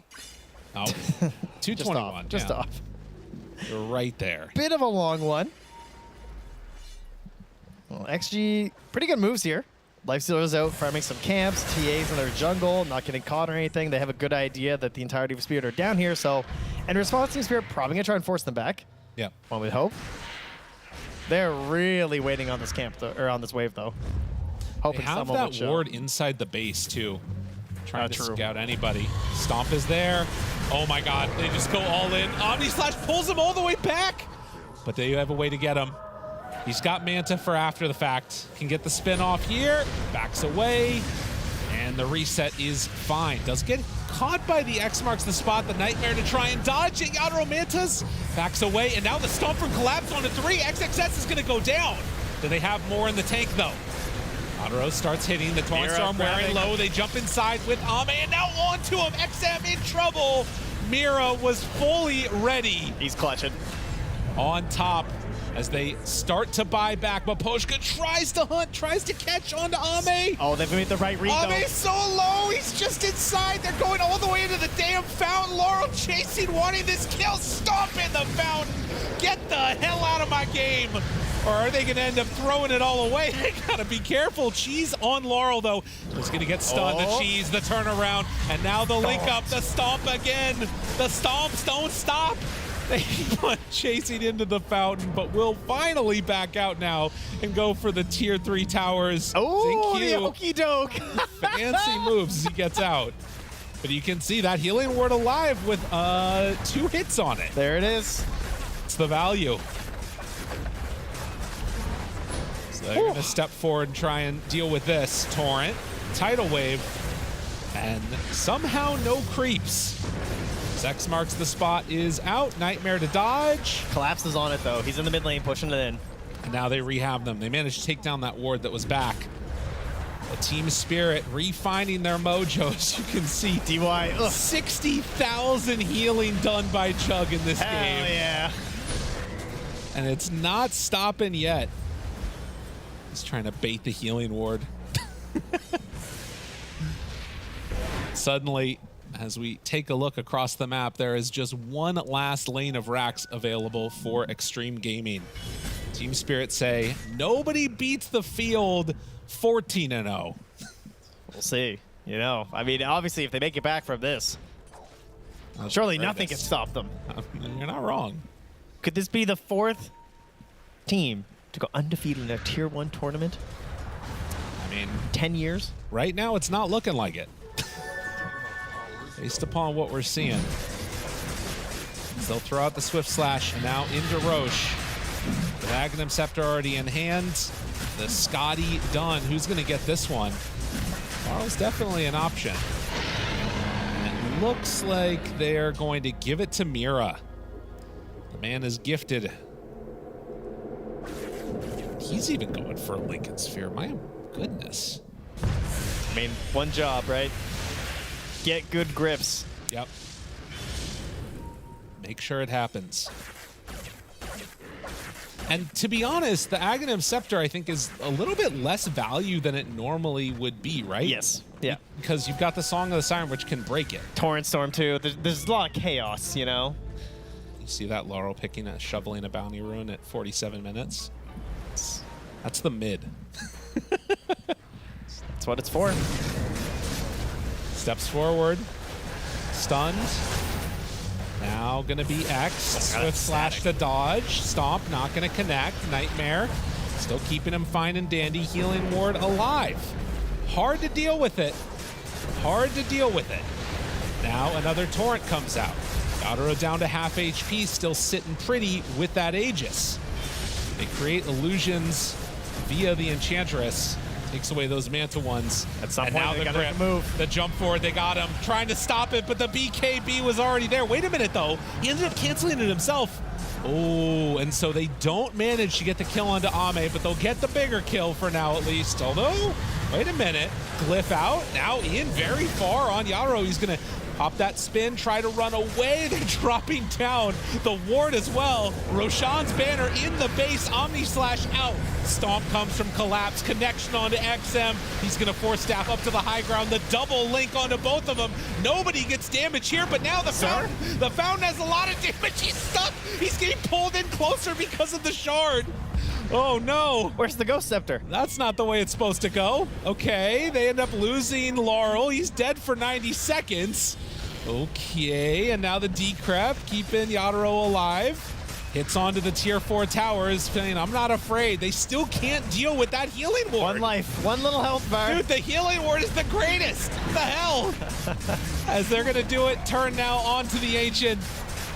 And with that, Team Spirit looking set to go as Ame is going to be gripped. They have no answer for this at all. Yautaro takes the finish. The tip comes out as they pass it over to each other. And we're going to game 3, tied up 1-1 in this grand finals. We got ourselves a series here, folks. No, it won't be a clean sweep. Not in this tournament, not in this series. Team Spirit putting one up there for the rest of the field. Getting one on the board versus XG. And showing Xtreme can bleed. We'll see if it can make it happen again as we get ready to continue on in this series. But first, we're heading back to the panel. XG, they're not going to be going undefeated in this tournament. The draft looked a little bit wonky. That was what you guys said here on the panel. You weren't really sure what they were cooking up. Maybe they overcooked a little bit too much. I mean, the Naga pose 4. Sure, had some shining moments, some shining lights, but was not really what we wanted from a pose 4, especially not with the Naga. All the hard work Tigav did last night, preparing all the undefeated tournament runs in the last 10 years of Dota. Well, luckily, the players don't really care about these stats, so it's fine. I'm pretty sure Crit has never entered a game of Dota going, oh man, I really care about my 40-0 Willow win streak, for example. That's a bit exaggerated, but am I right in saying that? No, I think they looked pretty down after that loss. Just looking at the player cams, a little bit surprising, I think, because I think it's a pretty easy one to get over. I personally think their draft is way too wonky. Even then, like, they play pretty well. They had a lot of chances to kind of bounce back, like the fight around the tier 2 mid, where they somehow miraculously just moved backwards with the song. Ended up killing, I think they killed Juggernaut, and they was just like, there's no way I think it's this fight, yeah. There's like they have no business winning this fight. Like, whatever happened before this was very fortunate for them to get out, and then they re-engage and then somehow find their way back into the game, even though it's looking terrible, and then they have a chance to win. I just think the heroes are a little bit too wonky this game. Yeah, when I saw this fight and when I saw them winning this fight, I'm like, okay, I don't know, they can do anything. Like, if they manage to win this game with the draft that they had, the drafts don't matter. That's how I see it.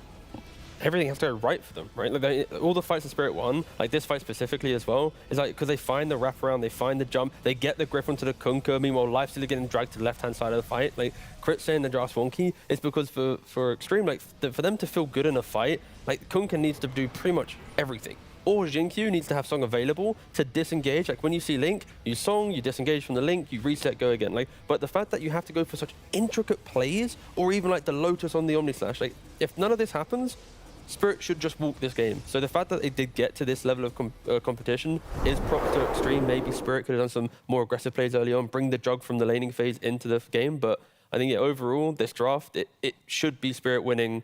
It kind of feels like 9 times out of 10, but maybe that's an exaggeration. But I would, if I took the team names out, I would be favoring Spirit's draft the majority of the time. I think there's the other way that you could take it as well is that if Xtreme Gaming go back to a little bit more of a quote-unquote normal draft, then the skill difference is very much there. It's pretty predominant, the fact that they're on par, they're getting gold leads with a draft like this. Yeah, I mean, I think Xtreme are just looking like they're one step above the rest of the teams here. I feel like playing against both teams as well, they're definitely a very hard team to play against. But I also think it's a lot of momentum. Like, they didn't lose a single game the entire tournament, and Spirit winning this game can just change a lot. It can be very deceiving how much it can do just to lose one game, even though you think it's the best of 5, one game doesn't matter. But when you're not losing at all, losing that one game can have more impact than it usually has. I do have a question for you, Crip. Okay, so coming into this series, Jin-Q, he didn't play Ricky since 2019. His Naga Siren, he's not played again from 17, 18. How much freedoms do you think he's been given so far, where now they've lost a game and it's not just undefeated? Do you think that they take a step back and go to okay, Jin-Q, you had your fun, now you're playing your staples that got us here? I think he will do it himself. I think he will take a step back. He'll probably take some accountability for it as well. They'll go outside, they'll talk about it. He'll say, okay, guys, maybe the Naga against Bane, it might have been a little bit too far. Yep. I think he'll do it himself. I don't think they have to do anything as a team. I think he's veteran enough to know that what happened, what was not good, and then they'll still trust him. It's not like they're going to change anything and all of a sudden he loses his voice. I think I think not to the extreme, of course. It will not be that extreme. They just cut him off. They're like, no, you can't have any say. I mean, it was more like a subtle step back. Yeah, I wasn't asking for the full extreme, but more like a step back on, for example, the the Naga, right? That was a very extreme approach to the Bane. Maybe they wouldn't go as nuclear in the counter pick. I think so. I think at least they'll probably consider a little bit more what's in terms of hero strength as well, and not just think about theory, because sometimes it matters. Heroes need to be good to be picked, and it's not just theory. So I think maybe they'll have that in their consideration now as well. Okay. Where does Bane then sit for you guys in draft priority, but also for XG? They're normally coming in with second pick, being able to have the freedom of getting Bane after Spirit have already picked up normally the IO. Maybe you can replace one of the bans with the Bane, but for me, Bane will be heavily contested for the rest of the series for both of these teams. Enough for XG to even want to be first pick now? Well, I think the interesting thing is first game Spirit had choice and this game Xtreme had choice, and they both chose second pick, and both games Bane was first pick. So there might be a shift in it. I also don't know if they're doing coin toss for game 3 and 5, which is somewhat significant. They probably do it for just game 5, which means Spirit has choice now, and it could be a choice to take first pick and just keep rolling with the Bane. Maybe they'll try a different avenue to counter it. Maybe not IO, but something different. So I'm not sure. One extra thing, by the way, about this Bane, this DY at least on Bane, he always gets farm, and it was the same on Mira now, right? One of the games he even went for Midas, and eventually this Naga didn't even feel like a big counter. You have a BKB, you have a shard. He's actually liking that matchup because he's killing all those illusions, getting the HP, and also has the BKB for the grip. Yeah, I'm a bit surprised how much impact the Banes are having later on in the game, especially because Wind Waker is such a good item right now, and it destroys the hero completely. But especially Spirit are making the hero look good late game, because Mira's playing it most of the other teams like DY and stuff are playing it as a 5, and it's less important that you get the grips later. But I think for Spirit, they're relying a lot on Bane as a hero and getting the grips later. So it's a bit interesting to see if Xtreme think they can find a response later on in the game, because I feel like they went a little bit too crazy with the Naga, and it's there's too many things to deal with it, and it didn't really deal with it. So then I'm not sure what their response is going to be. If they're going to keep playing the Bane as a 4, it's more important that you have a good response to it than if it's a 5 where it's more like a laning support. All right, well, we're hoping that XG rein it back in a little bit, and they're going to have to if they want to take this best of 5, as game number 3 will be coming up just after this break. I'm never chasing a sound. I'm trying to chase an emotion. And it happens to be with sound. When the chef cooks for you, he's trying to do it with obviously presentation and taste and all that. For me, it's really capturing an emotion with sound. And when you do it with the right equipment, then something special happens. We here at Verse, we want to be the best at everything. We have the best monitors, we have the best drum kits, the best amps, and naturally we had to have the best mics. And I remember walking around and thinking, man, I like this song. I wonder what it is, because I curate the playlist and I didn't remember putting the song on, right? And I look over and it's a band playing. I'm like, oh my God, it sounds like a record. And I go up to Steve and I'm like, man, that sounds so good. And I noticed that he was using Earthworks and I was like, oh, okay. Hearing those drums was incredible. I had never heard it in here. There's a spiritual thing that happens when you get a whole bunch of human beings together in one room. And the artist is using that energy, and that energy helps to inspire them to keep going. One of the first things I notice about these microphones is they're solid, they're rock solid. You can tell they're just high quality when you pick them up. And so then you plug them in and you throw up the channel and it's like, oh my God. Because the articulation is so consistent across the entire frequency range, it doesn't have to be loud to be in the mix. I have so much confidence in what I'm getting is accurate and what's happening is accurate. I don't have to use any of the RAM in my head up on, oh, do I have to compensate for this or compensate for that? No, I can put that energy to creativity. When Earthworks talk about a fast microphone, they're alluding to the capsule in the microphone moving really fast. How fast it reacts is going to determine just how accurate it is, how fast that capsule can move in response to the signal that it's presented with. So the faster the better. You know, the quality these microphones are putting out is something that, you know, needs to be heard. It's really great. Once you use these, you just simply can't go back to anything else. My name is Manny Mariquin. My name is Steve McGuire. My name is Kevin Madigan. And I'm here to talk about Earthworks.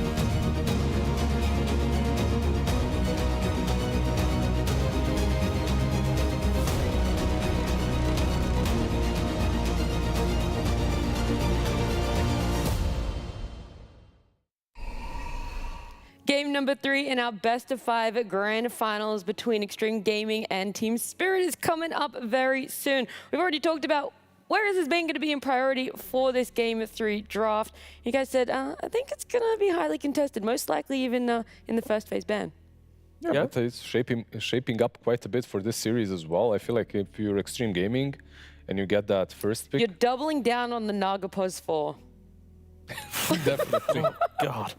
Definitely. That's what you do. One thing is, though, both teams, and it's quite rare, have, when they take the first pick, both teams still ban identical. So, like, when you're second pick, I do my bans. When you're first pick, I do the same bans. So we're seeing the same 7 heroes, Disruptor, Mag, Shadow Demon, Chen, Doom, Slardar, Bristleback. No matter what pick order it is, they're always the same heroes banned into then the Bane first pick. So it will be intriguing going to Game 3 if any of those bans are shifted, and if we continue down the script of, if I'm first pick, I take Bane, now show your counter to it. Would you let any of those through, Crit? I think the hard thing about Bane is that it's just a Bane. It's just a support. You know, it's a very casual hero, and then in theory, like you feel like okay, it's easier to deal with than some Collapse Magnus or or the Slaughter that can go mid or off lane. And it's hard to kind of choose what you want to give. And Bane just winning every game makes it annoying because you kind of feel like okay, maybe we should just get rid of it. Like let's not keep losing to this hero. But I feel like there is definitely. There's some things you can do. I'm not sure about the Magnus. For us as a team, we were not like super scared of Magnus from either of these teams. So that is a hero that you can consider. I think the Slaughter is looking like the best offlane mid flex right now. I think that one is kind of hard to let through, especially if you're first pick, because on second pick it's just looking too good. On first pick, like if you have second pick, maybe you can leave it on to first pick because you know what lane is gonna go. But yeah, it's kind of hard to choose. Like one hero that I also wanted to suggest is perhaps the Magnus, but they value the Collapse Magnus so highly. I mean, they have a couple of players that have been burned by Collapse Magnus in the past, so the trauma might be still there, I understand. I was wondering how much the mental warfare might factor in with that hero. It might. They've lost some grand finals to it. But we've seen yesterday Magnus, who played it, G2IG, right? Like JT played it, and it really didn't look that great. It didn't Lackluster is how I describe it. And it still gets banned out. Spirit's first pick again. So the same bans from Xtreme, the same 4 and the same 3 from Spirit? I think this time, though, they chose first pick. Oh, Bane is banned out, by the way. So Chen goes through. Right now, if you want it, you can have it on Team Spirit. That's an interesting one. When it comes to Chen, I feel like Team Spirit will be happy to snatch it. There are some heroes that Xtreme Gaming definitely like to pick into it. Maybe some Clinks, like we have seen Ame played it quite a bit. So they banned Bane this time. What was the hero they banned? Chen. Right. Chen, Oh, yeah, so that's Chen this time. Now Spirit have to decide if they want to play Chen. I don't think they've played it this tournament. They so haven't far. touched it at all so far at PGL Wallachia. Yeah. But has it even been let through for them? That's the other thing that you have I to feel factor like you have into to it. play it. Like if you don't pick it, it just opens up a ban here for Xtreme Gaming from now onwards. Yeah, I think Right? kind of think they have to pick it too. It's just too strong on second pick as well. T's running the numbers. Has been banned against it every time. Yes, every single time against Spirit, it's always been in contention for ban. So if they are to pick it, it is just because it's like, oh, we finally the have hero access. is banned versus most teams, and okay, they're gonna try to answer it instead. Now the question is that is there maybe a possibility, a world in which Xtreme Gaming also don't pick it? I mean, there's a chance, but for me, this is a massive win for them if they already kind of caught Spirit in their bluff. Like they just didn't pick Chen. It was available for them for the first time, and they were like, maybe we shouldn't. Like maybe they're not comfortable. They haven't played it in like 2 months because it's just permanently It's banned always, yeah. So I think for sure, if you're Xtreme, you should take Chen. Maybe they're in the same boat. Maybe they're also not comfortable. And Marcy's They're left. Marcy instead, yeah. They're still giving Jinkyu the same priority, wanting to pick up his hero, or at least a support in the first phase there. But it was consistently banned out in that second phase. I just love the situation in which Chen goes through and both of these teams are banning it constantly, but no one is actually going to pick it. You know, they're just afraid of the hero. Yeah, it's kind of the grand finals approach that teams sometimes have, right? It's like you need to try and pull a little bit ahead, because if you always lock in the same heroes, then you aren't going to have that ability to go deep into like a game 3, game 4. And yeah, I like the fact that the bluff was kind of rare. It can always be a bluff on a bluff, because hear me out, guys. The Marcy is always getting banned in that second phase. So they probably don't want to waste a second phase ban on Chen. So we don't pick it up now. We go for the Marcy. It gets let through, and then we pick it up. Yeah. Some teams have fully ignored it in drafts, right? It is a very good hero, but based on how you set up your approach, like again with a Bat Rider, they play it 4 or 5. If it's played in 5, then it's incredibly greedy, where they make his own stacks, he farms his own stacks, gets his own blink. So I think sometimes you can just ignore the best heroes. I think so, but I also think Bat has a pretty good support matchup against Marcy. Like you can always cancel his jump. You have BKB control. So I think like when they picked this Bat, they knew Marcy was coming, or they were at least expecting Marcy to come. Like they thought that they wouldn't pick Chen. I think that's kind of what happened because. Can it still be picked though? Like yeah, Chen will be a problem later in the draft for both teams if they don't think about it, because it's still a good hero, you know. I think it's just the second game they just played, I feel like Xtreme didn't take the Marcy because the Bane was there. And then this game, they banned Bane just for the Marcy, but then Spirit are like, okay, we want another hero that has BKB control for the Marcy, and then they took the Bat preemptively. And I think that's kind of what happened here. And then Xtreme were like, whatever, let's just take the Marcy. Like it's our best 4. One other question, actually. What's your opinion, now that we've been obviously on this draft for so long, when you have the second pick, only having that one ban in the second phase, do you feel like it's a little too few opportunities to kind of develop your draft because you only have one ban? I'm not sure, because you get the 9 pick into the 13 pick. And you also get counter picks down the line. Yeah, so I think the only problem for second pick right now is the 16-17, where you kind of have to show a core. Other than that, second pick seems a decent amount better than first pick, just because you get 2 picks early, you get to ban into pick, which is very valuable.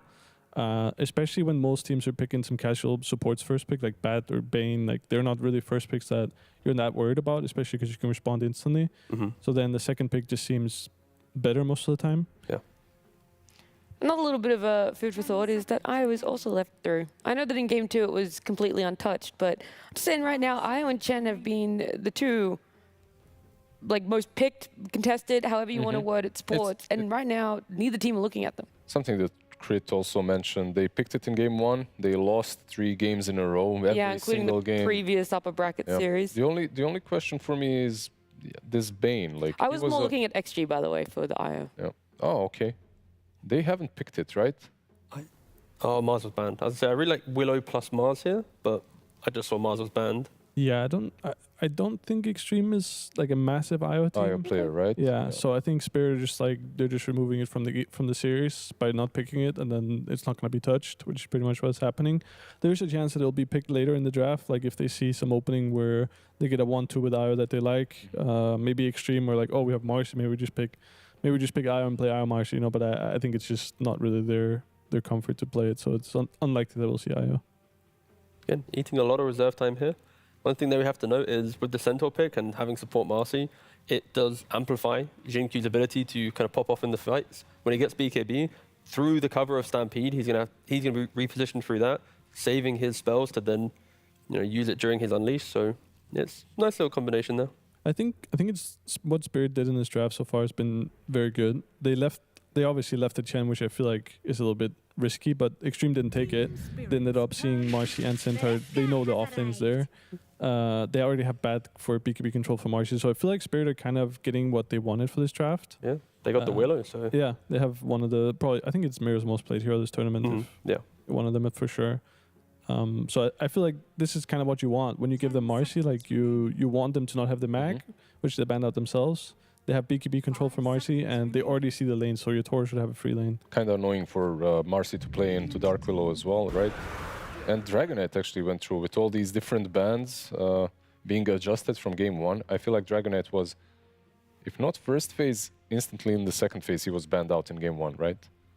Yeah, I mean, at least right now Spirit have prevented Marcy from having clean entry to the fights, right? Willow can go into Realm, DK has good armor, can also Manta kind of disengage. Batrider should be playing so far back on Blink Lasso to go for the Marcy that the first 3 heroes of Spirit aren't just food for the support. Yeah, I think Spirit, they like DK, but it's also hero they don't flex. I think when they picked it against us, it's because just mid, yeah. They know we like DK, and we knew where they're going to put it mid, and they're okay with it just because it's a counter. But in this series, it's a little bit less valuable. But pretty likely it's going to be Laurel's hero, which also is a bit weird to me why Xtreme are responding with Gyro, because they should know that it's going to be Laurel DK, and this way they kind of give Collapse a free counter pick to Gyrocopter. They kind of will end up having some rough lanes, which is not ideal when you're second pick. You want to get some core matchups because you have last pick. But is there a good counter to the Gyro right now on the offlane? You could lock in the Void if you want. There's no real tower pressure, so you know you're going to scale and get to your first couple items, and you got good range for into it. Yeah, good Sen. Yeah, I think Sven is just the response to Centaur and lane. Like I remember seeing them play before. It's a good lane matchup. It kind of is a hero that just can farm against Centaur, and then later on in the game you have a stun for yourself for Stampede, deals a lot of damage as burst. So it's just a good matchup against Centaur. And the armor obviously is decent against Gyro as well in the game. Like you have Warcry for Flak. Just helps negate some of the later damage that he pumps out. That's the game they lost against you, right? Like with the Sven position 1. Yes. The Sven Viper. What was the other hero in that one? Sven Viper and Bristleback. That's a Bristleback, yeah. But on the other hand, you had Slardar on the offlane, so you it wasn't crushed. Centaur. There wasn't Centaur, but I know they played against Centaur before in the tournament earlier. 10 seconds remaining. So XG want that mid lane for themselves. That's what Spirit will be banning out, and we're all looking at what is in the off lane for Spirit. They're gonna have to reveal their pick as well before XG get that overall last pick. Yeah, a lot of offlaners already banned out that are kind of popular and in the meta. They'll have to go a little bit deeper, but look, actually Zeus banned out by XG, so expecting maybe DK not to be mid. Yeah, I'm not sure if they just have less knowledge on Spirit, but I feel like it's very unlikely that Collapse is going to play DK. Obviously, he's capable, but I just see it being unlikely, especially because DK is a very solid mid hero. Like, you can put him mid against most things. They banned Viper and Race already. Like, there's not a lot of heroes that can go against DK. Even versus some Timber, I've seen DKs. Yeah, do DK well, will be right? okay, you know. So I think they should see the DK mid coming and just expect the last to be an offlaner. So I'm a bit surprised why they're banning Zeus. What's your thoughts on Xtreme going for... Actually, they do have last pick overall, but I think Leshrak's really good for Xtreme here. You get amped up by Marcy and Grimstroke to go further into the fights. You can invade the jungle, prevent Sven from just hitting his farm. Batrider also wants to farm as well, so I think Leshrak could be a key hero here for Xtreme. Yeah, I think it fits the bill for them. They kind of want another core because they have Gyro and Centaur, which are... Centaur is not really a core. Gyro is kind of like a semi-core laning hero, and then they will probably want another core. I like the Lesh pick, the Lesh call quite a lot as well. They ban out the SF. Are XG the only ones that rolled with the SF, right? Like it has been picked maybe once, and they're the ones that played it. I think that's a very good ban, honestly. Like, there's not a lot of mid heroes that are good against DK, and I think SF is like one of those niche heroes that could actually be a problem for them if they end up picking SF against DK. So I like that ban just to solidify that DK can go mid and not be too worried, and now they can just focus on counterpicking the Gyro with Collapse. Now what does... Oh, they have 4 seconds, so... Yeah, not a lot of time at all. Clutched it up with 1 second. Oh, this guy is still in. Okay. I feel like Primal has just been a little bit forgotten this tournament. He's like been there, he's popped up here and there, but He's not forgotten like before. because Pango is kind of on the outside of normal drafts, right? Like, he's not picked very often. It applies good pressure to Xtreme now because you have Batrider and Primal. So when Gyro steps up to be the big hero, you can have Primal going for Gyrocopter, Batrider goes for Marcy. So then the big BKB unleash right-click damage from the 2 heroes, 1 from 4, 1 from carry. You have an answer for both. Or you can double use them if one hero is really popping off. You can just layer the BKB piercing stuns. Yeah, I think it's just a very collapse. Oh, there's the Lash call. They definitely also got better by the Primal being picked because they just have like these beefy heroes that you kind of need a lot of damage for, and Lash provides that. I'm a bit surprised with the Primal pick just because I feel like Grim is like an annoying hero for Primal to deal with the silence. Also the stun on lane. Oh, but it's actually DY Marcy. DY Marcy, Zinq Grim, okay. They're cooking in this grand finals. I feel like this is a draft from like DY's Grimstroke, Xinq's Marcy, like life continues, and then I guess they just value having the Marcy Gyro lane. It's just the lane synergy. Yeah, Grim Scent as well is also kind of good, right? Like you have...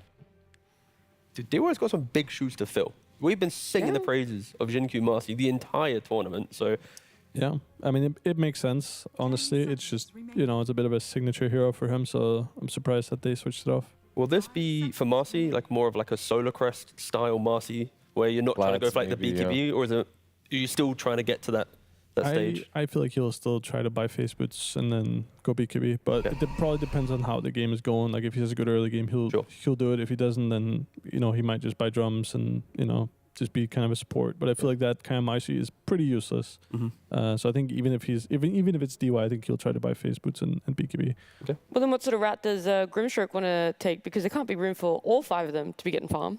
I think Xinq will take a step back this game for sure, because his hero, like his hero with items this game doesn't really matter that much. Like he needs lens, he needs his shard, and then that's everything else is pretty much luxury.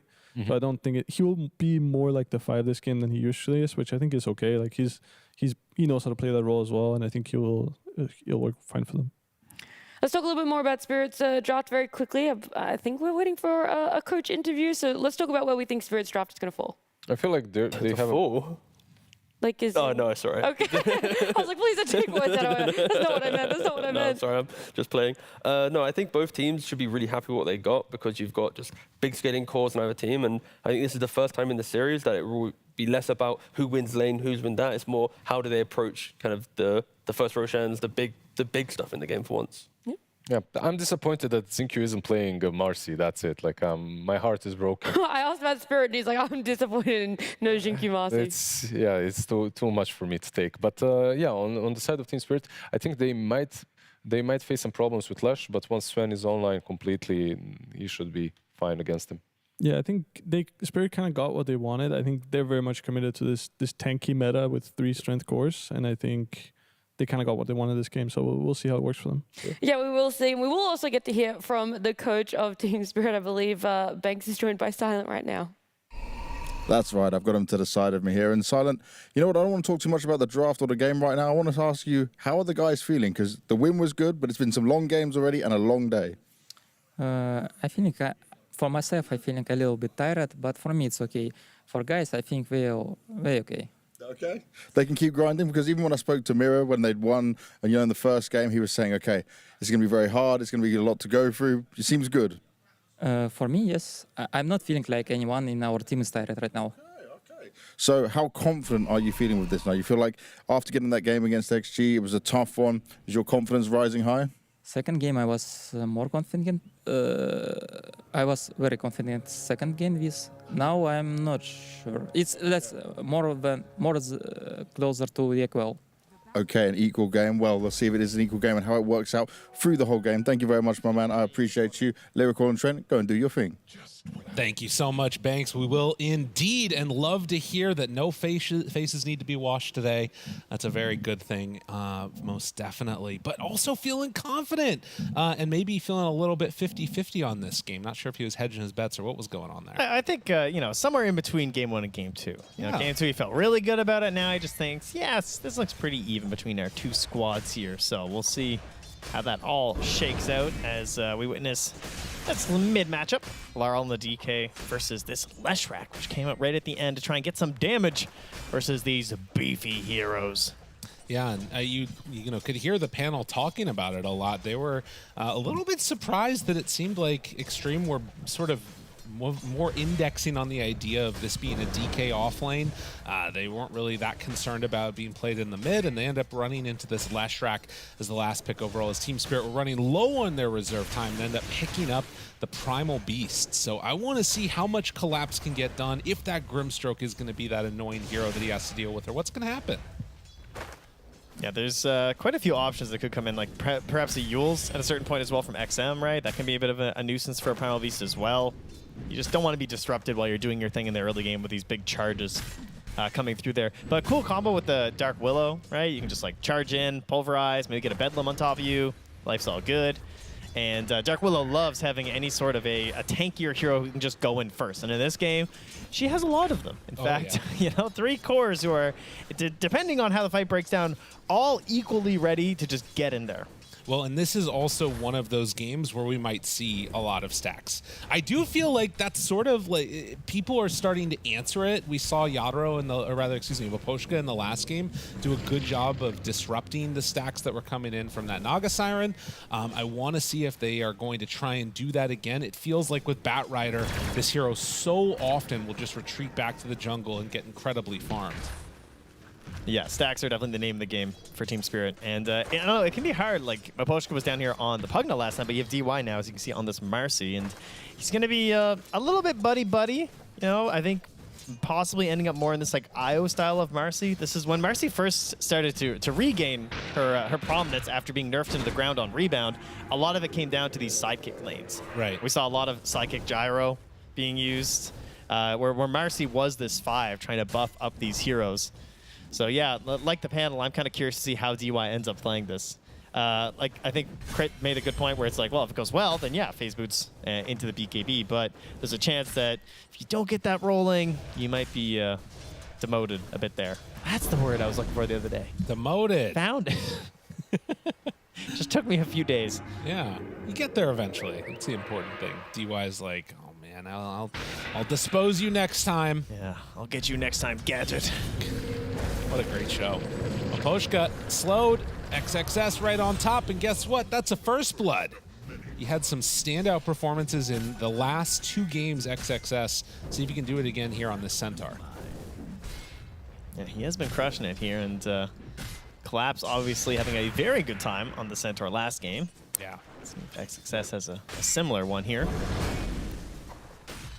In the meantime, in mid, it's still very even. A couple more denies going the way of Laurel as Collapse is just going to trample right on through there. Went in with the onslaught. Mira throws a few more barbs. His direction has overextended slightly, though. And another punish. Xtreme pick up 2 kills. It's so important to get in there and get that kill right there. Yeah. That is absolutely necessary. Because like you're trying to whittle people down when you play this gyro in the safe lane. You're trying to use this flat cannon and rocket barrage. You want them to be worried and concerned. You can't let someone do that, where they just charge through you. You're both at like 20% HP, and then they're just going to wait for the next cooldowns and go for the kill. So instead, using these lower cooldowns on Ame and DY to get back in there and grab this kill. Now they just need a little bit of regen, though. Right, and they're going to need to bring that one out. Already a salve going for DY. And of course, that was one of those moments, too, where you maybe could have gotten some type of turnaround with the Healing Lotus, but they would have needed the Onslaught, which is still on cooldown for a little while. So a tough time indeed, as both supports go down across the 2 lanes. And 4 minutes in, having a little bit of an issue. Hopefully this will come back underway in just a moment. Oh. Grumbly roar. Sorry, it was a friendly roar into a grumbly roar. Collapse, a little upset. Yeah, trading his feelings. Man, the showcase view always, you never know what you're going to get when you go in there. It just randomly is on a centaur. Sometimes you click around a little bit, you get lost. Yeah, absolutely. I think, yeah, you can't click somehow on that camp. Well, I know you can just like click around and just hit something across the map. It's good. Yeah, it's nice. Well, Collapse, liking what he's seeing, smiling a little bit down there in the player camera. The Ancients. Jump scare. They are very frowny faces, by the way. The big old Ancients. It's also a pretty frowny face, this Grimstroke. Oh, yeah. And somehow has, like, trees growing on him, too. This is nice also because we can get a couple of different, like, looks around the map at the different player cams that are going on. It looks like XinQ is just about sorted, and we should be underway in a moment. He appears to be the problem. Yeah. In case you guys are wait, wondering. Guys, I'm not playing Marcy. What's going on? Can we change chairs or something? Got a thumbs up. There was a bug. I wound up with Grimstroke. Yeah, this is not what I wanted to see. But back into the game we go. And see how they deal with this laning stage. Laro's just going to run away from XM. Not going to get hit by a Diabolic Edict. Just picks up the water rune and then off to the races. Both heroes that if you leave them alone in the mid, if there's any type of rotations, really easy to lose a tier 1 tower mid. Yeah, or if the rotations come in and you kill the other. True. Can be a similar situation. As that pull comes through, it's kind of a nifty one for DY. XXS going to try and hang on, and they got a double pull up top. XinQ will farm that slightly also. Yeah, not a real great chance yet to make any rotations to stack up camps, but you know that they're going to be eyeing it up soon for Team Spirit. Yeah, finding some time to make those perhaps in the future. Vaposhka, he's on it right now. He starts off small, but there's no blocks yet, so it's A-OK. Willow goes in again. Collapse is right there. Spose pulls him back in, and now the trample. Bramble Maze, he's dodging him. He's dodging him. And then the push into it, Ame, still very, very low on HP even after the stick, and a double kill for Collapse coming out of the pause. All right, perhaps things getting a little bit mixed up there.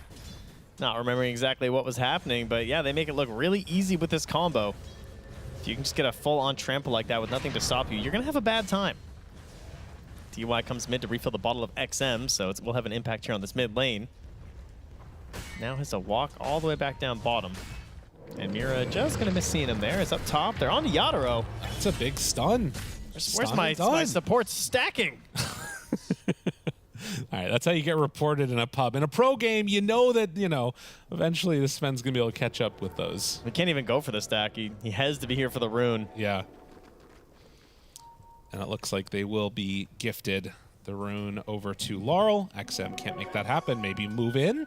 Oh, this is that level 6. Gets caught in the bramble. The pushback now. XinQ looking for the turnaround, but it's not going to happen. And if they keep going for more with this haste rune, going to keep the chase going right onto XinQ. 2 kills for Laurel. DY wants to find something. Dispose pulls him back in, tries to juke. The tower. Oh, he goes down.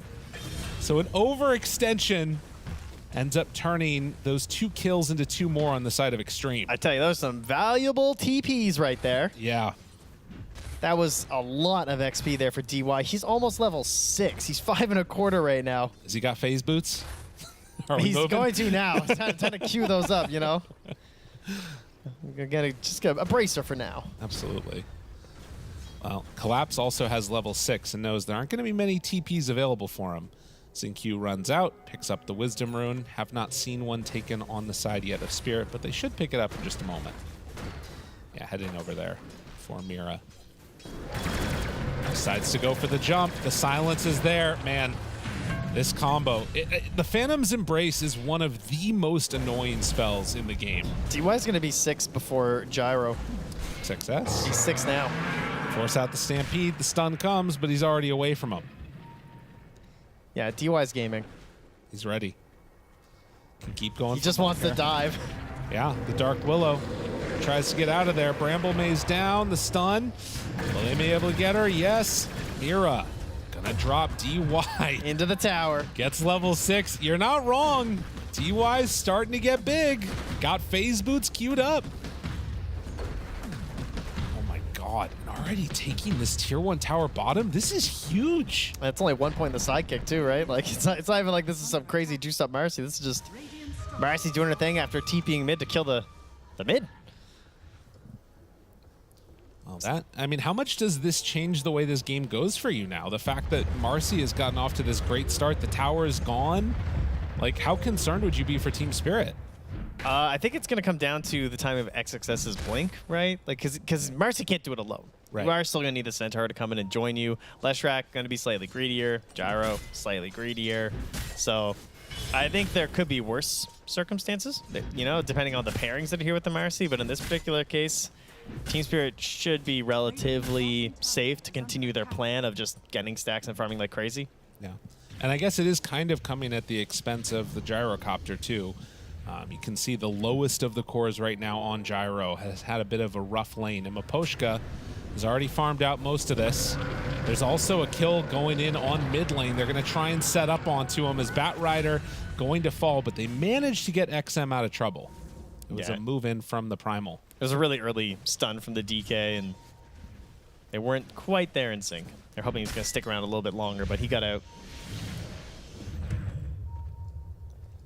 So 9 minutes in, and DY and Xingqiu, the dynamic duo, just making moves around this map, trying to find kills. Yadro did pop the God Strength, and now Xingqiu comes mid, just sit behind XM.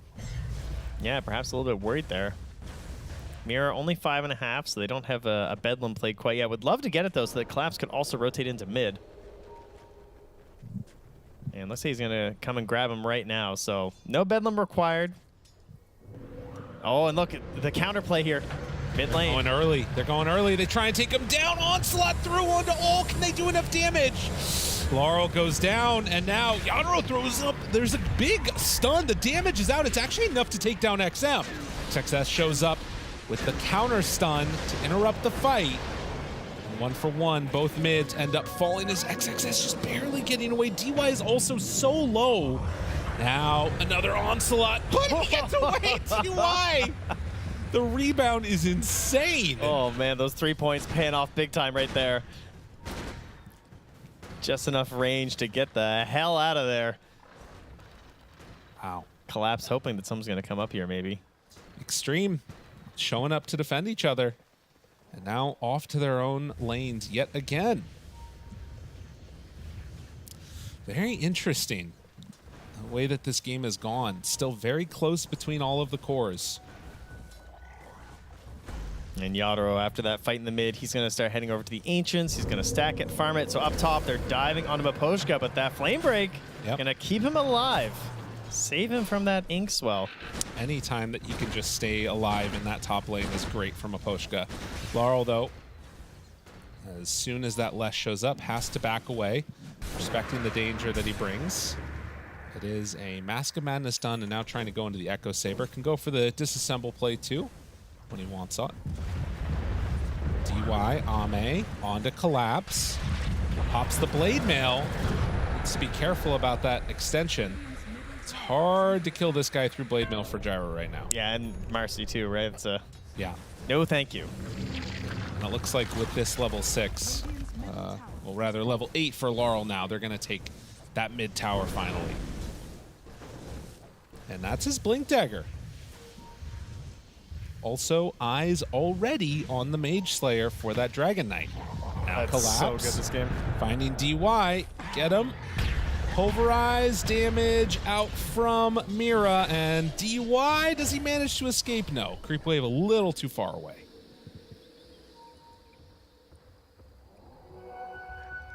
Yeah, just straight into the BKB for Collapse. He knows what he needs.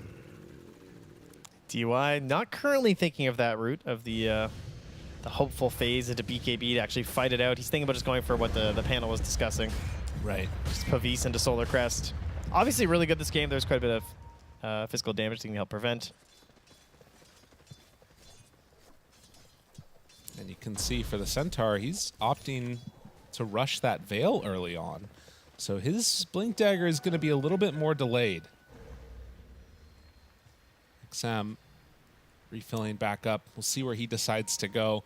But you can see just on the map movements alone, it's definitely Xtreme that's sort of feeling more scrunched back inside of their base a little bit, afraid of any potential moves that might be made by that Primal Beast, and just in general not having the towers. This is what Collapse is able to do. He's kind of zoning them out of this area of the jungle, and it's making Xtreme feel less safe farming in those areas. Does feel like he needs a little bit of help to actually secure kills, but they're also not sure of the positioning here of Mira. He's staying relatively hidden. Oh, he didn't see Miposhka. Lasso's there. Do they have enough damage? Oh, he went into the bramble. Oh. All right, back up though. Move in now with DY. Do they have enough to kill? Yes, they will. As they bring numbers, they're going to try and pressure this tower. 4 heroes up top. Collapse is nearby. Yeah, they ping them. And they're still sticking around. Xtreme could pressure this if they want. Just secure the tower. Collapse is kind of left. Ward taken away by the sentries. And it's going to be an invis down bottom that they pick up for the Primal Beast. Yeah, it's a bit risky to keep pushing that. It's not a whole lot to gain either. Right. You know, like the risk is quite high if they show up with Yadro and get some sort of a wipe on you. Not exactly sure what he's up to. I'm sure they have a good idea, but he's probably off farming and doing ancients on the other side of the map, but can't be too sure. So they don't see this. There is a sentry ward right over there that's going to expire soon. Yeah, he's checking right now that the creeps didn't hit him, but as he pops his phase, means no more invis. And we'll just get back to farming. Man, Yadro level 13 after that Wisdom Rune. 3 up on Ame's Gyrocopter, who is still the bottom of the cores. Wow. So after this Chrysalis and Falcon Blade, he's going to try and get towards that coveted Aghanims. Yeah, that is interesting for the Sven right now. So he didn't actually go for the disassemble. Can still do that later if he wants, but this is a lot of farm on a Sven to have, and particularly when you like already have 2 other heroes that want to go in. Coming in last as a Sven to just like end that fight, Ame is going to have to be incredibly careful about his positioning that he doesn't get caught. So there's kind of like 3 heroes that want to go in first. Yeah, exactly. Success. Underneath that tier 2 towers, they saw him. Smoke breaks. This is a long move from Team Spirit, and it's not going to result in much. They're not even getting very good wards down, or any wards down, actually, in this area. So still tough to make a play. Mira, he's going to get spotted and killed because they have their own ward on the pillar. So now he's going to know about that, and he'll get dewarded. So I guess you can be kind of happy about it in that sense. You didn't lose anyone else, but there's a lot of time where just you weren't farming. Right. Yeah, no, definitely. It's they need him for this defense too. They try and make the move over. This is the Blink Dagger, but they cannot defend that tier 1 tower at all. Blink Dagger already done from Miposhka. He's queuing up the Force Staff next. Wow, Yadro got the Blink already? He must have had a couple of big stacks left. Yeah, I guess so. He's farming really quick. You leave this guy alone, he is going to get items. There's no doubt about that. Yeah, just keeping that high movement speed around as fast as he can go. It is really going to be scary for Ame later, and in fact, it might be scary for Ame now. Dodges DY! Nice. Oh, and with Collapse moving in, they got him caught. The Pulverize not even needed, and still has it, but the turnaround from XXS with the double edge. Oh, double edge. Sounds delicious as Moposhka is going to try and get out of there. There's the blink away. Yadro shows up, though, not even in God's strength, and still manages to find a couple hits. TY barely able to get the TP off there to escape. So it is slightly in the lead of XG when all is said and done here, but the big downside is they lost their gyrocopter. And when you keep the fact that like Gyro's dead and Sven stays on the map, that gold lead in the end will probably be going Team Spirit's way. I mean, we did see some of the value of, I mean, people don't often think, I think, about like Centaur in terms of the soul bind and how strong it can be, but it's a lot of damage, particularly once it starts getting towards that shard. Yeah, you can see there just the level difference. It's tough. I think Tormentor is going to be kind of big as well for XG when they get it, because they've already bought the shard on XinQ, but it would make DY's life so much easier if you can just get the shard. Yeah. It's like particularly in this game, he basically has to rely on jumping off XXS or jumping off whoever's already gone on, and that gets kind of awkward. It allows you to actually be a little bit offensive when you get it.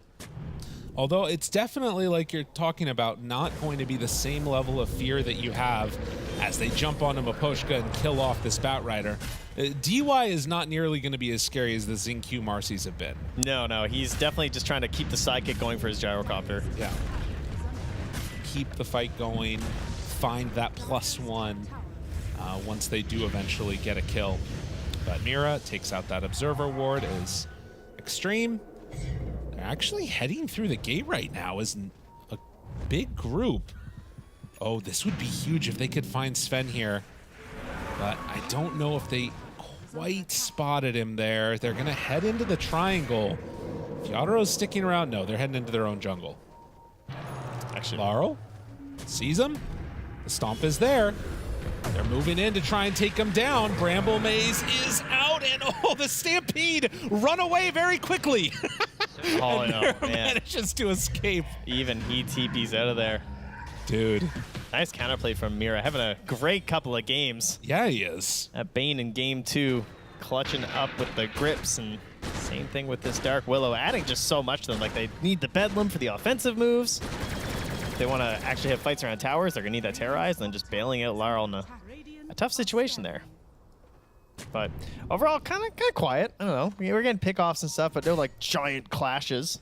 Dude, Team Spirit is the no-rush 20-minute team, and it's coming up on 20 minutes. I feel like it's about time for them to start making these moves. It almost always feels like it's at these windows where they start to group together and take fights. We'll see if they're able to connect with them or not. But like you said, definitely a little bit more quiet through this window as Ame tries to farm up and get to his BKB. He's doing what Gyro does, though, and catching up after being very far behind. Yadro wants to join in here in the mid lane. This is the plan. It's 20 minutes. You're not wrong. Dude. Radiant did scan them. They're sitting DY out front and center. You will be missed, DY. It's very quickly dead. And into the triangle they will go. Collapse, seeing if he can find somebody farming the other ancient camps. I mean, keep in mind, they could farm this up, stay till 21 minutes. Yeah. Tormy, Wisdom Runes. Now, they are smoking. Oh, wait, they found somebody back behind. They're on Laurel. Well, the rest of the team is taking the Tormentor. Laurel, they got to come back and help him. Lasso, connection. Laurel, very low HP. The Stampede. Now the chase down.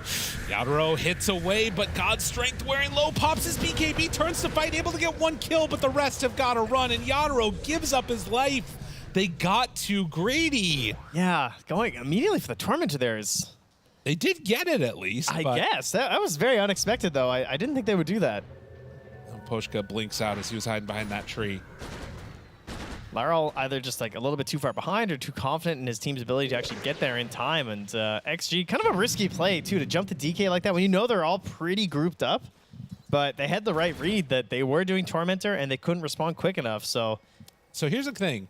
When you take into account the Tormentor that they got, was it worth it? I mean, I think it is in a sense that it also takes it away from XG. Right. And I don't think DY is going to buy the shard. And I actually think it would be really nice. Right. It does definitely also, I mean, having Yadro dead for a while hurts. It's giving a lot of room for Gyro to catch back up now. Yeah, he'll pass him pretty soon. Yeah. Well, after getting that BKB completed, Sven does go back now for the Echo Saber again. And they're going to eye up the other shard they can get via the Tormentor now. Yeah. This is going to be 3 of them. This is a lot. They move in with Mira. Mira tries not to die. Unsuccessful. Mira dies. And Laurel's going to get the shard. Yeah, it's just, it's life for Mira. What can you do? Tormentors. The name was really appropriate. They were so right on with Yeah, that. clearly the beta testers, they had some experiences, I feel like. Yeah, for sure. I don't think it was the first name, you know? The Cubes of Doom. Wow, and into the Roche Pit.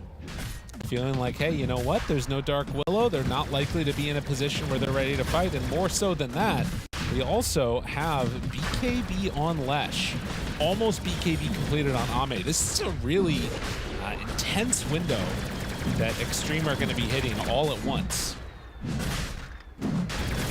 Again, we've seen both of these teams be willing to go a little bit outside of the box with their drafts. And going up one game here would be such a big win for trying to set the tone of this series. Being only one away from being the Season 1 champions here from PGL Wallachia. 16-11, 1,000 gold separating them. XM in no man's land. Maposhka, 4 staff, gets away.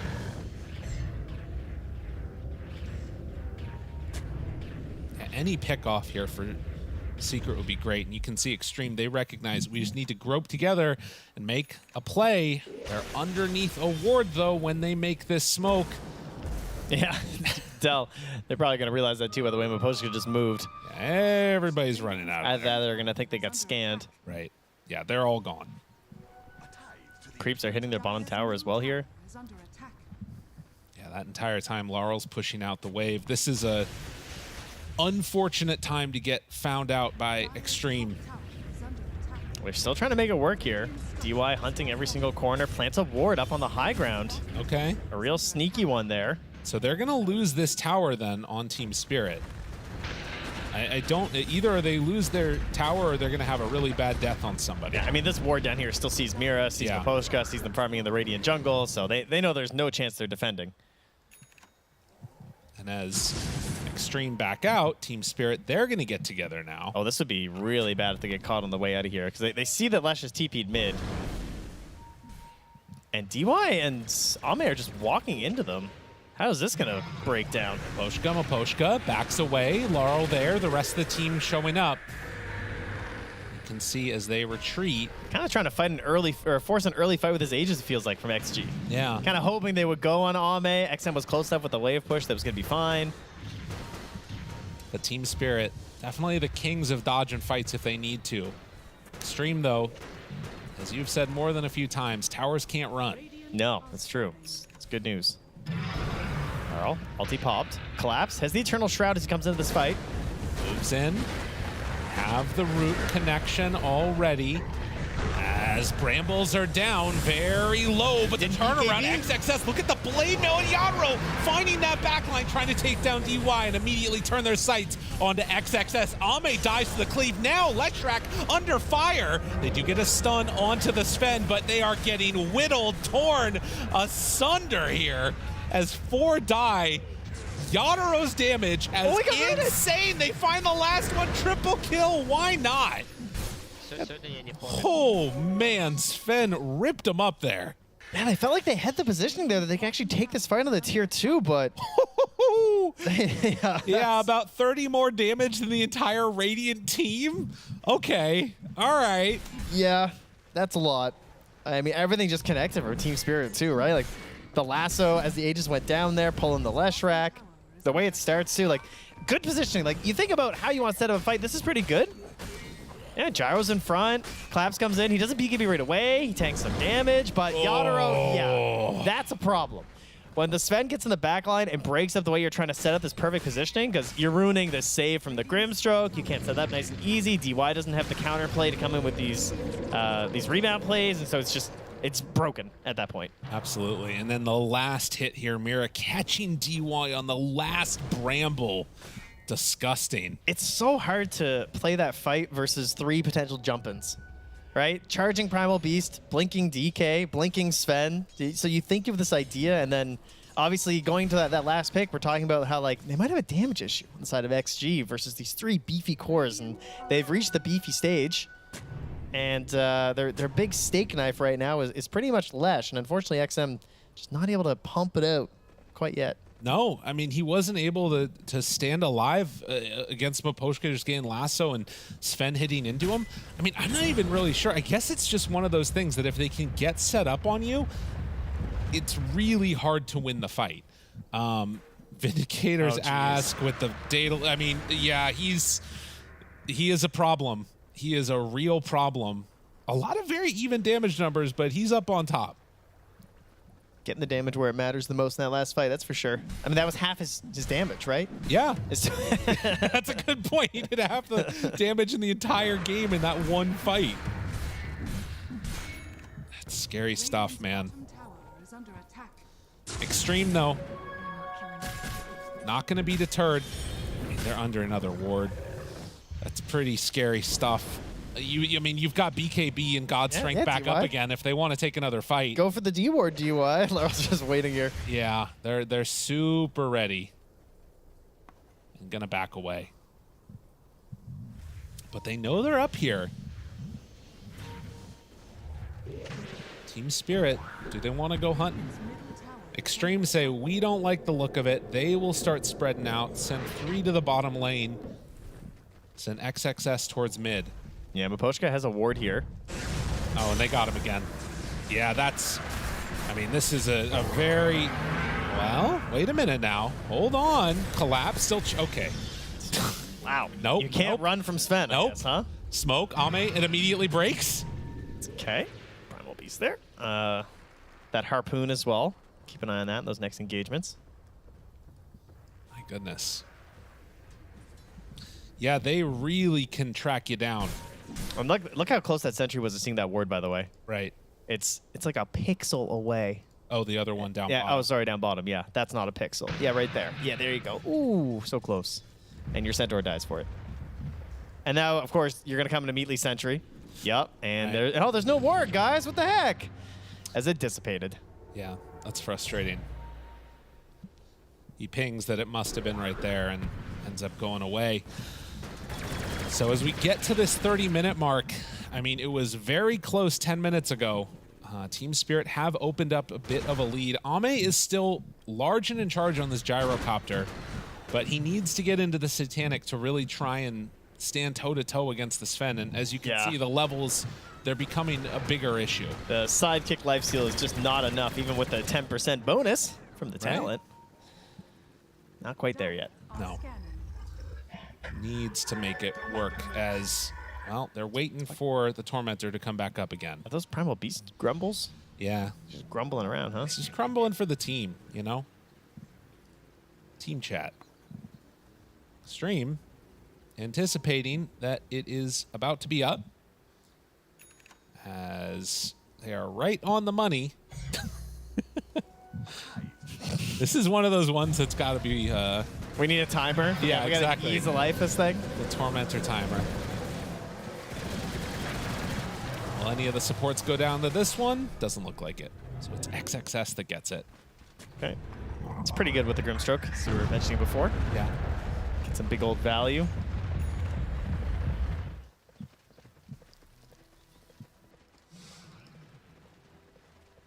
Dragon Knight off towards that AC. Nearly complete. Try and make life a little bit harder for Ame's gyrocopter and Team Spirit. 8K lead, looking towards that next Roche. It's going to be a little while. About 2 minutes till it's coming back. I mean, and... Throws a casual stun on XM and farms the wave. Jeez. That's the Team Spirit are playing with a lot of confidence right now. Oh, ward? Oh, Maposhka. Yeah, he'll get that D ward here. I will say that, you know, something that Crit had mentioned during the panel segment stuck out to me, which is, you know, how much does the toll of losing a game when you haven't lost all tournament, how much of a toll does that take on a team? You know, impossible to know inside the booth what's going on right now, but Xtreme have definitely been put on the back foot here in this game number 3, Team Spirit. We didn't win with support Nagasire? I know. Are we not the greatest of all time? DY gonna dispose, try and get out. Maposhka is there with the lasso. They're gonna be forced to use the God Strength for this. But, he tried to hard play. Oh! Manages to bring him down with Maposhka, the DOT. 2 Lotuses? Oh, yeah. Hurts. Hearts. Feels bad. Might have been in the stash. I didn't actually see if he had them. Yeah. But going into the Swift Blink next. Collapse eyeing up XXS. Not wanting to go as of yet. He too is going to be eyeing the heart, trying to get towards that one. Which, again, against Gyrocopter Lesh, just straight up Blade Mail is pretty sick. Oh, yeah. Particularly once those BKBs start getting lower and lower. Roche, 30 seconds till it's going to respawn. They don't have all of their team here on Team Spirit. The rest need to get close if they want to come and contest this one. Still 30 seconds until God Strength is back up. These fights are just going to get started by these 2 giant beasts of Centaur and Primal Beast, each sitting at around 3,800 HP. Yeah. And you think about, like, how do you play into them? Like, as Team Spirit, you're hoping for Yadro just full on starts swinging, but like he doesn't really want to focus the gyro or the Centaur. Obviously, he wants to like hit that backline again. Yeah, that huge fight. Well, with AC now here on DK2, I think that they're really going to hit pretty hard. It's going to be a while before we see one on Centaur. So that minus armor starts to stack up, and as you can see, Xtreme, when they were able to find the quick kill, they have to back away and give up Roche. 2 minutes already? Yeah. You know, time flies when you're having fun here, folks. True enough. Yeah, they scan, they know what's happening. So, Aegis, Roche banner. All right, very much a needed item though, right? Got the Satanic on Ame. The Roche banner? Oh, no. Okay. Yes, the banner. Obviously, the most important thing they can get right here. Yeah, the Satanic, I feel like, is the type of thing that can maybe feel a little bit comfortable taking the fights. The problem is, like, if you get bursted before you can get the Satanic off, oh, and Laurel is just found. Gonna pop that BKB, run away, and they get him with the Pulverize. Oh, XM. He's gonna live a long time. Never mind. Yadro shows up, and that stops being a thing. Yeah, you can put an end to that real quick. Thought he wasn't coming in, but TP had been there. Always believed that Collapse was going to be able to catch up to him. Oh, look at Collapse. He's running for this Wisdom Rune. Yeah, he's ready. He pinged it. Oh, he's going to get it too. Damn. It feels bad to be Zinq right there. I mean, it's Wisdom Rune or life. Actually bullied off your Wisdom Rune. 25 now on the Sven. Unreal. In the stun duration. Just wants to kill them all in that one stun. And to be honest, I feel like he's going to be able to do it. Like, if he gets lucky with a couple of these crits, and he is going to be swiping hard, has the Swift Blink done. That's like 2 games in a row now. He's taken the like 10% talent, you know, right. That people, based on like regular percentages, the healing ward taking about 10% of the time, the stun about 10% of the time, but yeah. Yadaro's just reading the game, what he needs. Second's a long time in these team fights. Yeah.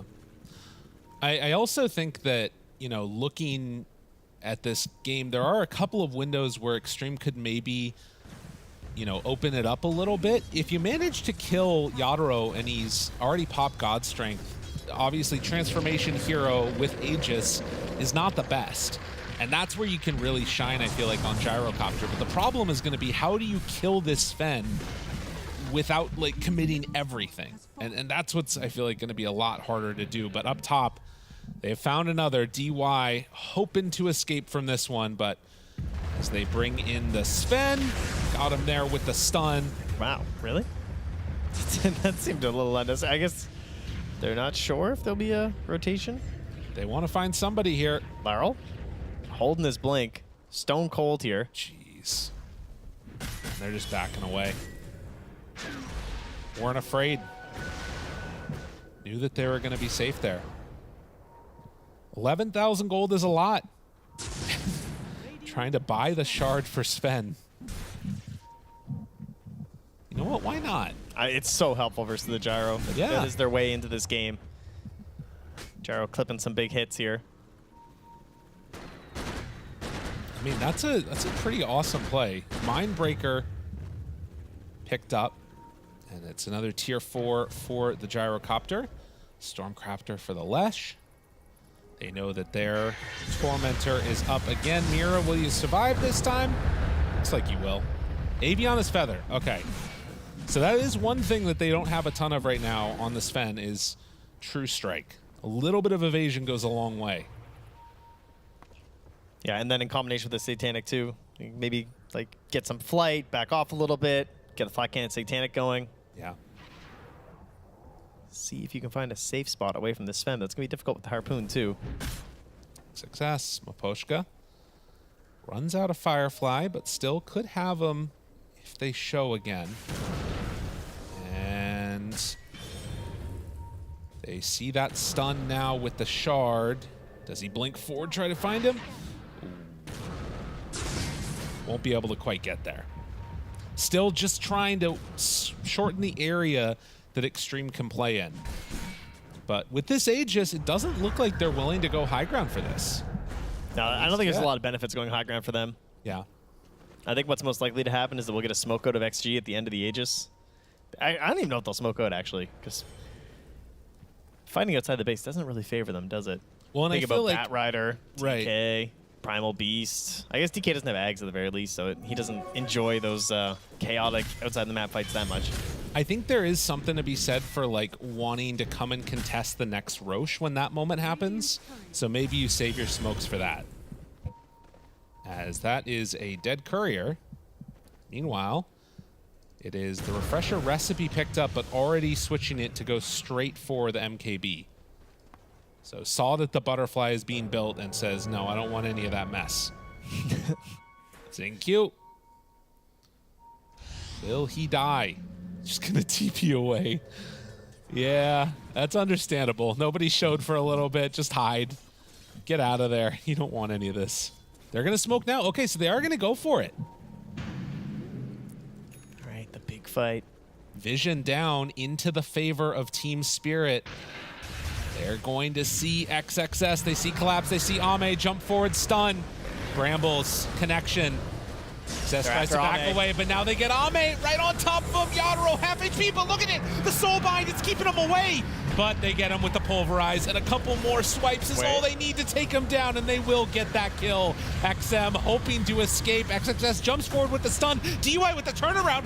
No, they have enough. They kill the Sven.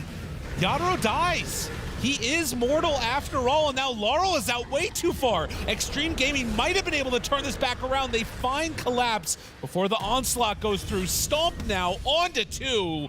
Xtreme, after losing Ame, still have enough to take the majority of this fight. Oh, they've got to the point where they've got this damage on XM. DY trying to jump forward and grab him. Not quite there to be able to bring him down. But you can see when that BKB wears out, it's a problem. DY getting involved there, but yeah, everything onto Ame, and it's time for XM to turn up in that fight. Yeah, I mean, great control through a lot of fight from XXS too. Just using his life force to get in there and bully people around. The Soulbind stopping him from being able to get those last couple of hits is really impactful, and you can see just the type of control that they had there. Part of it as well is just how much healing you get on that gyro. As you can see there, he took 5,500 damage. Yeah. Right? Like Satanicing, healing, surviving, and Gyrocopter, you know, maybe spend a little bit more damage. He dies. True. 25 talent, you know, stunned up. You're not wrong. Maybe you get there in the first disables. Well, in any case, Xtreme Gaming showing they are not out of this by any stretch of the imagination. And, well, we're going to have to wait again for the next Roche before we see who's going to be able to come out on top with what's likely going to be still down bottom a refresher shard. I don't know. I mean, obviously, you still love the idea of being able to pick up an Aghanim Scepter at some point if you can wait that long, but it's going to be a little bit. MKB still in the works. Did he sell the refresher recipe too? Yeah, it's 200. You know, he lost 100 gold, guys. That's fair. I don't know if you're going to get another fight that starts that well for Team Spirit again either, right? Because that was a blink lasso, no save from the Grim. Xingqiu couldn't quite get there in time and pulled them all the way in. Right. Like, that's not going to happen every time. No, and you're going to get level, 25 for Gyrocopter too. And DY, he's suited up now, has the PKB. Oh, it's scary stuff going forward. But there it is. The MKB. Right. Ame, no 25 yet. But one more fight and he's going to get it. Same thing with XM, XXS. They're all close. That could really be the big turning point if they win this fight. Massive talent potential. Only one buyback right now on Radiant, two on Dire. XM, the first point of contact, jumps in, finds Laurel, stunned immediately. Collapse, tries to go on the back line. They have enough damage to take down this DK. Not yet. Maposhka lasso pulls him in. DY hits away, but Yadro trying to swipe away right in the midst of all of it. Now on to Ame. Yadro hitting, trying to kill him up, but the silence is out. Do they have the damage that they need? No, they don't. Yadro controlled, and Ame reigns supreme. They chase down Collapse now, and with no buybacks, this is at least Roche if they want it, if not more. Collapse tries to juke, not going to happen. Dispose pulls him back in, and this lead is back down to nothing. They just can't quite get that final bit of damage that they need there. Great save coming out from Xingqiu. He got the Inkswell hiding off the trees. It just came back, and he's able to save Ame. Be blessed with a fight recap, it looks like, as things fell apart, but I did manage to get one over here. Oh, yeah? Yeah, any questions? It was a lot of damage. Gyro 12K in that fight. Ooh. That one. That's a lot of damage to take. He took 10,000. He was on all of them. Marcy was punching that whole time, too. Yep. And again, with no buybacks, you're looking at a situation where you're going to lose a lane of racks, if not more. And those talents, I mean, like you're talking about, right? That's a huge swing. Oh, yeah. Level 26 for Ame, 25 for XXS. A big stomp coming in now. Bat Rider back up again. Maposhka, he waited so long in that last fight, too. Although now you need to be careful. Oh, wait, no, they're bringing back in Xingqiu, so they will have the save if they need it. Laurel going to start the fight. They don't want to give up the second set of racks. Oh, they gave up a Dark Portrait. That is also scary. Stampede, gotta back away, soul bind, and yeah, he needs to kill that version of himself. And that's going to give them the racks. He's sent back to his fountain at half HP. Wow. Infused Ags now for the Gyrocopter. Open up that slot for the Lincolns. And there's our replay of this big fight here. You see Maposhka waiting for his right opportunity to finally get in there. Then he goes for the grab. And then, so they get him pretty quick, and you're like, okay, this looks okay. They turn on to Ame. He gets grabbed off to the left there. Xingqiu, just as Inks will come back up the second it happens. That frees him up there. Well, and then, of course, it's all over. I think also the other thing is that we're seeing is the big problem. There's 2 carries for Xtreme. Only one on Team Spirit. He's got to get them both, and he just hasn't been able to get the damage that he needs to take him down there. Yep. Now, this is another Roche fight, though, back in the world. It's all on Yadro's damage, like you said. He's got it all back up. He's got Swift Blink.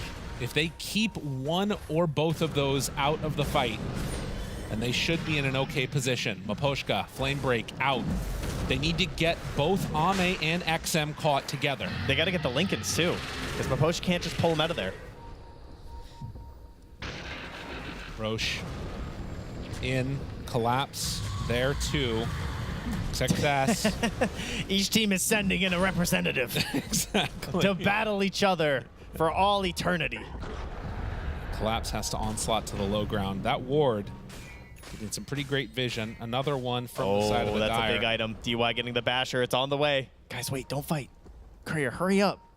They're running it. They're running it. It's an amplified damage top, but you can't leave this area. And yeah, creeps in the base. This is the real problem that Team Spirit are running into.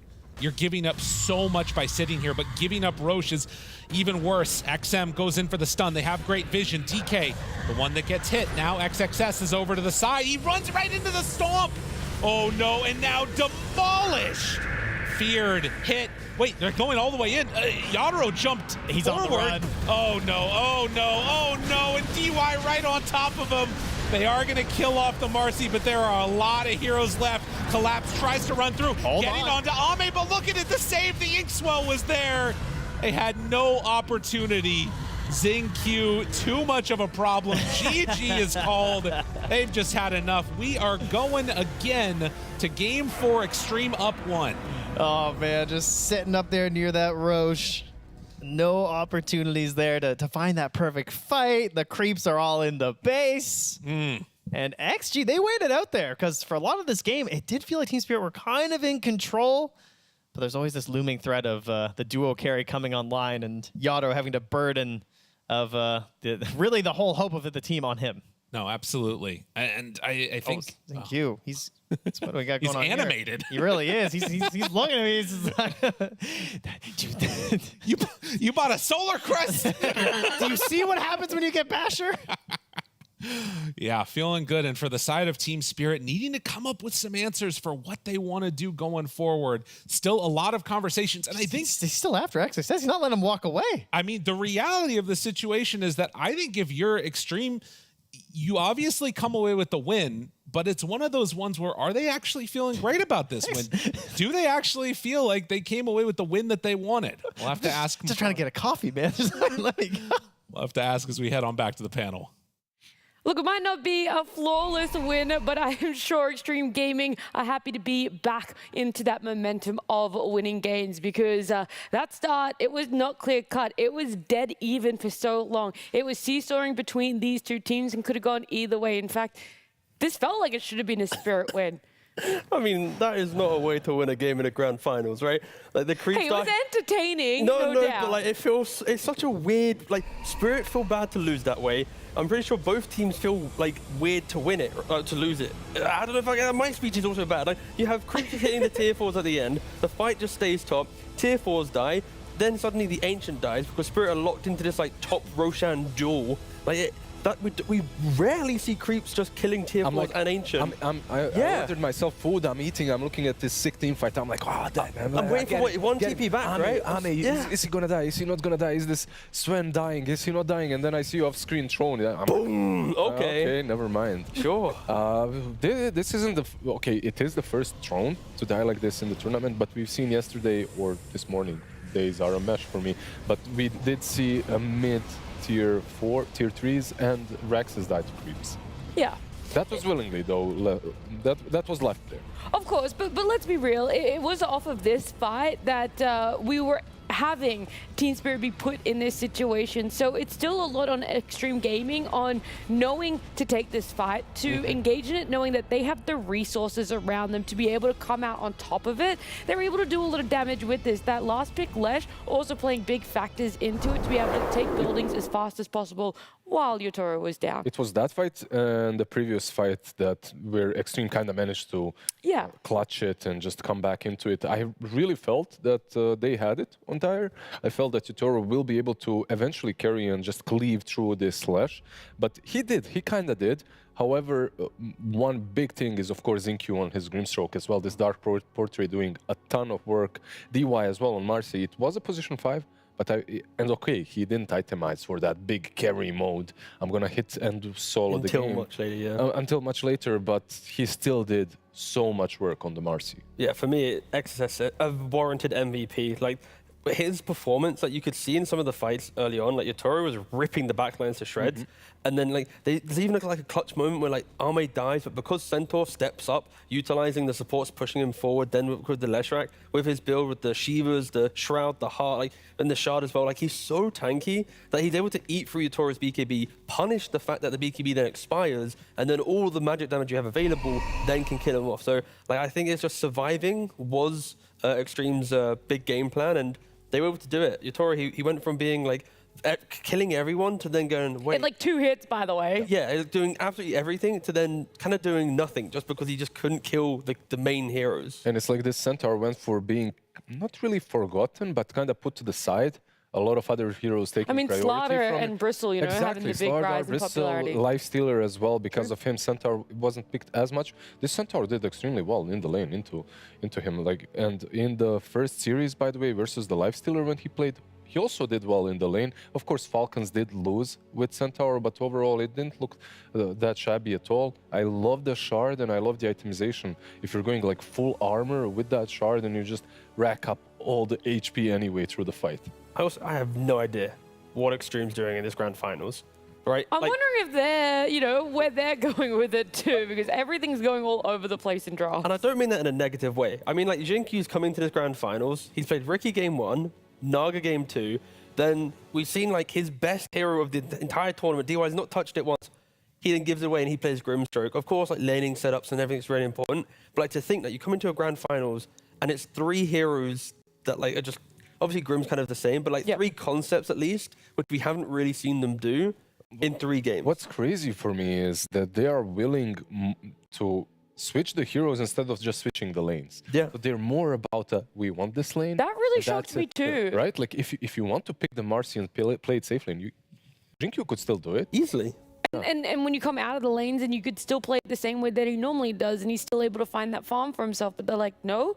What happens or what places priority-wise is actually that we make sure we're still laning in the lanes that we're comfortable with, not necessarily playing the heroes that we've made a name for ourselves in this tournament. It's all about these. Who did we talk to previously? I think it was FNG that said when he was a guest on the panel that it's more about the combo and the lane synergy right now than it is really about the heroes. That you really want to be staying in that lane. You understand each other when you know that you're playing with your offlaner or with your respective carry, of course, because there's so many of these little things that you practice every single day, and they are really hard to recreate with someone that you're not paired with all the time. It's as silly as like not blocking a camp or blocking a camp, right? Like in certain matchups, you already know like, oh, my carry likes this. But if you bring a new support into the mix, so I can see why they're doing it, but it is just really cool to see a team just want to do 3 concepts, brand new, grand finals. I'm looking forward to seeing if they have like a 4th, maybe a 5th if they need it, but like just the fact that I'm ready. Just give me the draft. Yeah, I mean, 2 out of those 3 new concepts have paid off for themselves. Xtreme Gaming are 1 win away from being the winners here at PGL Wallachia. But right now, we're going to head to a break. When we do come back, game number 4 of our grand finals. Getting ahead of myself. That's great.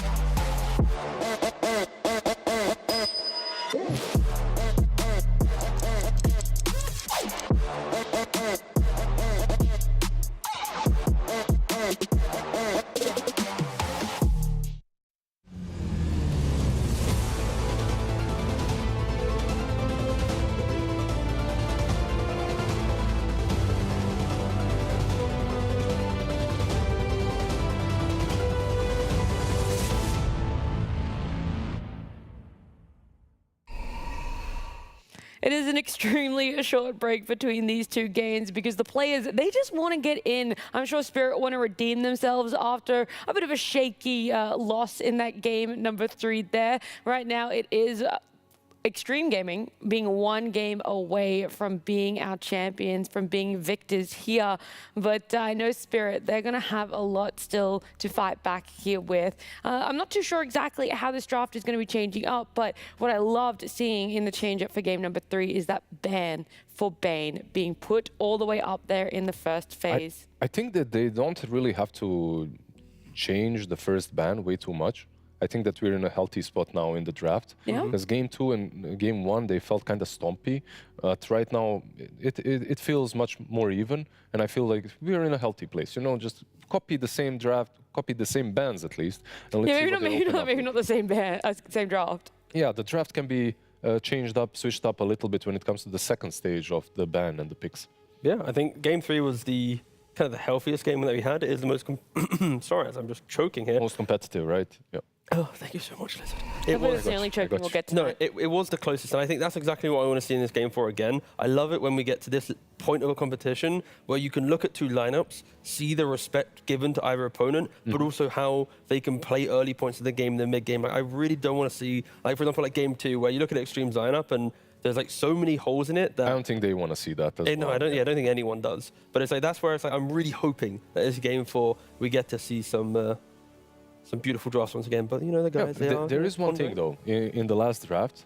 In Game 3 draft? In Game 3 draft, exactly. If in the first stage of the bans, if you guys remember, Chen went through untouched. Io went through as well, untouched. The whole draft, not just the first exactly. phase. The whole draft, those two were untouched. So both of these teams can kind of, forget about the Chen at this point, I believe. We'll see, maybe. That's the joy of it, right? Like, it's easy for us to go, oh, Game 3, it was available, they didn't pick it, whatever. But like, who knows? After the Game 3, they could be talking, guys, okay, so these two heroes are unpicked, and we kind of like this, maybe this grouping aspect, and the Batrider is good, but maybe we should try Chen. Like, we don't know what they're talking about right now. If anything, Spirit are the ones who I think have to react after every single game, because I think Xtreme, they drafted themselves into difficulty in Game 2, but their philosophies held strong in Game 1 and Game 3. So I feel like Spirit are the one who are having to make the most adjustments across the series. I completely agree with you, but I feel that Chen is so overpowered at the moment that you have the second pick and you're not picking it. You're making a statement that you just don't play the hero and that's it. Like, you don't want it. You didn't practice with it. You probably didn't scrim with it. You don't want to play the Chen. Because it's such a hero, it breaks the game if you play it well. From that position 4 or 5, you bring so much utility to your team. It's such a waste not to pick. That's all. And it's hard to counter. Like XG, they do play some, I don't know, Clinks on the safe lane, Doom on the off lane, but you're not getting the Doom. And you're kind of telegraphing the Clinks if you're picking it. I mean, DY, he's only got 8 games of Chen in his career compared to here. He's got double digits, triple digits. Time he played? Like, to be fair, it was within a month. They played against Heroic at ESL1 Birmingham. They lost that series. Then they played it 3 months ago. Then it was in 2022. So it's like when you think about Chen players in support role, they're often the ones that when it's good, they're still playing it. And DY, clearly, he's played 2 Chen games in the last 2 years, of which 2 have been in the last 3 months. So it's like he's not at the the top tier level of I'm picking it every single time. Of course, he can still play it, but it's more. And one extra thing that needs to be said, like when you play Chen, you are taking a little bit of space from the map. Just because of this ghost pushing thing, right? Like, you're not showing yourself on the map, you're sending your creeps in, you're pushing out the lane, and then you TP the creeps wherever you are to pressure a lane. So because of that, maybe they don't value it as much as the gold distribution on this team is very much favored for Xingqiu. Like, you always want to have him chilling in some lane, maybe in a triangle, getting some extra farm. That's pretty much how they play. Do we know yet if Spirit's going to be first pick for this game? I'm not sure. That's what I'm waiting for. All the players are in lobby. We just haven't yet started up that draft, so can't give you guys that information, but as soon as we get it, obviously we will share it. But it's been Spirit getting the first pick all 3 games now, and they haven't changed up their bans at all. The only ban change in that first phase that has happened was that ban that we talked about, the Chen that we've been talking about did get let through, and I think it is safe to say we just take it at face value. Neither of these teams really want to play it for themselves, and I don't see those change-ups at all happening. I'm not sure that Xtreme Gaming are looking to retaliate and change up any more of their first 4 bans. I just love how cozy the setup is. I know it's kind of out of sync to what we're talking about, but especially, the players are there, they're chilling. Of course, we have, Eastern European team, Chinese team, so it's not as if they're speaking the common language, but it's just cozy, just seeing them. But they should be starting the draft soon, though. And I think if it is the same order, we're going to be seeing the same thing. Like, they've not changed after 3 games. Going into a 4th game, there's no reason for them to want to make any crazy moves. And like I said, I think Spirit is the team that has made the most adaptations coming into the series. So I think it's on them to bring back the IO, but with more confidence. To try the Chen, to try any of these concepts that we're talking about. The only situation in which I see some mega switch up is if they have some strats saved up, or if the order switches, because I believe the order was so far always the same, right? In the draft. It's been identical. Like all 3 drafts, all 3 games, it's just been kind of like a rinse repeat. First pick for first pick for Spirit. Yeah. It's been first pick Io, first pick Bane, first pick Batrider. So Spirit has also kind of shifted what they want to do every single time, and that's why it's allowed Xtreme a little bit more comfort to approach it. How did you guys like the Dragon Knight, by the way, for Team Spirit, and also the Primal Beast? I think they're two cores that we didn't talk too much about at the end of Game 3. Dragon Knight doesn't always fit into a Spirit lineup. Sometimes they're picking it, sometimes they're not. Extremely situational for them compared to some other teams, but also that Primal. Felt like it got really forgotten this tournament. Outside of group stages, haven't really seen teams touch it or even look at it. It's what Crit said as well. Like Dragon Knight is mostly always played on that mid lane for them. Larl always picks it up. It looked all right. I think it had a couple of big issues, and the biggest one being the Grimstroke, because later on you're just giving him this no-brainer target for the Aghanims. I think Larl's struggling a little bit so far in this grand finals. Like when you think about Game 1 on his Lina, he had 4 deaths, didn't really pop off too much in Game 3 as well, the DK.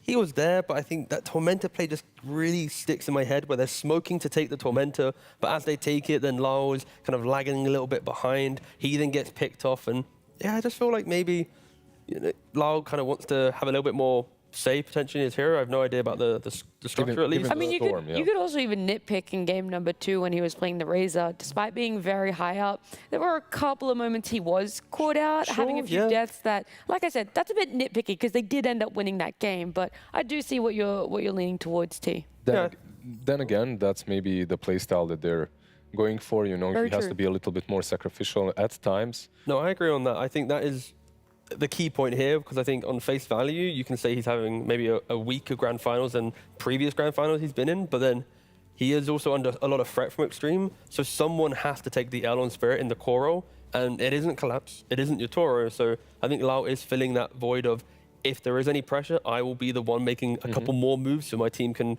catch up or recover, but I would like to, I want to see him on like the Storm or a little bit more of a flashy hero potentially, but again, it is going to be draft specific. It's great for me to say it now, but the draft needs to allow him to get to that position. We'll see if Spirit can construct that, but that could be a nice thing. 2 out of 3 of the games, he's been blind picking his mid. He doesn't know the matchup, so when you have to blind pick a core, like you already said, T, you're probably not going to do it for Collapse or Yotoro. It is unfortunately Larl that is going to be most likely at threat at having the bad matchup for himself. Yeah, that's also a problem of having first pick so far every game, right? Like it's a little bit harder for him to get the most favorable matchup, but yeah, I really enjoyed the Storm Spirit that he played earlier in the day with an IO on the offlane, on the position 4 with Mars on the offlane, of course. They did a lot, and they can activate him in such ways. Also, another interesting thing is how way away from the meta we are when it comes to the carries. Like, okay, Gyro and Sven, a bit more popular in the current tournament, but Lifestealer, Bristleback, just permabanned. Are they permaband worthy, Natty? Why are you asking me? What? I thought I was supposed to be asking questions here. You have the permaban list, don't you? Oh, I do have the Bristleback definitely is permaban. Lifestealer, well. Is there anyone else on the permaban list? Yep, Disruptor. Okay, that's fine. That's definitely makes the permaban. Chen was on the permaban. Now I have to reconsider, you know. Yep. Might have to go through a little bit more initiation on the permaban list. Doom. She controls the permaban, by the way. I decided, yeah. Doom obviously also hitting that list. I mean, thank you for having a good list. I can't remember the last time I saw Doom, by the way. Played? Yeah. Back when like Liquid was still in the tournament. I literally see him every game banned. That's for sure. Yeah, same. Speaking of, as you guys will see, he's already banned out. Same with that Magnus. The Magnus being very specific to this matchup here. I wish I could find this stat quickly, but I can't. So I'm just going to say it and hope someone just says it. When was the last time that we've seen like a grand finals where the pick order, or like, so Spirit having first pick, or one team having the same pick order every single time has been a thing. There's now game 4, Spirit first pick again. So there's multiple times where Spirit's had a chance to maybe swipe away the second pick from Xtreme, but no, it's just consistently their first pick, their first pick. So it's clear that both of them are getting their preference when Spirit are first picking and XG is second pick. Yeah. There's a lot of weight to potentially put into that one. You also have to factor in side select as well, though, because that might be where their priority is going, and then the default going to the opposing team on draft priority. I have the data here somewhere, but Xtreme Gaming right now, just picking Radiant regardless, right? Radiant second pick feels good, man, for them. They ban out the Bane. And what's the last ban that they usually did? That's the Shadow Demon boss. Shadow There it Demon, is. of course, yeah. This one's most likely going to be a slaughter, or maybe they're really sitting on this and Spirit are like, do we run it back? Whilst it did have a rough laning phase when they played it in the Falcons series, it did ultimately play a key role in their victory. So first stage, first pick, Slardar, just like that. I mean, why not? Like, the hero is looking extremely strong at the moment. He can suffer in the laning stage and then fall off afterwards because of it. I mean, I think that's 100% the logic that Spirit could be using here, right? Like, they have used it to great success. Chinese teams have used it to great success. The only reason I'd say they might ban it is because I'd say Xtreme, G2IG, these were the teams that were kind of like the inventors of Slardar coming to this tournament. So trying to pick up what is their hero, you have to assume that they know all the goods and bads Okay, we about thought that with Bane, and XG did not have an answer to that, or what they thought was an answer did not work out for them. The really cool thing about him, though, is that you can put him mid as well. Like, there's some flex potential on that Slardar.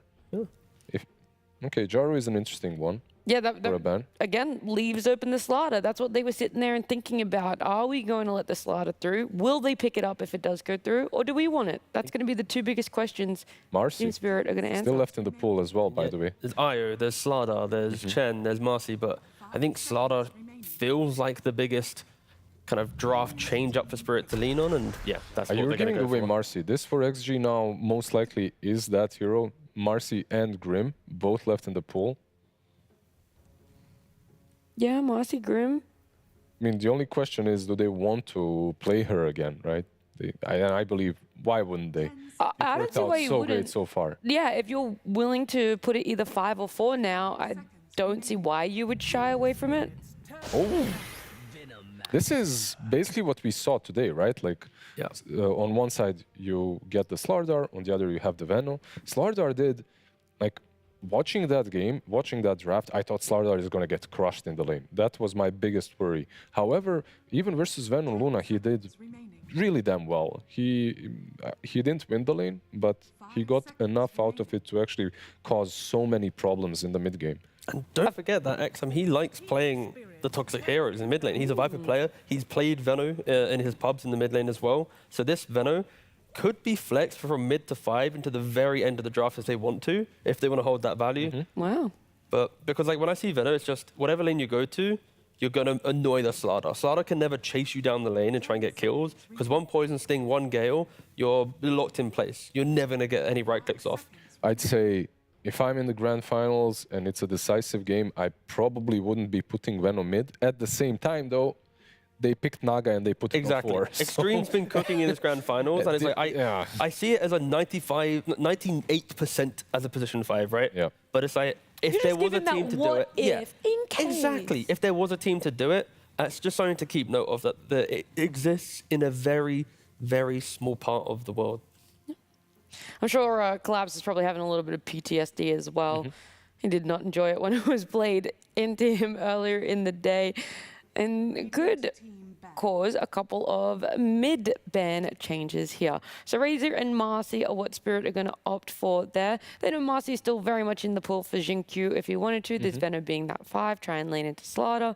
But where exactly is XG going to put their ban? That's my biggest question Let's here. see. I would say even for Team Spirit, something like an Enchantress wouldn't be that bad for them to snatch it. On the other side, I feel like if you do think about putting this Venom somewhere else, then into Slardar, teams have been picking a lot of Phoenix. It's a good laning answer to him.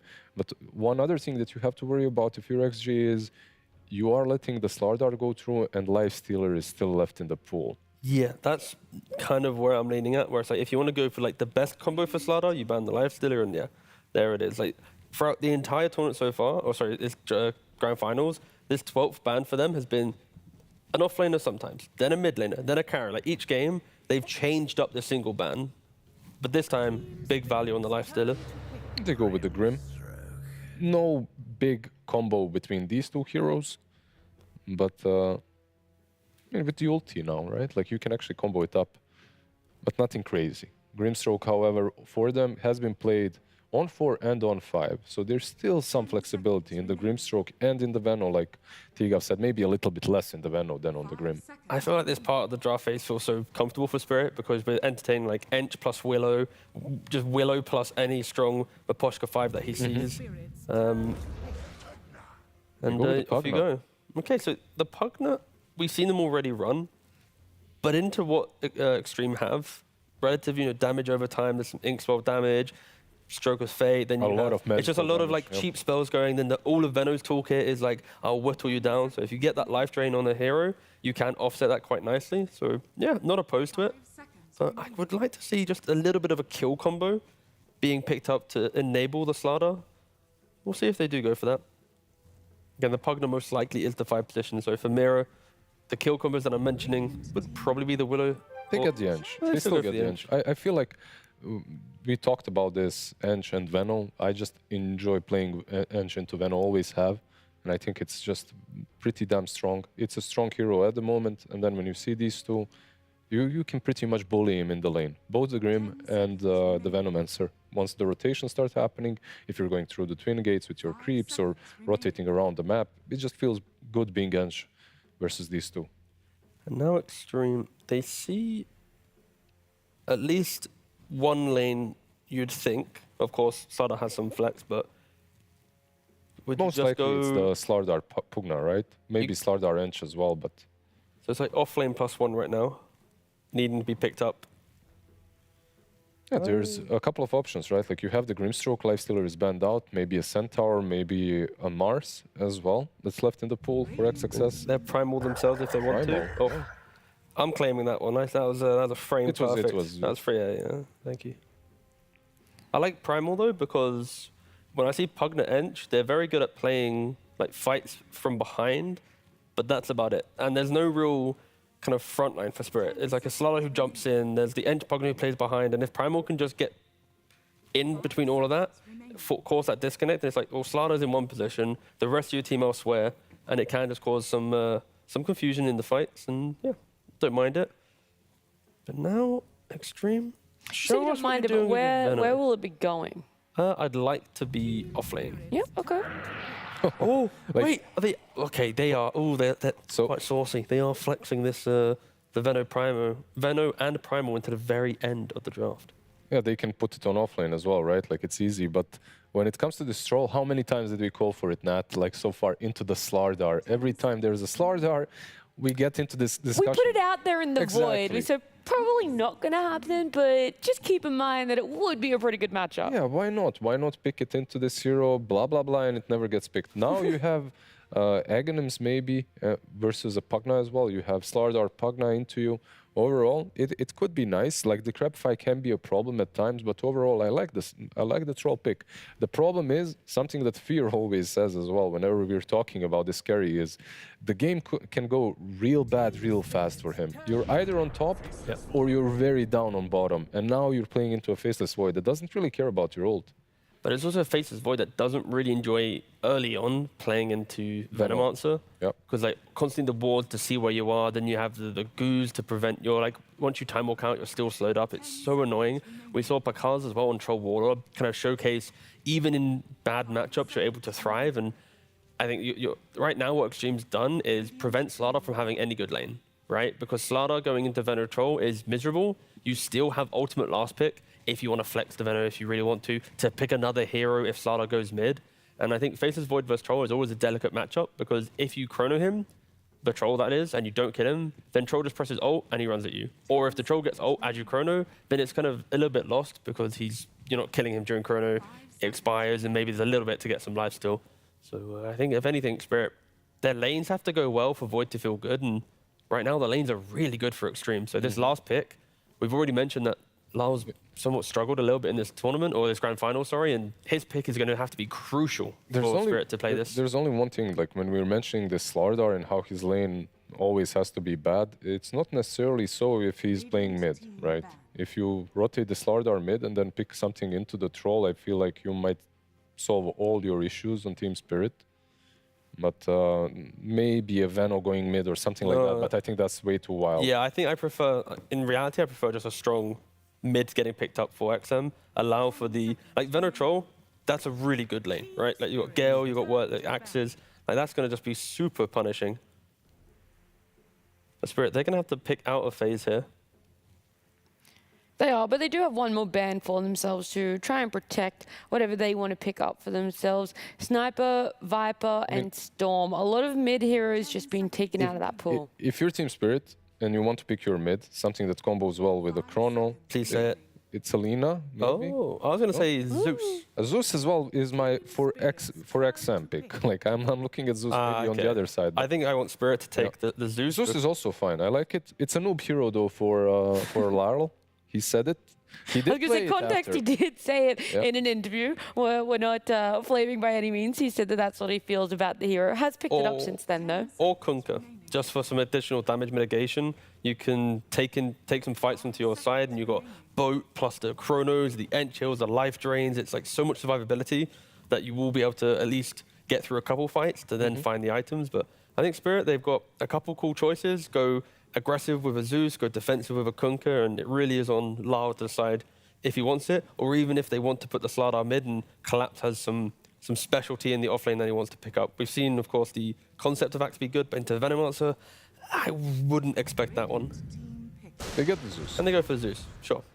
Yeah, I like it. It gives them, again, the good old phrase of mixed damage. You got the corrosive haze of Slardar to make Void feel good. Chrono now feels nice because you have both Ench and Zeus to utilize the Chrono. What do you do on the other side? I feel like Primal is good when it comes to initiating and going in. Something like a Puck, maybe? These kind of heroes that can actually catch the Void and make his life a little bit harder. If XM played Keeper of the Light, I'd be calling for that right now. Because you can push your team forward with the heals, the Vessel early on to mitigate Ench plus Pugna heals. Is I'm not sure why that hero is just ignored. Yeah, you can go Orchid as well. Vessel into Orchid. I think Kotal is my, if he plays it, suggestion, but he's yet to play it so far at this tournament, and maybe he has a different read on what he wants. But I like the idea of a very aggressive early on hero to just make Troll and Primal Grim. Like again, there's so much laning presence with Xtreme's 4 heroes. All right, well, they're running out of reserve time here. Only a couple more seconds left for themselves. They're contemplating, they're looking, and they are going to lock This is more about the lane, right? Like, this is the other option. You go for the TA versus Zeus. I feel like this is one of the better matchups for XM. And you have these 2 cores that will scale really damn well. You get the Shard, of course. You play a little bit faster with the Blink Dragonlance on TA. But overall, one thing that I dislike about it is that it's not the playmaker that I hoped they were getting here. However, they are a team that creates so much space on the map, somehow, magically, space is It feels like they created. have an extra 40% of the map on top of everyone else's extra 40%. Exactly. So they usually do get away with getting like a bit more on the greedier side core. Yeah, we haven't seen anyone be able to punish what has been some greedy drafts in the past for XG. But I'm going to need some more final thoughts about this. You've already highlighted a lot about the laning phase for both of these 2 teams, but we know that they like to go late. Both of these games have hit around the 50-minute mark. So if we are looking for another game to go that distance, what exactly is going to be coming out on top between these 10 heroes, 2 drafts? Yeah. Dark Portrait, let's go. No, I think Spirit, they are going to be the ones who are behind from laning phase. The Void naturally doesn't farm very well. Slardar's in a very weak lane. So if they are to do well, it's respect the early moves that Xtreme will make behind TA. And when they come, you either go even so you can delay the game, or dodge them to then make sure you're truly ready. Because I think if Spirit fight too early, this game can just get carried away from them. Yeah, and that's the only lane that you should really do well, right? Like the TA on the mid lane. Like that one looks good for them. The other ones are a bit... Okay, Troll as well. Yeah, there's 2 lanes that should go well. You got to mention that one. Come on, buddy. Yeah, 100% the Troll lane as well, of course. So go out strong from the laning stage and close out the map. That's something that they do extremely well. They can get a lot of stacks from these heroes. Zinq does not have to be as greedy when it comes to farming as he usually is. Another comeback game. If Spirit want to win it, it's going to be bide their time and then punch into their game. So I'm hoping it's 50 minutes so we get the real clash of the big fights from them. Hey, we know Spirit love to do that. They've been able to stall out games and turn it in their favor beforehand. But right now, Xtreme Gaming, they're 1 win away from being our victors here. But for right now, we're going to head into game number 4 with Lyrical and Trent. Thank you so much, Nat. I could not be more excited. I'm so ready for this game. It's going to be awesome. We got a Venomancer. First phase, Trent. It's back. What world are we in? I had a very good showing this morning, and you could see the power, the potential of this hero, even at the supporting role. Yeah, but they were winning like 99% of the game. They were a very strong early game team. If we want to go back to old memes. But yeah, it wasn't quite enough to pull it in at the end, but you could see the ways that it was starting to work and look really solid. Shutting down areas of the map, making sure that the enemy team didn't feel confident going into there. Gale. Gale. Just Gale. Good. It's very nice. Oh, it's no worse feeling than getting galed, honestly. This poor Slardar. Troll and Veno. Yes. I think that might be the worst possible lane for a Slardar. I can't think of a worse one, right? You get galed, nothing. Troll just doing his thing, missing bashes. Now, we have seen in the past, occasionally, when the Troll does rear his extremely ugly head, them losing out a couple of the early parts of the laning stage to the Slardar, just because of that volatility, right? A couple of bashes get in there, some nuke damage from the support, maybe someone runs through the Twin Gate, and suddenly, surprise, you actually die in the lane as Troll Warlord. So it's not a free win, but it's pretty close.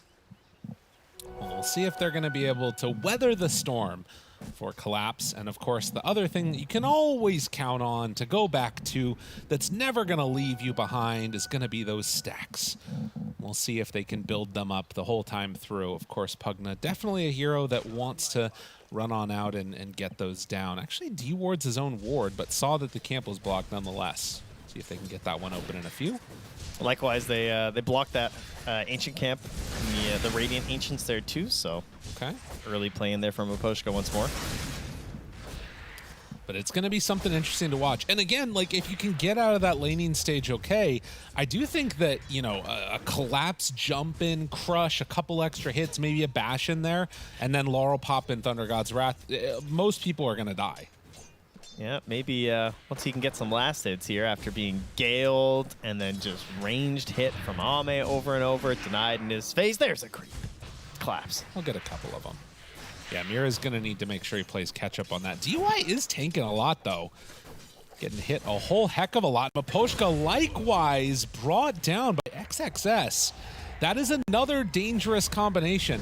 I mean, if we're going to be honest, all of these lanes look a little bit rough right now for Team Spirit. That is kind of crazy to see a Primal Beast get a kill without trample.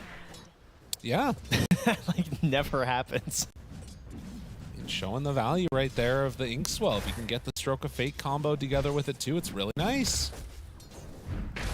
Still, the Faceless Void, Yadoro, he's done it many times on this hero. We'll see if he can do it again here in this grand finals. Yeah, I think it's definitely a clutch factor hero for him. Yeah. I think it was like the very first panel this morning where T described it as the glue that often brings their drafts together, and that's very true. Like, if Yadoro is forced to pick earlier in the draft, it's almost always the Faceless Void, it feels like.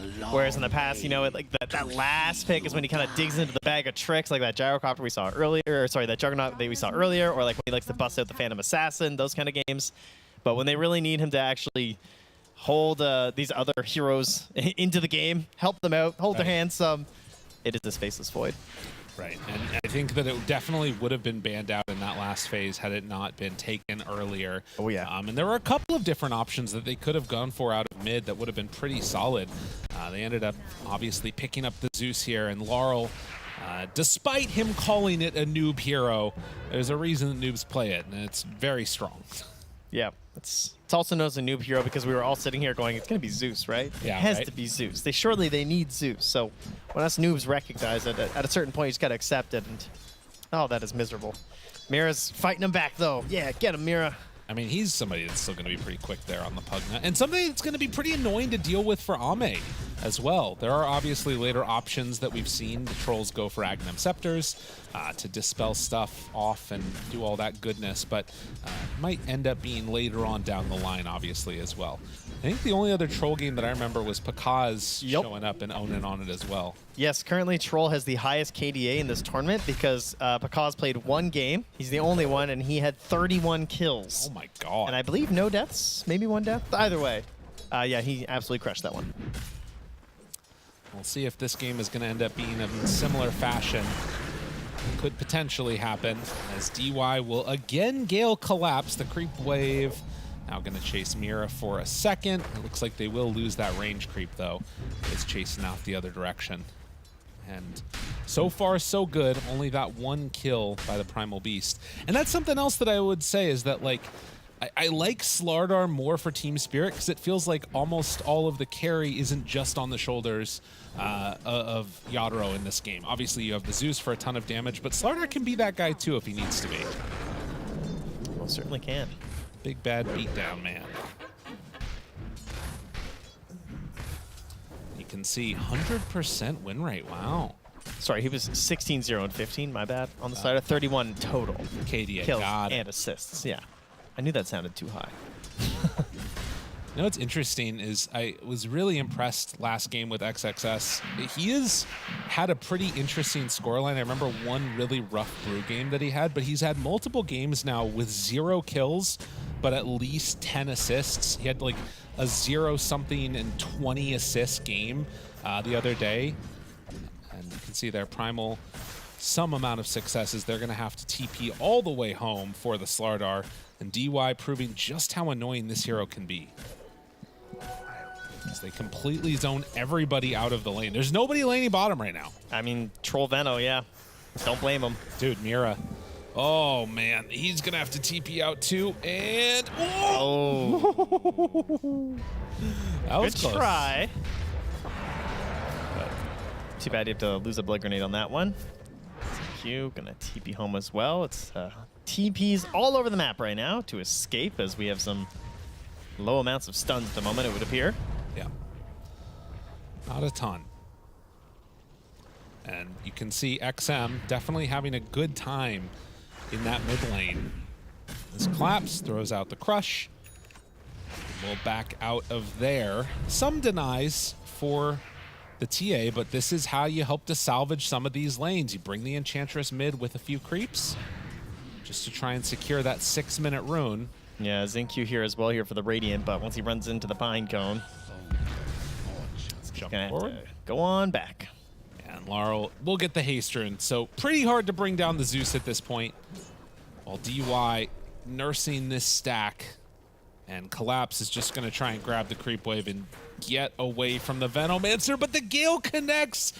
Oh, it's got to be so annoying, but they managed to find a kill onto Zinq and now another kill on DY. That's the other way to salvage a lane. Thunder God's Wrath. Yeah, that was well timed. My God. Getting a kill onto Zinq as he's in pretty deep he was into just his own territory. I guess he was just stacking up while going back home, and they knew that they were going to be able to do it. XXS now also taking some pot shots from Yadro, who will now move in from Maposhka. Seed shot, back away, goes for that 7-minute rune. Yeah, time to get out of here, I think. Oh, hey, he's faking. Laurel.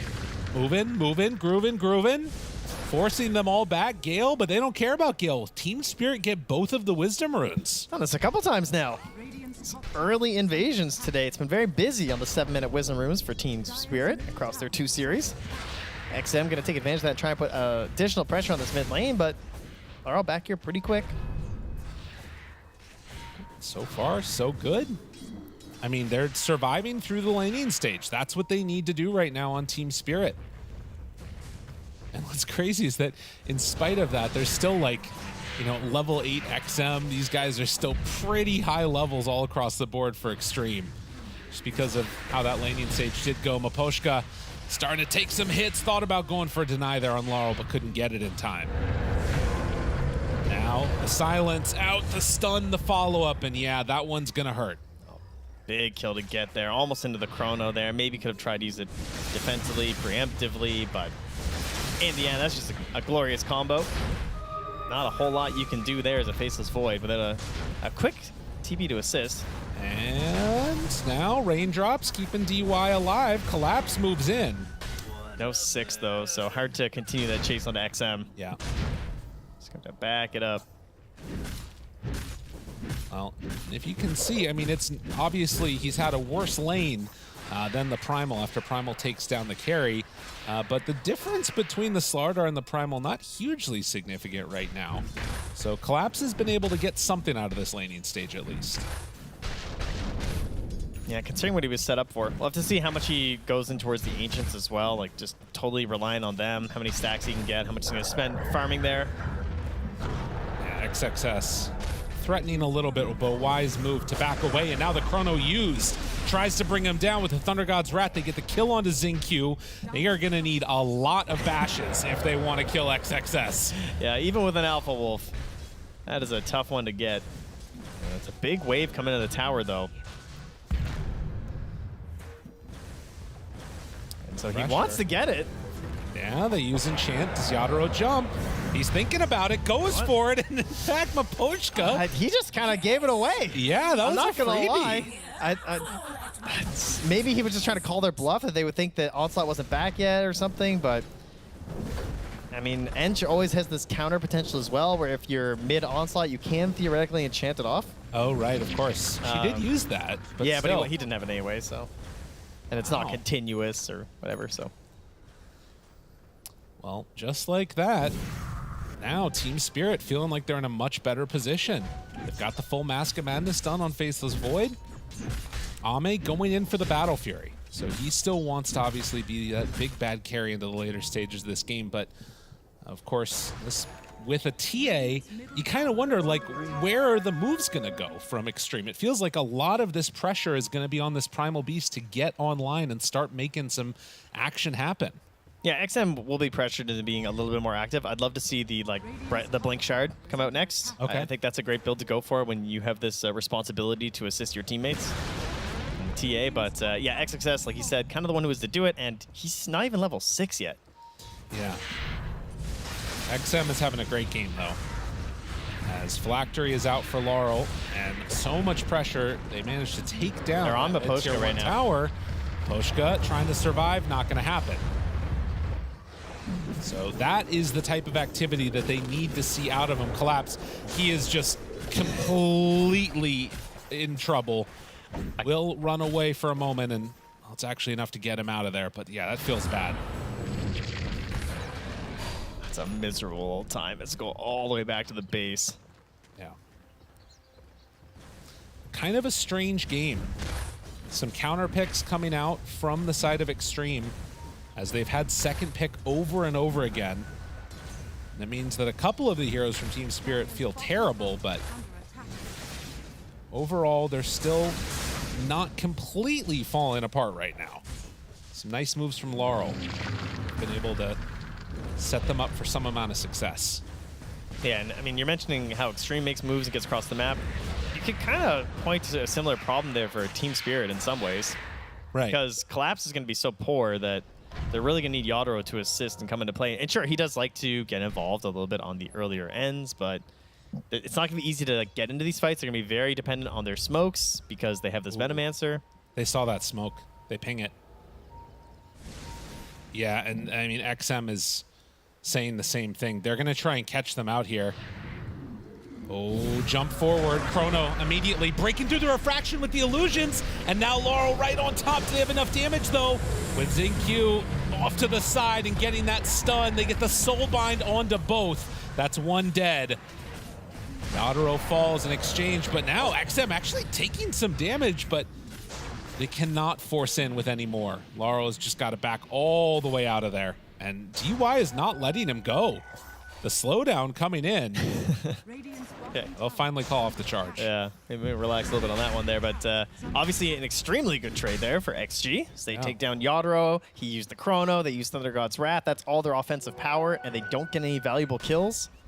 XM goes immediately into farming. He's got the gold for Blink now at 12.5 minutes. Yeah. Kind of curious what he thinks, because it's a pretty early Blink, and sometimes you get into this issue where, like, if you buy the Blink and your teammates don't want to get aggressive, but like we said, Blink Shard sounds good to me, so I am definitely down. Meanwhile, Collapse, how's his farm looking? Blink Dagger on the way. Yeah. There we go. He's ready to do it. Battle Fury is, I think, flying out right now for Ame, too. So we'll see where XM decide to go.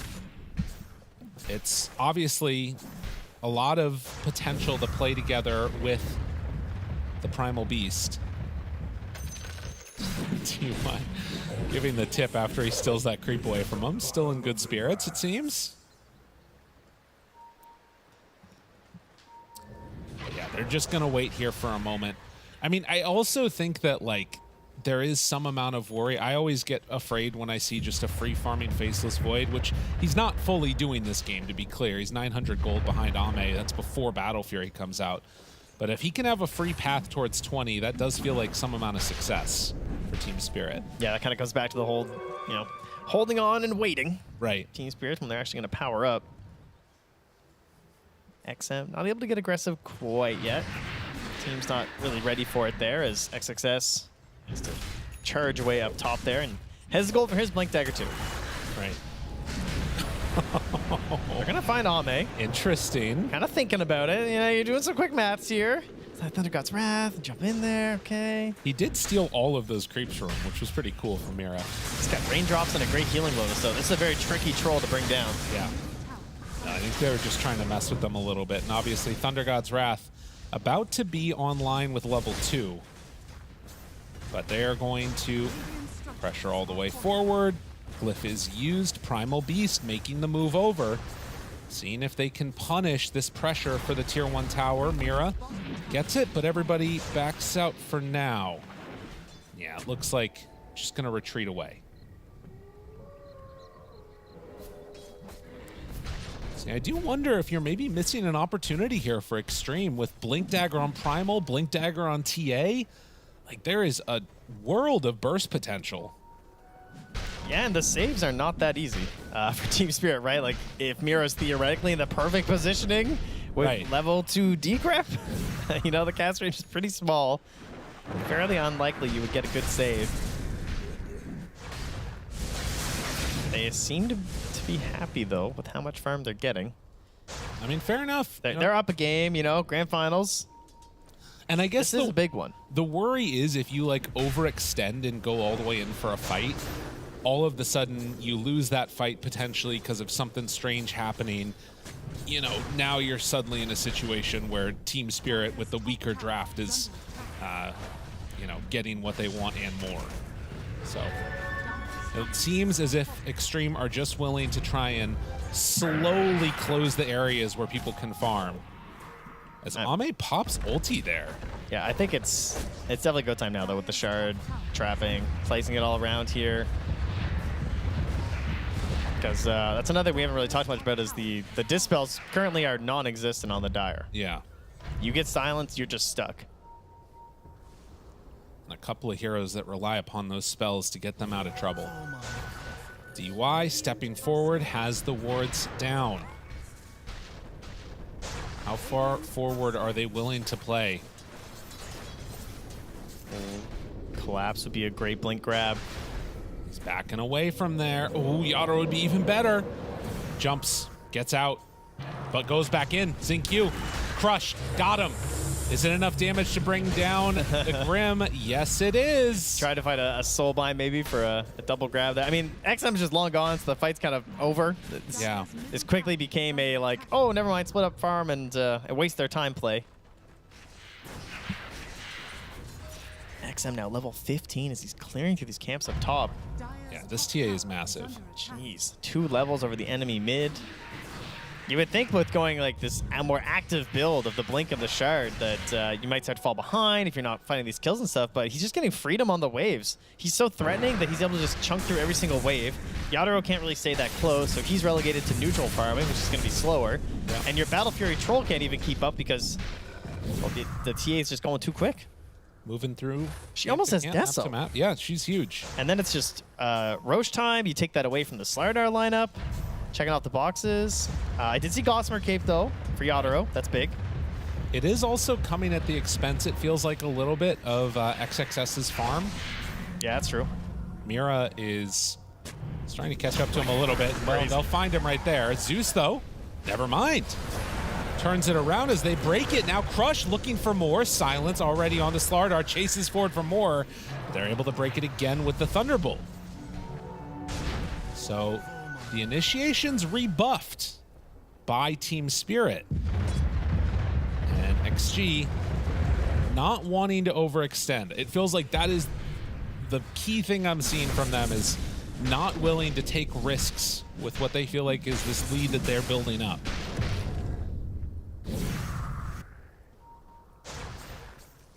Yadaro's trying to get to that massive faceless void that we're so used to seeing, but Alme's just quietly 0-0-0 farming his way through here in this jungle, almost into the Manta.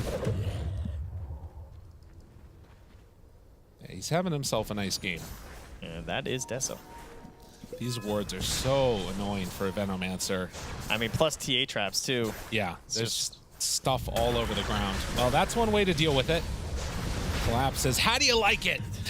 I mean, he really had no business being that deep. Oh, dead? Yes, indeed.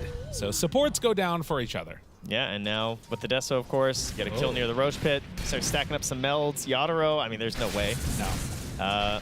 Ame could go for the Twin Gate play, but doesn't think it's necessary. Team can handle it without him. Radiant's middle tower is under So, attack. well, maybe not. A Yeah, little this isn't looking afraid too with good all of a Slardar sudden. showing, yeah, and it's actually a TP in. Jeez, I thought Yadaro was about to kill that ward. He was running right at it. It's in queue. Oh, see him. Hello, how's it going? Backs away, but now realizes I can actually be here and go for more. Oh, Collapse. Chase. They interrupt the onslaught away. It does not get better or more lucky than that for Team Spirit. Yeah, that was really nice. Are they nice. finding more XM? Oh no, okay, he's gonna get the blink away, but Collapse is still thinking about chasing this now. DY is in the area, and well, that will stop that chase. I mean, I think a lot of this comes down to them trying to do this without Ame. I'm pretty surprised he didn't run to the Twin Gate if they wanted to do this Roche. Laro gonna just bring down that Venomancer. 3 dead. It's kind of the ultimate greed right there. Yeah. And Team Spirit just, you know, with Maposhka dying up there saying, I think we need to move up here there, folks. And Yadaro gets a lucky first hit bash. Let's get the kill on the Zincu while he's trying to TP out. They catch XXS. Steal a bunch of stacks on their way out too. The silence is there. Gotta be careful, there's another trap. Oh, Collapse in trouble. Does he have a way to get out? Crush, but no, they get him. So they stuck around a bit too long as well. Greed coming from both sides. Well, they also didn't go for the Roche or anything. Just wasn't something they could handle with the way that fight went down on the side of Team Spirit. So there is another opportunity for XG to go for it if they'd like. It is, of course, now done on the Radiant side of the map, though. And then Lyro's the one who's currently there. XM doing TA things, taking the Tormentor and handing that off to DY for the latent toxicity. Okay. It's a nice little answer that they have. Well, I mean, they're not building many Dispels. No, it's so true. It's okay. We got Manta on Zeus. That's the main one. Although if Venomancer's hitting your Zeus, you got bigger problems. The range on that latent toxicity isn't that big. Dual Scepter down here for Collapse. And now, after a little bit of a flub that happened earlier, they will be able to claim Roche. And it ends up being on Radiant's side too, which is what you want to see if you're Xtreme. So in they will go to take the Tormentor. Mira gets the shard for himself, while Poshka's creeps are just going to push out each of these lanes. It's a lot of pressure. I mean, I think it's pretty safe to say that this first round, Team Spirit weathered the storm. Now the question is, as we start to look towards this Aegis, what's going to end up happening? How do the Xtreme try and play it out? Are they going to try and push and really clamp down the areas? It looks like Spirit are willing to fight into them. Part of the problem is that the way they played it out now, the Aegis didn't go to the TA. And the TA has built in the way that you want the Aegis, because she's got this like Deso Blink shard. So she's not going to beat KB for a while, and she has no Aegis. So if they can get the vision on her first with a Zeus, I think the fights don't look that great for XG, because I think we're going to wind up in a situation where Ame has the Aegis, he gets ignored, right? You have the D-Crab coming out to just bother him. So the Thunder God's Wrath going to be super important to try and get that more high-quality target here as the fight starts. And a little bit of a battle, maybe If a they get Bruin XM. here. I mean, he's in some trouble. XXS, they enchant it off. He's caught, controlled, and XXS goes down again. This is starting to get scary for Xtreme, and that's with having the Aegis. Yeah, that Ench Dispel versus the Grim Shard, very helpful. And Troll, he switched it up. He was building BKB, and it says, no, I need to be able to take off D-Crab. It's pretty cool. decrypts enemies, or dispels enemies, dispels yourself, so you have the versatility there, depending on how Pugna's trying to play it. That's pretty interesting, right? Because if you go BKB, then there's still the chance that they can save targets anyway. That ward will be taken away, but it did its job getting that kill. And I guess the other thing is that since you have a TA in this game, like, Ame doesn't have to be the only damage dealer, so he can sort of hold off for a little bit. Obviously, still doing a lot with the items that he has, but oh yeah, it's not the same as just a BKB and being able to go ham. So, 25 minutes in now, still less than 1,000. And Mira down bottom, pops the ulti, will get hit by the pulverize. Mira trying to survive through it. Onslaught. Look at the damage, though, coming from Miposhka. Is he out? I mean, they're going to end up getting him there, it looks like. The Hex, the roll, they try and back away, and Miposhka TP's out. He's actually going to get out of there. XXS, like, legitimately almost died to the Enchantress. He is not very strong. Yeah, just barely able to get the grab there as well onto Mira. So the Inkswell stun will get him. Cancel that TP. Ame feeling bold, perhaps? Get closer and closer to level 20 on Faceless Void. Well, even closer on Ame, though, rather. Yeah, true. Take over the Troll Illusion, start to beat DY with it, backs away. Who's stronger? I think the real one. That's BKB completed for the TA. BKBs are big.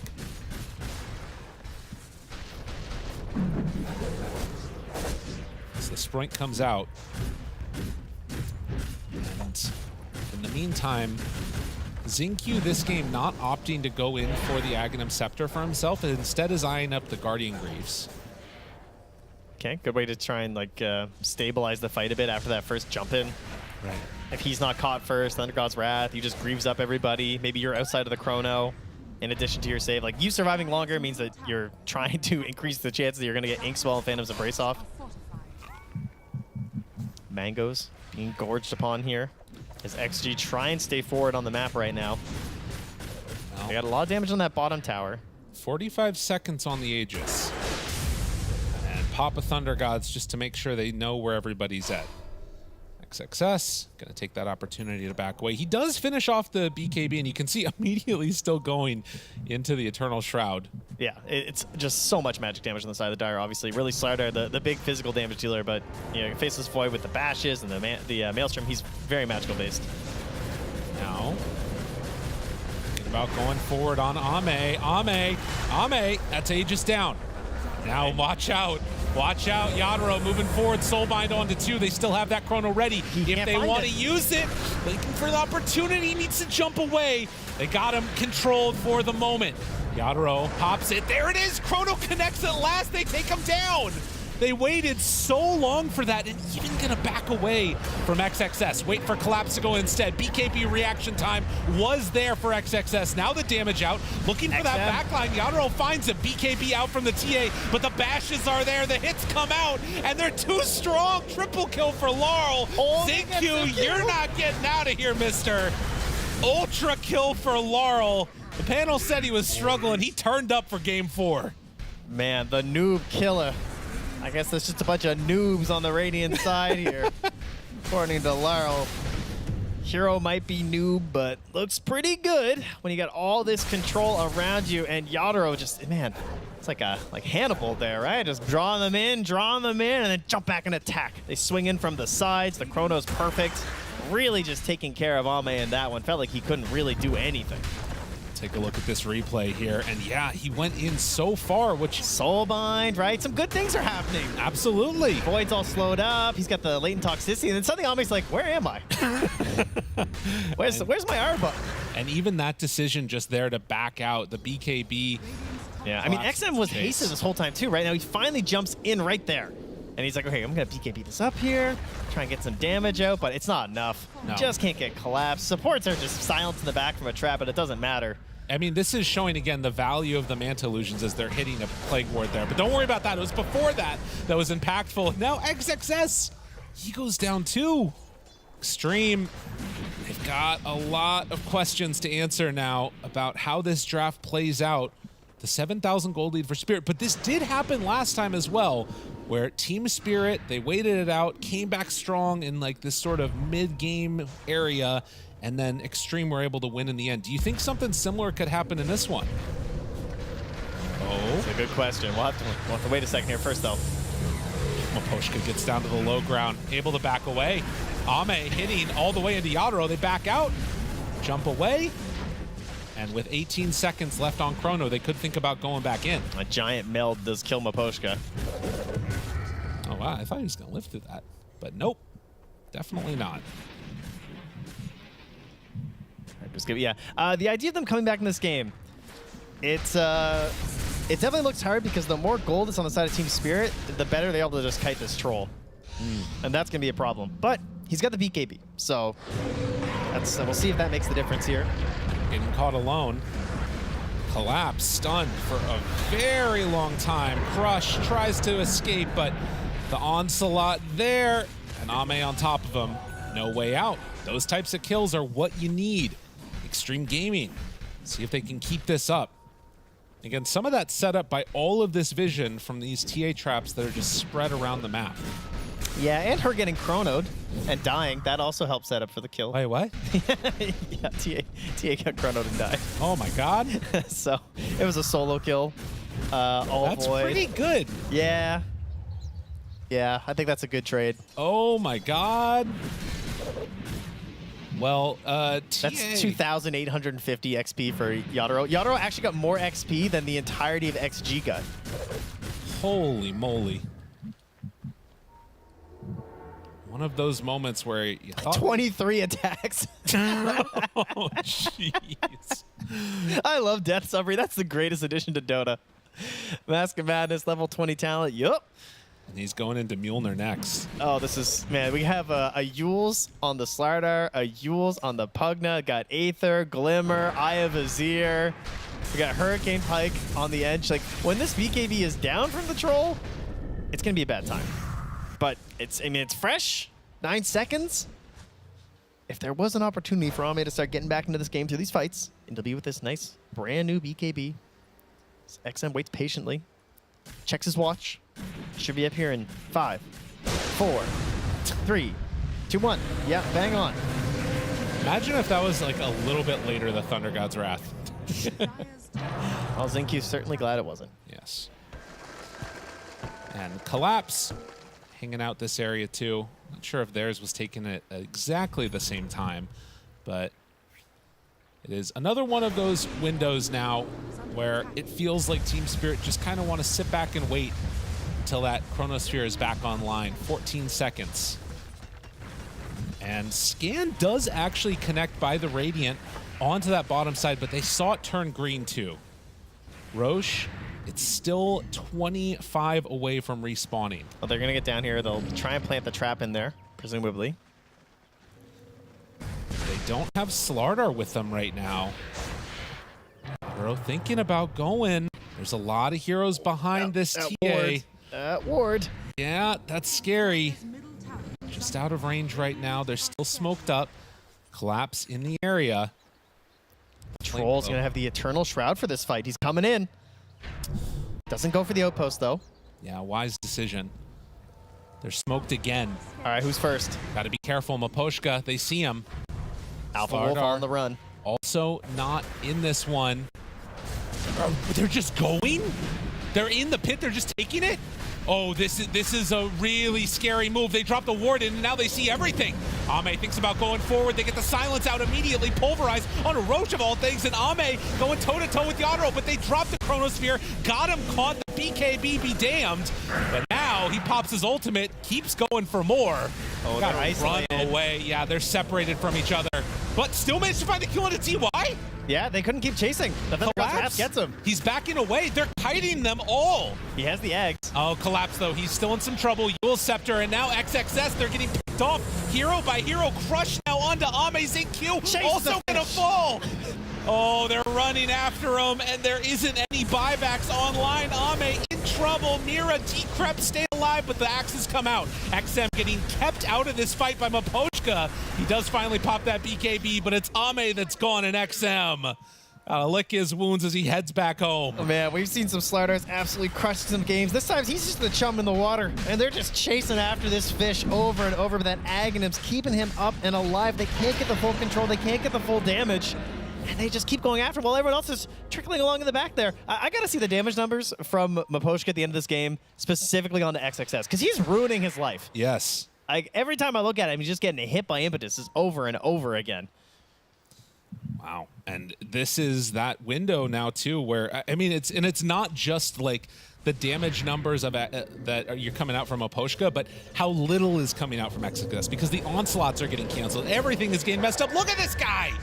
He just wants to kill the Enchantress so badly, and she's sprinking away. Just seeing the backs of her hooves. No chance to get onto targets for that Primal. 12,000 gold lead now. Oh man, and Laurel, he's almost into the Hyperstone here, into the full-on Moonshard. Oh my god, really? Yeah, he's got with one Hyper for now. He wants the big damage, the big zaps. That is kind of crazy. Plus the Vindicator's Axe too. He does need to be careful about, I mean, we saw it once already, targeting the wards instead of heroes with the illusions. So we'll see if he can make that work or not, as the Aghanim Scepter is picked up for Yadaro with the Shard too. It's all coming together. It's really good, I think, versus the Troll specifically. Yeah. Because he just wants that first stun, guarantee that his Chrono's going to be good, the Battle Trance won't come off, and see if they can just kill him. Now that's also going to come down to the fact of where the supporting cast of, I guess, just Xin Q really is. Yeah. But it's not the best save in Chrono, obviously. He jumps out. Thunder God's Wrath can go for more if he wants. Adaro spots him, jumps in, jumps out, still controlled, Chrono use, no Battle Trance, no BKB, no shot. It's just too easy. They take him down way too quickly, and now look at the Zeus lightning hands. Look at it! It's like we're in a rave. What the hell is happening? There's rainbows and lightning flying all over the damn place. Q is gone too. They are getting swarmed right now as Spirit spearhead their way towards a game 5. This looks exactly how every Romania taxi sounds. It's always just some sweet, sweet house music. We're just bumping in there. And they're going to bump their way right to the high ground. Oh my goodness. Up there, taking tier 3s. XM, what you gonna do, my man? He is left alone. There's only buybacks on he's baiting Xin Q. XM collapses. Took a lot of damage from that. You gotta be careful there. He's trying to make something out of nothing here for XM, right?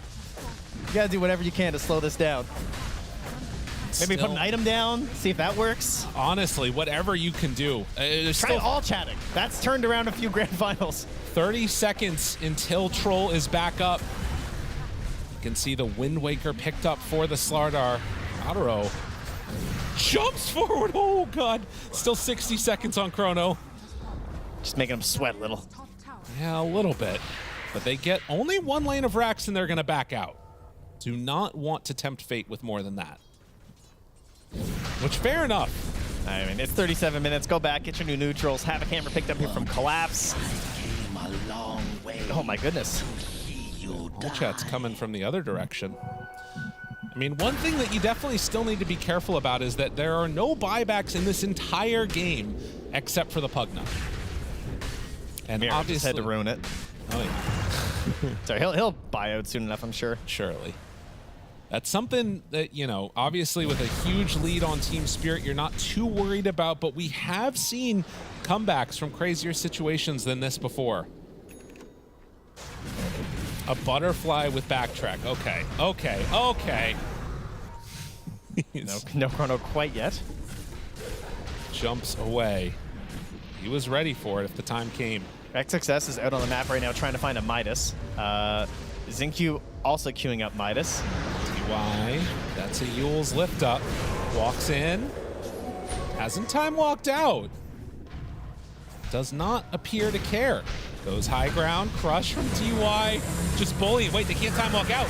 Ame, the silence is there, on to collapse, the heals coming to keep him alive though, and well, XXS tries to find a target, it's not gonna happen. Look at the damage from Laurel! All those little lightning bolts coming out from the Arc Lightning, and XXS, nowhere left to go. GG is called.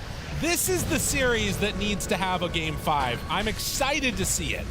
Team Spirit really coming alive in this one, it feels like. You know, the way it starts, we're kind of thinking, uh-oh, are they going to do it? You know, can XG keep this rolling? That was our question, but Team Spirit, they say, no, I am waiting to see this breakdown. Hold. Yeah, I refuse to come over there quite yet. All right, Maposhka dumping out those impetuses. Yeah, just a casual, like, 3,700 damage plus another 6,000. Yeah, he did like 10,000 damage to Primal Beast just himself the whole time right-clicking. That's pretty good, I would say. Well, we'll see if they can emulate that type of success again as XG back to the drawing boards. We're going to Game 5. We are going to game number 5 in our grand finals. This game 4, whilst it was looking pretty miserable for Spirit at the start, just a great chrono, a great high ground defense, and from there you get Roche, you get Aegis, and then you just win the game, was it? As easy as that? Yeah, just as easy as that. It was around that tier 2 tower and they followed up to the high ground, but they followed a little bit too far out. They lost the Aegis too easily. I feel like that was the crucial aspect of that fight. They lost the Aegis so easily because for me in this fight, Faceless Void, if you look at him right here, hold on. He gets scaled, look at he it. moves to the side, and it's kind of bad for him, right? But then 5 seconds are gone. He gets another time walk. He doesn't even have to use it because they're in such perfect position. The chrono is there without Troll even ulting. And Primal Beast, who popped the BKB and tried to go on top of him to maybe use that ulti on the Void, gets also caught in the chrono. I mean, the fact at this point, right, you got nearly 18,000 net worth from the Troll. Same for the TA. Like, this is the point where the Aegis, it's meant to be like their moment, but they lose it so quickly. Then they extend the fight after, and I think for Xtreme, they'll be kicking themselves a little bit because if they were maybe slightly more disciplined with that Aegis, it could have been an entire different story. You bait out the chrono, you trade Aegis for chrono, but then you have your full set of like tools to then break down Spirit, maybe get a lane of racks, but no, Spirit, they perfectly put on a clinic on how to play around it, and since then, as soon as they took that, they had no fears. They accelerated all of their timings to be able to continuously fight after, and this was kind of what I was expecting. I was expecting Spirit to have to come back into this game, but that one mid-fight was the comeback play, and then after that, it was like, all right, there's no need for comebacks. We own the game. This feels like peak Spirit form again, because a lot of these fights, they're just inviting the enemy team to come towards them, to come to their side of the map, and all of a sudden they just turn it around and they're able to get the ones having the advantage in a team fight. I'm having a little bit of a giggle over there, Lizard. I mean, getting giddy for a game 5. I'm just looking at Collapse and how much he, you know, I don't know what that was. That was like a smile at the same time, a lot of pressure off of his back because it was a rough game, but now I'm not sure. Okay, first and foremost, Laurel 15-0 on the Zeus did a lot. Same goes for Faceless Void. Massive, both of them. Easily MVP as well. Big, very happy he got that one. Absolutely agree. But, you know, looking at this game, I'm not sure that you can let the Slardar go through for that first stage first pick anymore. I think the biggest win in this series right now is for Spirit to prove to themselves that they can first phase the Slardar and win with it. It means a lot for the next game because it changes everything when it comes to the first stage drafts. But when first stage ban, that is. But when it comes to the game itself, this Slardar, in comparison to the Primal, like they both had a really rough lanes, right? Like the Primal did manage to kill the Void once, but more often than not, he was the one running away. He was the one being killed. His tower died. On the other hand, you had the Slardar into his biggest counter, I would say, the Troll. He also suffered, but he did so much work afterwards in the game. Like he got the blink minute 12 or something, he got the shard afterwards, he was just running across the map, and every time the fight starts, they try to get on top of him, they try to kill him off, but they can't. He uses that agonist, he casts one Slithering Crush, they chase him, and he's just running in circles. Lyrical put it the best. He was like a bait. And they were just running after him, trying to kill him. Meanwhile, XXS, he's kind of trying to do the same thing, but he dies to an Enchantress.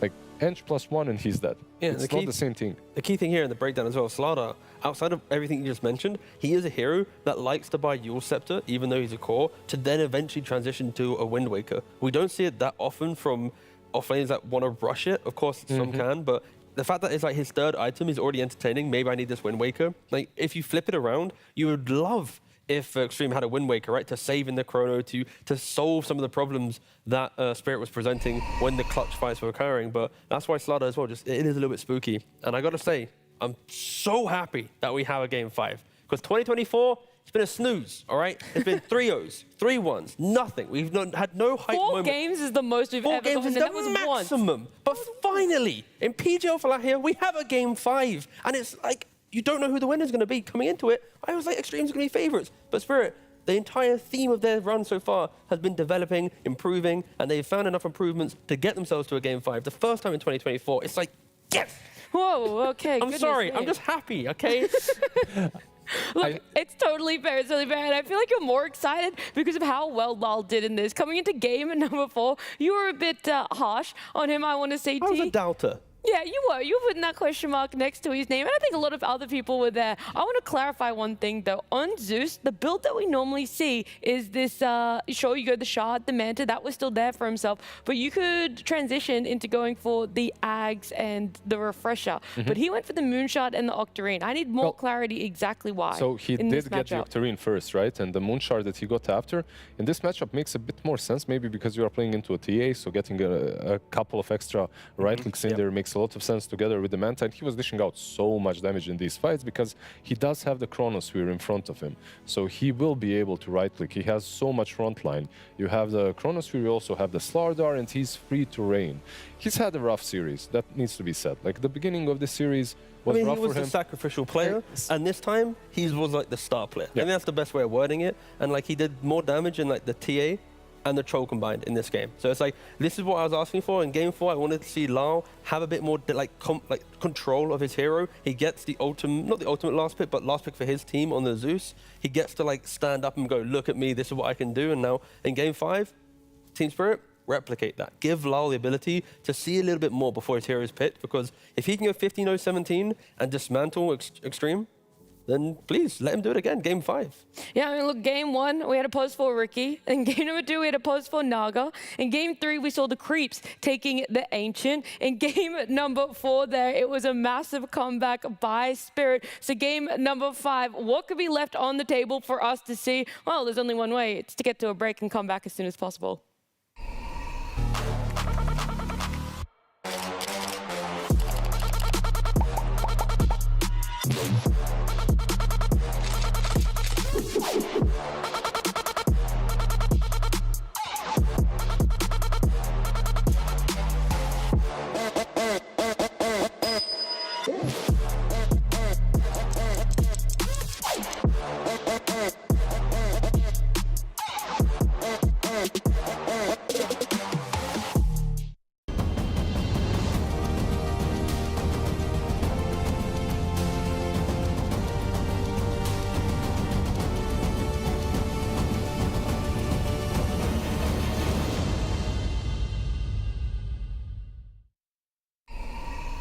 Welcome back to PGL Wallachia. We have a game number 5 in our grand final. There has already been so much that has happened in the past 4 games. I'm not sure if there's even anything left for us to be surprised for. Maybe, what are you doing over there, T? No, I was trying to open the bottle, but I can't. You actually can't? No, I thought that was a part of the No, there bit wasn't part of the here. bit. I was going to hold it until after the... I was trying to like quickly, smoothly not use it, but I'll let my big man Lizard do the job. Our Slavic bro knows how to open it. We've been gifted these bottles onto our table here. Apple juice inside. Yes, that's exactly what's inside. I mean, we're going all the way in a best of 5, a Game 5. So you've already hyped it up. It's the first one for 2024, and it's between Xtreme Gaming, who had not lost a single game coming into this series, by the way. They had not dropped it at all. And Spirit, they went down to the lower bracket pretty early on, and they had to fight their way through thick and thin. How is Apple it? juice. Apple juice? Yeah, I mean, we had the Fresh? green light, right? We had the green light from production, so this is fine. I don't know if you did get the green light from production. No, we didn't get the green light. All right, put it back. It's a really cool looking bottle. It's a really cool look. Basically, These are our potions. We were These trying are to our break down the clarities. set a little bit, but that's a shame. That would have been absolutely delightful. But You did try and break the catch earlier. I mean, again, that's just the thrill of a game 5. It's what it does to you. You know, it's like I low key wish I wasn't working because then I can really enjoy the grand finals. But but it's fine. We're can going to go help from the here. audience enjoy it. Break everything down for us because Xtreme Gaming, they had that dominant performance in game number 1 that we knew they were going to have coming into it. But the momentum definitely got broken when they went for the Naga pause for. Not saying it's all there. Obviously, amazing gameplay by Team Spirit as well to be able to break that momentum. But then it means a lot. I feel like this is going to sound kind of basic, right? But it's much easier to keep on winning than it is to start winning after a loss. Than it is to come back, fair. especially in Dota, because I feel like the snowball effect is really there for teams. Like even for Falcons, like the more they win, the easier it is to win. The more you think of them, like they get into your head as well. They have all these drafts, the confidence is high, and they get to experiment a little bit more, and they feel freer in the game. It's very important in Dota, and that Naga pick. maybe experimented a little too hard. Exactly. They experimented a little bit too hard, but they also gave confidence to Spirit. This understanding that, okay, they're not unbeatable. We have lost 3 games in a row to them, but we're not going to lose to Naga position 4. And not even lose to Troll and TA. Yeah. By the way, TA was a pretty solid pick into the Zeus there. But they've lost to it twice now. And they lost to it, yeah. Like the thing is, like I'm looking at the draft again for across the 4 games, and the pick order's always been the same. But I look at the 2 Xtreme losses, and it's had TA in both games that Xtreme have lost. It's just a little bit of a question mark for me, at least, where I like a little bit more action and punch involved from the mid lane potentially. Because when we look back at that game 4, there was quite a window where they didn't really transition what they could have had an advantage into more of the game. Sure, they got the Aegis, then they lost it in mid lane, but I was expecting just a little bit more of a, hi, we're Xtreme. We want to try and win this game. It kind of felt... Do you reckon they sound like that? Yeah. It lost in translation half the time. Okay. The other thing, though, when I'm looking at the past 4 games, this was the first time Dire actually winning, because the other Team Spirit win, taking a sip of his apple juice, the other Team Spirit win that took out at game number 2 Cheers.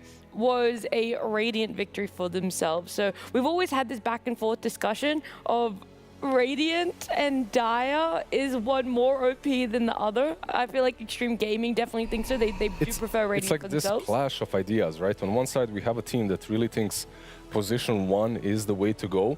And on the other side, we have a team that actually benefits quite a lot from getting that second pick.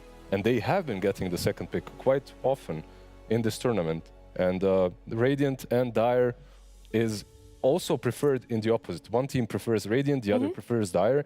So that's why we don't see any switch-ups. Yeah. Both teams are getting what they prefer, and it's just this fight of ideas. They're battling it out and showing who understands the meta the best at the moment. I think no matter what happens in the game number 5, by the way, we have to give Team Spirit massive props for the way that they've been able to grow throughout this tournament. We all know their results from ESL Birmingham. Didn't make it out of group stages. Was a really tough defeat for them. So to be able to flip a switch so quickly in between events, but also the growth and the progression for themselves throughout the past 10 days of PGL Wallachia. Which side had the most amazing growth in the last couple of weeks? I would say, like, even though we're talking about Team Spirit and their lower bracket run, I feel like Xtreme Gaming solidifying themselves as this team that's on top. That's a team that's able to beat Falcons multiple tournaments in a row. Yeah, that's my big takeaway here. It's like, of course, Falcons had stand-in technically this time around, but like for me, it's like, we said it many hours ago before the grand finals, but it's like for the concept of Dota for future big tournaments, like again, TI for example, like I'm looking at Xtreme, I'm looking at how Spirit went from doing really poorly in previous tournaments. They've actively said how they haven't really followed some of their systems, they've maybe not played as many pubs, and then it's like, for this tournament, it's like, you know what? Let's try and go back to our system. Let's try and give it a go. And now suddenly they're in a grand finals, they're in a game 5, and like I think in a whole other timeline, Xtreme would just be 3-0ing here potentially, right? So I am just really excited just to see whoever wins this, but I want to see Falcons in full force again and see all 3 of them go run it back. Like it's just, It's so good. This little love triangle between those three teams. But right now, we do want to focus on Xtreme Gaming, Team Spirit, Game 5 for our grand finals. I don't know what the energy levels for Spirit are, because they came in here very early. I think they've been here since 10 a.m. this morning, and right now we're verging on coming up to 9 p.m. So for them, it's been a extraordinary marathon of a day. And the previous series also went the distance. That went 3 games in a best of 3. Now we're seeing 5 games in a best of 5. It is exhausting. And it is very difficult, and it also is something that they do every single day, like every day of the week. Maybe not the grand finals, of course. Yeah, I was going to say, I think that comes with a different set of adrenaline. Like, definitely, the adrenaline gets to you, but it's the adrenaline that's keeping you going through it. Lately, it's a plus and a minus, and I think it is kind of there for both of these teams, because you are playing the grand finals. The emotions get to you, no matter how many games you played. Guys, I don't want to alarm anyone, but Team Spirit Get first pick again? I can't believe it. For a 5th game in a row. Again. Every game this grand finals, the draft order has been the same. Team Spirit getting that first pick. It is what it is, right? Like both of these teams just value one. It is what it is. It is. So one team values second pick, and the other values first. And you're talking about how long the day's been, right? Like the average game duration at PGL Wallachia has been 40 minutes, like 40 minutes, 10 seconds. The game so far today, 53 minutes, 44, 49, 47, right? Like naturally, these games have also gone longer than average. Plus, Spirit have had to play the maximum amount of games to be able to win the tournament. So it really is like the perfect test. Yeah. Like it is the perfect test. Coming back. No, I was thinking, I mean, the average... No, there's a change up in Xtreme's bans. They banned out the slider. Yeah. We got change, guys. Game 5 change.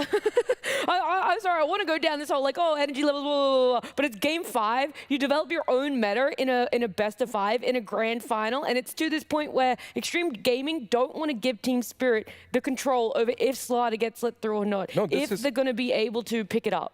Right after in the post-game analysis, that's what we said. This slider now has to be on the mind of Xtreme Gaming as that first Shadow Demon in the pool. Yeah, I'll say Shadow Demon's in the pool. And this is where they kind of... they ignore it. I hyped it up just for it to be ignored. It's not that they ignore it, they pick the Centaur. Now you have the Stampede into Shadow Demon's ultimate, right? It kind of goes both ways. We've talked about this previously as well. Shadow Demon into Centaur, like you have disruption to prevent people from stampeding out. At the same time, you can use Stampede to prevent anyone from dying in the Shadow Demon ultimate. So it kind of goes both ways, but I've noticed that teams mostly enjoy playing Centaur into him, not vice versa. And if it doesn't get picked by the other team, you can take it for yourself and have the Shadow Demon Centaur combo. Oh, Game 5, we get to see, Centaur, which has been such a prominent hero, then hopefully Jinkyu on his Marcy. Fingers crossed. Like this is... Please. It is setting up to be a potential banger now, Spirit, in the second phase. Couple bans left. I feel like I want to see Jinkyu back on this Marcy for 2 reasons. And that benefits XG fans and also benefits Spirit fans. Could you imagine Spirit taking game number 5 against Jinkyu's Marcy, which has been so respectfully banned in every other series? Phenomenal feat. On top of that, to see XG win a grand final on this dominating hero that everyone has been afraid of. I feel like you're playing Game 5. You're putting that Marcy on him 100%. Like he's playing it. Surely. You're not playing around. But Spirit, they still respect the flexibility of it, right? They're still banning out the gyrocopter. Sure, you could argue that even in the 4 position, Marcy will still do the same thing, but I expect them to take up the cores that enjoy the buff up. So that was a Clinks and a gyrocopter that have been banned out. Yeah, I feel like you can buff anyone up, but you can still own with the position 4 Marcy. You still do the same thing. You buy that BKB, you jump in, you're your own carry, but you can also have someone else. You said about you have to buy, and like often in support, you have to list multiple items to be relevant. You listed 1 item, and your statement was closed. I can't wait for Act 2, man. Like Act 2 better just hit Marcy with like a truck worth of nerfs or something. Whoa, okay, whoa. Marcy's strong. No, I'm just joking, T. I'm just no, it's fine. Okay. Sure, a freight train of nerfs. There we go. Even harder. Yeah, exactly. 2 trucks. There we go. Honestly, I wouldn't nerf Marcy. I mean, yeah, go on. Who else is playing this hero? Like it's only Xtreme Gaming that's playing it in position. Ari from OG plays it. I mean, okay, you have two players in the world that play it. That's enough. And then you see Bristle that's literally first ban, Doom first ban. I feel like we have more pressing issues than a Marcy, guys. Maybe the Disruptor or the Chen. But I'll hop on the hate train. Let's go. Thank you. We're all haters here. I mean, it's game 5, right? Someone's about to lift the trophy, so then we're going to be super PMA, right? Oh, okay, this is No. not what I expected to see in this series. What a poetic ending to the tournament. The hero with a sub 40% win rate, one of the lowest win rates in the entire history. Can we get the stats wait, up, wait, please, wait. production? We really just need to drill it into the audience at home for 2 reasons. Not only are the stats that are going to be coming up on your screen abysmal, but we had an interview with Silent earlier today, and he said, I don't understand why people are picking Pango. I don't understand where this priority is for them. Primal Beast, Bloodseeker. All And then, available, yeah. Then all the other lane counters, they're all still available. It should still in the pool. Grim +1 should be the Grim actually not available. My Yeah, bad. Is it bad? I lied. Yeah, I lied. Okay, we're blind. But yes, the same logic stands. I think the argument with Pangolier and why teams always go for it is you still do your role really well. You push out lanes really well. You have utilized diffusal really well. You crush the game really well. So it's like, it is a good hero. It just falls off. People have learned to kill Pango during role. I think that at least that concept wasn't too crazy. We've seen a couple of teams with the Slardar killing him off. Like Bane's good, Slardar's good, TA's good. These are bad. And look, Ben and Grim, yeah. But Slaughter. there's also like a sniper, and you still can't just stand and shoot. It's not a hero that is very popular between these 2 teams, at least. That's picked very often. What about a flex potential on XG, though? We've known a lot of other teams to not keep it purely for the mid lane. It has been able to shift towards that off lane as well. How likely is that for Xtreme Gaming? He's played it so far in the tournament. Marcy so 1 position for Pango. Like, blow my mind. I mean, no, because I do believe Zinky also played it in the past. We're not going to see it, by the way, but there is a lot of flex potential now that you mentioned it. It can be played on off, can be played on mid. I just want to see 2 lineups that are able to pressure each other in early fights, but also have that scaling. Like, I feel like this is the type of game, because we're in game 5, I don't think either team's going to go too volatile with how they approach it. Let's see. Shadow Demon. Like, this is what Can't believe we got this expected. far. Yeah. I mean, you still get that good combo. If you are laning with the Centaur, it's a good combo. Overall, it's a good combo. Just a perfect hero for the current meta. And you don't really have a lot of ways of like dealing with the illusions, if that's something that you really want to deal with even. And you have to worry about the ulti. I was surprised they didn't go, yeah, no, Shadow Demon is fine. I'm actually more surprised that Xtreme heroes. Gaming let it go to this extent. I thought it could have been in that second phase of bans for themselves, because in the past, it's always been in that first phase bans. They're going to go with Faceless Void and Enchantress back to back.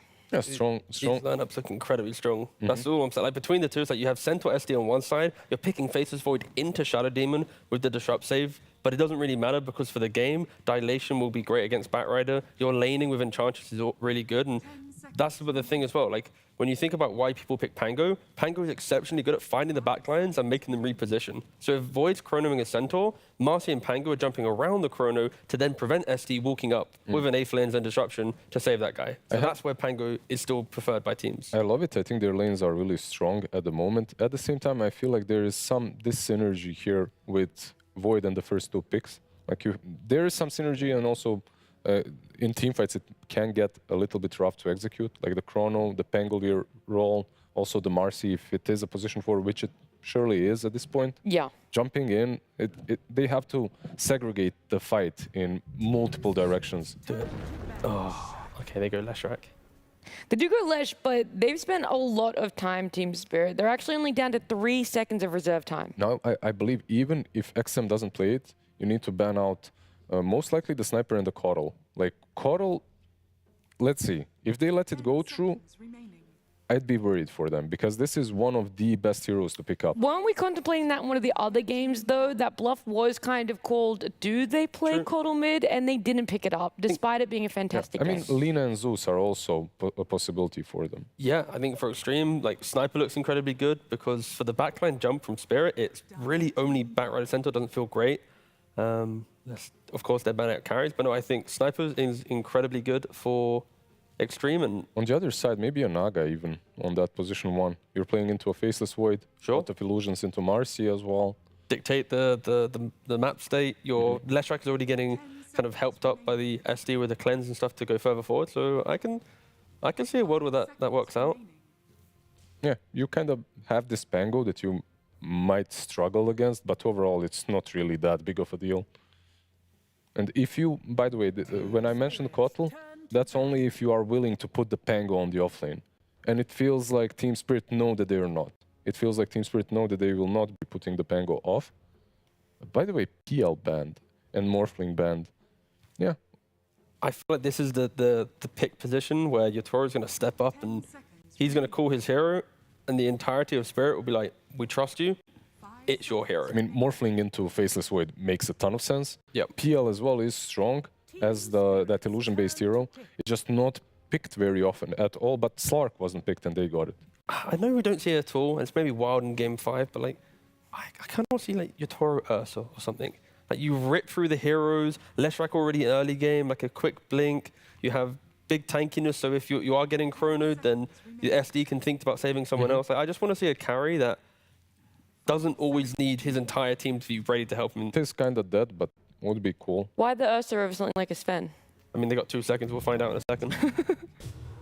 Anti-mage. Okay, I mean, still a matchup versus the Faceless Void that's pretty damn good for you. I mean, this is like Game 5. Game 5 anti-mage. You're pulling everything out. Like, I'm scrolling through the heroes and it's like, I saw anti-mage. I was like, do I really want to entertain this? Because like you're playing into the scaling of a Marcy who goes BKB Basher. You got the Void who can chrono you, but for the lack of stuns, like Xtreme, there's no real way to invade the jungle, to stop him farming, to really shut him down. So now there's a minute for Xtreme to decide what's happening. If Pango goes to the offlane, I feel like anti-mage is going to free farm. Yeah, but they have so many good picks if it does happen. If Pango goes off and they last pick mid, they have a lot of good picks. If Pango is mid, what can they get on off that actually shuts down this anti-mage? Give me some of the drawbacks of anti-mage. We haven't been seeing him, so there have to be a couple, and maybe that's the brainstorming we need. I mean, it's too late. They've already picked a hero. Just go off.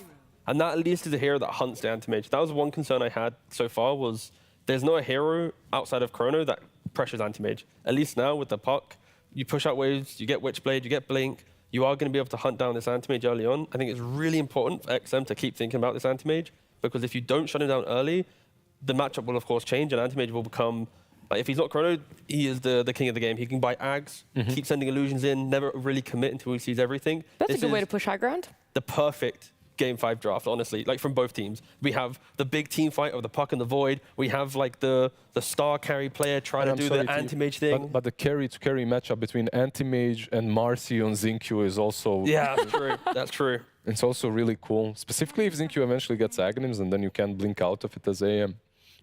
All jokes aside, this is probably the closest draft we've had so far in the grand final. In this grand finals, I think I prefer Xtremes because I can see if the game goes late enough, you joke about Xingqiu, but he will be going for like BKB. He'll have like the MKB or a Basher or a Blink or something to also threaten anti-mage, which you often don't get for your 4 positions. But I'm excited to see how quickly Yatoro can farm up to become like the explosive hero in the game, and if it works out or not. Like, by the way, he has played anti-mage. I remember watching some pubs, and he's been playing a couple of anti-mage games recently, so he's been preparing for this. He's like, if we go to Game 5 of the grand finals, I'm solo winning it. This is like the ultimate carry position 1 player ever. Just give me AM, bro. Yeah, look, it's hard to look past Yatoro and the picks that he brings out for himself. He's always very innovative with what he brings to the carry role. But at the end of the game, we don't know if Xtreme Gaming's going to be able to hold up against it, but we do know a game number 5 is happening. Let's head on to our casters, Lyrical and Trent. Thank you so much, Nat. Trent, I'm so freaking excited. We got Ame Faceless Void. We got Yatoro coming out with the anti-mage. We could not have asked for more from this series. It puts a smile on your face, right? Every time a carry player, they want it. It's like mid players in Shadow Fiend. He's kind of like faded off into the distance, except for XG, apparently. Right. But, I mean, we've got a best of 5. The meta gets a little bit crazy. Game 3, 4, 5, no Chen, picks or bans. This entire series, no Hoodwink, picks or bans. No Timbersaw, picks or bans. Yeah, you guys are calling for Mercy to get nerfed, huh? Don't forget these other heroes just because they're not in the best of 5, all right? Absolutely. And then out of nowhere, from the top rope, we get a Pango. Oh, God. It is truly the best way for this to end, isn't it? An off-lane Pango for XXS, who had a really rough game last time around and is now just being thrown to the wolves. Oh, let's see what Wei can do. He's got the persona ready to go. Oh, okay. This changes things. Does it? Yeah. Yeah, that changes the matchup. Okay, I like it. Man, this is going to be awesome. I'm fully locked in for this game 5. And I think that is this noise right there that we're going to be hearing many a time. Now, there is the other side of this, which is like he dies 18 times and suddenly he's farming the enemy ancients while he's losing racks. Yeah. Let's just not worry about that, though. All these games have been going to 50. Wait, he has mixed this up. He's not Wei. He's not Wei. Wait, what? Yeah, we've been tricked. How did he do that? He's magical. That's insane. Look at this guy go. All right. He's too powerful. He faked us out. Oh, he must have changed persona like during the load in and yeah. That's a nifty way to do it. Well, DY running into collapse. They're all going to head off to their various sides. Mira disruption, and that's going to be again 3 bounty runes for Team Spirit. They've done that a couple of times so far at this event. It is pretty crazy though that Game 5 in the draft starts with Centaur, Batrider, Shadow Demon. Right. That's terrifying. It is. The fact that they got all of those heroes, I was really starting to sweat for Xtreme. And I'm still not sure, honestly, whose draft I really favor more. I feel like Anti-Mage is probably terrible, but at the same time, Yadaro's playing it. I don't know. Like, I'm not sure how to feel. Yeah, it does feel that way sometimes, right? You just get this belief because you kind of want to see the carry go crazy. But it was a good last pick in the puck, not only because it gives them someone to hunt and track down this Anti-Mage, but if you think about the actual control to grab the puck, like, this is theoretically a free puck game. Oh, yeah. No, it is. I mean, the danger eventually, of course, is going to be the Abyssal Blade that's coming out, because AM, one of the few heroes that's actually about as slippery as a puck. And oh my God, XM, you're in trouble, my man. Solo kill Laurel. The free game starts later. Woo! My goodness. Oh, Laurel, he's just picking up where he left off in that last game, huh? That is disgusting. Yeah. Does he give him a stun as he comes in? No, not opting to do that. Probably the right move. But that's one of the problems that you run into at that puck hitting level 1. If you use that orb aggressively, you might get punished. Expose, immediately blink back. Does mean they get the deny there on that range creep. So we'll keep our eye on that lane too. I am sure every single XG fan was hoping that this was going to be XinQ Marcy Game 5. I think they would have taken it no matter what the draft was. Yes. Judging by how he's played this tournament, this is what everyone wants to see. Just in case, you know, this game goes a little bit later, there is a very real chance that he just kills Anti-Mage. Right? A little bit of help from his team, perhaps, but if you can get that lockdown, get the Basher later on, it's certainly something that can occur. So, I mean, ideally not getting to that point, though. If I'm honest, if I'm, you know, 30 minutes into this game, I'm more afraid of the freaking Marcy than I am of the Faceless Void, probably. Particularly if he doesn't have Chrono. If he has Chrono, it's a different story. But DY now starting to get damaged up. Collapse finds the kill. Seeing the value, this Shadow Demon, it's been banned out every single game, but let through here in this one. The other change-up, of course, is that it's Team Spirit playing on the Radiant side, and we did have that long break in between. It was Xtreme trying to figure out what they wanted to take for the last one. Decided, of course, as we are now onto this Game 5, that they needed to make a little bit of the switch-up happen. So big stuff all around. Poshka's gonna battle it out here with XinQ early on this Batrider, and you know, when you see a Batrider and a Shadow Demon, you got to start thinking about stacks at some point in this one. We love the stacks here in this tournament, and this game should be no exception here for Team Spirit. And likewise, though, XG, they're gonna know that is a goal, right? Batrider's gonna want a little bit of time, but Poshka's trying to get that farm up. Same thing with Mira. Does need to be careful here. There is an Orb of Venom coming out for Yadaro, and XXS already out of mana, so needs to be wary about his positioning if he happens to get hit. 2 points up in the mana drain. It could be a pretty big problem there. And perhaps the most shocking thing is the courier will actually make the delivery. I know, right? XinQ, what have you been doing, buddy?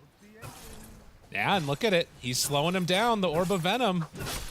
It is still hard to do much to XXS, but can be a frustrating lane to play against when you have no mana as a Pango.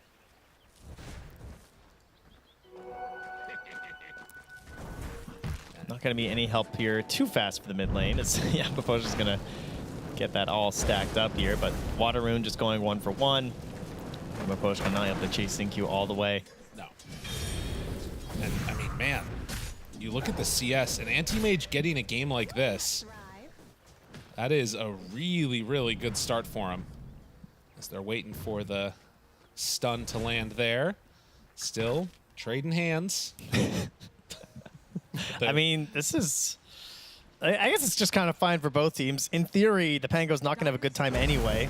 So, oh, snap. All right, you thought. Yeah.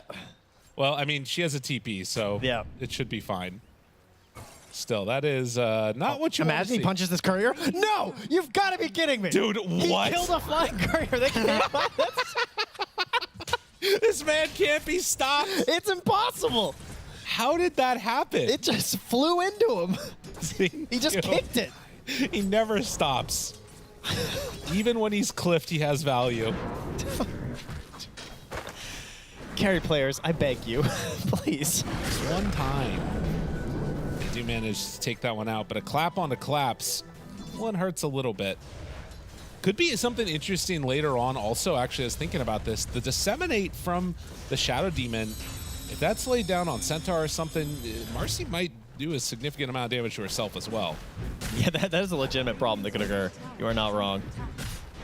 That spell, a little hard to see exactly how much it's impacting during the game, but missed the blood grenade. Needs to get another couple of stacks there, but with the rotation coming in from Xingqiu, Collapse is going to fall. Mira drops the ward. Third stack, it's not enough. Yeah. Oh, the raindrops. The raindrops always get you. I think if he hit that blood grenade, that's a kill. Man. But he missed it when he came out of the disruption. But look at this. Laurel, together with Maposhka, they make the full move on in and gonna try and get it. Managed to take down that tower mid at 6 minutes. And he gets the haste rune. Yeah, he's really trying to snowball that early kill there, right? And now rotating up. They have a disruption set up in theory, but it's actually Collapse who has to do it. Collapse making the move. Stun is there, and now Split Earth, Xingqiu pops it, tries to get out, and, well, you're not getting away from that haste rune. DY also in some trouble. Yeah, he splits away from him, hoping that means they can't get the double, but Collapse sticks on DY here. Raindrop again, trying to keep him alive. Puck making the rotation, has level 6. Collapse manages to find that kill. Can they get a return? Oh, no, he needed a coil if he wanted it. And now, nowhere left to go. XM, he's gonna go down 2. Oh, Team Spirit, they're starting to move. They're starting to look pretty good here. Also getting courier kills with the full arcanes. And he Are they steals the seriously 7-minute doing rune? it again? They keep getting the 7-minute wisdom runes. Bro, Team Spirit, I mean, this is... It's scary to give that away to particularly these supports, right? Like, I think Mira is the one that I'm most afraid of. Now, XXS pulled back in. Did have some stick charges ready to go, and yeah, they realize when Marcy's here, you actually can't fight them. It's a little bit much at that point. Honestly, there's just not much to gain. Yeah. As long as you're still just farming away here as Yadro. You're a happy camper.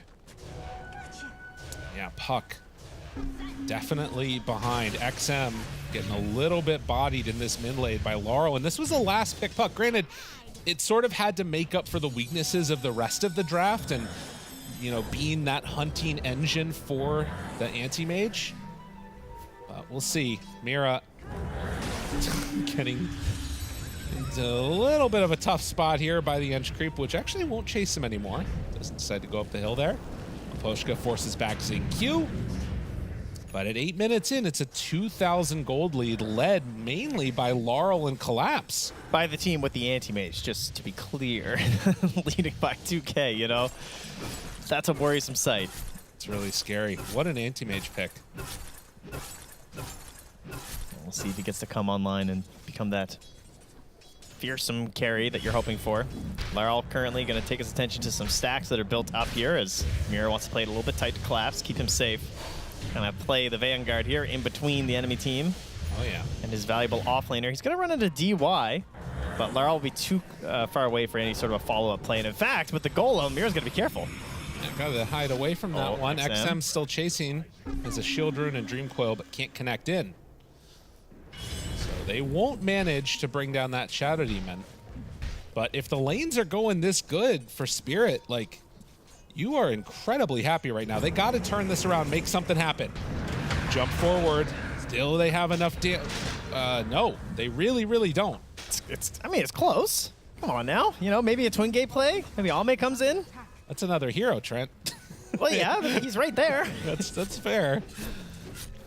Well, they did not get that kill. And Mira now passes on over the south. You're not even a little impressed how much damage that was? I thought that was decent. It was a nice beta run. It was perfect, and they didn't kill him. Like, I don't know. Yeah, Marcy's level 4.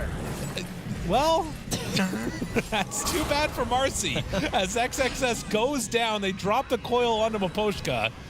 Oh my god, they're jumping the centaur up top. Can they get this at least? This is quite bad. Oh my god, XM is out of mana. He's got to jaunt away, but they are on the hunt. XM nowhere left to go. They will chrono the centaur. So that is at least something that's going good for them as the phase shift, but XM is dead. Oh man. Bro, Yadro is 2-0-1.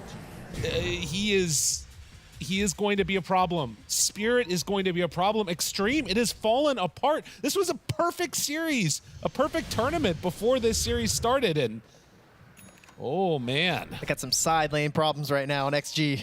Spirit have come up with the answers. I mean, they also have a mid lane problem. That's true. I guess that seeing Puck die the side lane is true. Really, their top lane's the only thing going well. I kind of forgot Puck was mid. It just fell apart so fast, you know? Well, in all of those sort of crazy early days of Dota 2, I felt like Faceless Void versus Anti-Mage was a thing that sometimes happened. And if you get the chrono on him, it can be good. See if Ame can carry this game for Xtreme. I mean, you think about how to get back into this game and how XingQ has often been the one to do that, but he's still level 5, trying to leech XP in the mid lane. There's a hero that is double his level facing him in the lane right now. It's true. And if you get that ulti, sure, maybe you can make a play. You rebound in, you have that little bit of assistance, just like that kill on the enemies down bottom. It wouldn't be that ridiculous for him to have been 6 then. Sorry, I don't think there was a kill on the Anti-Mage down bottom. Well, I know, potential killer, you know? Come on. Fair enough. Keep the dream alive, okay? Keep the dream. We'll see if they can do it. They are starting to rotate the Marcy up top. Dota Plus is a certified hater. I should not have opened that. Yeah, it's looking rough. It's looking a little It's bit not rough. that bad. Oh, okay. It's not that bad. That's okay. That's certified hatred. I don't know what that is. That's just building the storyline right there. That's true. Yeah, that's all it is. I mean, XingQ was up here acting like he wanted to try and make a go, saw the blade mail and was like, maybe not. And now Maposhka comes in. Oh, this is bad. This is bad. Ame gets away, though. Manages to escape from that one. Okay, nice dispose. They also do kill the Enchantress on the other side as Yadro chases down his idol. He jumps pretty looking, fast. hunting, trying to get out, and oh, he breaks it! Oh my goodness gracious, Yadro dancing on him! Dancing on him, the silence, they try and get something, anything at all. Yadro still chasing there, finding and killing XM. Ame has to jump to get away, but everywhere he looks, there's spirit heroes all over him. Tries to go for the chrono, it's not working. This is too much. They are all going in, and Laurel almost enough. Yes, they get that kill. Xtreme now trying to turn this back around. Yadro under control, he's dead too. XingQ, he's turning up, gets that level 6, finds Mapochka, the double kill, he's online.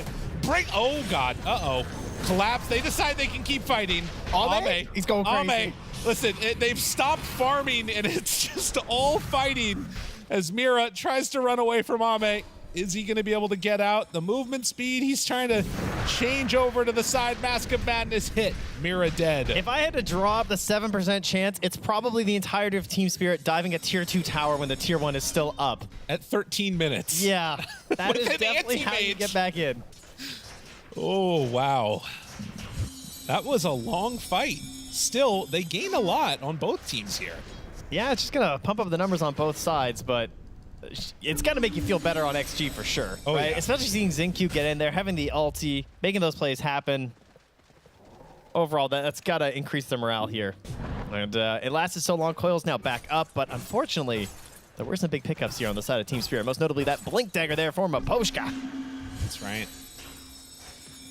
Maposhka going to be able to get into these fights, find those lassos. Collapse also has his just about completed.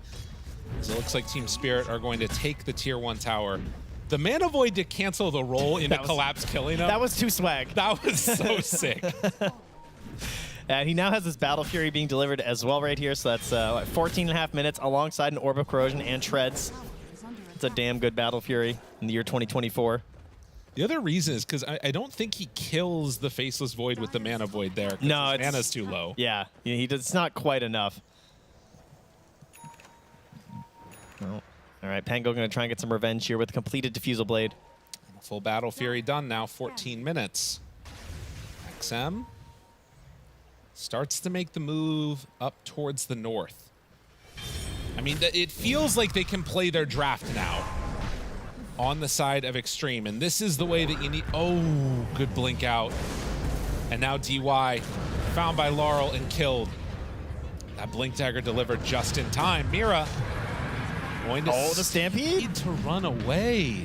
We talked so much about the counter of his Shadow Demon and the Centaur, but they're on the same team, so disruption and run. That's also a viable combination here, apparently. Well, you know, people often talk about how, like, you know, pubs emulate pro players. I wouldn't mind seeing, you know, the pubs emulating this anti-mage, showing up to fights to help the team, you know, getting involved in the action early. That's what you want to see. Diving tier 2s. All right. That's what you want? Okay. I just want to clarify, so I don't want to hear you complain about it. I Next time play it happens against when you're anti-mage a lot, so yeah. I play against it, rather. 7,000 gold lead, though. I mean, as much as that fight, which was an overextension by Spirit, maybe lifted the spirits a little bit, it's still looking a little grim. I mean, they have to fight around Chrono, and, you know, it's not going to be easy. Poshka grabbing the wave down here. I thought maybe ZinQ was going to try and set something up for XXS here with that Diffusal, but a little bit risky. And, of course, don't have the Unleash back quite yet. Very long cooldown early.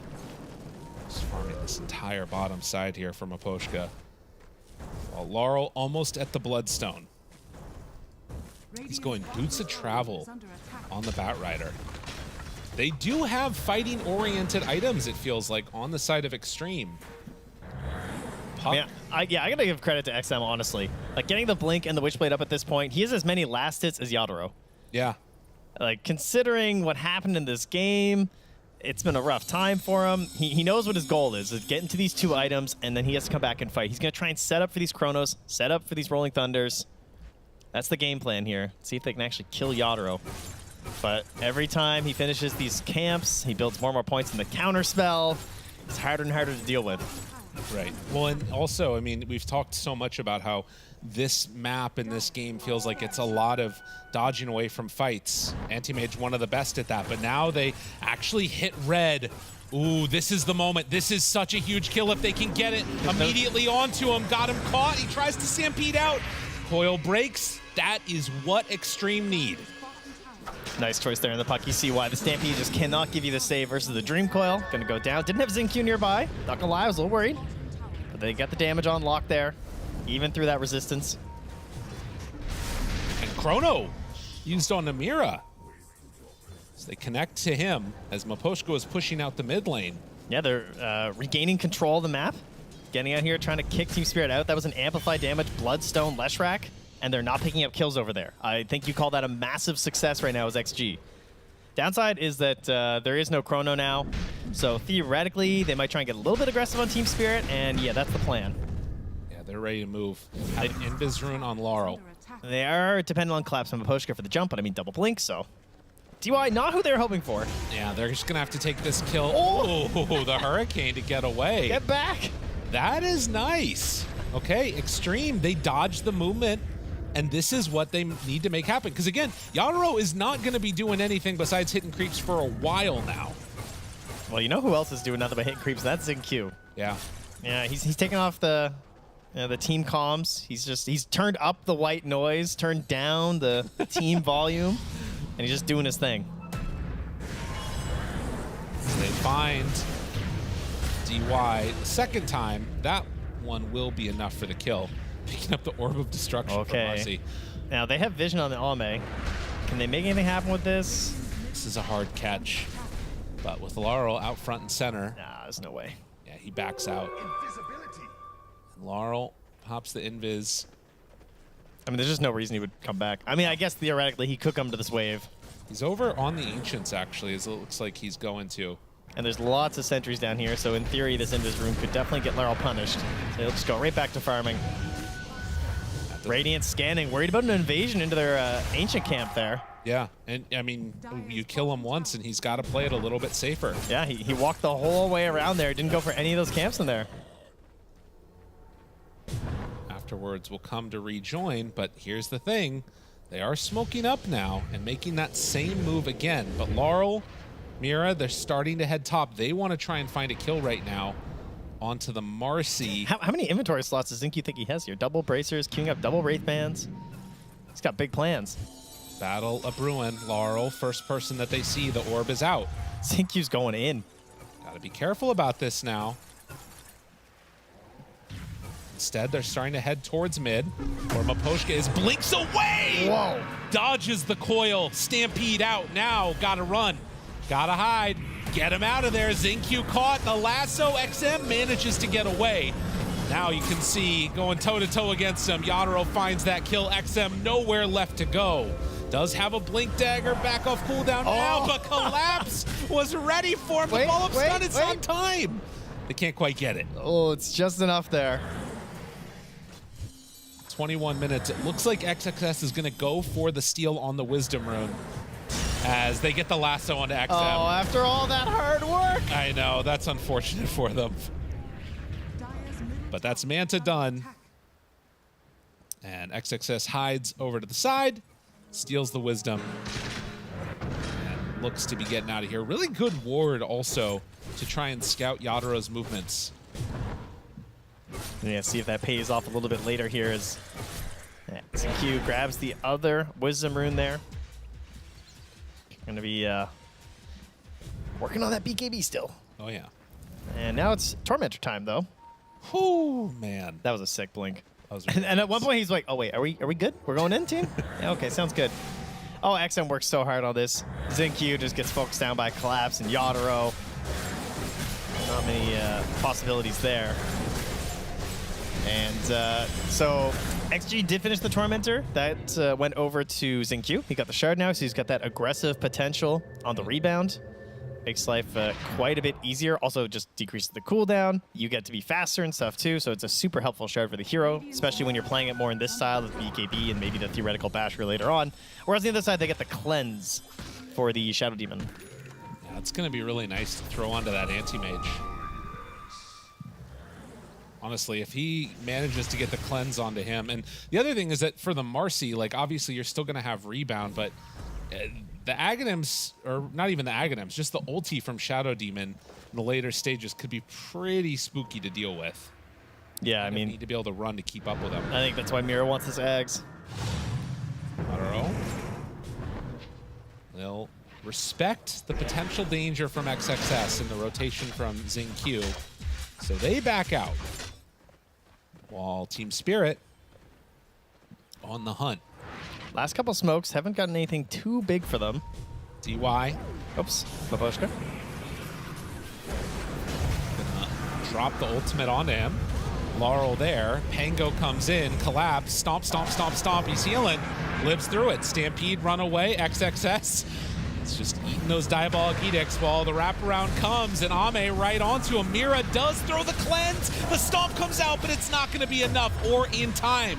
Blade Mail out, trying to turn this fight, and it's not nearly enough. Xtreme, the perfect engagement for them.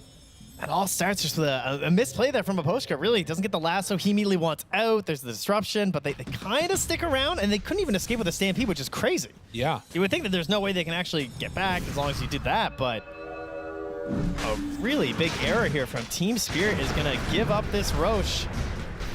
And, I mean, you know what? The Pango kind of doing work.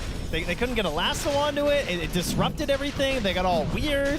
Oh, got Laurel just off on his own, gets caught and dies, and then Collapse tries to salvage it with the blink and hoping that he can get the Bloodstone off, turn around that whole fight. But Zincu, with the help of the Unleash and all that sidekick life steal, can punch right through that Blade Mail. Still get the kill done. Well, In the meantime, while Aegis is being claimed, you can see Dota Plus feeling a little bit better about the situation, but it's still an anti-mage that does not have a ton of answers in this game. It's going for the Aghanim Scepter next. The XP is now actually even as well. It's come all the way back down. Not that we've gotten too out of control yet in this game. But yeah, oh, bang on. Yeah, right there. A couple creeps making the difference. Well, they will try and spread out the map on the side of Spirit to dodge away from this Aegis. It does raise some questions about, you know, later game, what ends up happening as these heroes are battling out. Marcy is starting to come online. I do still think that Shadow Demon could be the X factor. Like Mira, he's going in for that Aghanim Scepter, has 2 components of it, or the gold for 2 components rather. And if that comes online, it's, I mean, so many cleanses you can throw onto your anti-mage.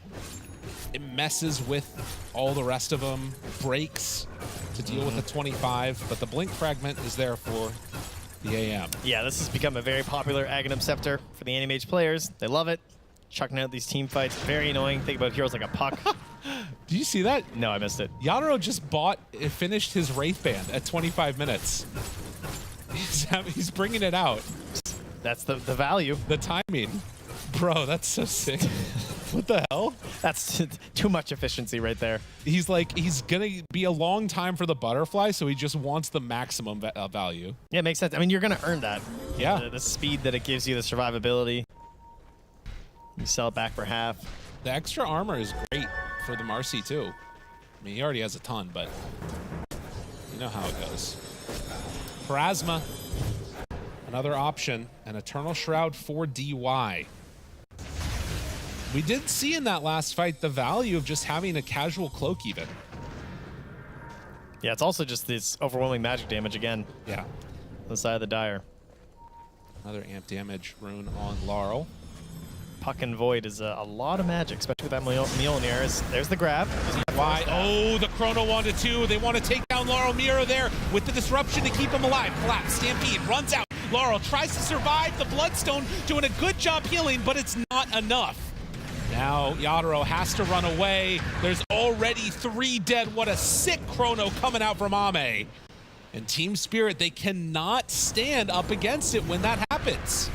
Is it that ward that was expiring down there by XM that helped out there? Because that was just bold. Dies up on the cliff there. But it seemed like he just knew exactly what was going on.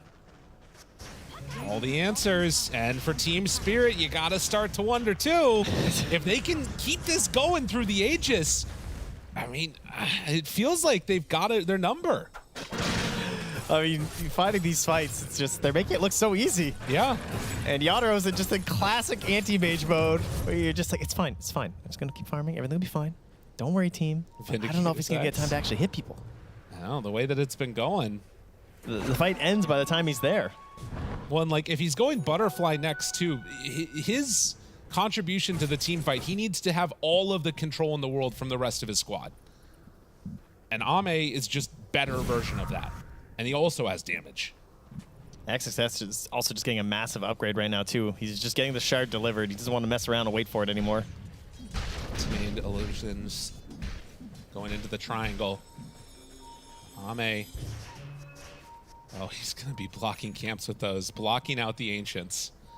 Very, very nice. Well, the shard goes. Forces out the Unleash from Marcy, burning all that mana. Oh, he's going to deny their Wisdom Rune. Oh. Damn. And also goes back to trying to farm the Ancients. But that's the other thing you can do is DY. Take back over the AM illusions. Aha. It's a nice answer. Better if you do it before he takes your Wisdom Rune and kills it, well, you know, you can't have everything. Well, Blink Fragment and a fragment of a lead remaining here for Team Spirit. As the tier 3 neutrals continue to be picked up there. Defiant Shells abound here. A couple of seashell collectors. Blink Fragment again. Pushes the wave. They need to try and deal with that. A smoke up now with 3 as the Aegis is expiring. Ame, he's got to be the one to hit those big chronos, and he's been doing it each time. Mira. Hello. No man's land. Stampede to try and run away, but the blink on top of him. Glimmer Cape. Dust. That's a dead Shadow Demon. Yeah, Xtreme. They're pulling it. Just getting the hell out of there. They're going to try and make a play here. They just don't have the burst damage for this, do they? Am I crazy? Yeah, they don't have the control. I mean, they're eyeing it up like it's a possibility. They're calling for this camp instead, maybe. Jump forward, lasso onto him, stunned. Jump, damage, out, gone! Think you can't get there in time? I thought they were Yo, Yadaro blinks away, tries to get out. Does he have enough? 29 HP. Always trying to escape. He's out. Oh, but Laurel, is he going to pay the price? Yeah, he's left behind here. No Stampede available. But they don't have the damage, apparently. They don't want to go for Laurel. Instead, Miposhka is the pickoff. They have the coil, trying to save Laurel for later. He actually thinks about going back in with Collapse. Dude, the Blink Fragment damage increase with Manta 2, I cannot believe Yadaro lived. 29 HP.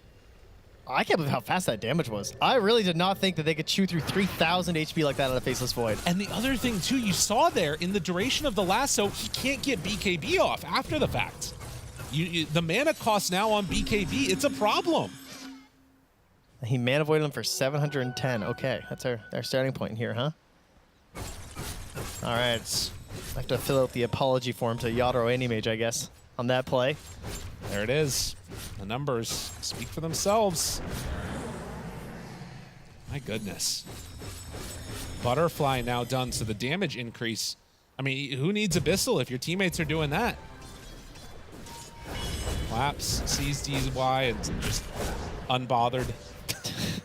Yeah, not many supports to get to do that. Less than 1,000 gold separating them, though. You've got Shiva's Guard coming out for Centaur. It's a Hex for Laurel. I mean, it's still hard to imagine the full like lockdown and kill of Yadaro if the rest of the team spirit is there, right? You've got so many different saves available. Man, Miposhka doesn't want any of that mess. Not sure where the rest of them are. They don't want to waste a lasso just onto DY. They know that Roche is coming up relatively soon. The great fights that they have been finding have been off the back of Ame just hitting some absolute clutch chronospheres. And XM. They don't have a good answer for him now with that Lincoln Sphere coming out.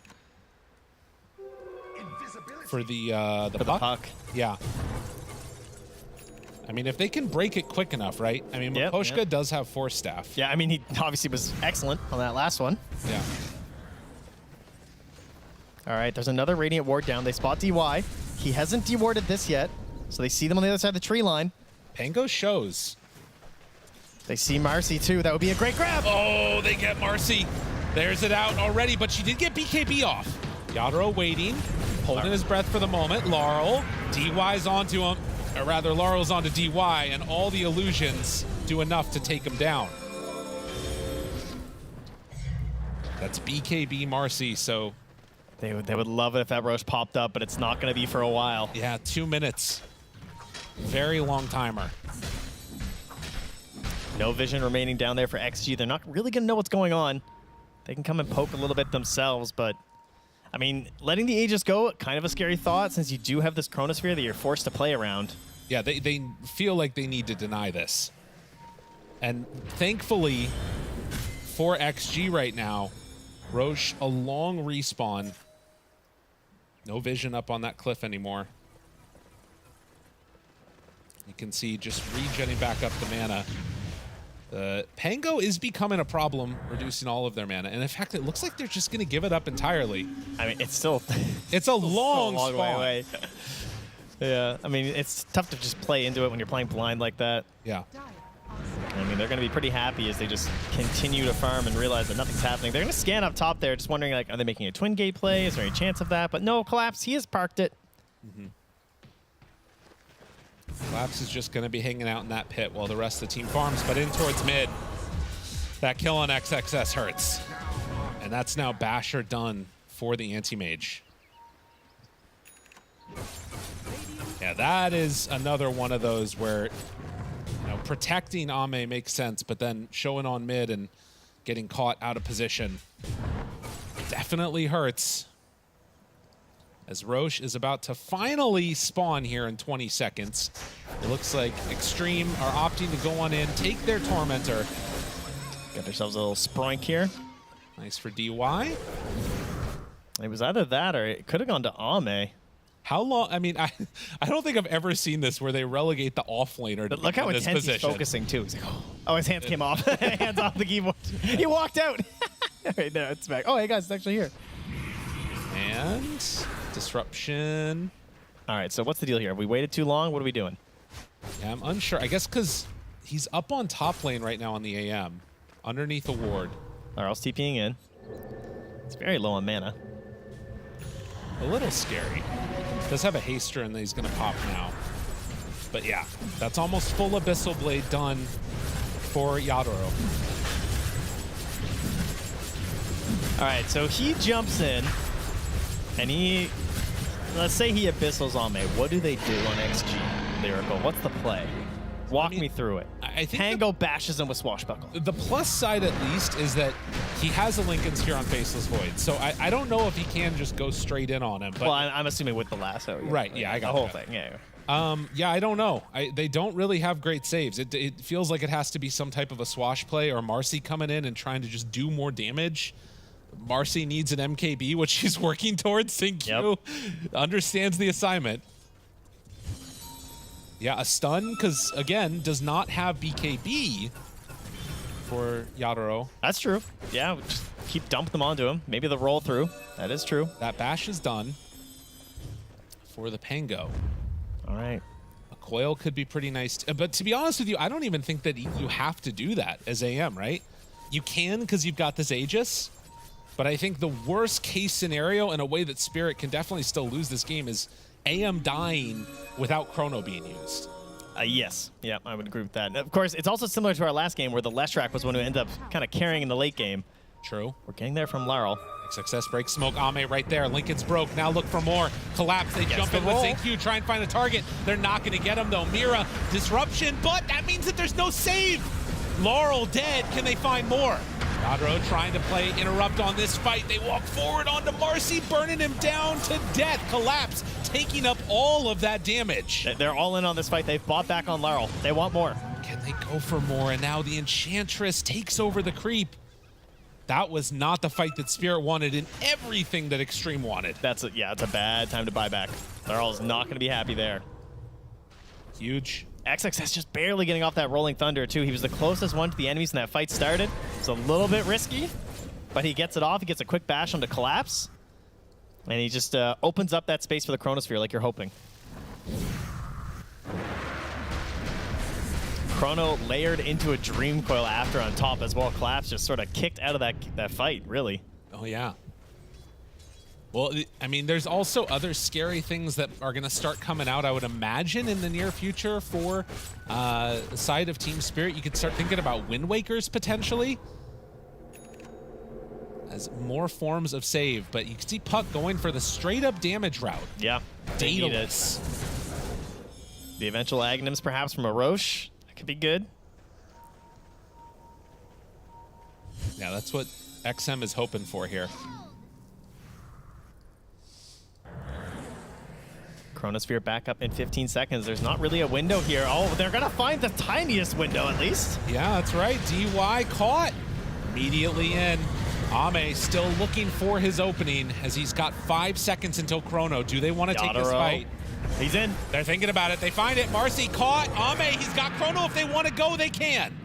Still waiting, hoping a good opportunity here. They're all together from Team Spirit. Ame's out. No, he's not going to take it. They give up the Marcy. Man. That is everything. That's so tense. I mean, Yadro was trying to lead the charge this time. He was kind of in the back line last time, right? They got the immediate Chrono onto Laurel instead. They need to use this Aegis. They're putting Yadro up front, trying to make this decision difficult for Ame. He's off to the north right now.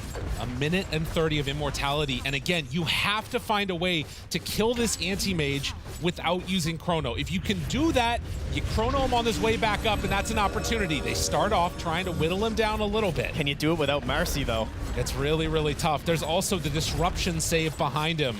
So that is a full set of racks. And you can see Ame has completely left the vicinity. Off to farm up. He sees this amplified damage rune in the river with their ward. He's going to come down and grab it with his smoke. Is he going to get a little bit crazy here? Yadaro's going to find him. They see him. They see him. They're right on top of him. Bash, Abyssal, everything. Oh, he tries to jump out. Now Shadow Demon using the ulti. Now maybe in some trouble. Disruption out. They've got him under control. Ame jumps back in, still looking for his moment. He's lost his amplified damage thanks to the Shadow Demon. It was a good disrupt there. Almost got bashed on collapse by the swashes coming from the Pango. But in the end, it's Shadow Demon for amplified damage rune. Dude, you see... Ame was going crazy there. He thought about it. You see like an amp damage Faceless Void walking up the stairs at you as an anti-mage. Like, what do you do? And now, Aegis is gone. Where do we go from here? He's going to replace it with a BKB, though. I mean, that doesn't help if you're in a chrono. True. You got me there, especially when your Shadow Demon's dead. So at this point, Ame, is he going to walk over here? Now, they have great wards in the area. No, he's playing this really safe on Ame. Yadaro sends up a Blink Fragment.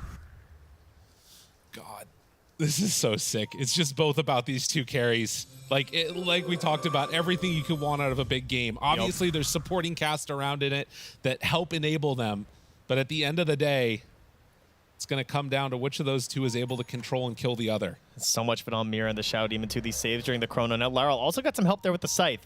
Maybe catching Ame if he's playing it a bit too greedy with the BKB. But again, that Lincoln Sphere could potentially come in clutch. The Ninja Gear from Mira, that's going to help his positioning in the backline, but he's still lacking a Blink Dagger. Right.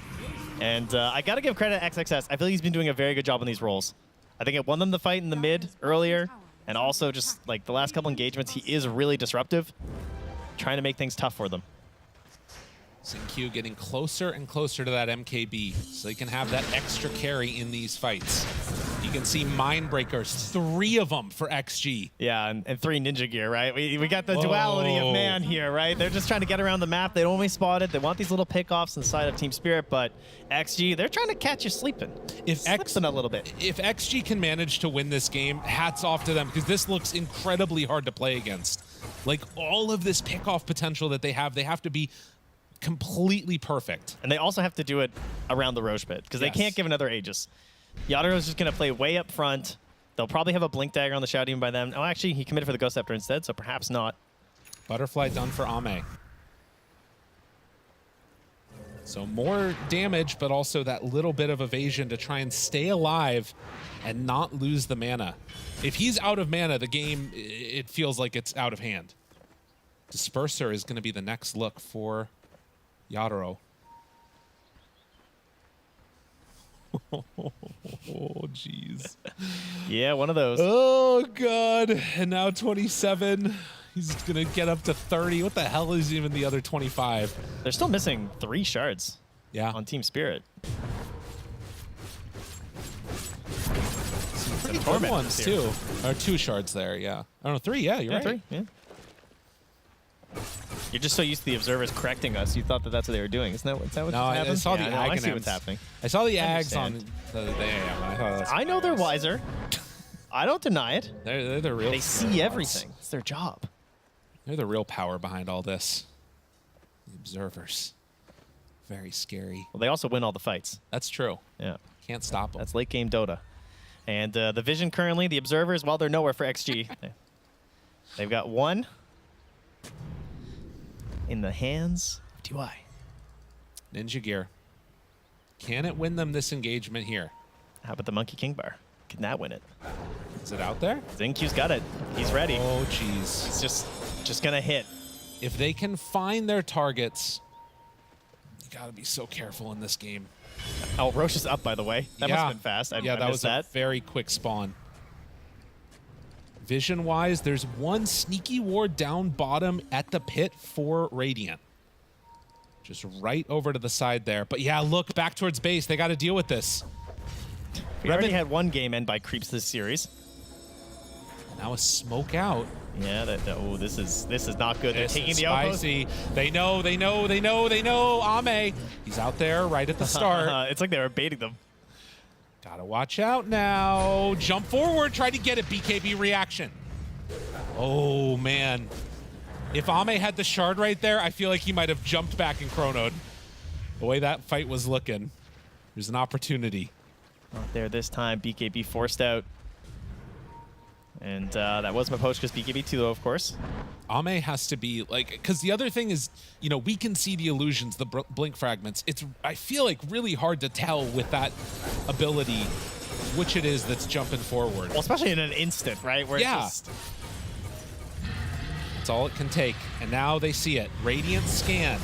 They want to see if Xtreme are coming down. And you know what? They're not. They're going to give this one away. It was 30 seconds from being an Aghanim Scepter, but they'll have a refresher. And maybe Lara with the BKB would be pretty good to hold it. Honestly, I wouldn't hate Mira either. It's pretty nice. All right, you definitely want to move the Roshan's banner out of there, though. It's not worth it. Okay, so they do give it to Mira, so he is going to have 6 rounds. No pressure. So double disruption, 6 times Demonic Purge, 6 times Demonic Cleanse.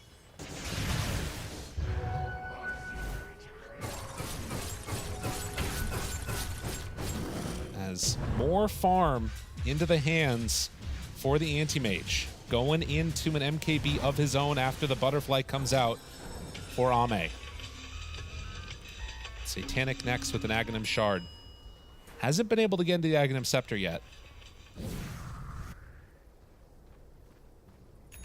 But with this Aegis on AM and a heart on Centaur, this does appear to be the moment where they're going to try and clean up the rest of these tier 2 towers. A great ward, but I don't know if Xtreme can get there in time to deal with it. They're walking forward, coil used, not going to connect.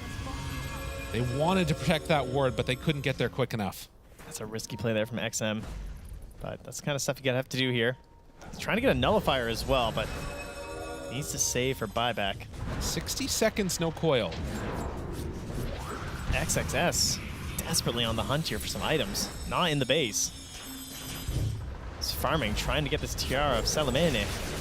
Sends in the illusions, and buildings falling to those illusions. Flame break to push out the mid wave. So you guys got to come and deal with this somehow, some way. Pango's Octarine is 30 gold away. He wants it so bad. Would be really helpful in these engagements. Miposhka goes for the wraparound, finds it. No. I don't know what that was that he hit, but it was not enough to connect onto AM. Now the jump forward onto Centaur, pulls him back in. BKB gone! Chrono onto Shadow Demon. They didn't find the AM though. He was able to blink out of there. Or just be off to the side. In any case, that's going to stop the push right in its tracks. Yeah, and that was a heart purchased up here for Collapse. They can't use the classic counter to Chrono of buyback. Yeah. Right? They can't immediately just come back into this fight and start going again. There will still be time on this Aegis, that's true, but they'll have about a minute window of Centaur being up and Chrono being down to theoretically go for something. And that might be why you're seeing them get so aggressive on XG right now. Yeah, they need to find another kill at this point. DY picks up the Mage Slayer as an answer to this Lesh. Yep, very helpful. They hadn't had anything like that yet. So a nice pickup for him. Now he's in mid. Could be a little bit vulnerable if numbers converge. But no, they're not going to make that move, it looks like. Miposhka going to go for the big wraparound, get down award.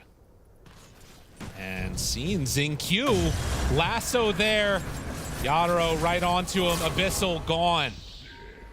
Late game Anti-Mage. It's a problem. And Centaur about to be back up. Marcy gone for 70 seconds. It definitely looks like they're going to be able to force out this buyback at the very least. Need to get some control over these creep waves. Maybe need to see XM trying to get out there as well to try and pick some of these waves off. But those top waves are already in. They're underneath. They can just shepherd it as well. As Mira, they're going to try and find this pick off. They see Mira, now he's got to run. As he managed to get out of here, has the Ghost Scepter, but they're already onto him with the Nullifier. Breaking, catching, and killing. Well, that bash on the Collapse. This is a big kill. It might buy enough time. Without Shadow Demon there, although if they lose XM... They're not going for it, though. They see him. Jumps down to the low ground. Adoro trying to chase with Miposhka on him. Stay back. What's the other direction? Finds him with the stun! Oh, that's everything. It was so good for that pickoff on to Mira. but catching and killing XM, collapse right there with the stun. Yeah, he tried to go pretty crazy on that one. I respect it. You know that you have to try and find these creep waves, do something back here, try and delay it. He does have buyback, so it's not GG. You know, he can be there for this fight. He can be there with his chrono. And they can't do too much without Mira. You do need to be worried a little bit as Team Spirit at this point too, right? You've got, what, 15 seconds.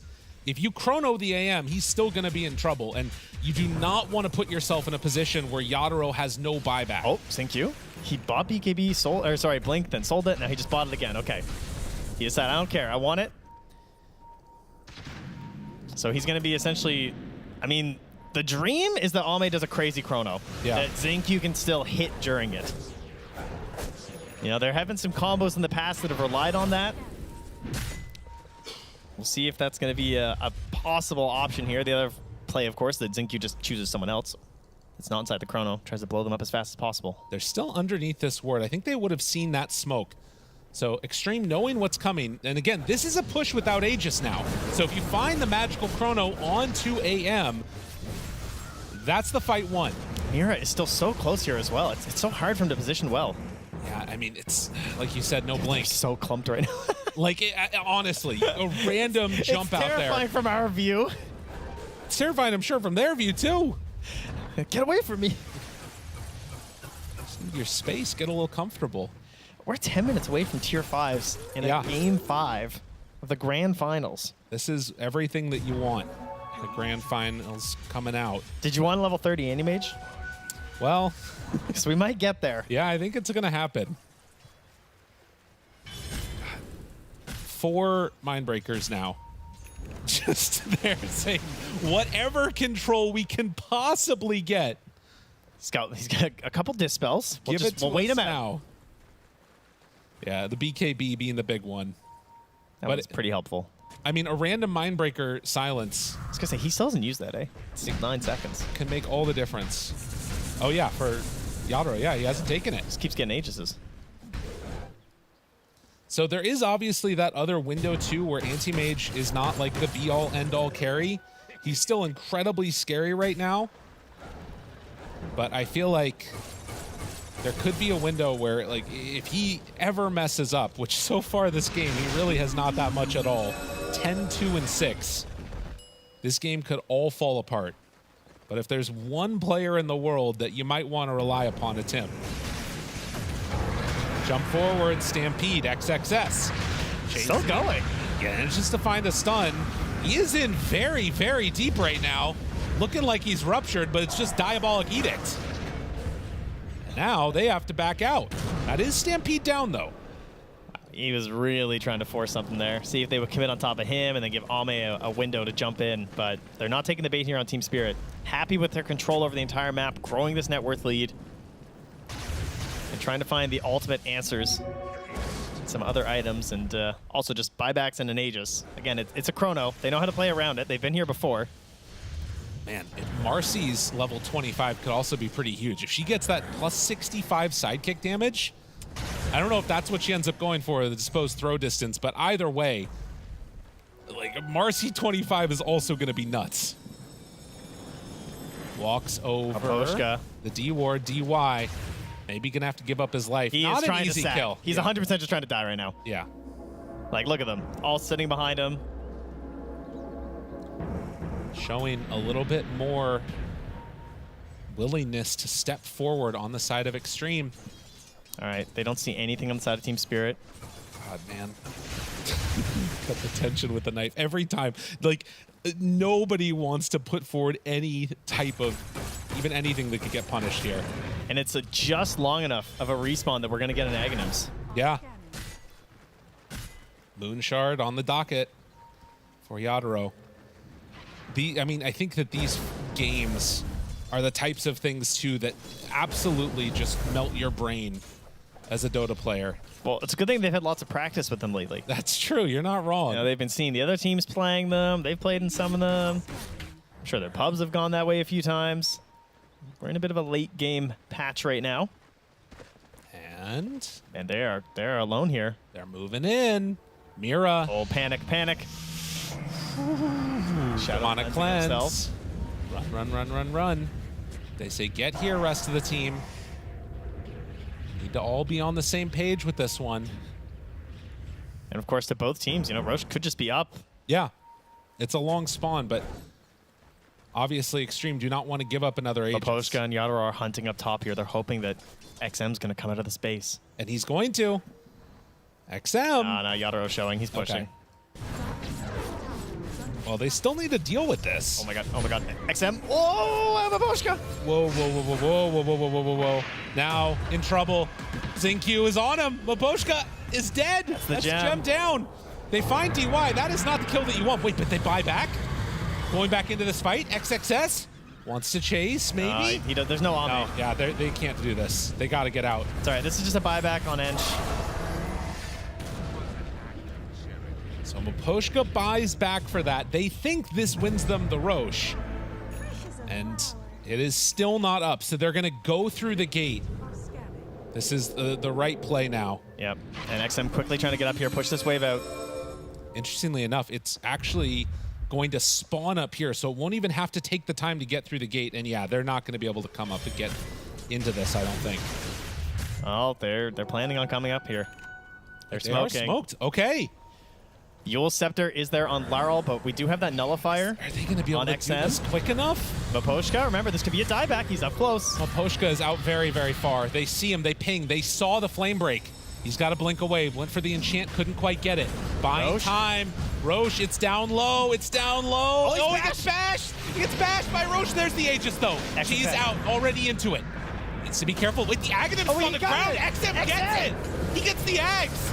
Now DY beating into collapse. Ame is right there ready. He's taking so much damage though on Laurel. Do they have enough? Needs to get the blink away. They find it. He's out of mana. Ame! That's not how it was supposed to go. But he buys back. They're going to try and get back into this fight. Yadro doing it all on his own right now as he TPs out.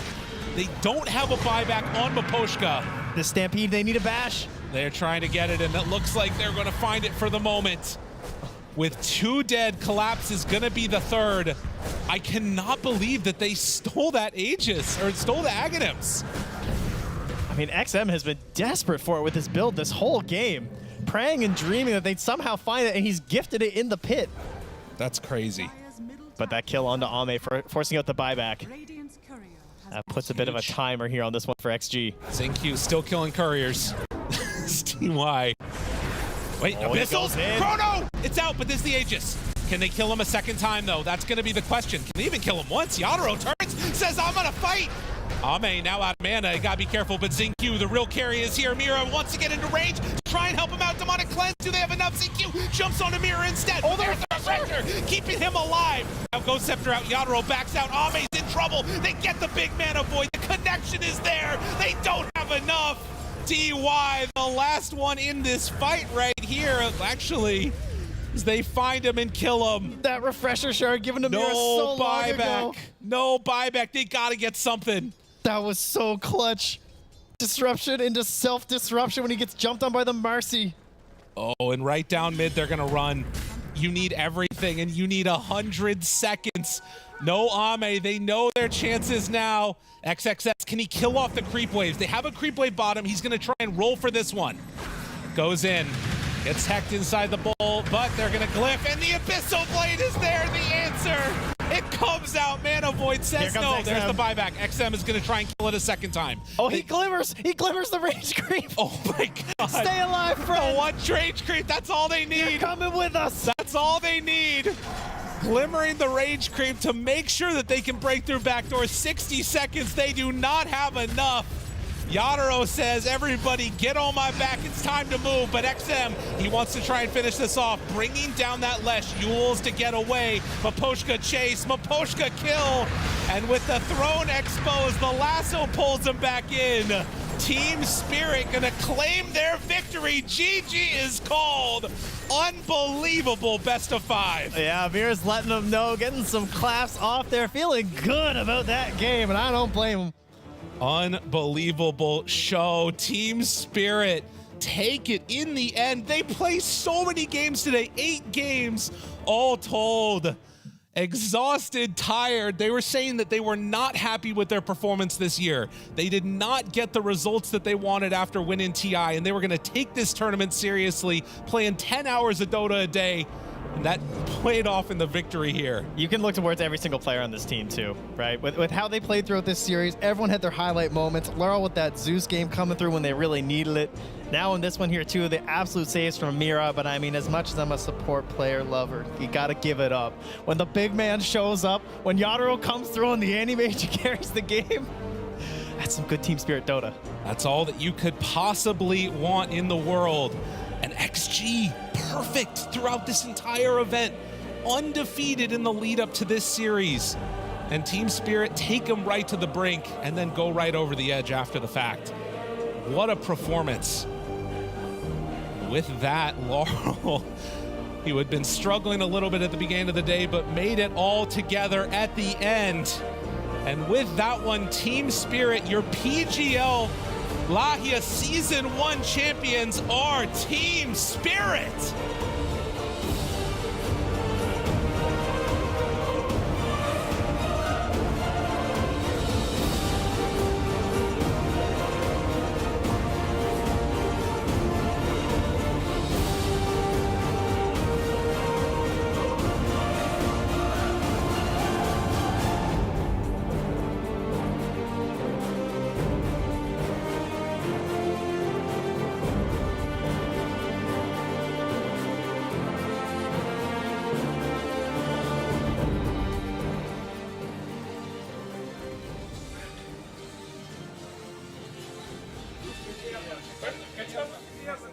Team Spirit have done it, and it's an awesome feeling, I'm sure. Now, I want to start by asking you this.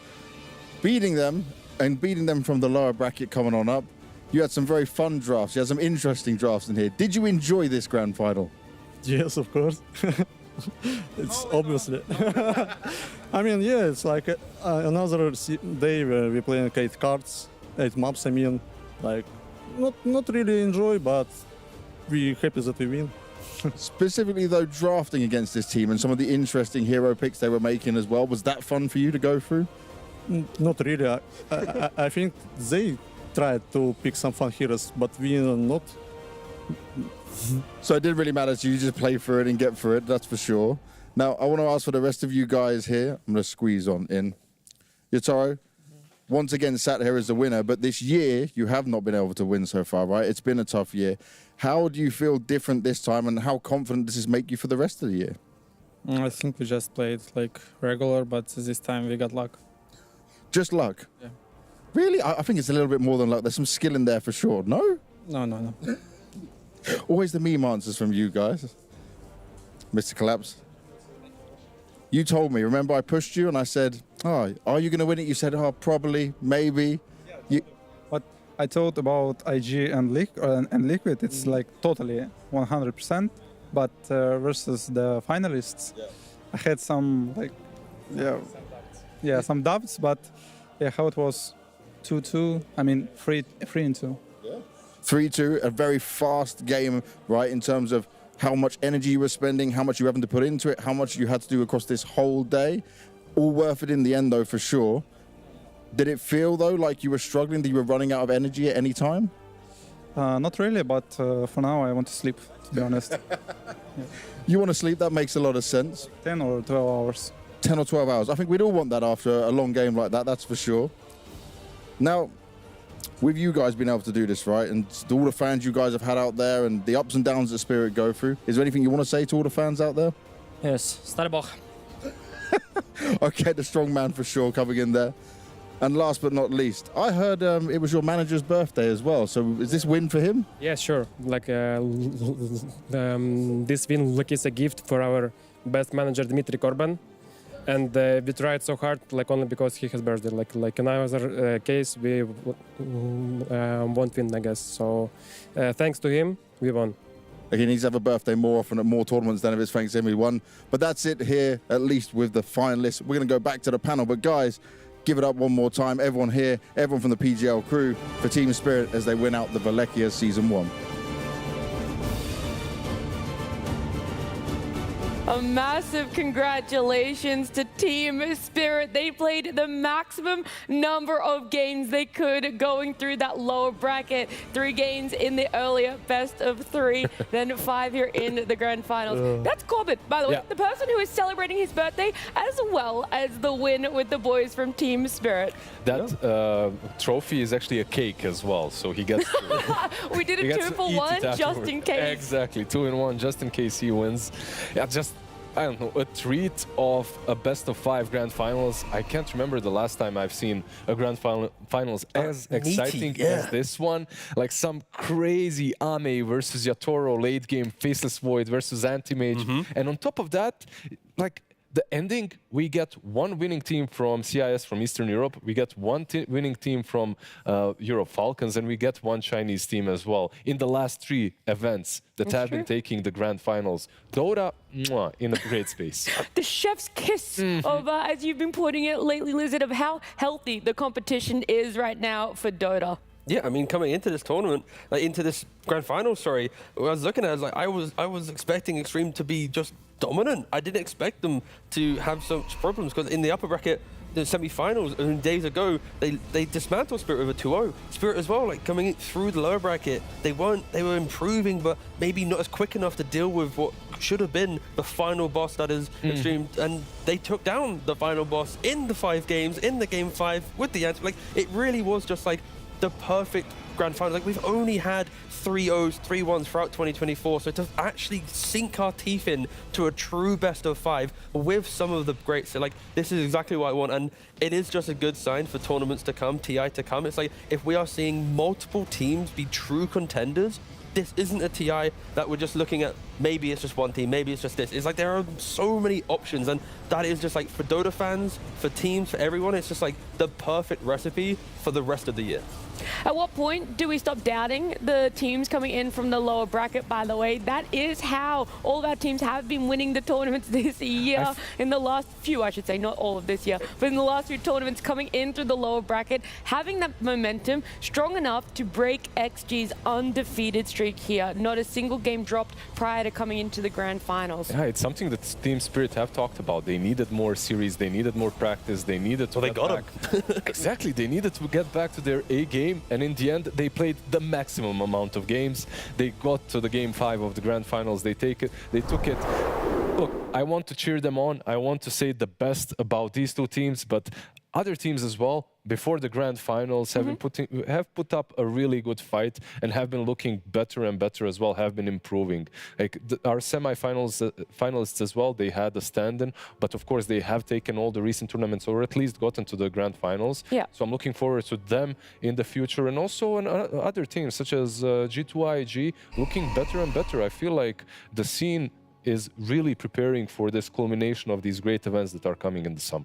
I mean, also props to XG in that game number 5 as well. We've been highlighting the winners here, Team Spirit, but the chronos were impeccable as well. I do somewhat take back my hate for Pengo T. You did convince me, and so did Xtreme Gaming. I mean, they did pretty well with it, and but unfortunately, you know, for Ame, he gets to a grand finals, and Nitoro's on the other side. You know, he's on the enemy roster. It's not going to look good, right? TI10 didn't get it.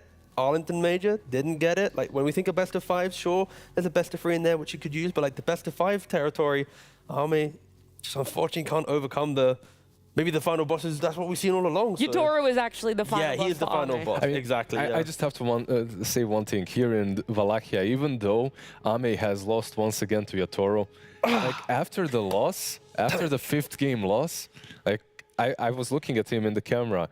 He was smiling. Yeah. Like he wasn't taking it that poorly, you know. It's not like he was heartbroken or anything.